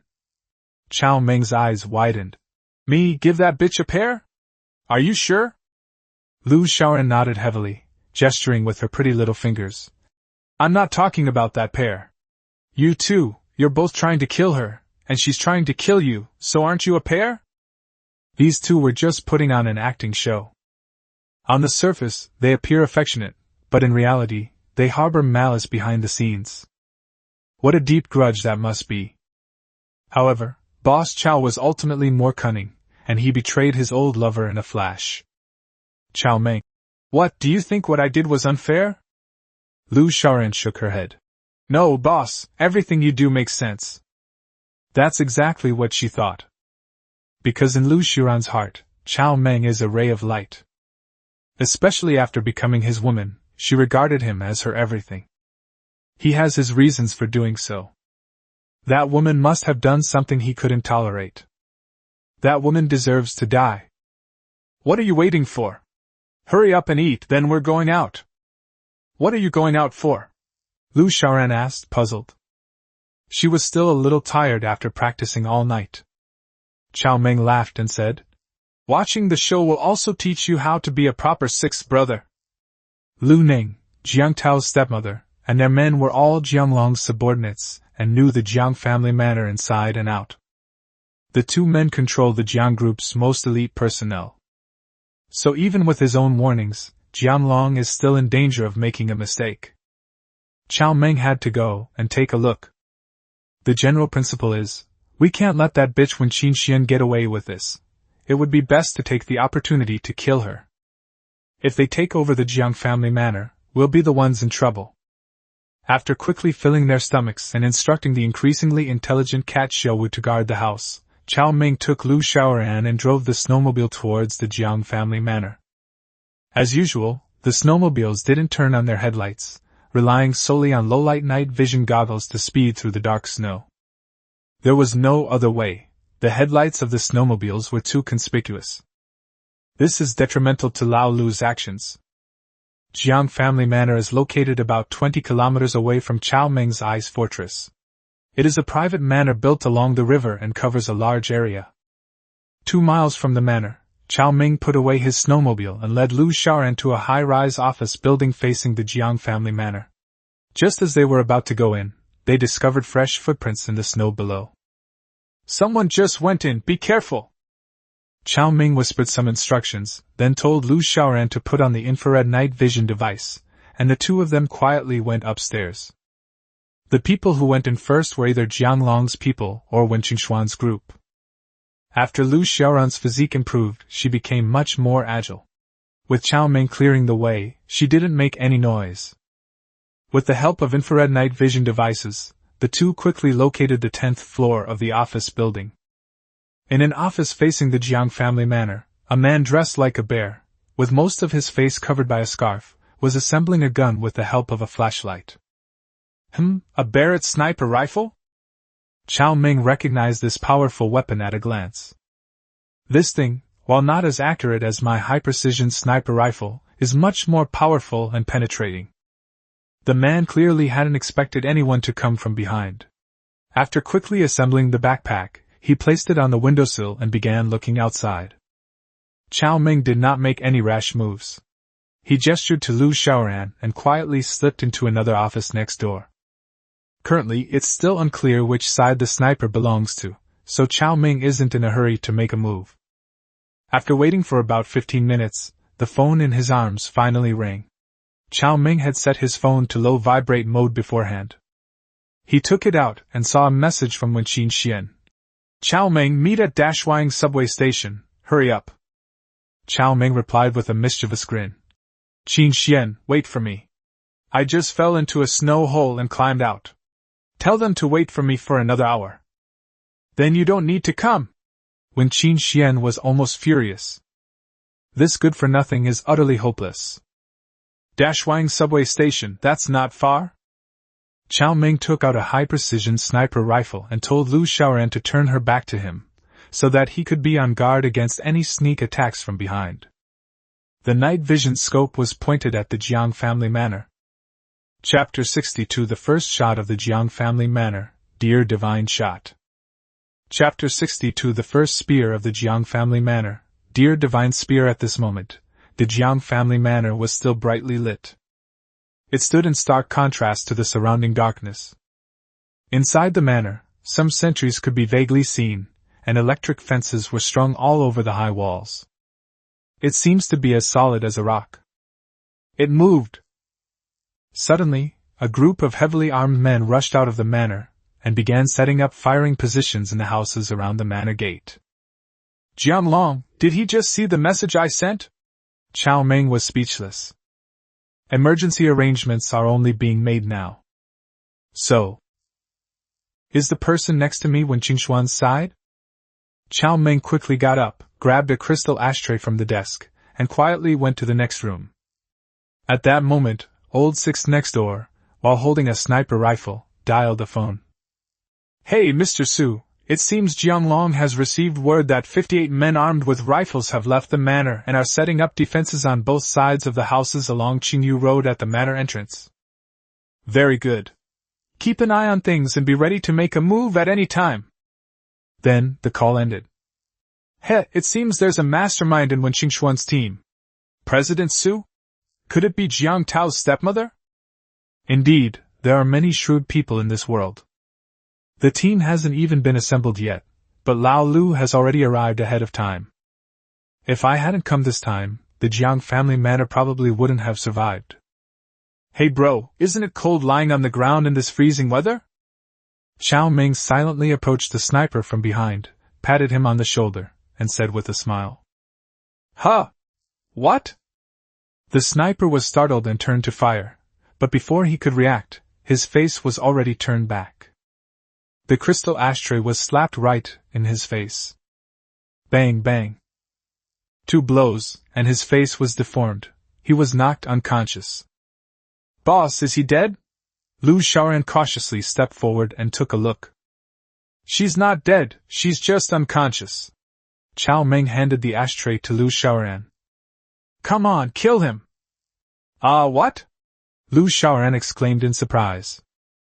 Kill? Boss, you want me to kill him? Having grown up in a peaceful environment, although she was prepared to face Chao's test, she still.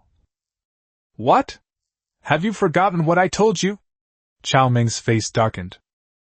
After living with Cao Meng for 2 days, Lu Shaoran almost forgot the 3 rules Cao Meng had set for her. I finally remembered. You must unconditionally obey all decisions made by your boss. Lu Shaoran hesitated for a moment, then gritted her teeth. I'll kill! As she spoke, she closed her eyes, grasped a large crystal ashtray with both hands, and slammed it down. However, it missed and was caught by someone's hand. When he opened his eyes, he saw that it was Boss Cao who was blocking his way. Cao Meng chuckled. You just kill because I tell you to? You're so reckless! Lu Shaoran. Didn't you tell me to do it? Alright, I was just kidding you. This thing might still be useful if we keep it. As Cao Meng spoke, he raised his hand and smacked the unfortunate sniper on the back of the head again, making sure he was knocked unconscious. Killing was not the goal. This person must be one of Jiang Tao's stepmother's men. Keeping him around is still useful. Life is like a game of chess. You must think 3 steps ahead before making a move. Furthermore, it's too cruel to have a beautiful woman like Lu Shaoran kill someone at close range with an ashtray. Training people needs to be done step by step. Training too intensely at once can ruin a person's health.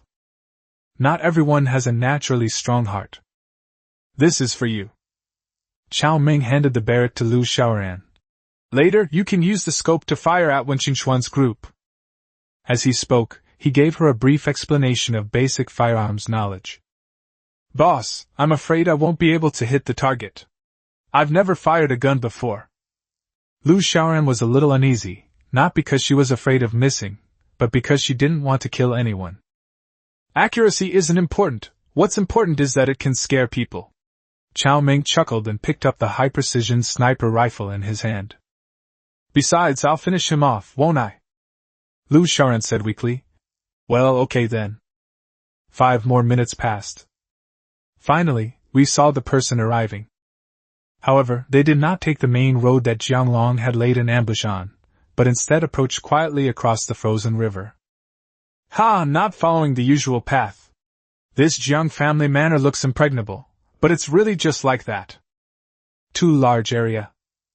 It's only useful for defending against small groups of people sneaking up on it, but it's a different story if it's attacked by a large group. Boss, look at that backpack, it looks a bit strange, Lu Shaoran suddenly said, pointing to one of the Dark Knight team members. Cao Meng looked in the direction she was pointing. Sure enough, at the front of the group, there was a person carrying a large bundle on their back. Could it be a bomb? Should we bypass the front and launch a flanking attack from the river?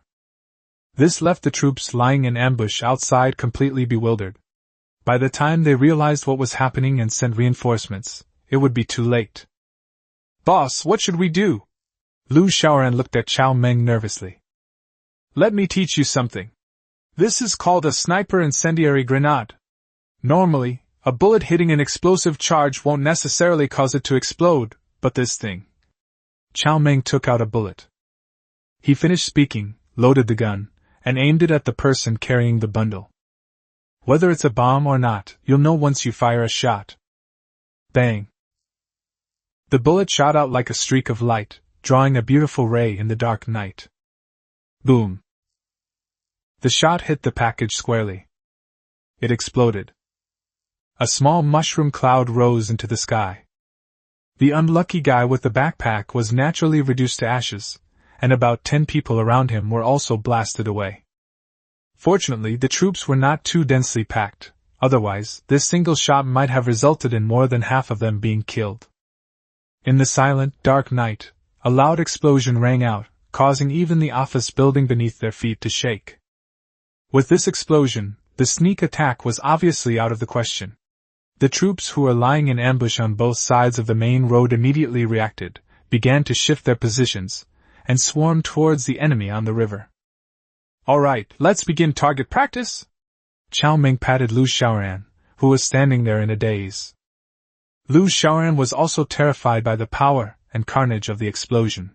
She only came to her senses after Cao Meng patted her, and replied with a pale face. Oh. The girl instinctively followed Cao Meng's instructions and aimed the gun. Boom! A shot was fired. Then. Instant kill. On the river, in the snow up to his hips deep, a man fleeing in panic was hit squarely, leaving a large hole in his back, and fell straight down in the snow. This? Cao Meng was stunned. This is what you mean by never having fired a gun. Could he be the reincarnation of a sniper god? One shot, one kill? Lu Shaoran was stunned, and the barrett in her hand clattered to the ground. I killed someone? Even though they were far apart, Lu Shaoran couldn't help but feel guilty as she watched a vibrant life being taken away. Cao Meng wasn't angry, because this was a normal reaction. If Lu Shaoran were to start by wielding a gun and coldly killing people like when Qin Xian did, then Cao Meng would need to reconsider whether or not to take her in. Being kind by nature is not a sin. Just teach her to get used to the ruthlessness of the apocalypse. The key is how you teach. Chapter 63 The Six Brothers Newbie Protection Period. Chapter 063 The Six Brothers Newbie Protection Period. That's right, you killed someone, Cao Meng said in a deep voice.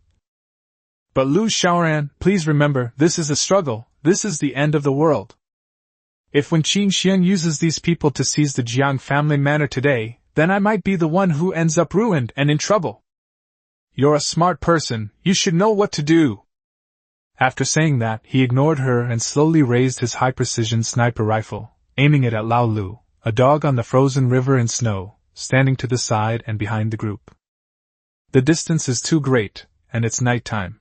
People are wearing many layers of clothing, so the thermal infrared sight can only barely mark one person. It's impossible to tell who Qin Xian is. Therefore, Cao Meng could only aim at the most despicable person in the team and shoot. I hope we can get rid of this poisonous woman. Having gained experience from several nighttime sniping missions, coupled with his previous life's experience with firearms, Cao Meng now possesses an exceptional feel for guns. Even when hitting moving targets, the shots are now accurate. Bang! One shot and he's down. Just as he was about to turn the gun around, Lu Xiaoran suddenly shouted, "Wen Qingxian, I'll kill you!" Ah! Then, raise your gun, aim, and fire decisively. Bang! The shot was off target, missing the target by at least 10 meters. Well. Cao Meng was speechless. Hey beautiful, your newbie protection period is a bit short. What happened to the heroism of the first shot? Calm down, breathe evenly, and don't let your hands shake, Cao Meng said in a deep voice. Bang! It still missed. It was just much more effective than the previous shot. On the river. It's a sniper, take cover! Lu Ning's hoarse voice rang out. At the rear of the group, Lu Ning, the head of Jiahai Group's security company, Su Shuiying, the former CEO of Jiahai Group and Jiang Tao's stepmother, and several elite guards all collapsed in the snow. President Su, what exactly happened? How come there's a sniper in the building across the street? Didn't your men go up there beforehand? Lu Ning roared in a low voice. Why hasn't he made a move yet? That bastard Jianglong's men have all arrived. How should I know? Su Shuiying was also extremely frustrated. Lu Ning angrily said, Then tell me what we should do now. What else can we do? Fight! Su Shuiying shouted. If we don't kill Jianglong, we won't have a good life. Anyway, we have more people and more experts, so we can attack head-on. The raid plan was mysteriously exposed. That's alright, Su Shuiying still has a sniper. But the sniper has also lost contact. The enemy also had snipers lying in ambush upstairs.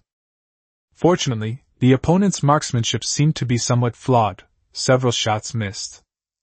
Damn it, let's do it! Lu Ning waved his hand dismissively. Brothers, listen to me! According to the plan from the previous drills, we will work in groups of 3, taking turns providing cover, and rush in as quickly as possible.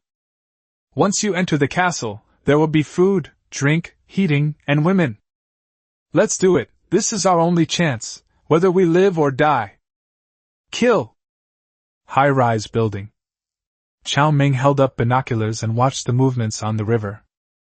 At that moment, on the river, more than a dozen flashlights and headlamps from the attacking side lit up simultaneously, all hung on bamboo poles stuck in the snow, illuminating the opposite side. Then, gunshots rang out. Jianglong's group of 70 or 80 people had more than 10 of them taken down in an instant. However, the 2 searchlights that were originally illuminating the snow at Zhang's manor were blown up by Lu Ning's men. In this way, it's as if the attacking side is in the dark but has the advantage in numbers. The situation immediately became one-sided. Wow, Lu Ning is really something. His tactical design is excellent, and his personnel training is superb. Cao Meng couldn't help but exclaim. Cao Meng had heard of Lu Ning's name in his previous life. This old guy is a veteran soldier, and his men are all experienced in the military. He's a master at strategizing and deploying troops. This is why Cao Meng attaches such importance to this battle. If Wen Qingxian were to join such a team, I would be in real trouble. The boss is right, these people are indeed formidable opponents. After figuring things out, Lu Xiaoran fired several shots, seemingly emboldened and ready to kill again. Wait! Cao Meng patted Lu Xiaoran on the shoulder. Lie down first. Lie down? Lu Xiaoran was taken aback and looked at Cao Meng strangely. Lie down here? It's so cold, are you sure? Shooting from a prone position, sis! Cao Meng was speechless.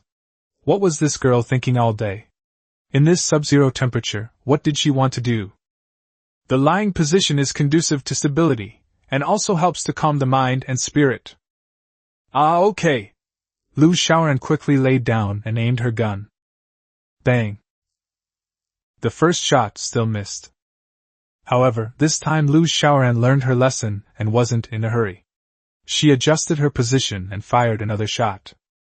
He finally managed to flirt with another one, muttering to himself. I hope it's Wen Qingxian. In just a short while, Lu Ning and his men had wiped out more than 20 enemy soldiers, but they themselves had also lost several men. The situation is becoming increasingly clear. Looks like I'll still have to help out. Cao Meng picked up his gun and began calling out names one by one. Bang! Bang! One shot, one small carrot. Lu Xiaoran gradually got the hang of it, and every 3 or 5 shots she fired would somehow run into an unlucky guy. Cao Meng was also good at controlling the pace, either too fast nor too slow, using only one gun to maintain a basic balance between the offensive and defensive forces of both sides. The premise is simple: make both sides bleed more. In less than a minute, more than a dozen of Lu Ning's brothers had fallen. As the casualties piled up, but there was no way to overwhelm the enemy in one fell swoop, Lu Ning realized that the enemy's rhythm was too well controlled. Moreover, it was obvious that 2 snipers were operating together. One was a novice, and the other was deadly with every shot, and they were shooting very casually. On this vast open space, the other side had a commanding view, with absolutely no cover whatsoever. Damn it, the people on the other side aren't Jianglong's men. Someone's trying to take advantage of the situation. Retreat! Retreat. Move quickly towards the 5 o'clock direction, rush over, find cover, and retreat. At the leader's command, the Karami immediately mustered all their strength and rushed towards a row of 3-story buildings more than 200 meters away on the riverbank to their side and rear. As long as they reached the base of the wall, they could enter the blind spot of the snipers on the high-rise buildings. Bang! Bang! Bang! Cao Meng seized the opportunity and fired 3 shots, taking 3 lives. All right, let's retreat. He put away his gun and patted Lu Xiaoran, who was still ready to continue fighting. Oh! Lu Xiaoran got up, hung the barret on the fierce body, glanced at the sniper who had fainted on the ground, and then quickly left with Cao Meng. After leaving the office building, Cao Meng moved to another location and kept a close watch on Lu Ning and Su Shuiying's remaining troops until he was certain that they had given up attacking the Jiang family manor. Cao Meng and Lu Xiaoran then followed them from a distance. After walking for an hour through the snow, the group finally made their way into the Linhai cable factory. So this is where their hideout is. It's not far from Chen Heping's Dawn base. Chapter 64: Cutting Off Your Escape Route, 3 Tribulations at the Book Forest Den. Chapter 64: Cutting Off Your Escape Route, 3 Tribulations at Shulin's Den. After confirming the hideout of these people, Cao Meng did not linger. They took Lu Xiaoran and rode a snowmobile towards Shulin community. Little dear, let me ask you a question. What's the problem? On the snowmobile, Lu Xiaoran, wearing a rabbit helmet and clinging tightly to Cao Meng's waist, asked curiously, braving the biting cold wind.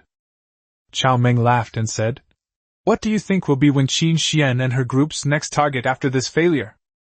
Lu Xiaoran: "How would I know? I'm not a mind reader." "How stupid, Shulin residential area," Cao Meng said speechlessly. Lu Xiaoran suddenly realized and exclaimed, "Oh, how could I forget? Boss, you said that Jianglong's stronghold is also in Shulin community. There are still many supplies inside. If they can't take the manor, they definitely won't let this stronghold go." "That's right," Cao Meng sneered inwardly. Building 6 of Shulin residential area is now storing a large amount of supplies that the wicked woman Wen Qin Xian and Jiang Tao robbed and swindled from 9 residential areas. Cao Meng didn't know if Lu Ning and Su Shuiying had brought their families with them, but even just feeding and taking care of these 70 or 80 people was a big problem. They're all men who fight with guns and knives. How could you expect them to go hungry? Moreover, Shulin residential area is Jianglong's hideout. How could they not come and fight? What Cao Meng needs to do now is to raid the 3 supply warehouses and 6 buildings. We absolutely cannot allow such a large amount of supplies to fall into enemy hands. At the same time, inside a bright office at a cable factory. "Su Shuiying, what exactly happened? Didn't you send Han Bin over a long time ago? Why did he fall silent as soon as the battle started? Did he betray us?" Bald Lu Ning pounded on the table in front of him like a madman, roaring at the woman sitting opposite him. The two had been planning this battle for several days, with all kinds of preparations in place, and had even conducted several rehearsals in advance. I never expected it to turn out this way. Jiang Tao's stepmother, Su Shuiying, was wearing an expensive white snowsuit. Although she looked bulky, her fair and delicate face lived up to her name, Shuiying. She was very beautiful and cool. Lu Ning, please think before you speak. If Lao Han were a traitor, he wouldn't have told us about the ambush. If we had followed the original plan and taken that route, it's uncertain whether any of us would have made it back. Hearing Su Shuiying's words, Lu Ning realized he was in the wrong and fell silent.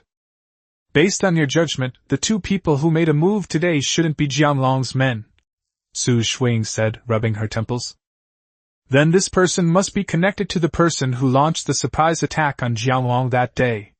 This person wants to see us and Jianglong both suffer heavy losses, and then reap the benefits. Lu Ning slapped his bald head and said in a deep voice, That's right, that must be it. However, if it's the same person, then this person's background must be extraordinary, with sniper rifles and Vulcan cannons. Perhaps it's related to the person behind Jianglong, or perhaps it's that person's enemy who made the move. Su Shuiying said, her expression gradually turning grim. Anyone who was being targeted like this would feel a chill run down their spine. It felt like being constantly watched by the eyes of death. Lu Ning's expression changed at the mention of that person. Where did the Jiang group get its guns? They were obtained by the Jiahai group through that big shot after the apocalypse. If Su Shuiying's guess is true, then they are the victims of the power struggle among the top figures in Lehigh City.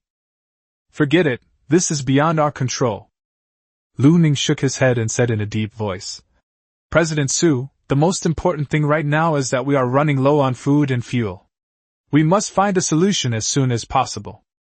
Clothing and food are the most important things. With so many armed brothers following him, if the team is still struggling to make ends meet, then the team is not far from collapsing. Being a big shot doesn't mean you can just unleash your domineering aura and have your underlings bow down in submission. This is the end of the world. Everyone who follows you wants to live a good life. Being a big shot isn't easy. Lacking the ability to manage and support a team. That's easy. When Qin Xian told me that there's a hideout of Jianglong in Building 6 of Shulin Community, where Jiang Tao and Wen Qin Xian have hidden supplies that they've robbed from 9 communities. Su Shuiying sneered. These past 2 days, that old thief Jianglong has been busy dealing with us and hasn't had time to transport these supplies back to the Jiang family manor. Let's rest for a bit, set off immediately, and take down this hideout. Okay, let's do it this way. Stop! Before Cao Meng and Lu Shaoran even entered the Shulin residential area, they were surrounded by 9 people carrying fire axes, homemade red-tasseled spears, and homemade lanterns. What do you want to do? What are you doing? The man in the lead looked the two of them up and down. They were dressed in pristine white polar cold-weather clothing, wearing goggles, thick fur scarves, and one-piece insulated boots, looking very sophisticated. This outfit is much better than their down jackets and cotton-padded coats. Take off your clothes! Take it off! Such nice clothes. If I wore them, I wouldn't be afraid of the cold when I went out to find food and go on a shopping spree. Hee hee. Cao Meng never imagined that his clothes would become the cause of his trouble. Okay, I'll take it off, guys. Boom. The next moment, he made a sudden move. Chen Heping's signature move, the groin kick. The leg, carrying nearly 1,000 kilograms of force, slammed into the vital area of the man opposite. Ah! With a heart-wrenching scream, the eldest brother was kicked more than 2 meters into the air by Cao Meng. Before he could land, Cao Meng had already snatched the long staff from the other side and swiftly attacked. Cao Meng's current strength and speed are far beyond what ordinary people can compare to. By the time these people came to their senses, 4 of them had already screamed and collapsed to the ground. Everyone has broken knees. Ah! Big brother, spare my life! Run! Cao Meng's ferocity immediately frightened these people, who dared not step forward. They quickly dropped their weapons and ran away. Trying to run? Cao Meng never showed mercy to anyone who dared to attack him. One by one, pre-prepared water bags appeared in their hands and were thrown at the fleeing people. Cold water shower. It started freezing in the blink of an eye. The Ice Age apocalypse comes with a human body freezing magic that's incredibly powerful. Cao Meng's movements were incredibly fast. Water packets flew out with a series of splattering sounds, like 1,000 armed guanyin. They had run less than 100 meters when they all fell to the ground silently. This ugh. Lu Xiaoran held up her flashlight, glanced at the frozen corpse lying on the ground, and couldn't help but gag. That's terrifying. This is much more impressive than a long-range sniper kill. Are you alright? Cao Meng patted her back and asked in a low voice. No, it's nothing. Lu Xiaoran shook her head and looked away. Boss, let's go. Not bad, huh? If not, you can keep watch down here? Cao Meng asked with a smile. No, I want to go with you, the little girl said resolutely. Chapter 65, Qin Xian, you've gotten so thin from starvation. Chapter 065 posted again, Qin Xian, you've lost so much weight from hunger. 9 people just died like that, died silently. This is the end of the world. Human life is worthless. Inhuman involution. The weak are fiercely competing, yet they lack the courage to challenge the strong. There was a large supply warehouse in Building 6, guarded by only 8 or 9 small-time employees of the Jiang Group. The thousands of residents in the community dared not move. In Building 6, a small light bulb hangs in front of the entrance hall. In the hall, 2 security guards, wrapped in quilts and looking like big bears, lay half-reclined on cots. In front of them was a honeycomb briquette stove. The 2 men faced the glass door, their faces wrapped in thick scarves, leaving only their eyes visible. Get out of the way, Lao Yang, look at what these 2 are wearing, it looks like they're wearing polar cold weather gear. Cao Meng and his companion were discovered as soon as they approached. Damn it, you 2, come here! Old Jiang reacted and immediately grabbed his assault rifle, aiming it at Cao Meng and the other man. Such a fine outfit, it would be a disservice to the Jiang Group if we didn't snatch it. Cao Meng and Lu Xiaoran exchanged a glance, then obediently walked over and opened the entrance glass door. Get over here and take off your clothes for us, or I'll shoot you dead! Old Yang shouted fiercely. Okay. Cao Meng slowly walked over, and when the 2 were about a meter apart, he suddenly accelerated, grabbed the gun barrel and lifted it up, while simultaneously delivering a heavy punch to Cao Meng's chest. Click. The sternum has collapsed, bleeding from all 7 orifices. One-hit kill. Before the other person could react, Cao Meng slashed him across the neck and throat with a backhand chop. It still sold out instantly. With the killing skills honed over 5 years of the apocalypse, combined with immense strength and speed, taking down 2 frozen little karamis was incredibly easy. This time, Lu Xiaoran's performance was significantly better. She remained calm and composed even when the 2 were easily defeated by Cao Meng. After taking their weapons, they threw the 2 men back onto the cots, positioned them, and then searched one of them for a set of keys. Head number 1101. Cao Meng glanced at the tag on the key. Let's go straight to the 11th floor. The unrelated personnel in Building 6 had long been cleared out by Wen Qinxian and Jiang Tao, the 2 brilliant strategists. Now, this place has become a forbidden area in Shulin community. Under normal circumstances, no residents dare to come here, and they all take a detour when passing by. Cao Meng's main strategy is a silent battle. This is also a test of the results of the half-month of training during the apocalypse. To avoid any accidents, Cao Meng also carried 2 pistols with silencers with him. In the end, it was never used at all. Upon arriving on the 11th floor, I quietly opened the front door with my key. The house was warm, the living room was lit, and the doors to all 3 rooms were ajar. It was powered by a diesel generator from the adjacent electrical room, and the electric heaters were on. It was very comfortable. In the 3 rooms, 8 burly men were huddled under their blankets, fast asleep. It's more suitable to sleep when the weather is cold, Cao Meng thought with a cold smile. These people are used to being arrogant, and they probably don't respect the residents of the community at all. They only leave 2 people downstairs to guard the place, while the others are left to roam freely. Cao Meng neither alerted these people nor chose to kill them. I found several sets of keys behind the front door, and casually put the 3 Type 95 assault rifles and their ammunition away from the gun rack in the corner. As for the iron rod and red-tasseled spear, I left them for them. Gently closed the door. He embarked on his easy and enjoyable third raid with his beloved henchmen. Throughout the process, Lu Xiaoran was in charge of keeping watch, while Cao Meng was in charge of clearing out the inventory. The supplies, including all sorts of strange and unusual items, came from 9 different communities and filled 9 floors. Cao Meng collected them all in one go, and surprisingly, no one noticed. Cao Meng felt as if he had punched cotton. Damn, this is really bizarre. It hasn't been breached yet. Cao Meng felt a pang of sorrow for the residents of Shulin community. These people were adept at fighting amongst themselves and bullying the weak. But these few rabble managed to scare thousands of people in the neighborhood into immobility.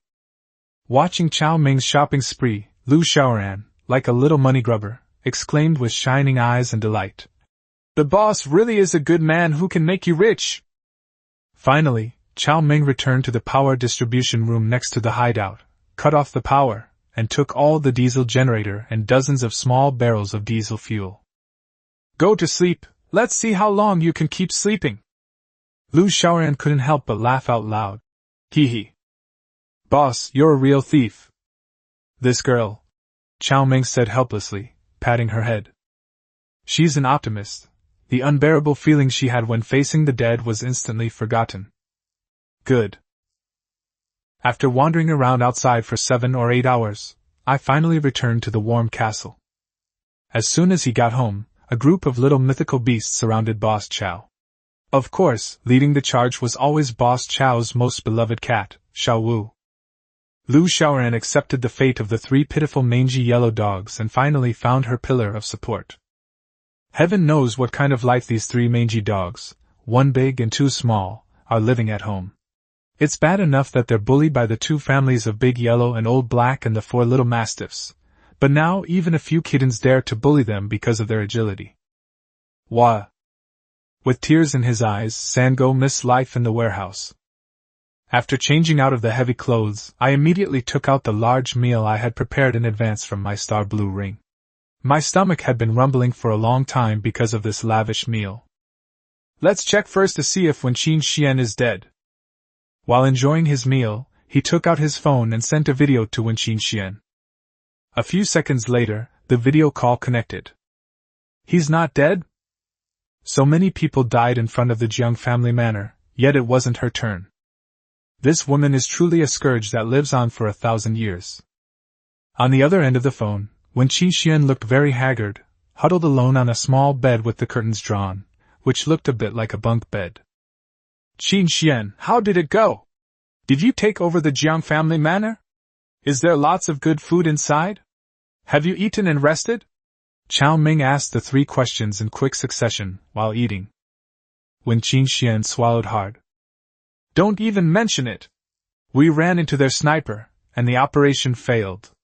Luckily, that sniper was a novice. The bullet flew past my ear. I was almost scared to death, Wen Qingxian said, still shaken. Luckily you fell into a snowdrift and didn't make it today, otherwise it would have been dangerous. Lu Xiaoran, who was watching from the side, clenched her little fists in frustration. She was that mediocre sniper who missed her target. Oh, that's really dangerous. Cao Meng looked regretful, not because they were disappointed by the failure of their operation, but because of Lu Xiaoran's mistake with that shot. By the way, what are you going to do next?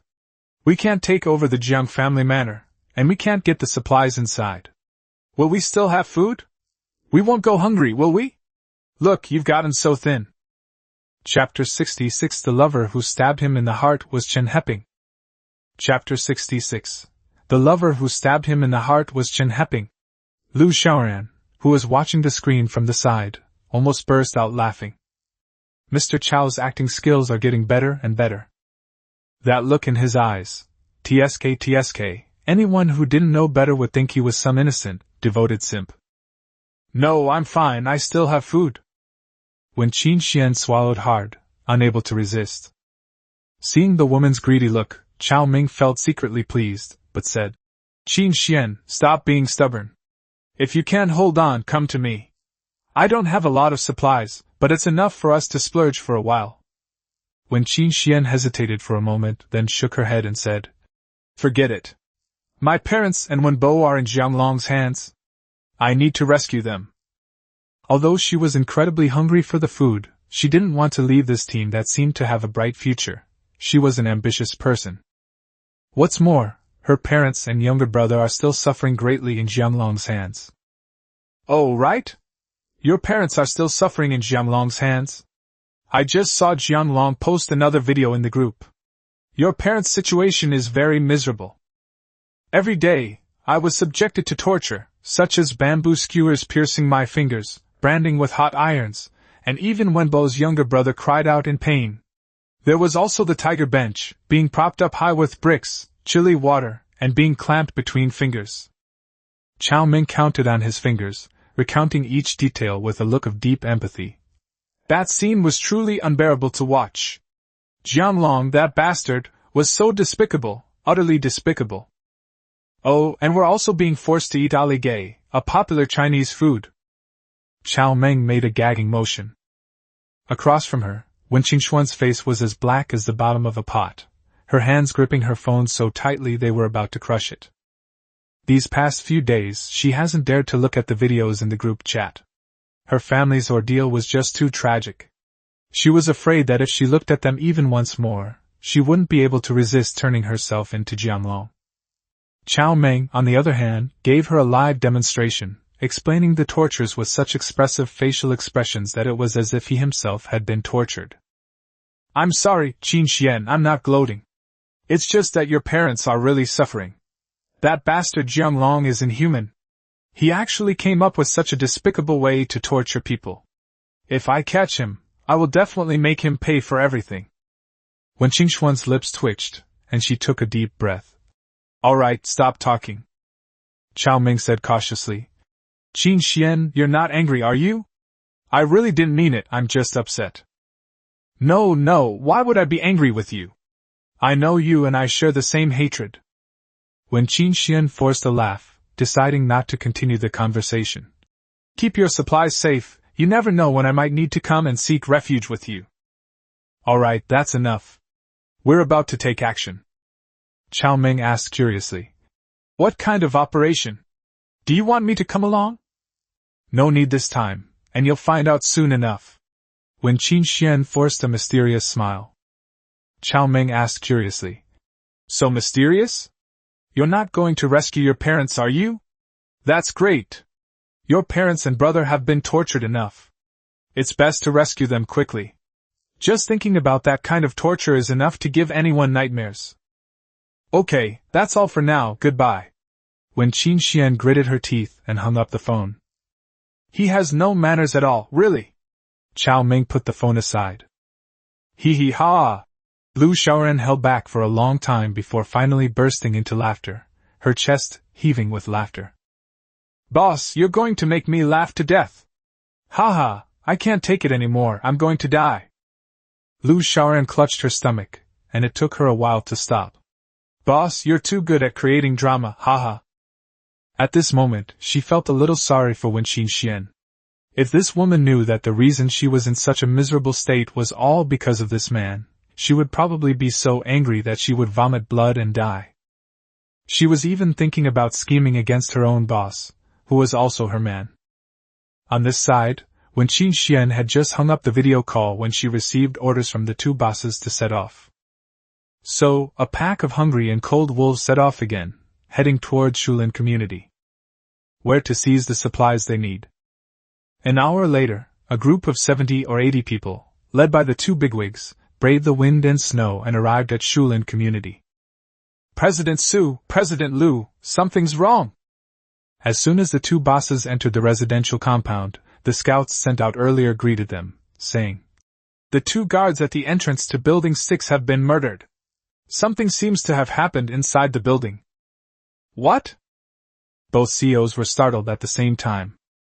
What does that mean? We haven't even arrived yet, and someone's already beaten us to it? Or is it? Let's go take a look. It might have been done by a resident of Shulin community. The two bosses immediately quickened their pace and rushed to the scene of the incident. When Lu Ning saw the two guards lying peacefully on their cots, his expression changed. This is bad, it's a surprise attack by experts.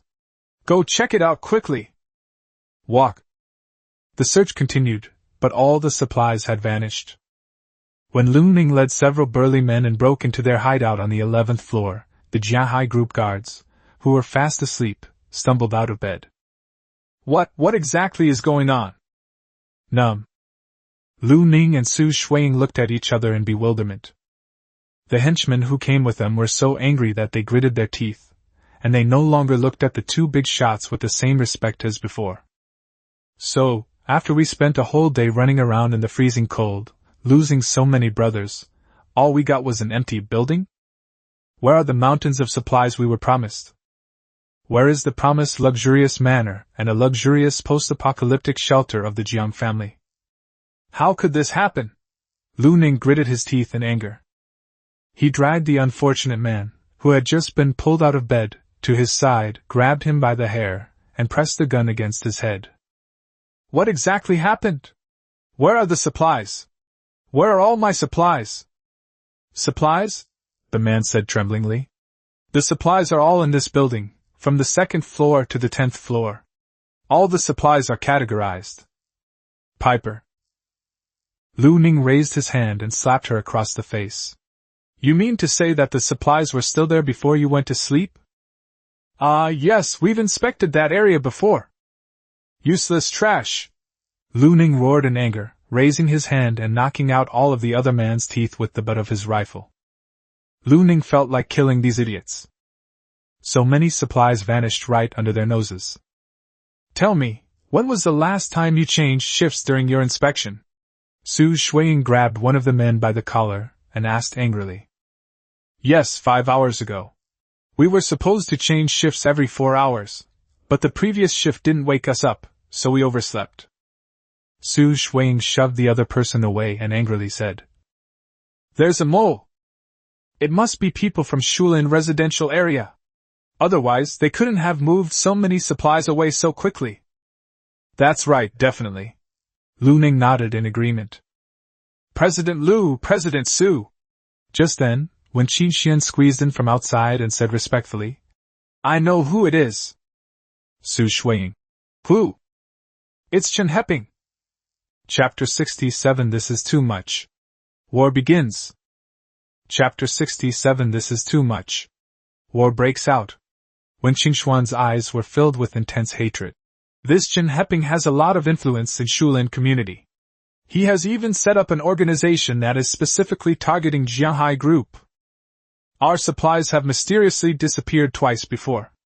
In the entire Shulin community, only Chen Heping has the audacity and power to move so many supplies away in such a short time. It was this Chen Heping who humiliated me time and time again and opposed me.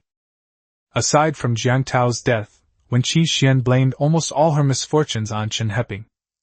Chen Heping? Chen Heping, the master of mad dog boxing. Lu Ning did know Chen Heping's name. If it's him, then it's not surprising. With his skills, it wouldn't be difficult for him to silently take down 2 guards and sneak in. Su Shuiying remained relatively calm and whispered instructions to the guards beside her. Wang Ping, send a few people to the neighborhood to investigate this Chen Heping, and see if anyone knows where this batch of supplies went. See if it's really related to Chen Heping. Yes. Seeing this, when Qin Xian quickly said, President Su, I can ask in the owner's group directly. This Chen Heping is actually a hypocritical scoundrel. Apart from him, no one in this community dares to touch anything belonging to Jiahai Group. Fine, ask away. Su Shuiying said noncommittally. Damn it, Brother Qin, you've been scapegoated again. Inside the villa, Cao Meng had just finished practicing the guiding technique of the Ninefold Tribulation Demon scripture, taken a shower, and was lying on the warm bed scrolling through his phone. Upon seeing the message, Cao Meng was completely speechless. Chen Heping really is born to be a scapegoat. He ended up taking the blame for most of the trouble he caused. Cao Meng was somewhat impressed by Wen Qingxian. She was too good at imagining things, especially with Chen Heping in the group. Chen Heping was also furious. This is ridiculous. I was just sitting at home when this trouble came out of nowhere. What does the Jiang group's internal strife have to do with me? I've already tried to stay far away from you all, but I still can't escape it. Thus, the whole matter once again became a Rashomon-like situation. Chen Heping launched into a tirade of abuse in the group chat, while Wen Qingxian countered sharply, portraying Chen Heping as a hypocritical and fame-seeking scoundrel. Jiang family manor. Jianlong, the owner of the supplies, was the last to know that his second hideout had been completely raided. The old man is getting old, and recently, after losing his son and being caught off guard today, he almost lost his home.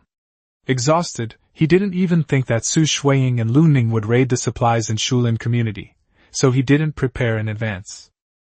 Half an hour later, Karami, who was in charge of gathering information, returned. President Su, President Lu, we've already checked. No one saw anyone moving supplies out of Building 6. Also, it seems that Chen Heping is no longer in Shulin community. He has set up his own Shuguang base with more than 100 team members and 400 or 500 family members. It is located near the Laochang wholesale market. In the Shulin community, there are also several teams spontaneously organized by the residents, but the number of people is very small, with the largest being only 60 or 70 people. It should not be enough to complete the transportation of supplies in such a short time. Although there is no direct evidence, it can be basically confirmed that Chen Heping was the one who did it. General Manager Su, General Manager Lu, we don't have many supplies left. Our food will only last for about a day at most. Lu Quan, who was in charge of the team's logistics, said with great concern. Also, I just discovered that old bastard Jianlong and a few of his loyal followers are secretly contacting our brothers. Both of you, we need to find a way to procure some supplies immediately, otherwise morale will drop and the team will be difficult to lead. Upon hearing that Jianlong was in contact with his men, Su Shuiying and Lu Ning immediately became alert. The situation is serious. As the ancients said, soldiers are fed. Moreover, they are bandits. It's the end of the world now, and all the brothers under my command have guns. If you have guns, you should live a life of luxury. I can't let them eat their fill every day, can I? In the apocalypse, human nature is unpredictable. Don't think that just because you're a big shot, your underlings won't dare to mess with you. Bullets don't care who you are when they're starving. Even if you're the Jade Emperor reincarnated, they'll still take you down. Jianlong, that old guy, now possesses a lot of resources. He could easily use a small amount to win over or even offer a bounty on his men, enough to keep the two big shots up at night. Food and supplies are the top priority for stabilizing the team. Lu Ning waved his hand and said in a deep voice, distribute the remaining food and let the brothers have a good meal. We'll negotiate with Chen Heping first. If he's sensible, then we'll be all happy. If he's not, then don't blame us for being ruthless. Mr. Lu, do you mean to ask Chen Heping for supplies, or do you want to recruit him? Wen Qingxian asked, mustering her courage. Su Shuiying interjected. Of course, we should recruit them.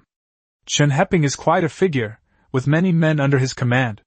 Most importantly, he has an old grudge against Jianlong. That's right, it's about incorporation. I believe Chen Heping is a smart man, he should know how to choose. Lu Ning said, taking out his phone and dialing Chen Heping's number. To recruit and expand the ranks. Their hatred for Jianlong was irreconcilable. It was a fight to the death. Today's attack on the Jiang family manor failed, and the brothers suffered considerable losses and need to be replenished. Taking over Chen Heping's Dawn base, increasing manpower, and obtaining supplies is a win-win situation. Wen Qingxuan's original intention was certainly not to have Lu Ning and Su Shuiying recruit Chen Heping. She actually hoped that the two big shots would send troops to slaughter Chen Heping and his scumbags, so that she could get revenge. Unfortunately, she's just a nobody right now, and the big shots' decisions aren't her place to interfere. A few minutes later. At the Dawn base, Chen Heping hung up the phone with a livid face. "You bastard, you've gone too far! You've gone too far!" Chen Heping was truly enraged. Just now, Lu Ning insisted that he had stolen supplies from the Shulin community hideout, and even demanded that he hand over 2/3 of the supplies, recruit him, and make the survivors of the Dawn base their free laborers. It was simply outrageous. "You bastard, if you want to take my base, just say so. What do you mean I stole his supplies? That's bullshit. Brother, now is not the time to be angry." Chen Baowe pushed up her silver-rimmed glasses and said with a worried expression. "According to the information Lao Li and his team gathered, Lu Ning and Su Shuiying have 70 or 80 men under their command, all of whom are armed and well-trained. If a fight really breaks out, our chances of winning are slim." Chapter 68 Killing You Until You Tremble, Chen, the burden of his hands. Chapter 68 Killing You Until You Fear Chen, an endless blame. Even if the odds aren't high, we have to fight. Chen Heping's eyes were filled with anger. In this world you can't back down when things happen. If we back down today, we'll be working as dogs for others in the future. So what if they have more people and more guns? I don't believe I can't knock out a few of their front teeth. Dishiong, Wang Ke, Zheng Lin, hurry up and arrange the defense. Yes, master. Yes, brother. After his men left, Shen Heping picked up the phone again and dialed Cao Meng's number. In this urgent situation, he had no choice but to ask Cao Meng for help. Although he didn't know how strong Cao Meng was, he was still a man with a gun, and he could still play a role in a critical moment. Boss, where are you going? Lu Xiaoran had just finished showering and was wearing a purple silk nightgown when she walked out of the bathroom. Seeing that Cao Meng was already dressed in his winter clothes and ready to go out, she quickly asked him what was wrong. After several days of treatment, Lu Xiaoran's charm is becoming more and more pronounced, especially her 36E bust, which seems to have grown even larger. After putting on the silk nightgown, her slender figure was accentuated with unparalleled allure. Go help the Dawn base fight. It was only because Cao Meng had strong enough willpower that he was able to shift his gaze away from the girl. Boss, wait for me, I'm coming too. Upon hearing this, Lu Xiaoran went to change her clothes without hesitation. Although she was already very tired. But I still want to work with the boss to build a successful career and create something brilliant. Following him is both reassuring and exciting. You don't need to go this time. Just lie down and wait for me to come back. In Cao Meng's plan, Chen Heping's Dawn base was a strong support unit. Whether for his own safety or for the sake of Chen Heping and Sister Baowe, Boss Cao had to help. As the apocalypse continued, the competition among people intensified, and organizations of all sizes sprang up like mushrooms after rain. Although Cao Meng was confident in his strength, he wasn't prepared to become a complete lone wolf. Having a reliable force as support was still essential. Although he had agreed to help Chen Heping, Cao Meng did not head straight to the Shuguang base immediately. Instead, he chose to wait at the entrance of the Shulin community first. As a 6th-ranking member, passively defending the base with a gun is definitely not the best option. So, in a house across the street from Shulin residential area, Cao Meng looked at the benefits sent by Teacher Bai while observing the situation through infrared binoculars. Sure enough, Lu Ning was a smart man. He didn't foolishly lead his men in a one-shot rush. Not long after Cao Meng arrived, 3 men carrying long guns with scopes on them went out with flashlights. This is the vanguard. First, occupy advantageous terrain, then strike secretly. Bang! Without hesitation, he fired a shot. A sniper rifle equipped with a silencer is almost completely silent at a distance of several hundred meters. The first shot sent the last person in the group to their knees falling. Old Sheen, how could this be? TSK. Another shot was fired. The second person fell to the ground. Damn it! The remaining person reacted quickly, taking a step forward and hiding behind the snow-covered flower bed next to them. Cao Meng didn't linger with the other party, put away his gun, and turned to leave. The next location, naturally, is the entrance to the Dawn base. Shulin community. What? A sniper? Li Pu and Zhao Xiang are both dead? Lu Ning's eyes widened bloodshot. These two men are his elite troops, skilled marksmen and combatants. He is able to maintain his throne and rely on the support of these elite members. It's that damn sniper again. Damn you, you scum! If I catch you, I'll make you wish you were dead. Boss Lu, what do we do? There are snipers lying in ambush outside. If the brothers go out, they'll die. The henchmen around him panicked. Although they had guns, they were no match for snipers who appeared and disappeared in the dark. The enemy could choose to strike wherever and whenever they wanted, making it impossible to defend against. What to do? Are our brothers destined to be trapped and die in this impoverished community? Lu Neng gritted his teeth. Climb over the wall, go from another direction, set off immediately, and capture the Dawn base. As long as we have the base and the supplies, I don't believe we can't wear down a sniper. The community's walls were certainly no match for these thugs. More than an hour later, 500 meters ahead of the Dawn base, on a small high-rise building, Cao Meng could already see a sparse group of raiders. This time, Lu Ning learned from his mistake. Instead of gathering together, the dozens of brothers advanced in a dispersed manner, in groups of 3 to 5, keeping a distance between each group, and carefully advancing along the buildings on both sides of the street. Unfortunately, while such measures did reduce casualties, they still couldn't stop Lao Lu. Sizzle. 800 meters away, Cao Meng fired a shot without hesitation. One person in the middle of the group fell straight down. Snipers, spread out, take cover and turn off the lights. In the darkness, Lu Ning's hoarse voice carried a hint of fear. In 1 second, all the lights went out. Unfortunately, it was all in vain against infrared night vision. TSK. One shot, and the skull of a little Karami, who was huddled in the snow thinking he was safe, was ripped off. 12 o'clock position, 7 stories high, suppressive fire, charge! The sniper rifle was equipped with a silencer, but it couldn't mask the muzzle flash. In the darkness, even a single light was incredibly blinding. The next second, dozens of guns were aimed at Cao Meng's hiding place and opened fire in a massive burst of gunfire. Although Cao Meng was bold, he was afraid of death and did not want to be hit by a bullet. After firing the second shot, he moved to another location. He was incredibly fast, and soon arrived at a room on the 9th floor. Through the window, he fired a shot, not caring whether it hit the target or not, and immediately fled. At this moment, at the entrance of the Dawn base, Chen Heping had already led his men to build a solid bunker. To ensure the bunker's sturdiness, they even boiled water in a thermos and poured it on the bunker, essentially playing with water to pour concrete. A gunshot rang out here. Chen Heping and his 2 disciples also made their move. Gunfire erupted immediately. After Cao Meng withdrew from the high command, he moved to another location, fired 2 shots from the side, and then disappeared, moving to yet another location. In less than a minute, Lu Ning lost 8 men. 5 of them died at the hands of Cao Meng, while the remaining 3 were killed by Chen Heping and his 2 companions who were firing from the bunker.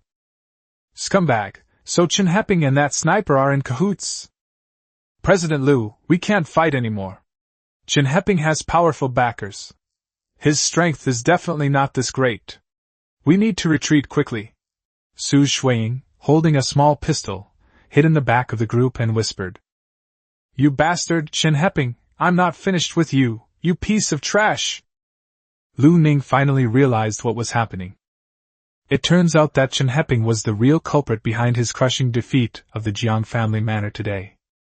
How could you be so stupid as to come and ask them for supplies, and even want to annex them? Isn't that like an old man eating poison or courting death? Retreat! Retreat quickly! Run! Chapter 69 Accidentally Became a Hidden Boss. Chapter 69 Accidentally Becoming a Hidden Boss. However, Cao Meng did not let them off the hook. After Lu Neng ordered a retreat, Cao Meng, carrying his high-precision sniper rifle, occupied a high vantage point. Looking at the sparse group of Karami who were thankfully escaping death, he fired 2 shots, taking down 2 more of them. These 2 shots completely shattered the nerves of this group of young Kurami. They immediately ignored Lu Ning's shouts and curses, and in the blink of an eye, more than 10 people were so frightened that they broke away from the group and scattered and fled. As for retaliation? Fight back, my ass! Run! So Cao Meng, like herding sheep, charged forward, cutting his way through the enemy lines.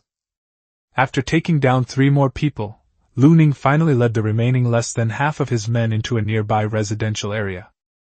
Damn it, so what if they have guns? They're still afraid of dying. Cao Meng spat lightly and called it a day after finishing.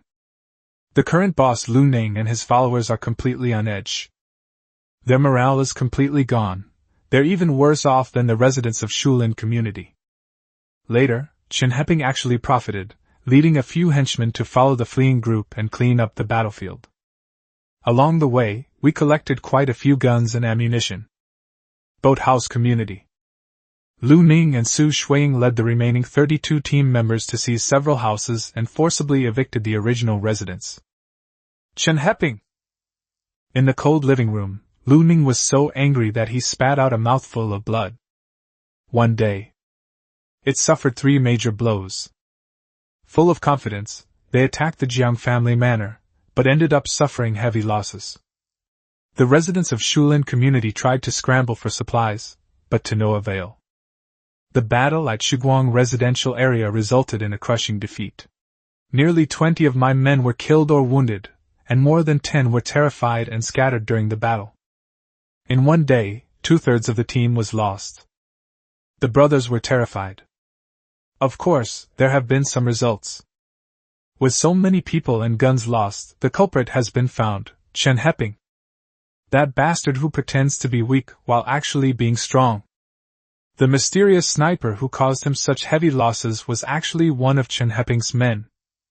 Chen Heping, you just wait, we'll settle this score slowly. Needless to say, the person who killed Jiang Tao and made Jiang Long turn his knife against him was this damned sniper. Lu Ning became angrier the more he thought about it. If it weren't for that bastard Chen Heping, I would still be Jiang Tao's right-hand man. Betray? Lu Ning never intended to betray Jiang Long.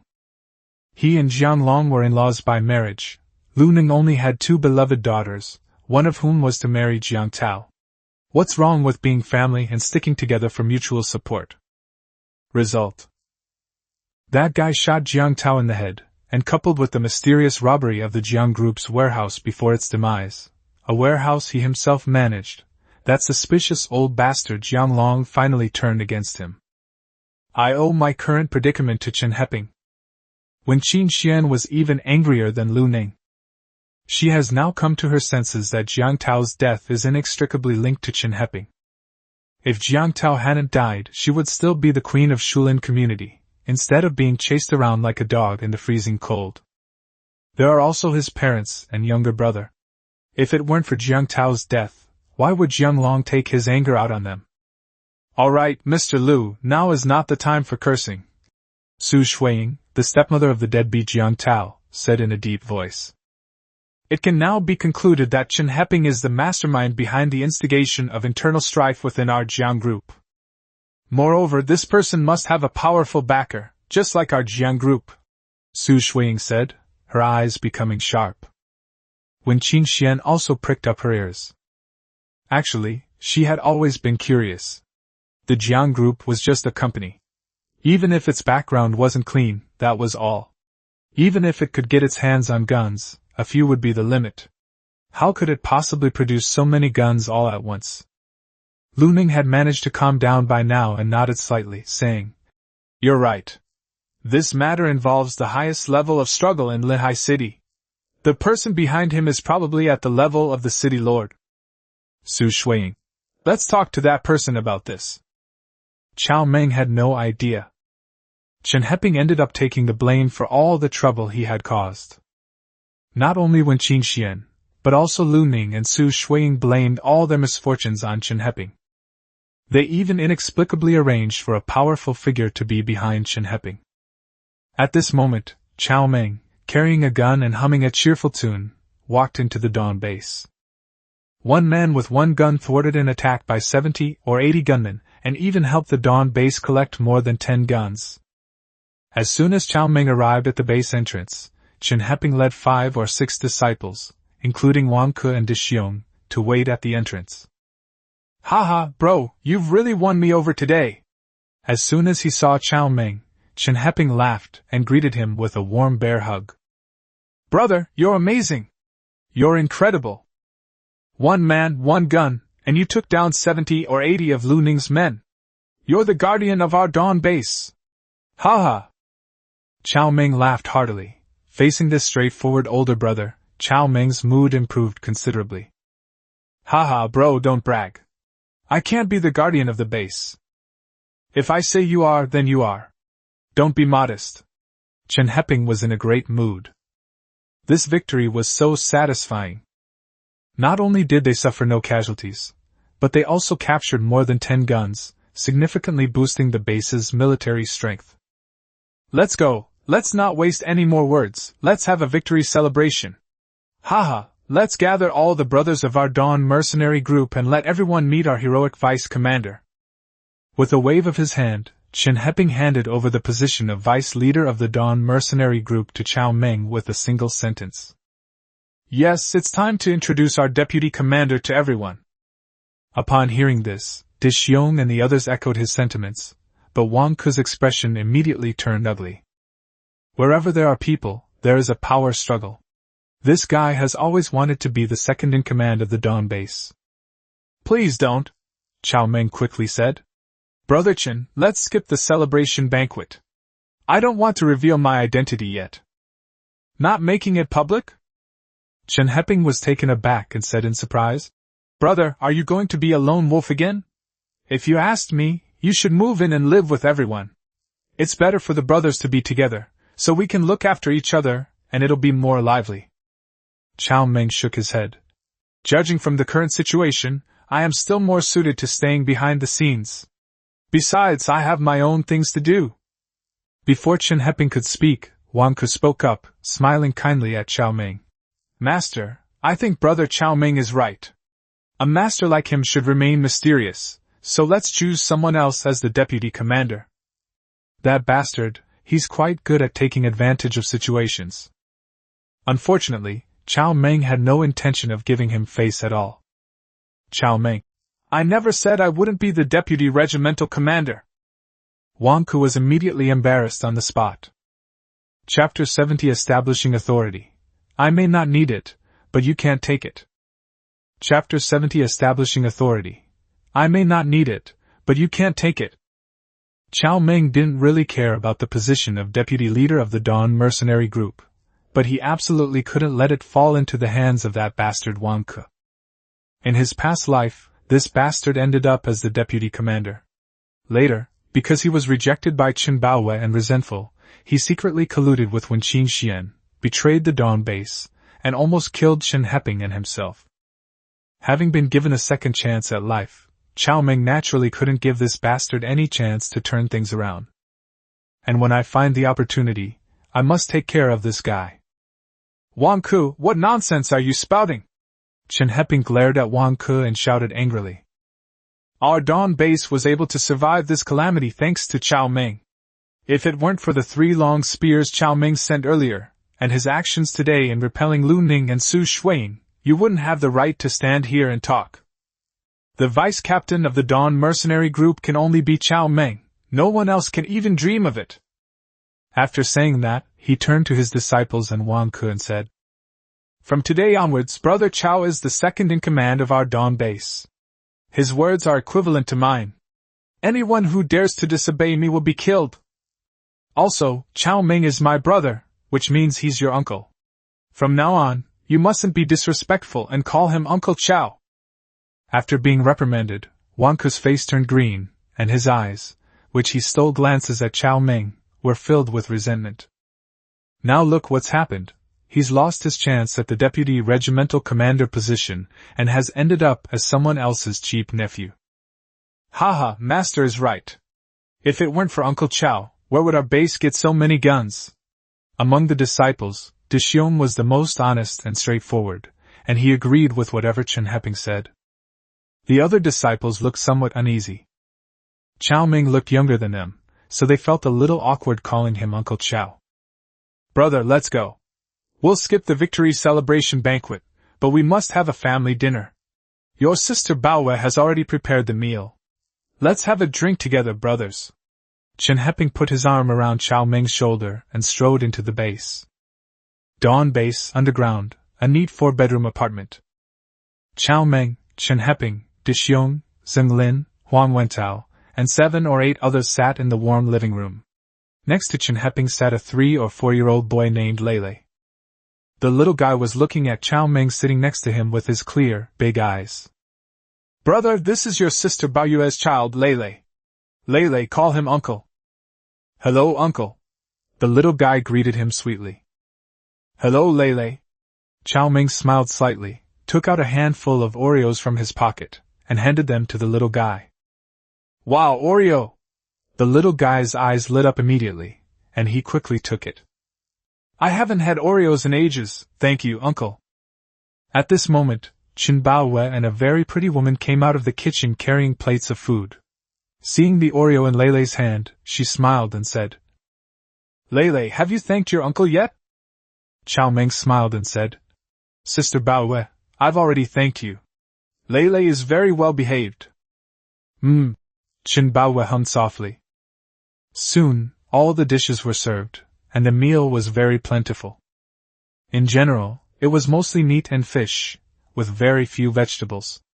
There was a dish of artificial mushrooms, stir-fried bean sprouts, a meat broth with cabbage, and a cold black fungus salad. This is also the norm in apocalyptic times. As the apocalypse continues, things like vegetables and fruits will become increasingly scarce. Some well-equipped bases, such as Dawn Base, can provide relatively warm places where artificial bacteria can be cultivated inside caves and soybeans can be sprouted. This is the most common vegetable recipe in the post-apocalyptic world. Qin Baoyue's cooking skills are excellent, even surpassing Lu Xiaoran's by a considerable margin. To entertain Cao Meng, Chen Heping went all out, bringing a whole case of mitai and drinking it all. During the meal, Cao Meng also noticed that Wang Ke was still just like in his previous life, coveting Bao Yu and seizing every opportunity to curry favor with her. Unfortunately, Qin Baowe completely ignored him and instead kept putting food on Cao Meng's plate, as if on purpose. Qin Baowe. "Cao Meng, come and try my wood ear mushrooms." "Okay, sister's wood ear mushrooms taste really good." Cao Meng took a bite and found it to be indeed sour and salty, and quite delicious. Bang! Half drunk, Wang Ke was annoyed by the two's flirtatious and illicit affair behavior, and slammed his hand on the table. "Wow!" Lele was so frightened by his slap that she burst into tears. "Wang Ke, what are you doing?" Chen Heping was truly enraged this time. Ever since Wang Ke came in, he had been treating Cao Meng with disrespect, and now he even dared to slam his fist on the table in front of him. Wang Ke didn't answer, but just glared at Cao Meng with disdain. "Deputy Regiment Commander Cao, I've seen your marksmanship. I wonder how your hand-to-hand combat skills are? Do you have the guts to spar with me?" "Wang Ke, what's wrong with you? Sit down." Chen Heping's face was as black as charcoal. He had just told them to listen to Cao Meng, but the kid started causing trouble right afterward, and right in front of him. Cao Meng was a hero of the Dawn Base, and this guy dared to intimidate Cao Meng right in front of me. Anyone who didn't know better would think that I had ordered him to do it. Ignoring Chen Heping's anger, Wang Ke continued. Hee, master, I just wanted to learn some kung fu from our deputy commander. We're all friends, let's make friends through martial arts." Cao Meng stopped the enraged Chen Heping and said with a smile. "I've long heard that Brother Chen is skilled at teaching people, and this is a good opportunity for me to see how much skill my nephew Wang Ke possesses." The phrase, "a good teacher," made Chen Heping's face turn as red as a roasted crab, and his gaze towards Wang Ke became even more unfriendly. "Ha!" Wang Ke couldn't help but sneer when he saw Cao Meng shamelessly calling himself uncle. "You bastard, I'll make you lose face in front of Qin Baowe and the brothers today. Then let's see what you'll use to show off in front of me, and how you'll still have the face to be the deputy commander of Dawn Regiment. Deputy Commander Cao, please? Wang Ke went straight to the center of the living room and made a gesture of greeting. Brother, don't do anything rash. Wang Ke is the strongest among my disciples. He also has a family-inherited boxing technique that is very powerful. Not wanting Cao Meng to embarrass himself in public, Chen Heping quickly pulled Cao Meng back and shouted to the others. Wang Ke is drunk, take him home. No, brother. Cao Meng pulled Chen Heping away and laughed. Brother Chen's mad dog fist is powerful, but I'm not one to be trifled with either.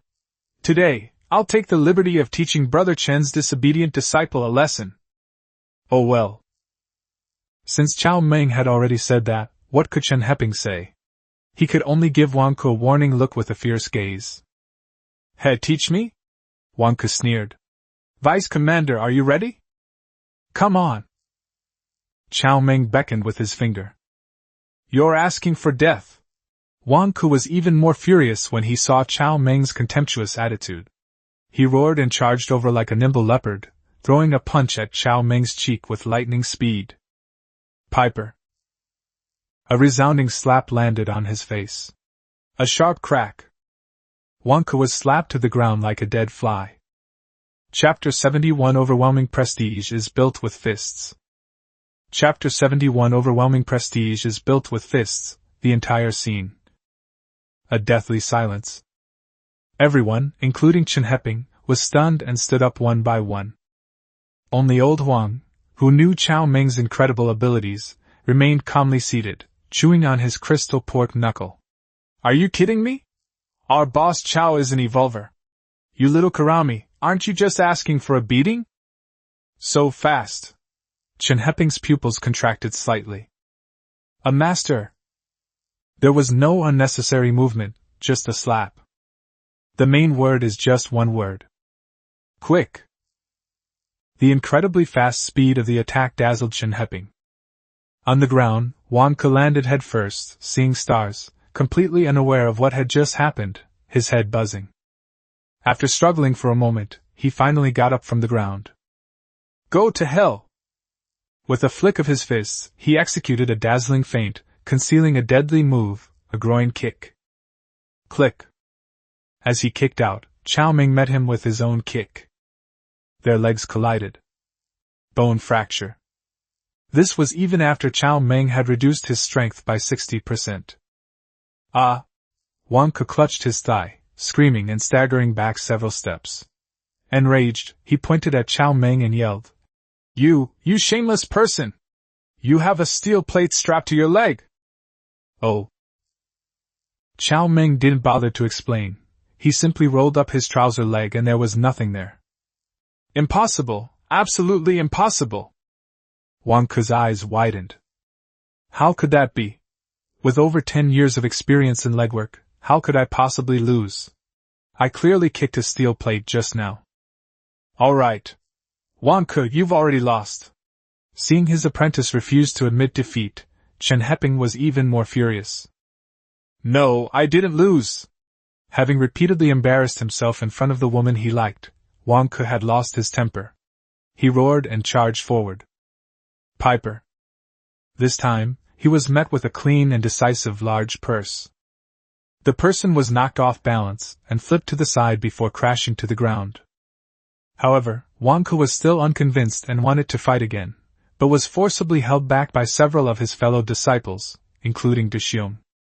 Big Bear said in a deep voice, Wang Ke, Uncle Cao is a master, you can't beat him, forget it. Wang Ke roared and struggled like a mad dog.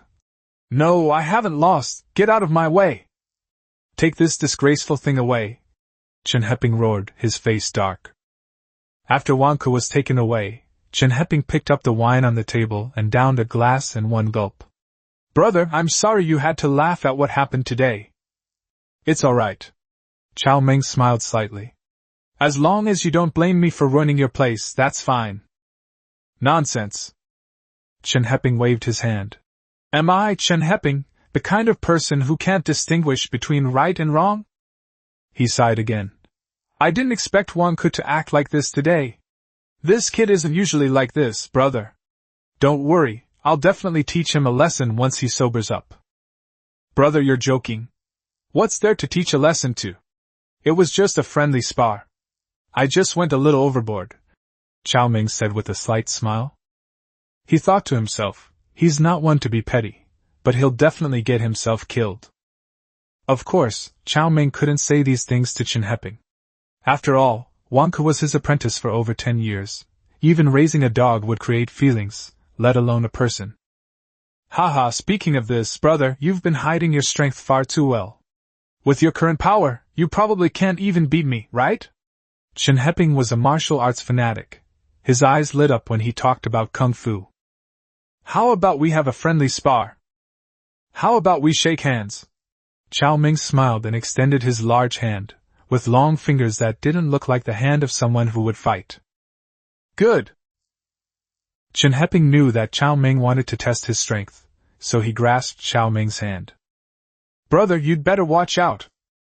Then, gradually increase the force. At first, Chen Heping remained calm and composed, but soon the great master's expression changed, and he forced himself to remain composed. Then, he was in so much pain that he was covered in sweat. Cao Meng showed no intention of yielding. For a martial arts fanatic like him, showing his true strength is the only way to respect him. At the same time, Cao Meng also wanted to use this opportunity to establish his authority.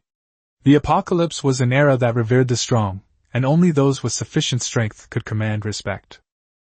Chen Heping's disciples are all skilled martial artists, so there's no harm in showing them a little bit. Stop, brother, I give up! Chen Heping's voice trembled. His fingers were connected to his heart. If he continued, they would probably shatter. Cao Meng smiled and released Chen Heping's hand. Chen Heping's apprentices, including Chen Baowe, were stunned, and their gazes toward Cao Meng became much more respectful. Master, you actually lost. How is that possible? Cao Meng is probably only in his early 20s. They actually managed to defeat Master's iron sand palm, which he had cultivated for 20 years. Brother, I admire you. Chen Heping wiped the sweat from his forehead with a look of surprise. Brother, I've really shown my meager skills before an expert this time. You're the real master. What kind of expert is he? He just eats a lot and is very strong, Cao Meng said with a smile. Eat a lot? Chen Heping nodded. That's true. With the arrival of this apocalypse, my appetite has increased quite a bit, and strangely enough, my strength seems to be increasing as well, as if I've returned to my youth. Brother, have you made any new discoveries? There really is. Cao Meng chuckled. The more you eat after the apocalypse comes, the stronger you become. During the 100-day calamity, most people's physical constitution was actually improving. It's just that the improvement was not significant or obvious, so it went unnoticed. Chen Heping is a martial artist, and his family's 5 animal frolics is an authentic ancient martial arts technique. Although it doesn't produce immediate results like Cao Meng's guiding techniques, it's still much better than what ordinary people experience. So, he actually had a vague feeling that eating gave him strength. You mean you got this superhuman strength from eating? Chen Heping stared at him with wide eyes. How much do you eat in one meal? Cao Meng laughed and said, A big, fat sheep at the bottom. That's still an understatement. My appetite is far from limited to this. What the hell? Chen Heping thought he could eat a lot, and he usually ate 3 minutes hungry. The guy in front of me is a legendary glutton. Chen Baowe and Chen Heping's disciples were dumbfounded. A whole fat sheep for one meal. Is that something humans should eat? At the rate you eat, you'll probably bankrupt the entire Dawn base. If this happened before the apocalypse, it would be fine. As long as you had money, you could eat 10 cows every day. In this day and age, when the sky is not shining and the earth is barren, who can afford to feed such a big eater? Even if people know that the more they eat, the better their physical condition will be, no one dares to eat as much as they want. Who knows how long this apocalypse will last, or whether it will ever pass. Only because Cao Meng and Xinglan had enough food stored in their rings did they dare to gorge themselves so freely. Moreover, Cao Meng also knew that this ability to eat was only temporary. After the 100-day calamity, when the primordial energy of the universe descended, he would no longer need to eat so much. How much force did you use just now? About 80%. Chen Heping asked curiously. This time, Cao Meng didn't let Chen Heping lose face in front of his apprentice, and said in a low voice. At most 30%. Holy crap! Chen Heping was completely stunned. I thought I wasn't that much different from him, but now it seems that this kid is beating me up like a 5 or 6-year-old child. There's no pressure at all. This guy is a monster. Chapter 72 Capturing 2 Big Stars. Chapter 72 Catching 2 Big Stars. Big brother, what's wrong? Qin Baowe looked at Chen Heping with a smile, somewhat like a little girl gloating. Did Cao Meng make you more introverted? He's introverted. Chen Heping was a carefree person, so he wasn't discouraged at all. He patted Cao Meng on the shoulder with his big hand. Let me put it this way, even if I and these disciples go together, I'm afraid we wouldn't be enough for Brother Cao to beat up. Wow, Xiao Cao is so amazing? Qin Baowe pushed up her silver-rimmed glasses in surprise. Fierce, of course fierce, Baowe. Quick, go make some more food. I've met a master today, I need to learn from him. With that, he pulled Cao Meng back to sit down without further ado. Brother, how much strength do you gain from eating this much every day? Not much, maybe 10 or 20 kilograms. Cao Meng was afraid of scaring him, so he directly reduced it by 2/3. Of course, Cao Meng's improved physical fitness was not solely due to food, more than half of it was attributed to guiding techniques, as well as the assistance of 2 beautiful women, Qin Yi and Lu Xiaoran. They've gone mad. You call that not much? You're gaining 10 to 20 kilograms of strength a day. Chen Heping felt that his worldview had been overturned. Is this even human? What's the secret? How did you develop such a big appetite? Cao Meng naturally answered all of Chen Heping's questions without reservation. He even taught Chen Heping the 5 animal frolics, a technique perfected and refined by several masters from his previous life, while he was drunk. This 5 animal frolics exercise is much more effective than Chen Heping's authentic family-inherited 5 animal frolics. Cao Meng also reminded Chen Heping to keep the secret, and not to pass it on to anyone other than Lao Huang and Qin Baowe for the time being. After the meal, Cao Meng got up to say goodbye. Chen Heping and Qin Baowe escorted Cao Meng, who was wrapped up tightly, all the way to the entrance of the base. Watching Cao Meng's departing figure, Chen Heping suddenly spoke up. Baowe, what do you think of Brother Cao? What do you mean, how?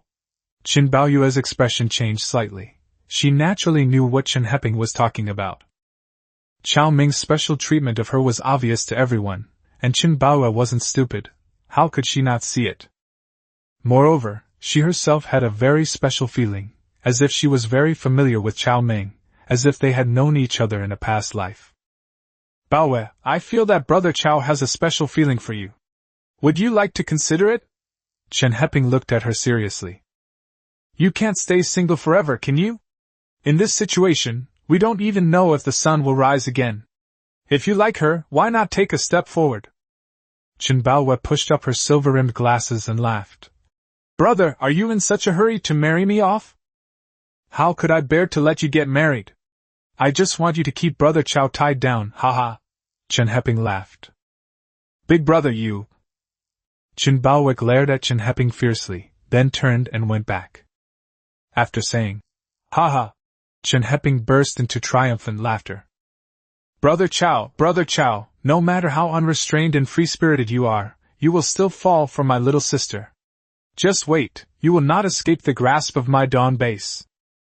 This trip not only utterly annihilated the forces that Wen Qinxian relied on, but also significantly boosted the strength of the Dawn base, and he even took on the title of vice leader of the Dawn mercenary group. A very fruitful harvest. Although Cao Meng himself likes to be a lone wolf, as a human being and a social animal, it is impossible for him to isolate himself from the world. Moreover, this is the apocalypse, with organizations and groups of all sizes engaged in fierce infighting, and ambitious figures and powerful figures springing up like mushrooms after rain. Although Cao Meng is confident in his strength, how many nails can he hammer with his iron body? In this crazy world, who can guarantee that no accidents will happen? I sped through the dark, deserted streets on my snowmobile. With the disappearance of the sun, human biological clocks were completely disrupted. Groups of 3 to 5 could be seen foraging on the streets from time to time. Shops on both sides of the street were emptied, and food, materials for burning for warmth, and any supplies that were of any use were taken away. Along the way, Cao Meng encountered 2 groups of people fighting, seemingly over a few gas cylinders. Halfway there, they encountered a group of 5 or 6 reckless individuals who threw bricks at their snowmobiles, attempting to rob them. Cao Meng is not the kind of antisocial person who kills without reason. However, he will absolutely not show mercy to those who provoke him. The snowmobile came to a stop with a beautiful drift, the high-frequency, dazzling headlights were turned on, and a gun was opened fire. Several clueless guys, still dazed by the bright lights, had their heads explode like watermelons and were instantly killed. They also looted all the supplies from the group. I guess I've eliminated a few ruthless competitors for the other foragers? Yes, that's a truly meritorious act. I really am the greatest philanthropist in the world, ha ha. Humming a little tune, facing the biting cold wind, Cao Meng suddenly thought of Bao Yu's silver-rimmed glasses. I'm a bit restless. The Star Blue Ring developed the spirit control technique last time. I'm really looking forward to the next one. Before entering the residential area, Cao Meng put away his snowmobile. I switched my high-powered flashlight to low beam and walked into the residential area wearing a low-light thermal infrared imager. Is anyone there? From a distance, Cao Meng spotted 2 humanoid red dots on the infrared night vision device. Moreover, it was hiding under a large cedar tree less than 10 meters from the entrance of the ice castle. Could it be Lao Lu? Cao Meng quietly turned off his flashlight, and then carefully took a detour to approach him. Upon closer inspection, he doesn't seem like the 6th son. It was as if they were seeking shelter from the wind and waiting for their lord. Because they were standing, and they were constantly stomping their feet and breathing on their hands, and they weren't carrying any weapons. Hello? Cao Meng suddenly shouted. Ah. 2 sharp female voices. The 2 women were almost scared out of their wits by Lao Lu's sonic attack, and they collapsed to the ground in fright. Just as I came to my senses and was about to see what was coming, a dazzling light flashed before my eyes. A 3 kilowatt variable frequency dazzling light shining at close range is enough to cause temporary blindness and a momentary blankness in the head. This thing is known as a handheld flashbang. No, we're not bad people. One of the women, who was wrapped up tightly, screamed. What's with that voice? It sounds familiar. Cao Meng put away the flashlight, and the light shone on the faces of the 2 men who had covered their faces with scarves. Who are you? Let me see. Oh, the 2 women said, their hands frozen despite wearing thick gloves. They shakily pulled open their scarves, revealing 2 familiar faces. Fairy sister? Willow goddess? Cao Meng was stunned. They're huge stars.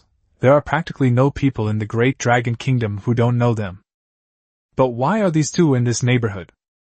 Logically speaking, this villa community is only considered mid to high-end, not the most luxurious or top-tier villa area in Linhai City. Given the status of these 2 individuals, they shouldn't be here. Looking at Zhao Xianfei's flawless skin, Cao Meng fell into a brief moment of contemplation. Chapter 73A 3-point agreement with the celebrity fairy, the price of help. Chapter 73A 3-point agreement with the celebrity fairy consort. The price of help. These 2, especially fairy consort Zhao, are the most popular, purest, and most enchanting fairy sisters who have risen to prominence in the film and television industry of the Great Dragon Kingdom in recent years. Note, this is a fictional parallel world. Please do not project it into reality. This programmer is not responsible for any issues. Also, Zhao Xianfei is 20 years old, and is not the one you are thinking of, haha. To be frank, Cao is actually a fan of this person. Of course, Lucian also admired her magnanimity. Mr. Cao has watched the entire series of dramas about the lives of powerful women in the Song dynasty that these 2 recently filmed. I just want to see the fairy sister. Upon seeing his favorite celebrity, Cao Cao felt his bloodline awaken. Mr. Cao is a bold person who doesn't like following celebrities, but he just loves watching the works of the fairy sister. There are also those synthesized by AI. This great work accompanied Mr. Cao through many spring nights. Now, Lu Xun clearly regarded herself as an older sister, helping Zhao Xianfei up from the ground, then helping her cover her face with a scarf again to prevent frostbite, before covering her own face as well. Could you please help us? We haven't eaten for 2 days. I know you're no ordinary person. When you used your magic to build the ice castle that day, we secretly saw that we lived in building number 23 over there. Lu Xun's eyes were red and pleading. Cao Meng smiled inwardly. Immortal magic? Heh. Then I'm not a fairy godmother anymore? Yes, we know you're not an ordinary person. Could you please help us? Zhao Xianfei's clear, bright eyes seemed to melt hearts. They had already discovered Cao Meng's ice fortress when he was building it, and were immediately awestruck by its incredible craftsmanship. The two had wanted to come and ask for help for a long time, but they were afraid that Cao Meng might have some ulterior motives. After all, in this world where order has collapsed, if the other party really tries to force their way in, they really don't have any way to resist. I hesitated for 2 days and went hungry for 2 days. I was taught a lesson by hunger and cold for 2 days. Finally, they went all out. The two have decided that they will ignore any unreasonable demands the other may make. We can't just starve to death. Besides, the other party is an immortal. Being favored by an immortal is a kind of good fortune, isn't it? Cao Meng watched the two of them quietly, while also making his own calculations. Should we take this chance or not? These two are much better than Lao Huang's Fan Xianer. At least they have no scandals and aren't smeared. Especially Zhao Xianfei, whose background is powerful enough. Her father is very powerful, and there are almost no people who can seduce her. These two are also people I like, unlike Fan Xianer. In this frozen apocalypse, a big star I like comes knocking on my door. Refuse? That would be letting down my awesome self, and letting down Guan Yu, who has been training day and night. Of course, there's also the most important point. Cao Meng wanted to try and see if he could get any amazing rewards from the Star Blue Ring. One question, have you spread the word about me building the ice castle? Although he had made up his mind, Cao Meng still wanted to ask some questions. No, absolutely not. Lu Xun quickly waved her hand and explained. Actually, after we found out you were an immortal, we wanted to ask for help, so we didn't dare tell anyone, for fear of upsetting you. Zhao Xianfei nodded, her melodious voice like a shot of adrenaline. Yes, we haven't told anyone. Excuse me, Immortal Master, could you please take us in and let us in? After speaking, she continued to look at Cao Meng with her clear, large eyes, full of expectation. Immortal Master? Oh. Cao Meng had no intention of refuting this title. Because it inspires awe. Going in is obviously not an option. Mr. Cao is a cautious man. This ice castle is his private property, and he cannot tolerate the slightest mistake. Even Lu Xiaoran and Cao Meng, who knew her well, only accepted her into the ice fortress after a period of testing and having enough power to intimidate her. Aside from Lu Xiaoran, the only person Cao Meng can barely trust right now is the sweet-voiced goddess Qin Yi.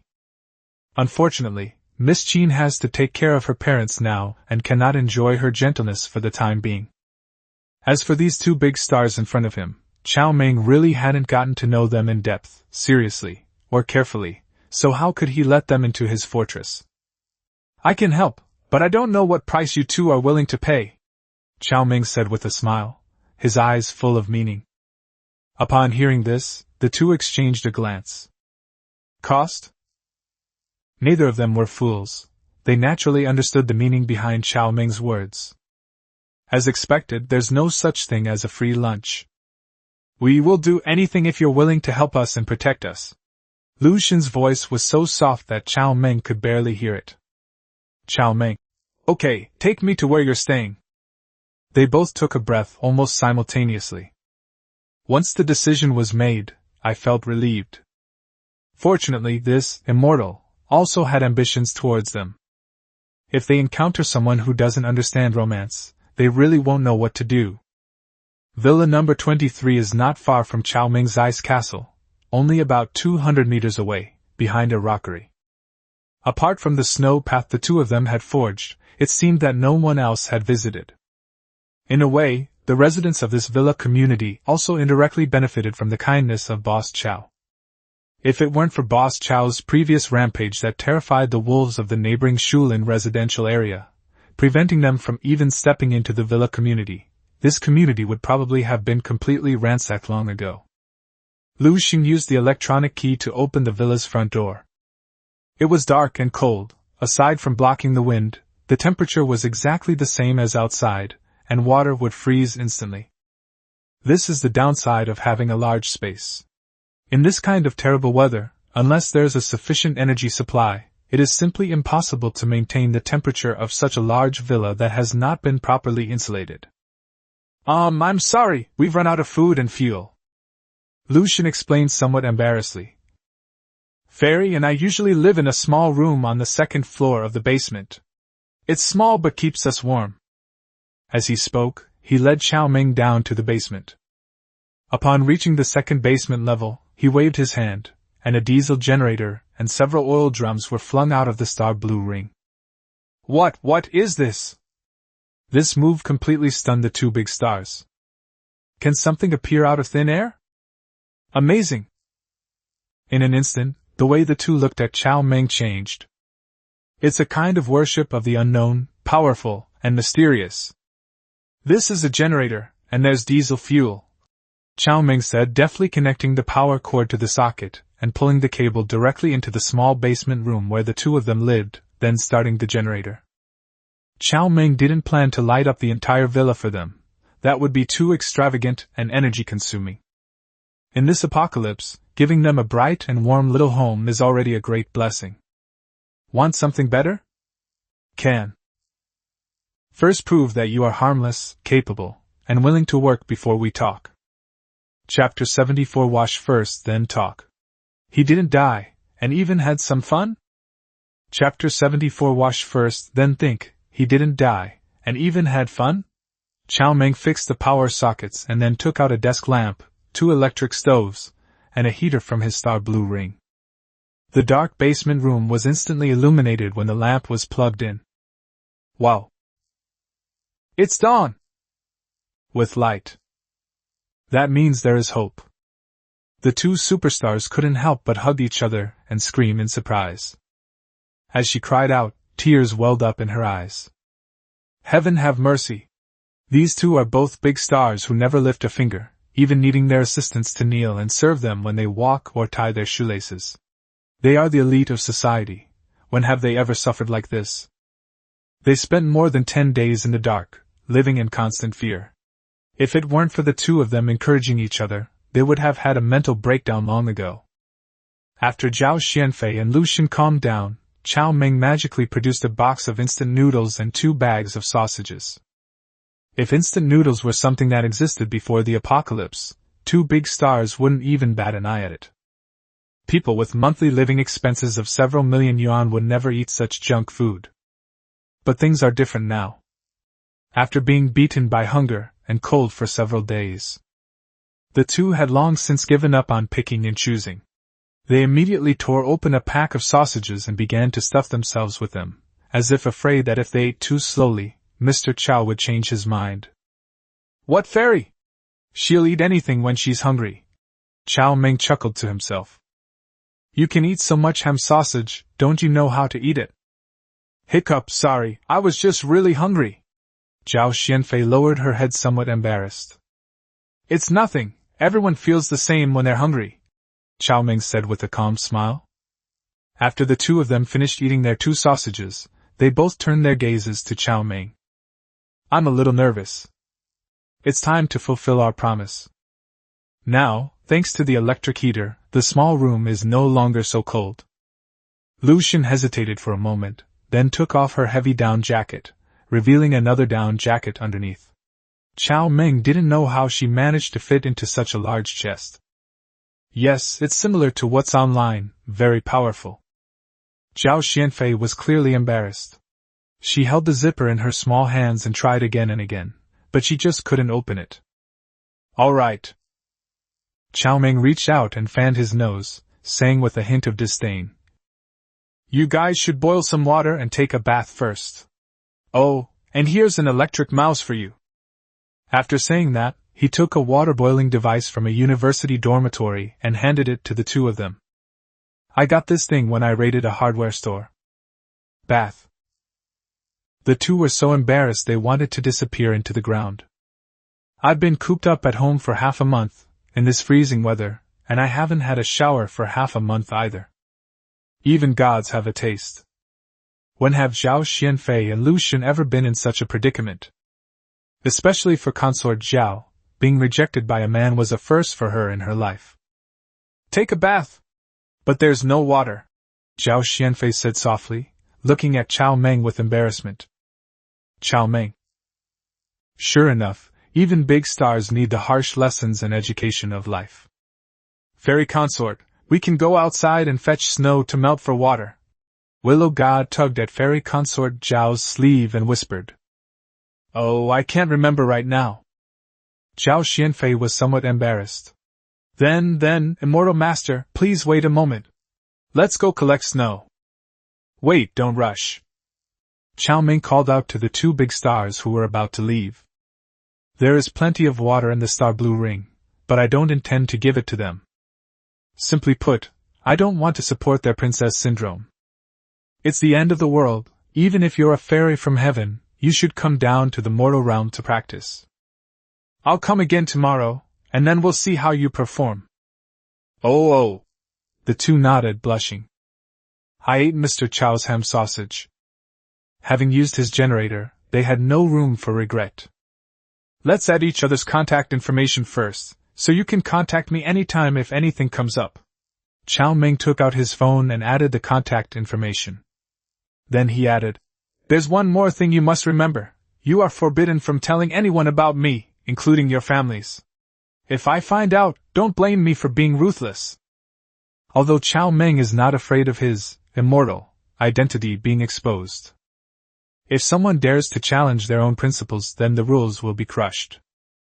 Of course, it's best to avoid trouble if possible. Rest assured, immortal master, we would never do such a thing. We swear to heaven. Lu Xun, like an elder sister, spoke up immediately, raising her small hand to swear. No need for oaths or guarantees, that thing is worthless. I'm just telling you the consequences of doing this. Cao Meng waved his hand, knowing that if he knew they were going against his word, he. Also, don't call me immortal master. My name is Cao Meng. You can call me Boss Cao. Boss Cao? A strange look flashed across Zhao Xianfei's flushed face. Cao Cao has always loved young people. Ha ha. Cao Meng enjoyed watching her little expressions. He gently wiped Xianfei's face with his warm hand. All right, remember what I said. Wash yourself clean.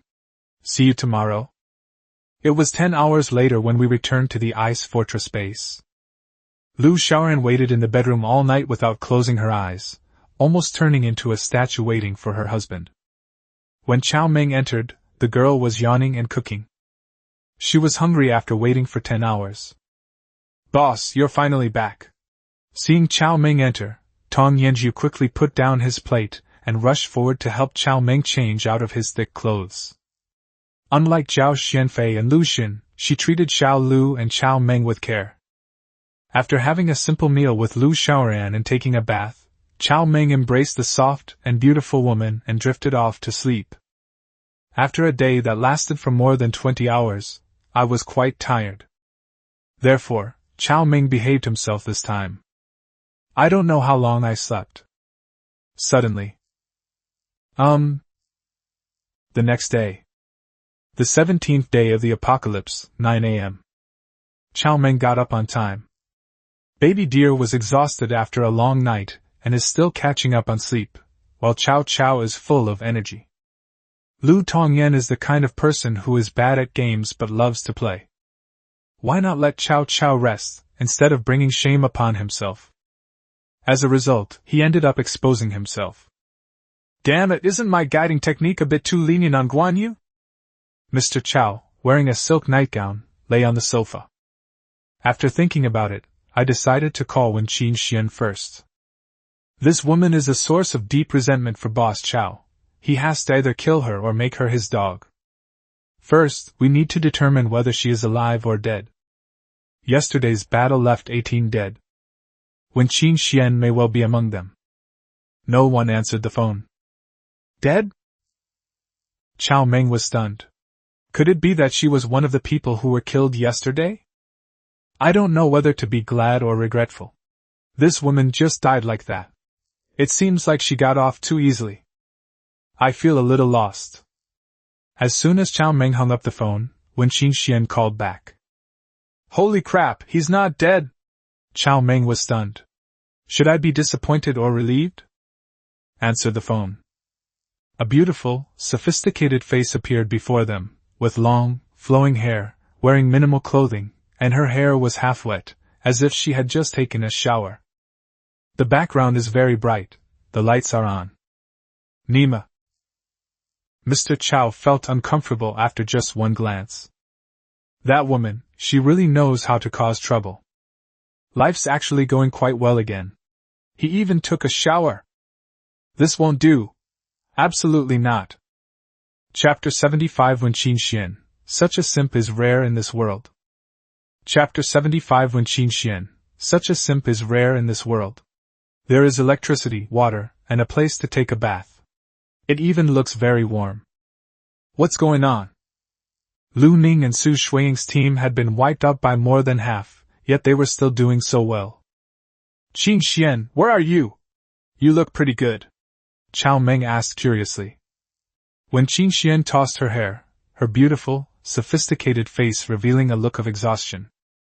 I'm at Nanshan Commercial City, Wen Qingxian said, yawning as she spoke. I've been busy for over 20 hours, just finished eating, and I'm so tired. Nanshan Commercial City? Cao Meng was taken aback. He was all too familiar with that name. This place was one of the bases of the ambitious tycoon behind Jianglong. In her past life, Wen Qingxian seized the business empire of Jianglong and his son. After their mysterious deaths, she became involved with the son of an ambitious tycoon, and her influence grew accordingly. Cao Meng never expected that, in this second life, his underhanded tactics would actually send the woman to the Nanshan base ahead of schedule. However, it seems that Wen Qingxian hasn't had a chance to get in touch with that young master yet. Weren't you planning to settle accounts with Chen Heping yesterday? Why did you end up at Nanshan Trade Center instead? Cao Meng asked, feigning confusion. Don't mention it. Wen Qingxuan's beautiful, sophisticated face darkened at the mention of Chen Heping. Who would have thought that Chen Heping, that old bastard, who appears so benevolent and righteous on the surface, is actually a treacherous villain behind the scenes? Our failed attack on the Jiang family manor yesterday and the theft of supplies from 6 buildings were all the work of this hypocrite. And Jiang Tao, oh, of course I killed Jiang Tao.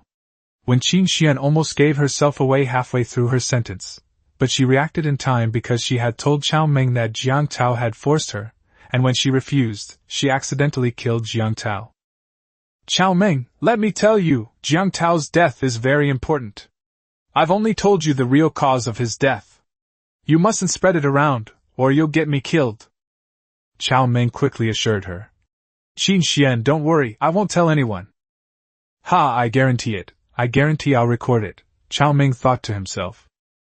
As a proper sixth man, Cao Meng would record the screen almost every time he video chatted with this woman. Whether it's useful or not, let's not worry about that for now. What if it is useful? Cao Meng. And then? Go on. When Qingxian glanced cautiously outside, then lowered her voice and said to Cao Meng. And then, do you know, this Chen Heping is actually someone with quite a background. It was him, and the big boss behind him, who deliberately provoked internal strife within the Jiang group. They even dispatched experts to attack Jianglong's convoy with heavy firepower, thus successfully instigating internal conflict within the Jiang group. Of course, now Jiang Tao's death has also been pinned on Chen Heping's head. Oh my God! I'm numb. Cao Meng said that he felt numb again. Brother Chen has really taken the blame this time. The blame for the internal power struggle within the Jiang group fell on his shoulders, and he became the mastermind behind it all. Furthermore, there are suspicions that a powerful figure is behind it all. There are so many brilliant minds in this world who are good at imagining and extrapolating. This time, Brother Chen has really been screwed over. Cao Meng was speechless. This must be fate. The person you're meant to be with will inevitably be the one you're meant to be with sooner or later. There's no escaping it. Since that's the case, let's make sure Brother Chen takes the blame even more smoothly. Fortunately, you weren't with us yesterday. We did attack Chen Heping's Dawn base later, but we ran into a sniper expert. He almost scattered our men with just one shot. Wen Qingxian said with lingering fear. She wasn't worried about Cao Meng's life or death, rather, she needed Cao Meng to be her henchman and lackey. Such a sycophantic sycophant is a rare find in this world. A man who schemes so meticulously to possess and control himself.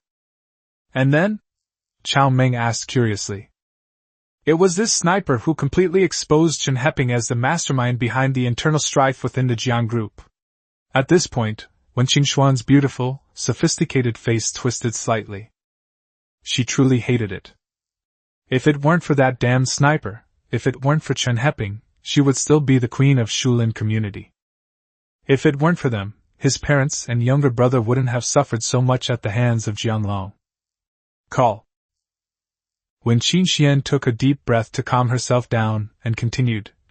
After Lu Ning and Su Shuiying discovered the clues, they relayed the news to the behind-the-scenes boss of the Jiang group, Gao Qitai and Uncle Tai. Because the Jiang group was actually built up by Gao Qitai, and even the guns of the Jiang group were obtained by Gao Qitai through his own channels after the apocalypse. Cao Meng hadn't expected that his simple act would lead to the early arrival of Gao Qitai, the future deputy city lord of Linhai City. And now? Cao Meng pressed. Wen Qingxian. Now that Uncle Tai has personally intervened, Jianglong, Lu Ning, and Su Shuiying have stopped their infighting and have sent all of us to the Nanshan base. The next step is to deal with Chen Heping's Dawn base. Oh? Seeing that she was in a good mood, Cao Meng immediately started his old flames backstabbing mode. So, now that the infighting has stopped, have your parents and Wenbao been released as well? No! Sure enough, Wen Qingxuan's face immediately fell. How could there not be? Does Jianglong dare to disobey Boss Gao's orders? This bastard has gotten too bold, Cao Meng said, glaring at him. Wen Qingxian smiled bitterly. Why would Boss Gao care about such a trivial matter? Cao Meng. Then, the truth is out, Jianglong, That old beast Jianglong keeps saying I'm a jinx. He's convinced I'm the one who killed his son. If it weren't for me, his son wouldn't have gone to Shulin community and wouldn't have been sniped. This old guy has gone mad and is completely unreasonable, Wen Qingxian said through gritted teeth. Jianglong, Lu Ning, and Su Shuiying have stopped fighting under Boss Gao's strong pressure, or at least on the surface. But Wen Qingxian is different. She's just a little Karami now. Jianglong, that bastard, is convinced that she's the one who ruined Jiang Tao's life. If it weren't for him, Jiang Tao wouldn't have been killed by that mysterious sniper. Therefore, the torture inflicted on her parents and brother shows no signs of stopping. Lu Ning and Su Shuiying are even less likely to stand up for her, this little Karami. She even worried that she might be betrayed by the two men to Jianglong in order to ease the tension between them. This probability is very high. So, she was actually very anxious. Of course, she wouldn't tell Cao Meng this. What can we do then? We can't just stand by and watch your parents and brother drink chilly water, eat spicy food, and sit on the tiger bench every day, can we? Cao Meng said with pity. Upon hearing this, Wen Qingxuan's face immediately turned a deep shade of liver color. If Wen Qingxian hadn't known that Cao Meng was concerned about her, she would have wanted to curse him out. They're just poking wherever there's a crack. Chapter 76 Zhao Xianfei, are you ready? Chapter 76 Zhao Xianfei, are you ready? Of course we can't just watch like this. Wen Qingxian took a deep breath. Then his gaze became sincere and earnest, and he said with a pleading look, "Cao Meng, please come and help me." As she spoke, her large, watery eyes seemed to melt one's heart. If I hadn't been schemed against by her in my past life and knew her true character well, I probably would have been fooled by her. I'm all alone here now, there's no way I can fight them, Wen Qingxian said, her eyes beginning to redden. If I can't gain a foothold in the base and have my own voice, it's impossible to save my parents. So, Cao Meng, I need your help. Come to the Nashan base, and the two of us will join forces to develop our own power. Then we'll find an opportunity to take out Su Shuiying and Lu Ning, kill Jiang Long, seize his Jiang family manor, and take all his stored supplies. As expected of a woman with ambitions greater than the sky, her eyes lit up when she talked about killing and seizing territory, as if she had been injected with chicken blood. Talented. I admire him, Cao Meng thought to himself. This woman is truly a bottomless pit, she'll never be satisfied. I just had a big meal and I'm already thinking about getting rid of my boss and taking over. Well, I'm afraid the two of us can't manage this, can we? Cao Meng pretended to be troubled. How about Qingxian? I think we should forget about it. You can come to my villa and we can have some time alone together. I have some food at home. In case the sun comes out someday and order is restored, Jiang Long will calm down, and then your parents and Wenbo will be able to come out, right? You. Wen Qingxian was so angry with Cao Meng that she almost vomited blood. What a useless man. I've been trying to reason with you for so long, and this is what you give me? How can there be such a useless man like you in the world? Fine, don't come if you don't want to. Wen Qingxuan's face darkened. You just live your life. My life or death is none of your business. Okay, goodbye. Wait a minute. Cao Meng quickly laughed and said, I was just saying it casually, don't be angry, Qingxian. I'll come over, okay. That's more like it. Wen Qingxian smiled sweetly, but in her heart she looked down on Cao Meng. You spineless bastard, you have no backbone. A man like that only deserves to be a dog. However, this woman had no idea that all the bad luck she had suffered along the way was thanks to that good-for-nothing Cao Meng. After saying a few more flattering words to Cao Meng, Wen Qingxian hung up the phone. You surnamed Cao, don't think I've forgotten about you kicking me out of the house. Just you wait, sooner or later I'll put you on a dog leash and make you suffer endless humiliation. It's time to close the net on this woman. If we let her continue her reckless behavior, who knows what kind of trouble she'll cause. Cao Meng nudged the kitten Xiao Wu, who was lying on him. Pick it up completely. If this little thing doesn't push itself to use 2 spirit-controlling techniques every day, after a few days, the little guy becomes more and more agile, and its silvery fur seems to glow, and its speed is surprisingly fast. However, the only thing that puzzled Cao Meng was other kittens, including dogs and pangolins, all grew larger and more robust after undergoing his spirit-controlling transformation. For example, the little pangolin, after several days of his dedicated transformation and being stuffed with plenty of food, more than doubled in size, especially its little paws, which became longer, stronger, and sharper. As for cat Xiaowu, apart from her fur becoming more beautiful, her speed increasing, and her strength growing, her size didn't improve at all. Could it be that the evolutionary path is different, or that it has mutated? Cao Meng shook his head, left a pile of food for Lu Xiaoran and the other little ones, and then left the frozen fortress with 2 adorable mastiff puppies that had grown into very strong dogs. Before going to see Wen Qingxian, Cao Meng also needed to meet Xiao Xianfei and Lu Xing to collect his own benefits. Wen Qingxian is a cunning and ruthless woman, and Cao Meng feels that he still needs to improve his skills. Since the arrival of the 100 Days of Calamity, the little monsters have been kept in a large villa by their owners. This was the first time the 2 Tibetan Mastiff puppies had stepped out of their home. They weren't given any extra protection against the cold. Mastiffs are products of the high-altitude, cold regions, and after being enhanced by Boss Chow's spirit-controlling techniques several times, their physical condition was far superior to that of ordinary mastiffs. Cao Meng also wanted to see if they could withstand such severe cold. As soon as we stepped outside, the two mastiffs were attracted by the white snow under the flashlight beam and rushed into the snow to frolic. It should be fine. The condition of the two Tibetan Mastiff puppies reassured Cao Meng a lot. In fact, as his physical fitness improved, Cao Meng felt that his tolerance to the cold had also increased a lot, and it seemed that wearing a down jacket or something was enough.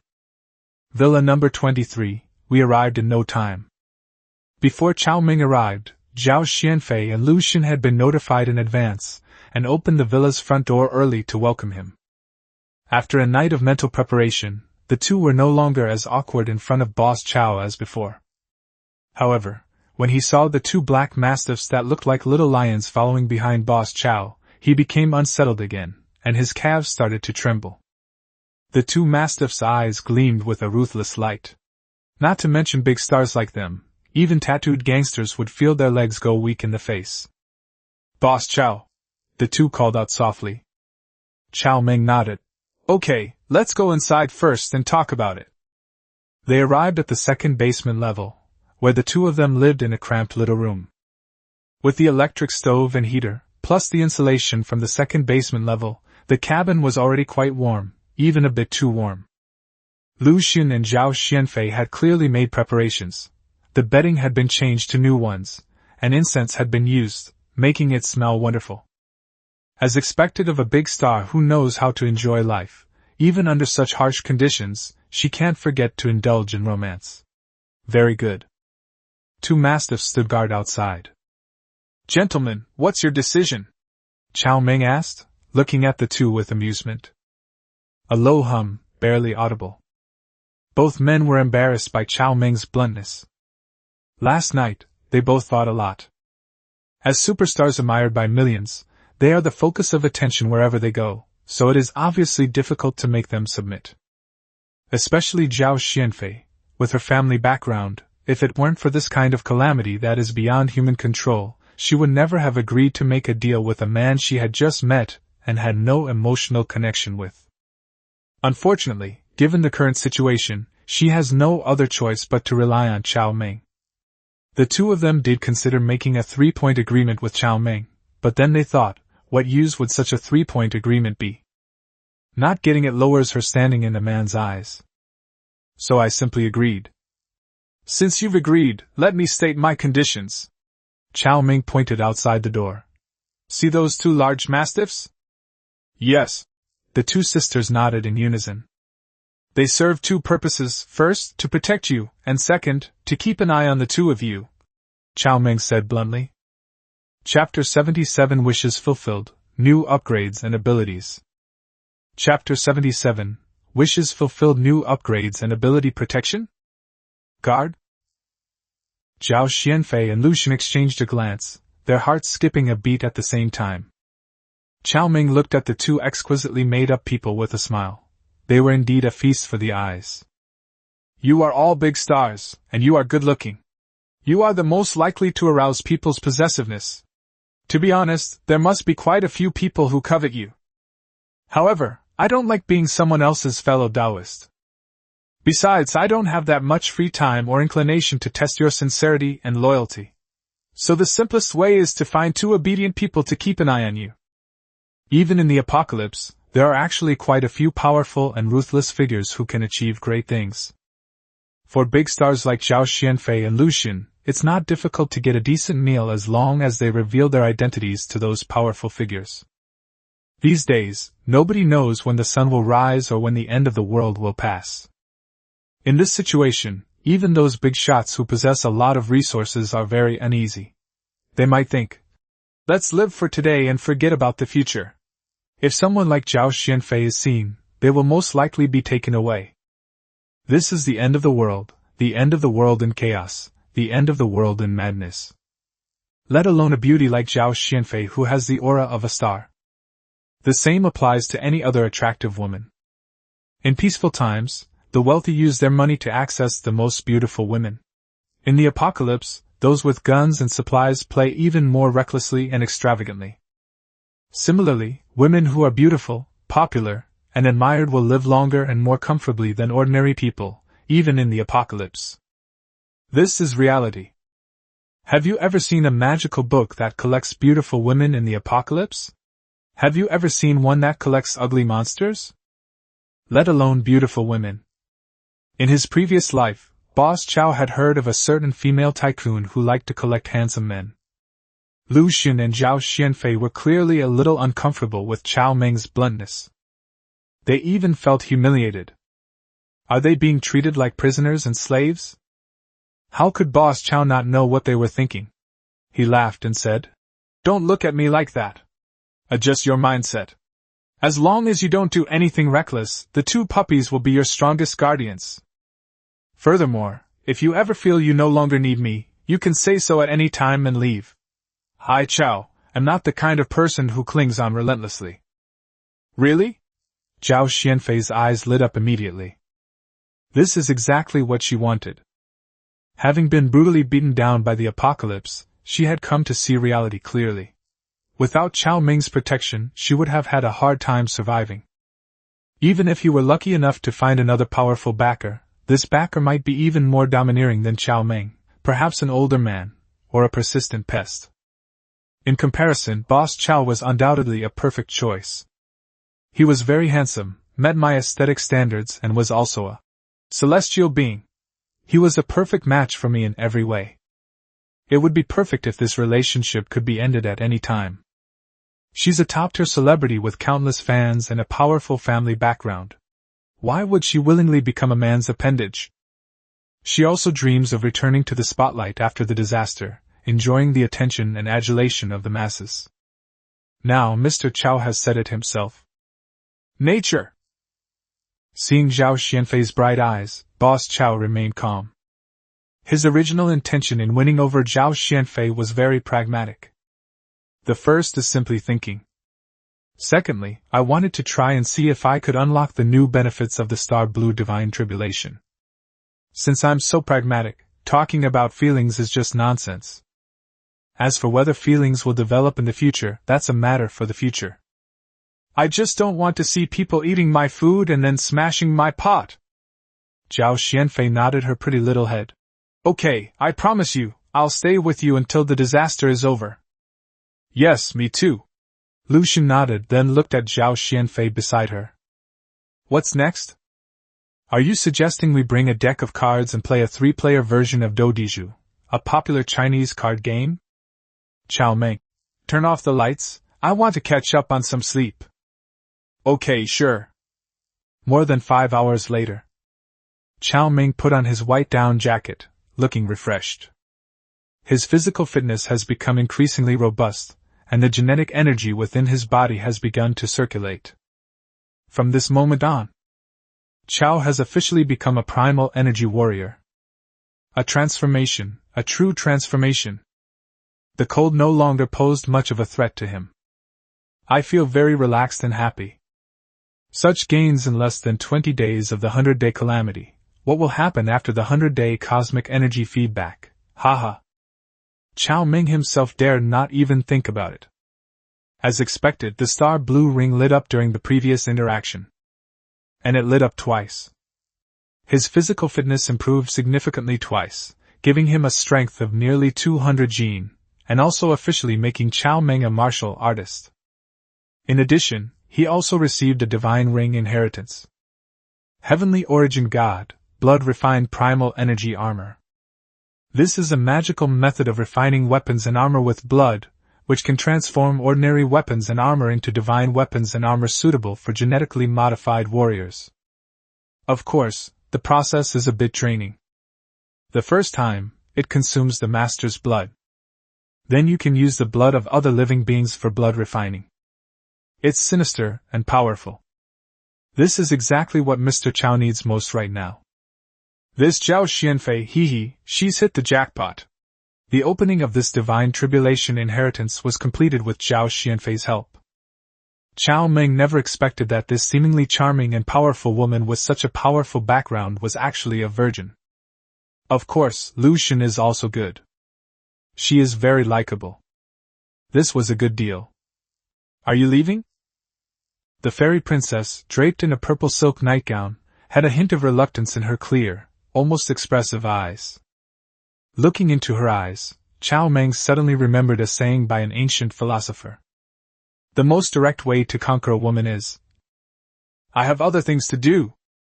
Cao Meng smiled slightly and took out 2 women's polar cold-proof suits and some thermal underwear from his star blue ring, placing them on a cabinet to the side. Then he took out several large beef legs, ham, a small amount of vegetables, 2 bags of rice, some vegetable oil, and some seasonings. Of course, the most precious thing was a box of fresh lychees. This was a luxury item in the apocalypse, much more valuable than any big fish or meat. You can use these things for now. Oh, and you'll also be in charge of feeding the mastiffs. Wow, beef, ham, tomatoes, and fresh lychees. Upon seeing these supplies, both Zhao Xianfei and Lu Shen lost their composure, their eyes sparkling. I miss that taste so much. Especially lychees. In their excitement, the 2 stood up, but one of them lost his balance and both stumbled into Cao Meng's arms. Cao Meng quickly helped the 2 of them up, saying, "Be careful." Snort. Zhao Xianfei gave a soft snort and gave Cao Meng a seductive glance. "It's all your fault. Why don't we eat before we leave? I'm a pretty good cook," Lu Shen said, blinking her big eyes at Cao Meng. After in-depth understanding, Cao Meng knew that Lu Shen was somewhat love-struck. Some are even eager to get married. Of course, Zhao Xianfei also had a little bit, but not as much as Lu Shen. Chapter 78 Fairy Consort, do you have a special feeling? Chapter 78 Fairy Consort, do you have a special feeling? The current willow goddess has a pair of beautiful crescent-shaped eyes, which are like a steel furnace that can melt people. Cao Meng's heart softened immediately after seeing the subtle glances exchanged between the 2. Fortunately, he still remembered his promise to Wen Qingxian, his old nemesis. "I'll talk to you when I'm done with my work. Oh, and one more thing, mastiffs have a big appetite, eating at least 20 pounds of meat per meal. Don't let them go hungry." After saying that, he decisively left amidst the 2 people's reluctant gazes. Once Boss Chow left, only the 2 of them remained in the warm, fragrant little house. Their eyes met, and both of them became somewhat unnatural. My previous experience was just too much. The 2 fought together against the enemy, sharing a common hatred for them. Without realizing it, we developed a tacit understanding. Finally, it was Lu Shen who broke the deadlock. "Fairy consort, do you have a very special feeling?" "A special feeling?" Zhao Xianfei blushed as red as a cherry, and almost wanted to disappear into the ground. Sister Lu Shen is so shameless. To be honest, it was quite unusual. The skeleton almost fell apart. "What are you thinking about?" Lu Shen flicked Zhao Xianfei's long hair and smiled. "I'm asking you if you feel that your physical condition has improved. I feel that I am full of energy." "That seems to be the case." Zhao Xianfei's eyes widened as well. "Is this the benefit brought by immortals? If that's the case, then I've made a profit. I don't know if it will happen again in the future." "Pa, Zhao Xianfei, what are you thinking about?" The fairy sister spat lightly. At this moment, Lu Shen had already nimbly opened the box of fresh lychees left by Cao Meng. "Fairy consort, come and have a taste." Zhao Xianfei's fair skin, slightly flushed, radiated a captivating glow as she ate like a little hamster. "Fairy consort, if the sun comes out again and everything returns to normal, will you leave him?" Willow goddess ate a lychee, her crescent-shaped eyes fixed intently on the fairy sister. "I don't know." Zhao Xianfei shook her head. If Lu Shen had asked this question 5 hours ago, she would have answered, yes, without hesitation.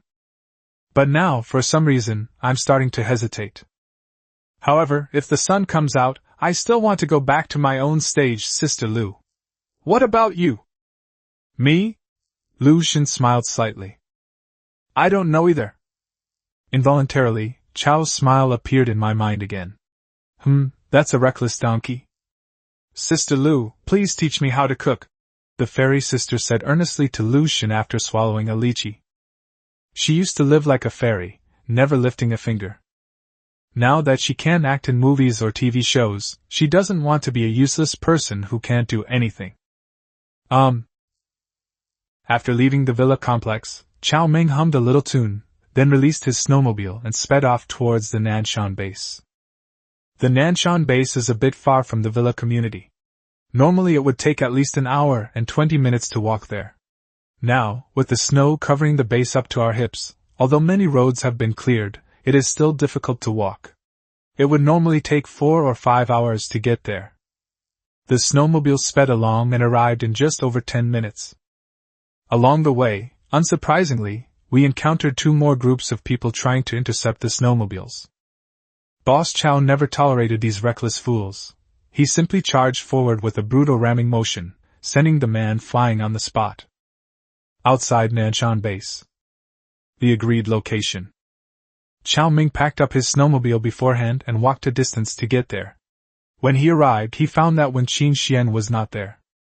What awaited him was a guy wrapped up like a dumpling, holding an AK-74 rifle, the muzzle of which was aimed at Cao Meng from a distance. "Are you Cao Meng?" "It's me."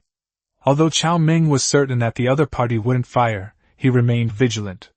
If the other party made any move to draw their weapon, they would be the first to fall. After the other party clearly saw Cao Meng and the assault rifle hanging on his body, they breathed a sigh of relief.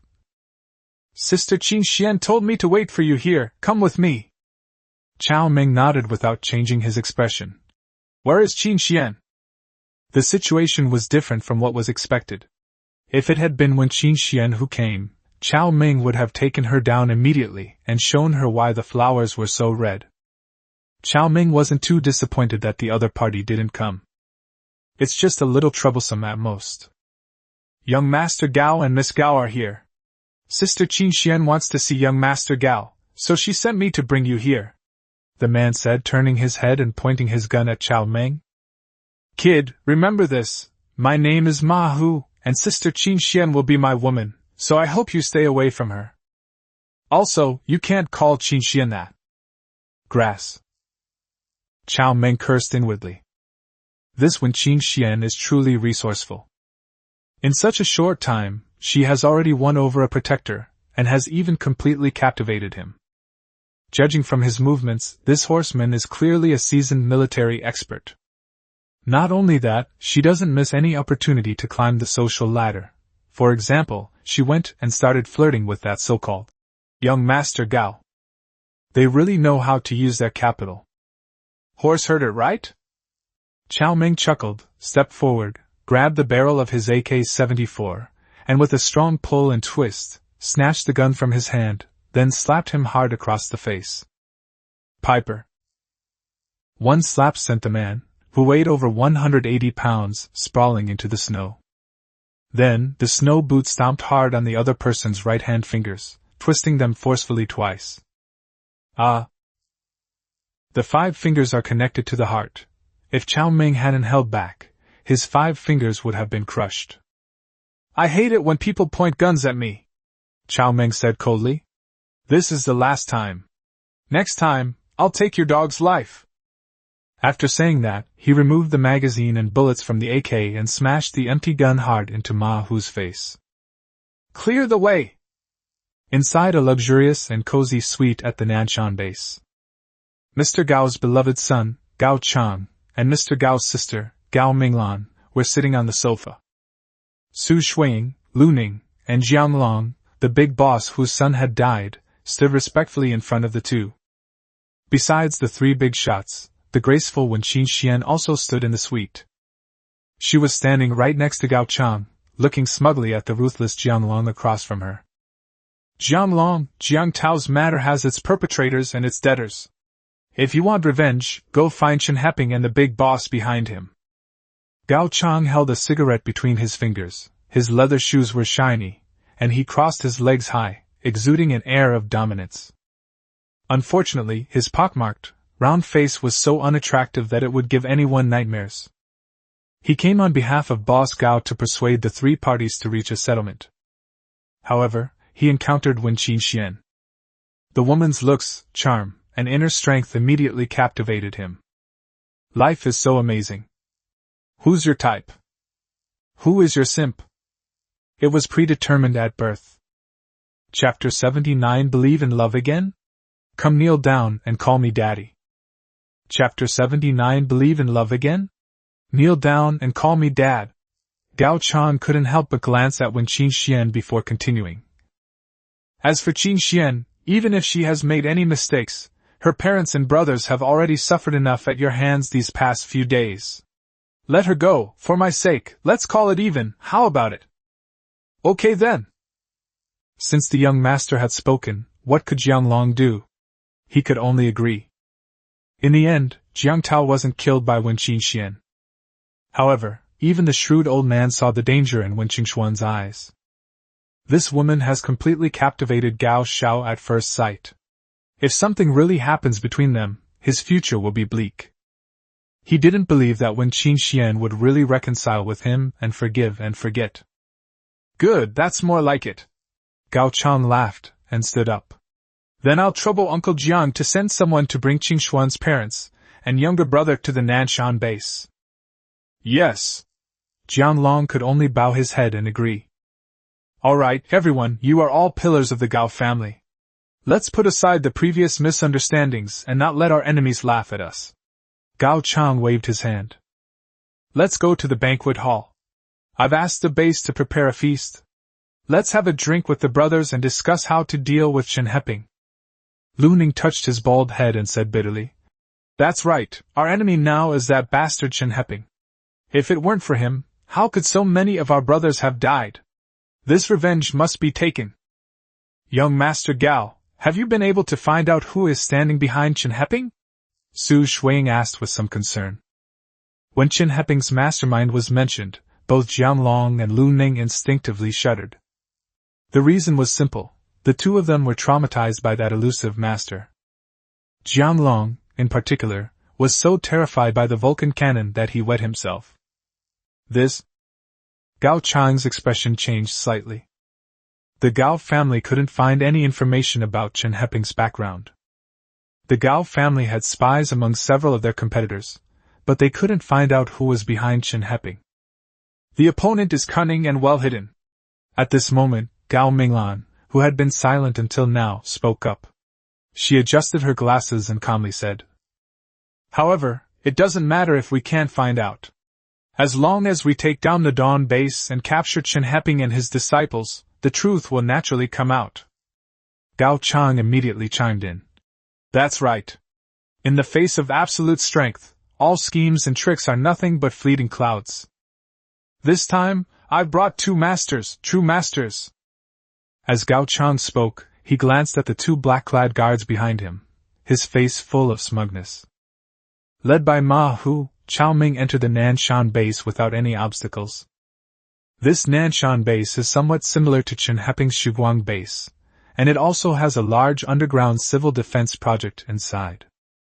The Nanshan base also recruited some young and strong civilians, who were placed on the periphery of the base. Only the base guards with guns were allowed to enter the core area. When I saw Wen Qingxian again, the woman had completely lost the pitiful look she had shown on the phone video call, and the proud look had returned to her sophisticated face. The suite, though not large, was warm and brightly lit.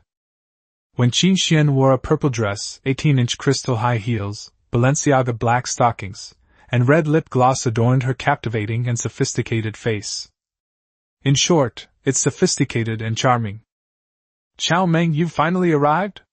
Wen Qingxian sat on the sofa, her eyes scanning Cao Meng up and down, her expression unreadable, exuding a powerful aura.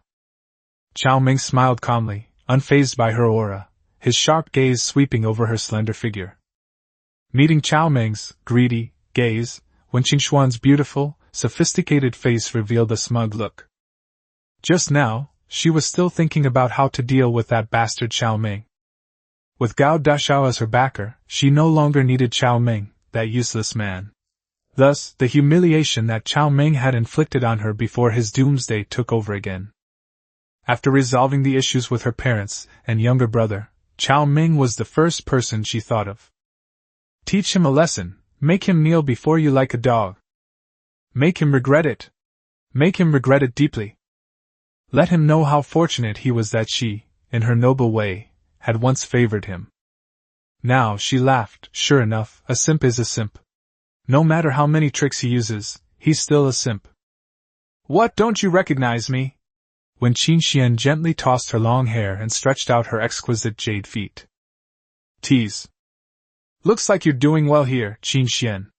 I'm relieved to see you like this. Cao Meng smiled broadly, looking genuinely happy for her. Yeah, I was lucky. I ran into young Master Gao today, and he likes me. When Qin Xian made no attempt to hide anything. After speaking, she met Cao Meng's gaze with a smug look in her big eyes. She wanted to see Cao Meng's anger. Jealousy. However, Cao Meng still did not react. When Qin Xian continued. Moreover, young Master Gao also had Jianglong release my parents and my younger brother. A special car will be coming to take them over later. Oh. Cao Meng naturally knew what this woman was trying to do. She was trying to pierce his heart. All I want right now is to kill you, or make you my dog. Sad? Just kidding. As for high strength? I wonder what will happen to that old guy Gao Tai after his son dies.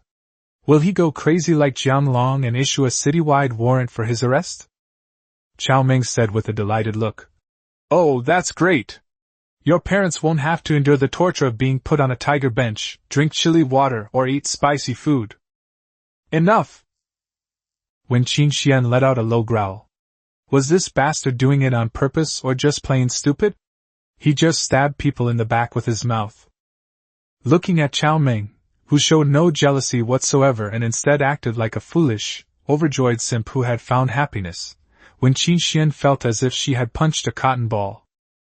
Useless man. Just wait and see how I deal with you. Since you're doing so well, Qin Xian, you probably don't need me anymore. I'll head back now, Cao Meng said with a smile. I'm betting that this bitch won't let me leave. As expected, when Qin Xuan's expression changed slightly upon hearing this, and then she smiled and stood up. Oh, what's wrong? Are you jealous? With that, her exquisite jade feet, treading on crystal high heels, swayed as she approached Cao Meng. She gently and carefully straightened his somewhat disheveled clothes. This scene is just like a gentle young wife treating her beloved husband. If others saw this, they would instantly believe in love again. You stingy little thing, I had no choice. If there were any other way, who would want to do this? You'll always be my favorite. Gentle words whispered in Cao Meng's ear, carrying a warm, fragrant breeze. Yeah? Cao Meng chuckled. Suddenly, he grabbed Wen Qingxuan's hair and forcefully pressed her down. What are you doing? Wen Qingxian immediately became furious. Cao Meng. What are you doing? I'm furious right now. Didn't you always call me Dad? Kneel down. Chapter 80 Gao Chang, such a young godfather? Chapter 80 Gao Chang, such a young godfather? Kneel down! When Qin Xian was so angry that her face was contorted. This damn scoundrel and sycophant, I was just playing you, and you actually took it seriously? You, surnamed Cao, let me go, or I guarantee you won't leave this room alive. Having already risen to the top again, how could Wen Qin Xian endure such humiliation again? She immediately displayed the aura of Queen Wen. Pity. Boss Cao wasn't buying it at all. Then call someone in now. As he spoke, the cold muzzle of the gun was pointed at Wen Qingxuan's head. What do you want to do? Wen Qingxuan's eyes widened. Cao Meng sneered. Wen Qin Xian, you can try. Let's see if I dare to shoot your head off. Meeting Cao Meng's cold gaze, Wen Qin Xian was afraid. You'd better not do anything reckless. If I die, you won't live either. Cao Meng. I'll fucking make you kneel down. When Qin Xian stubbornly raised her head, slowly kneeling down with a humiliated expression, her large eyes filled with murderous intent. Kneel closer. When Qin Xian. Cao Meng, you're courting death. Cao Meng. Then you'll die first. Lao Tzu's patience has its limits. Half an hour later, Cao Meng sat on the sofa like an old man. When Qin Xian covered her mouth, looking at Cao Meng with shame and indignation. She never expected that she would be manipulated again. And it happened on their own turf. Madman. This man must be crazy for love. I played the role of Liang Kun for a while. Wen Qingxian, if you're unhappy, you can go and complain to your young master Gao right now and tell him everything. Cao Meng said smugly. You're absolutely unreasonable. Wen Qingxian gritted her teeth, her eyes instantly reddening. She already said that she likes you, that you're the only one in her heart, and that you'll be hers sooner or later. And you still bully her by pulling out her hair. Oh. If it weren't for the chilling look in her eyes, Cao Meng would almost have believed her lies. This woman is smart, rational, and patient. Since being bullied is a fait accompli, she simply goes with the flow, and tries to make her sincerity seem more convincing. If you believe her lies, tomorrow will be your death day. Sorry, I got a little angry just now, Qingxian, don't mind me. Cao Meng chuckled. Seeing Cao Meng's smug look, Wen Qingxian gritted her teeth in hatred. You bastard, you just wait. Although she has initially gotten close to Gao Chang, she has not yet gained power and doesn't have many capable people at her disposal. It's still time to deal with Cao Meng. Humph. Wen Qingxian glared at Cao Meng. You're not leaving now, are you? If you call me Dad, I won't leave, Cao Meng said with a smile. You. Wen Qingxian felt like killing him, but under Cao Meng's watchful gaze, she still obediently called out. Dad! At that moment, the door suddenly opened, and a flamboyant young man with a pockmarked face and an intellectual woman wearing gold-rimmed glasses walked in together. Cao Meng, the man, knows Gao Chang, the tall young master. In his previous life, Boss Cao had attempted to assassinate this kid several times, but all his attempts failed. I have no recollection of the woman. The moment Cao Meng saw her, he thought of Sister Baowe. The two had a similar temperament, but the woman in front of him had an intellectual air with a touch of inner charm. Her slender figure paired with tight black pencil pants was very nice. Qingxian, who is he? The moment Gao Chang entered the room, his eyes fell on Cao Meng, who was sitting on the sofa like an old man. His previously prepared smile immediately turned gloomy. This is a guy with an extremely strong desire for control. He immediately took Wen Qingxian as his own, and seeing her in a room with a man who acted like a big shot while Wen Qingxian just stood there obediently, Gao Dashao's mood instantly soured. Cao Meng spoke first. Oh, I am Qingshuan's father's sworn brother. Qingxian also calls me Dad. Of course, sometimes Qingxian also calls me Godfather. What? Gao Chang and Gao Minglan were both stunned. Godfather? Such a young godfather? Wen Qingxian was struck dumb. She couldn't understand how Cao Meng had become so brave. He actually wanted to be her father in front of the young master Gao. However, since he had already said it, he was in a difficult position and could only try to smooth things over. Wen Qingxian greeted him with a smile. Young Master Gao, don't listen to his nonsense. He is my cousin Cao Meng. In our hometown, relatives can call each other Godfather, which is more intimate. If you are close, you can just call him Dad, and there's nothing wrong with that. Yes, my godfather has helped our family a lot over the years. If it weren't for him, I might still be farming in my hometown. He treats me like his own daughter. Really? Gao Chang clearly didn't believe it. He listened to the woman he had chosen being treated like a daughter by a man his own age. This feels really strange. Really? When Qingxian put on a speechless act, her eyes filled with utmost sincerity. Young Master Gao, you don't think there's anything between him and me, do you? Upon meeting Wen Qingshuan's gaze, Gao Chang immediately faltered and quickly explained. No, how could I not believe you, Qingxian? I'm just a little surprised. Qingxian, is this the young Master Gao you were talking about? At this moment, Boss Cao made his move. He stepped forward with a smile, grasped Gao Chang's hand with one hand, and patted his shoulder with the other. Young man, not bad. It's your good fortune that my Qingxian has taken a liking to you. You'd better treat my Qingxian well from now on, or I'll kill you. Cao Meng deliberately emphasized his voice at the end. Gao Dashao's face turned bright red. He wished he could kill this arrogant bastard, but he had no choice but to force a smile in front of Wen Qingxian. No, no, don't worry, uncle, I will definitely treat Qin well. As he spoke, he impatiently tried to pull his hand back. Unexpectedly, Cao Meng grabbed him tightly, saying, Little guy, you have no manners at all. You should call him godfather or dad. One sentence was enough to make Gao Dashao so angry he was about to explode. Where the hell did this idiot come from?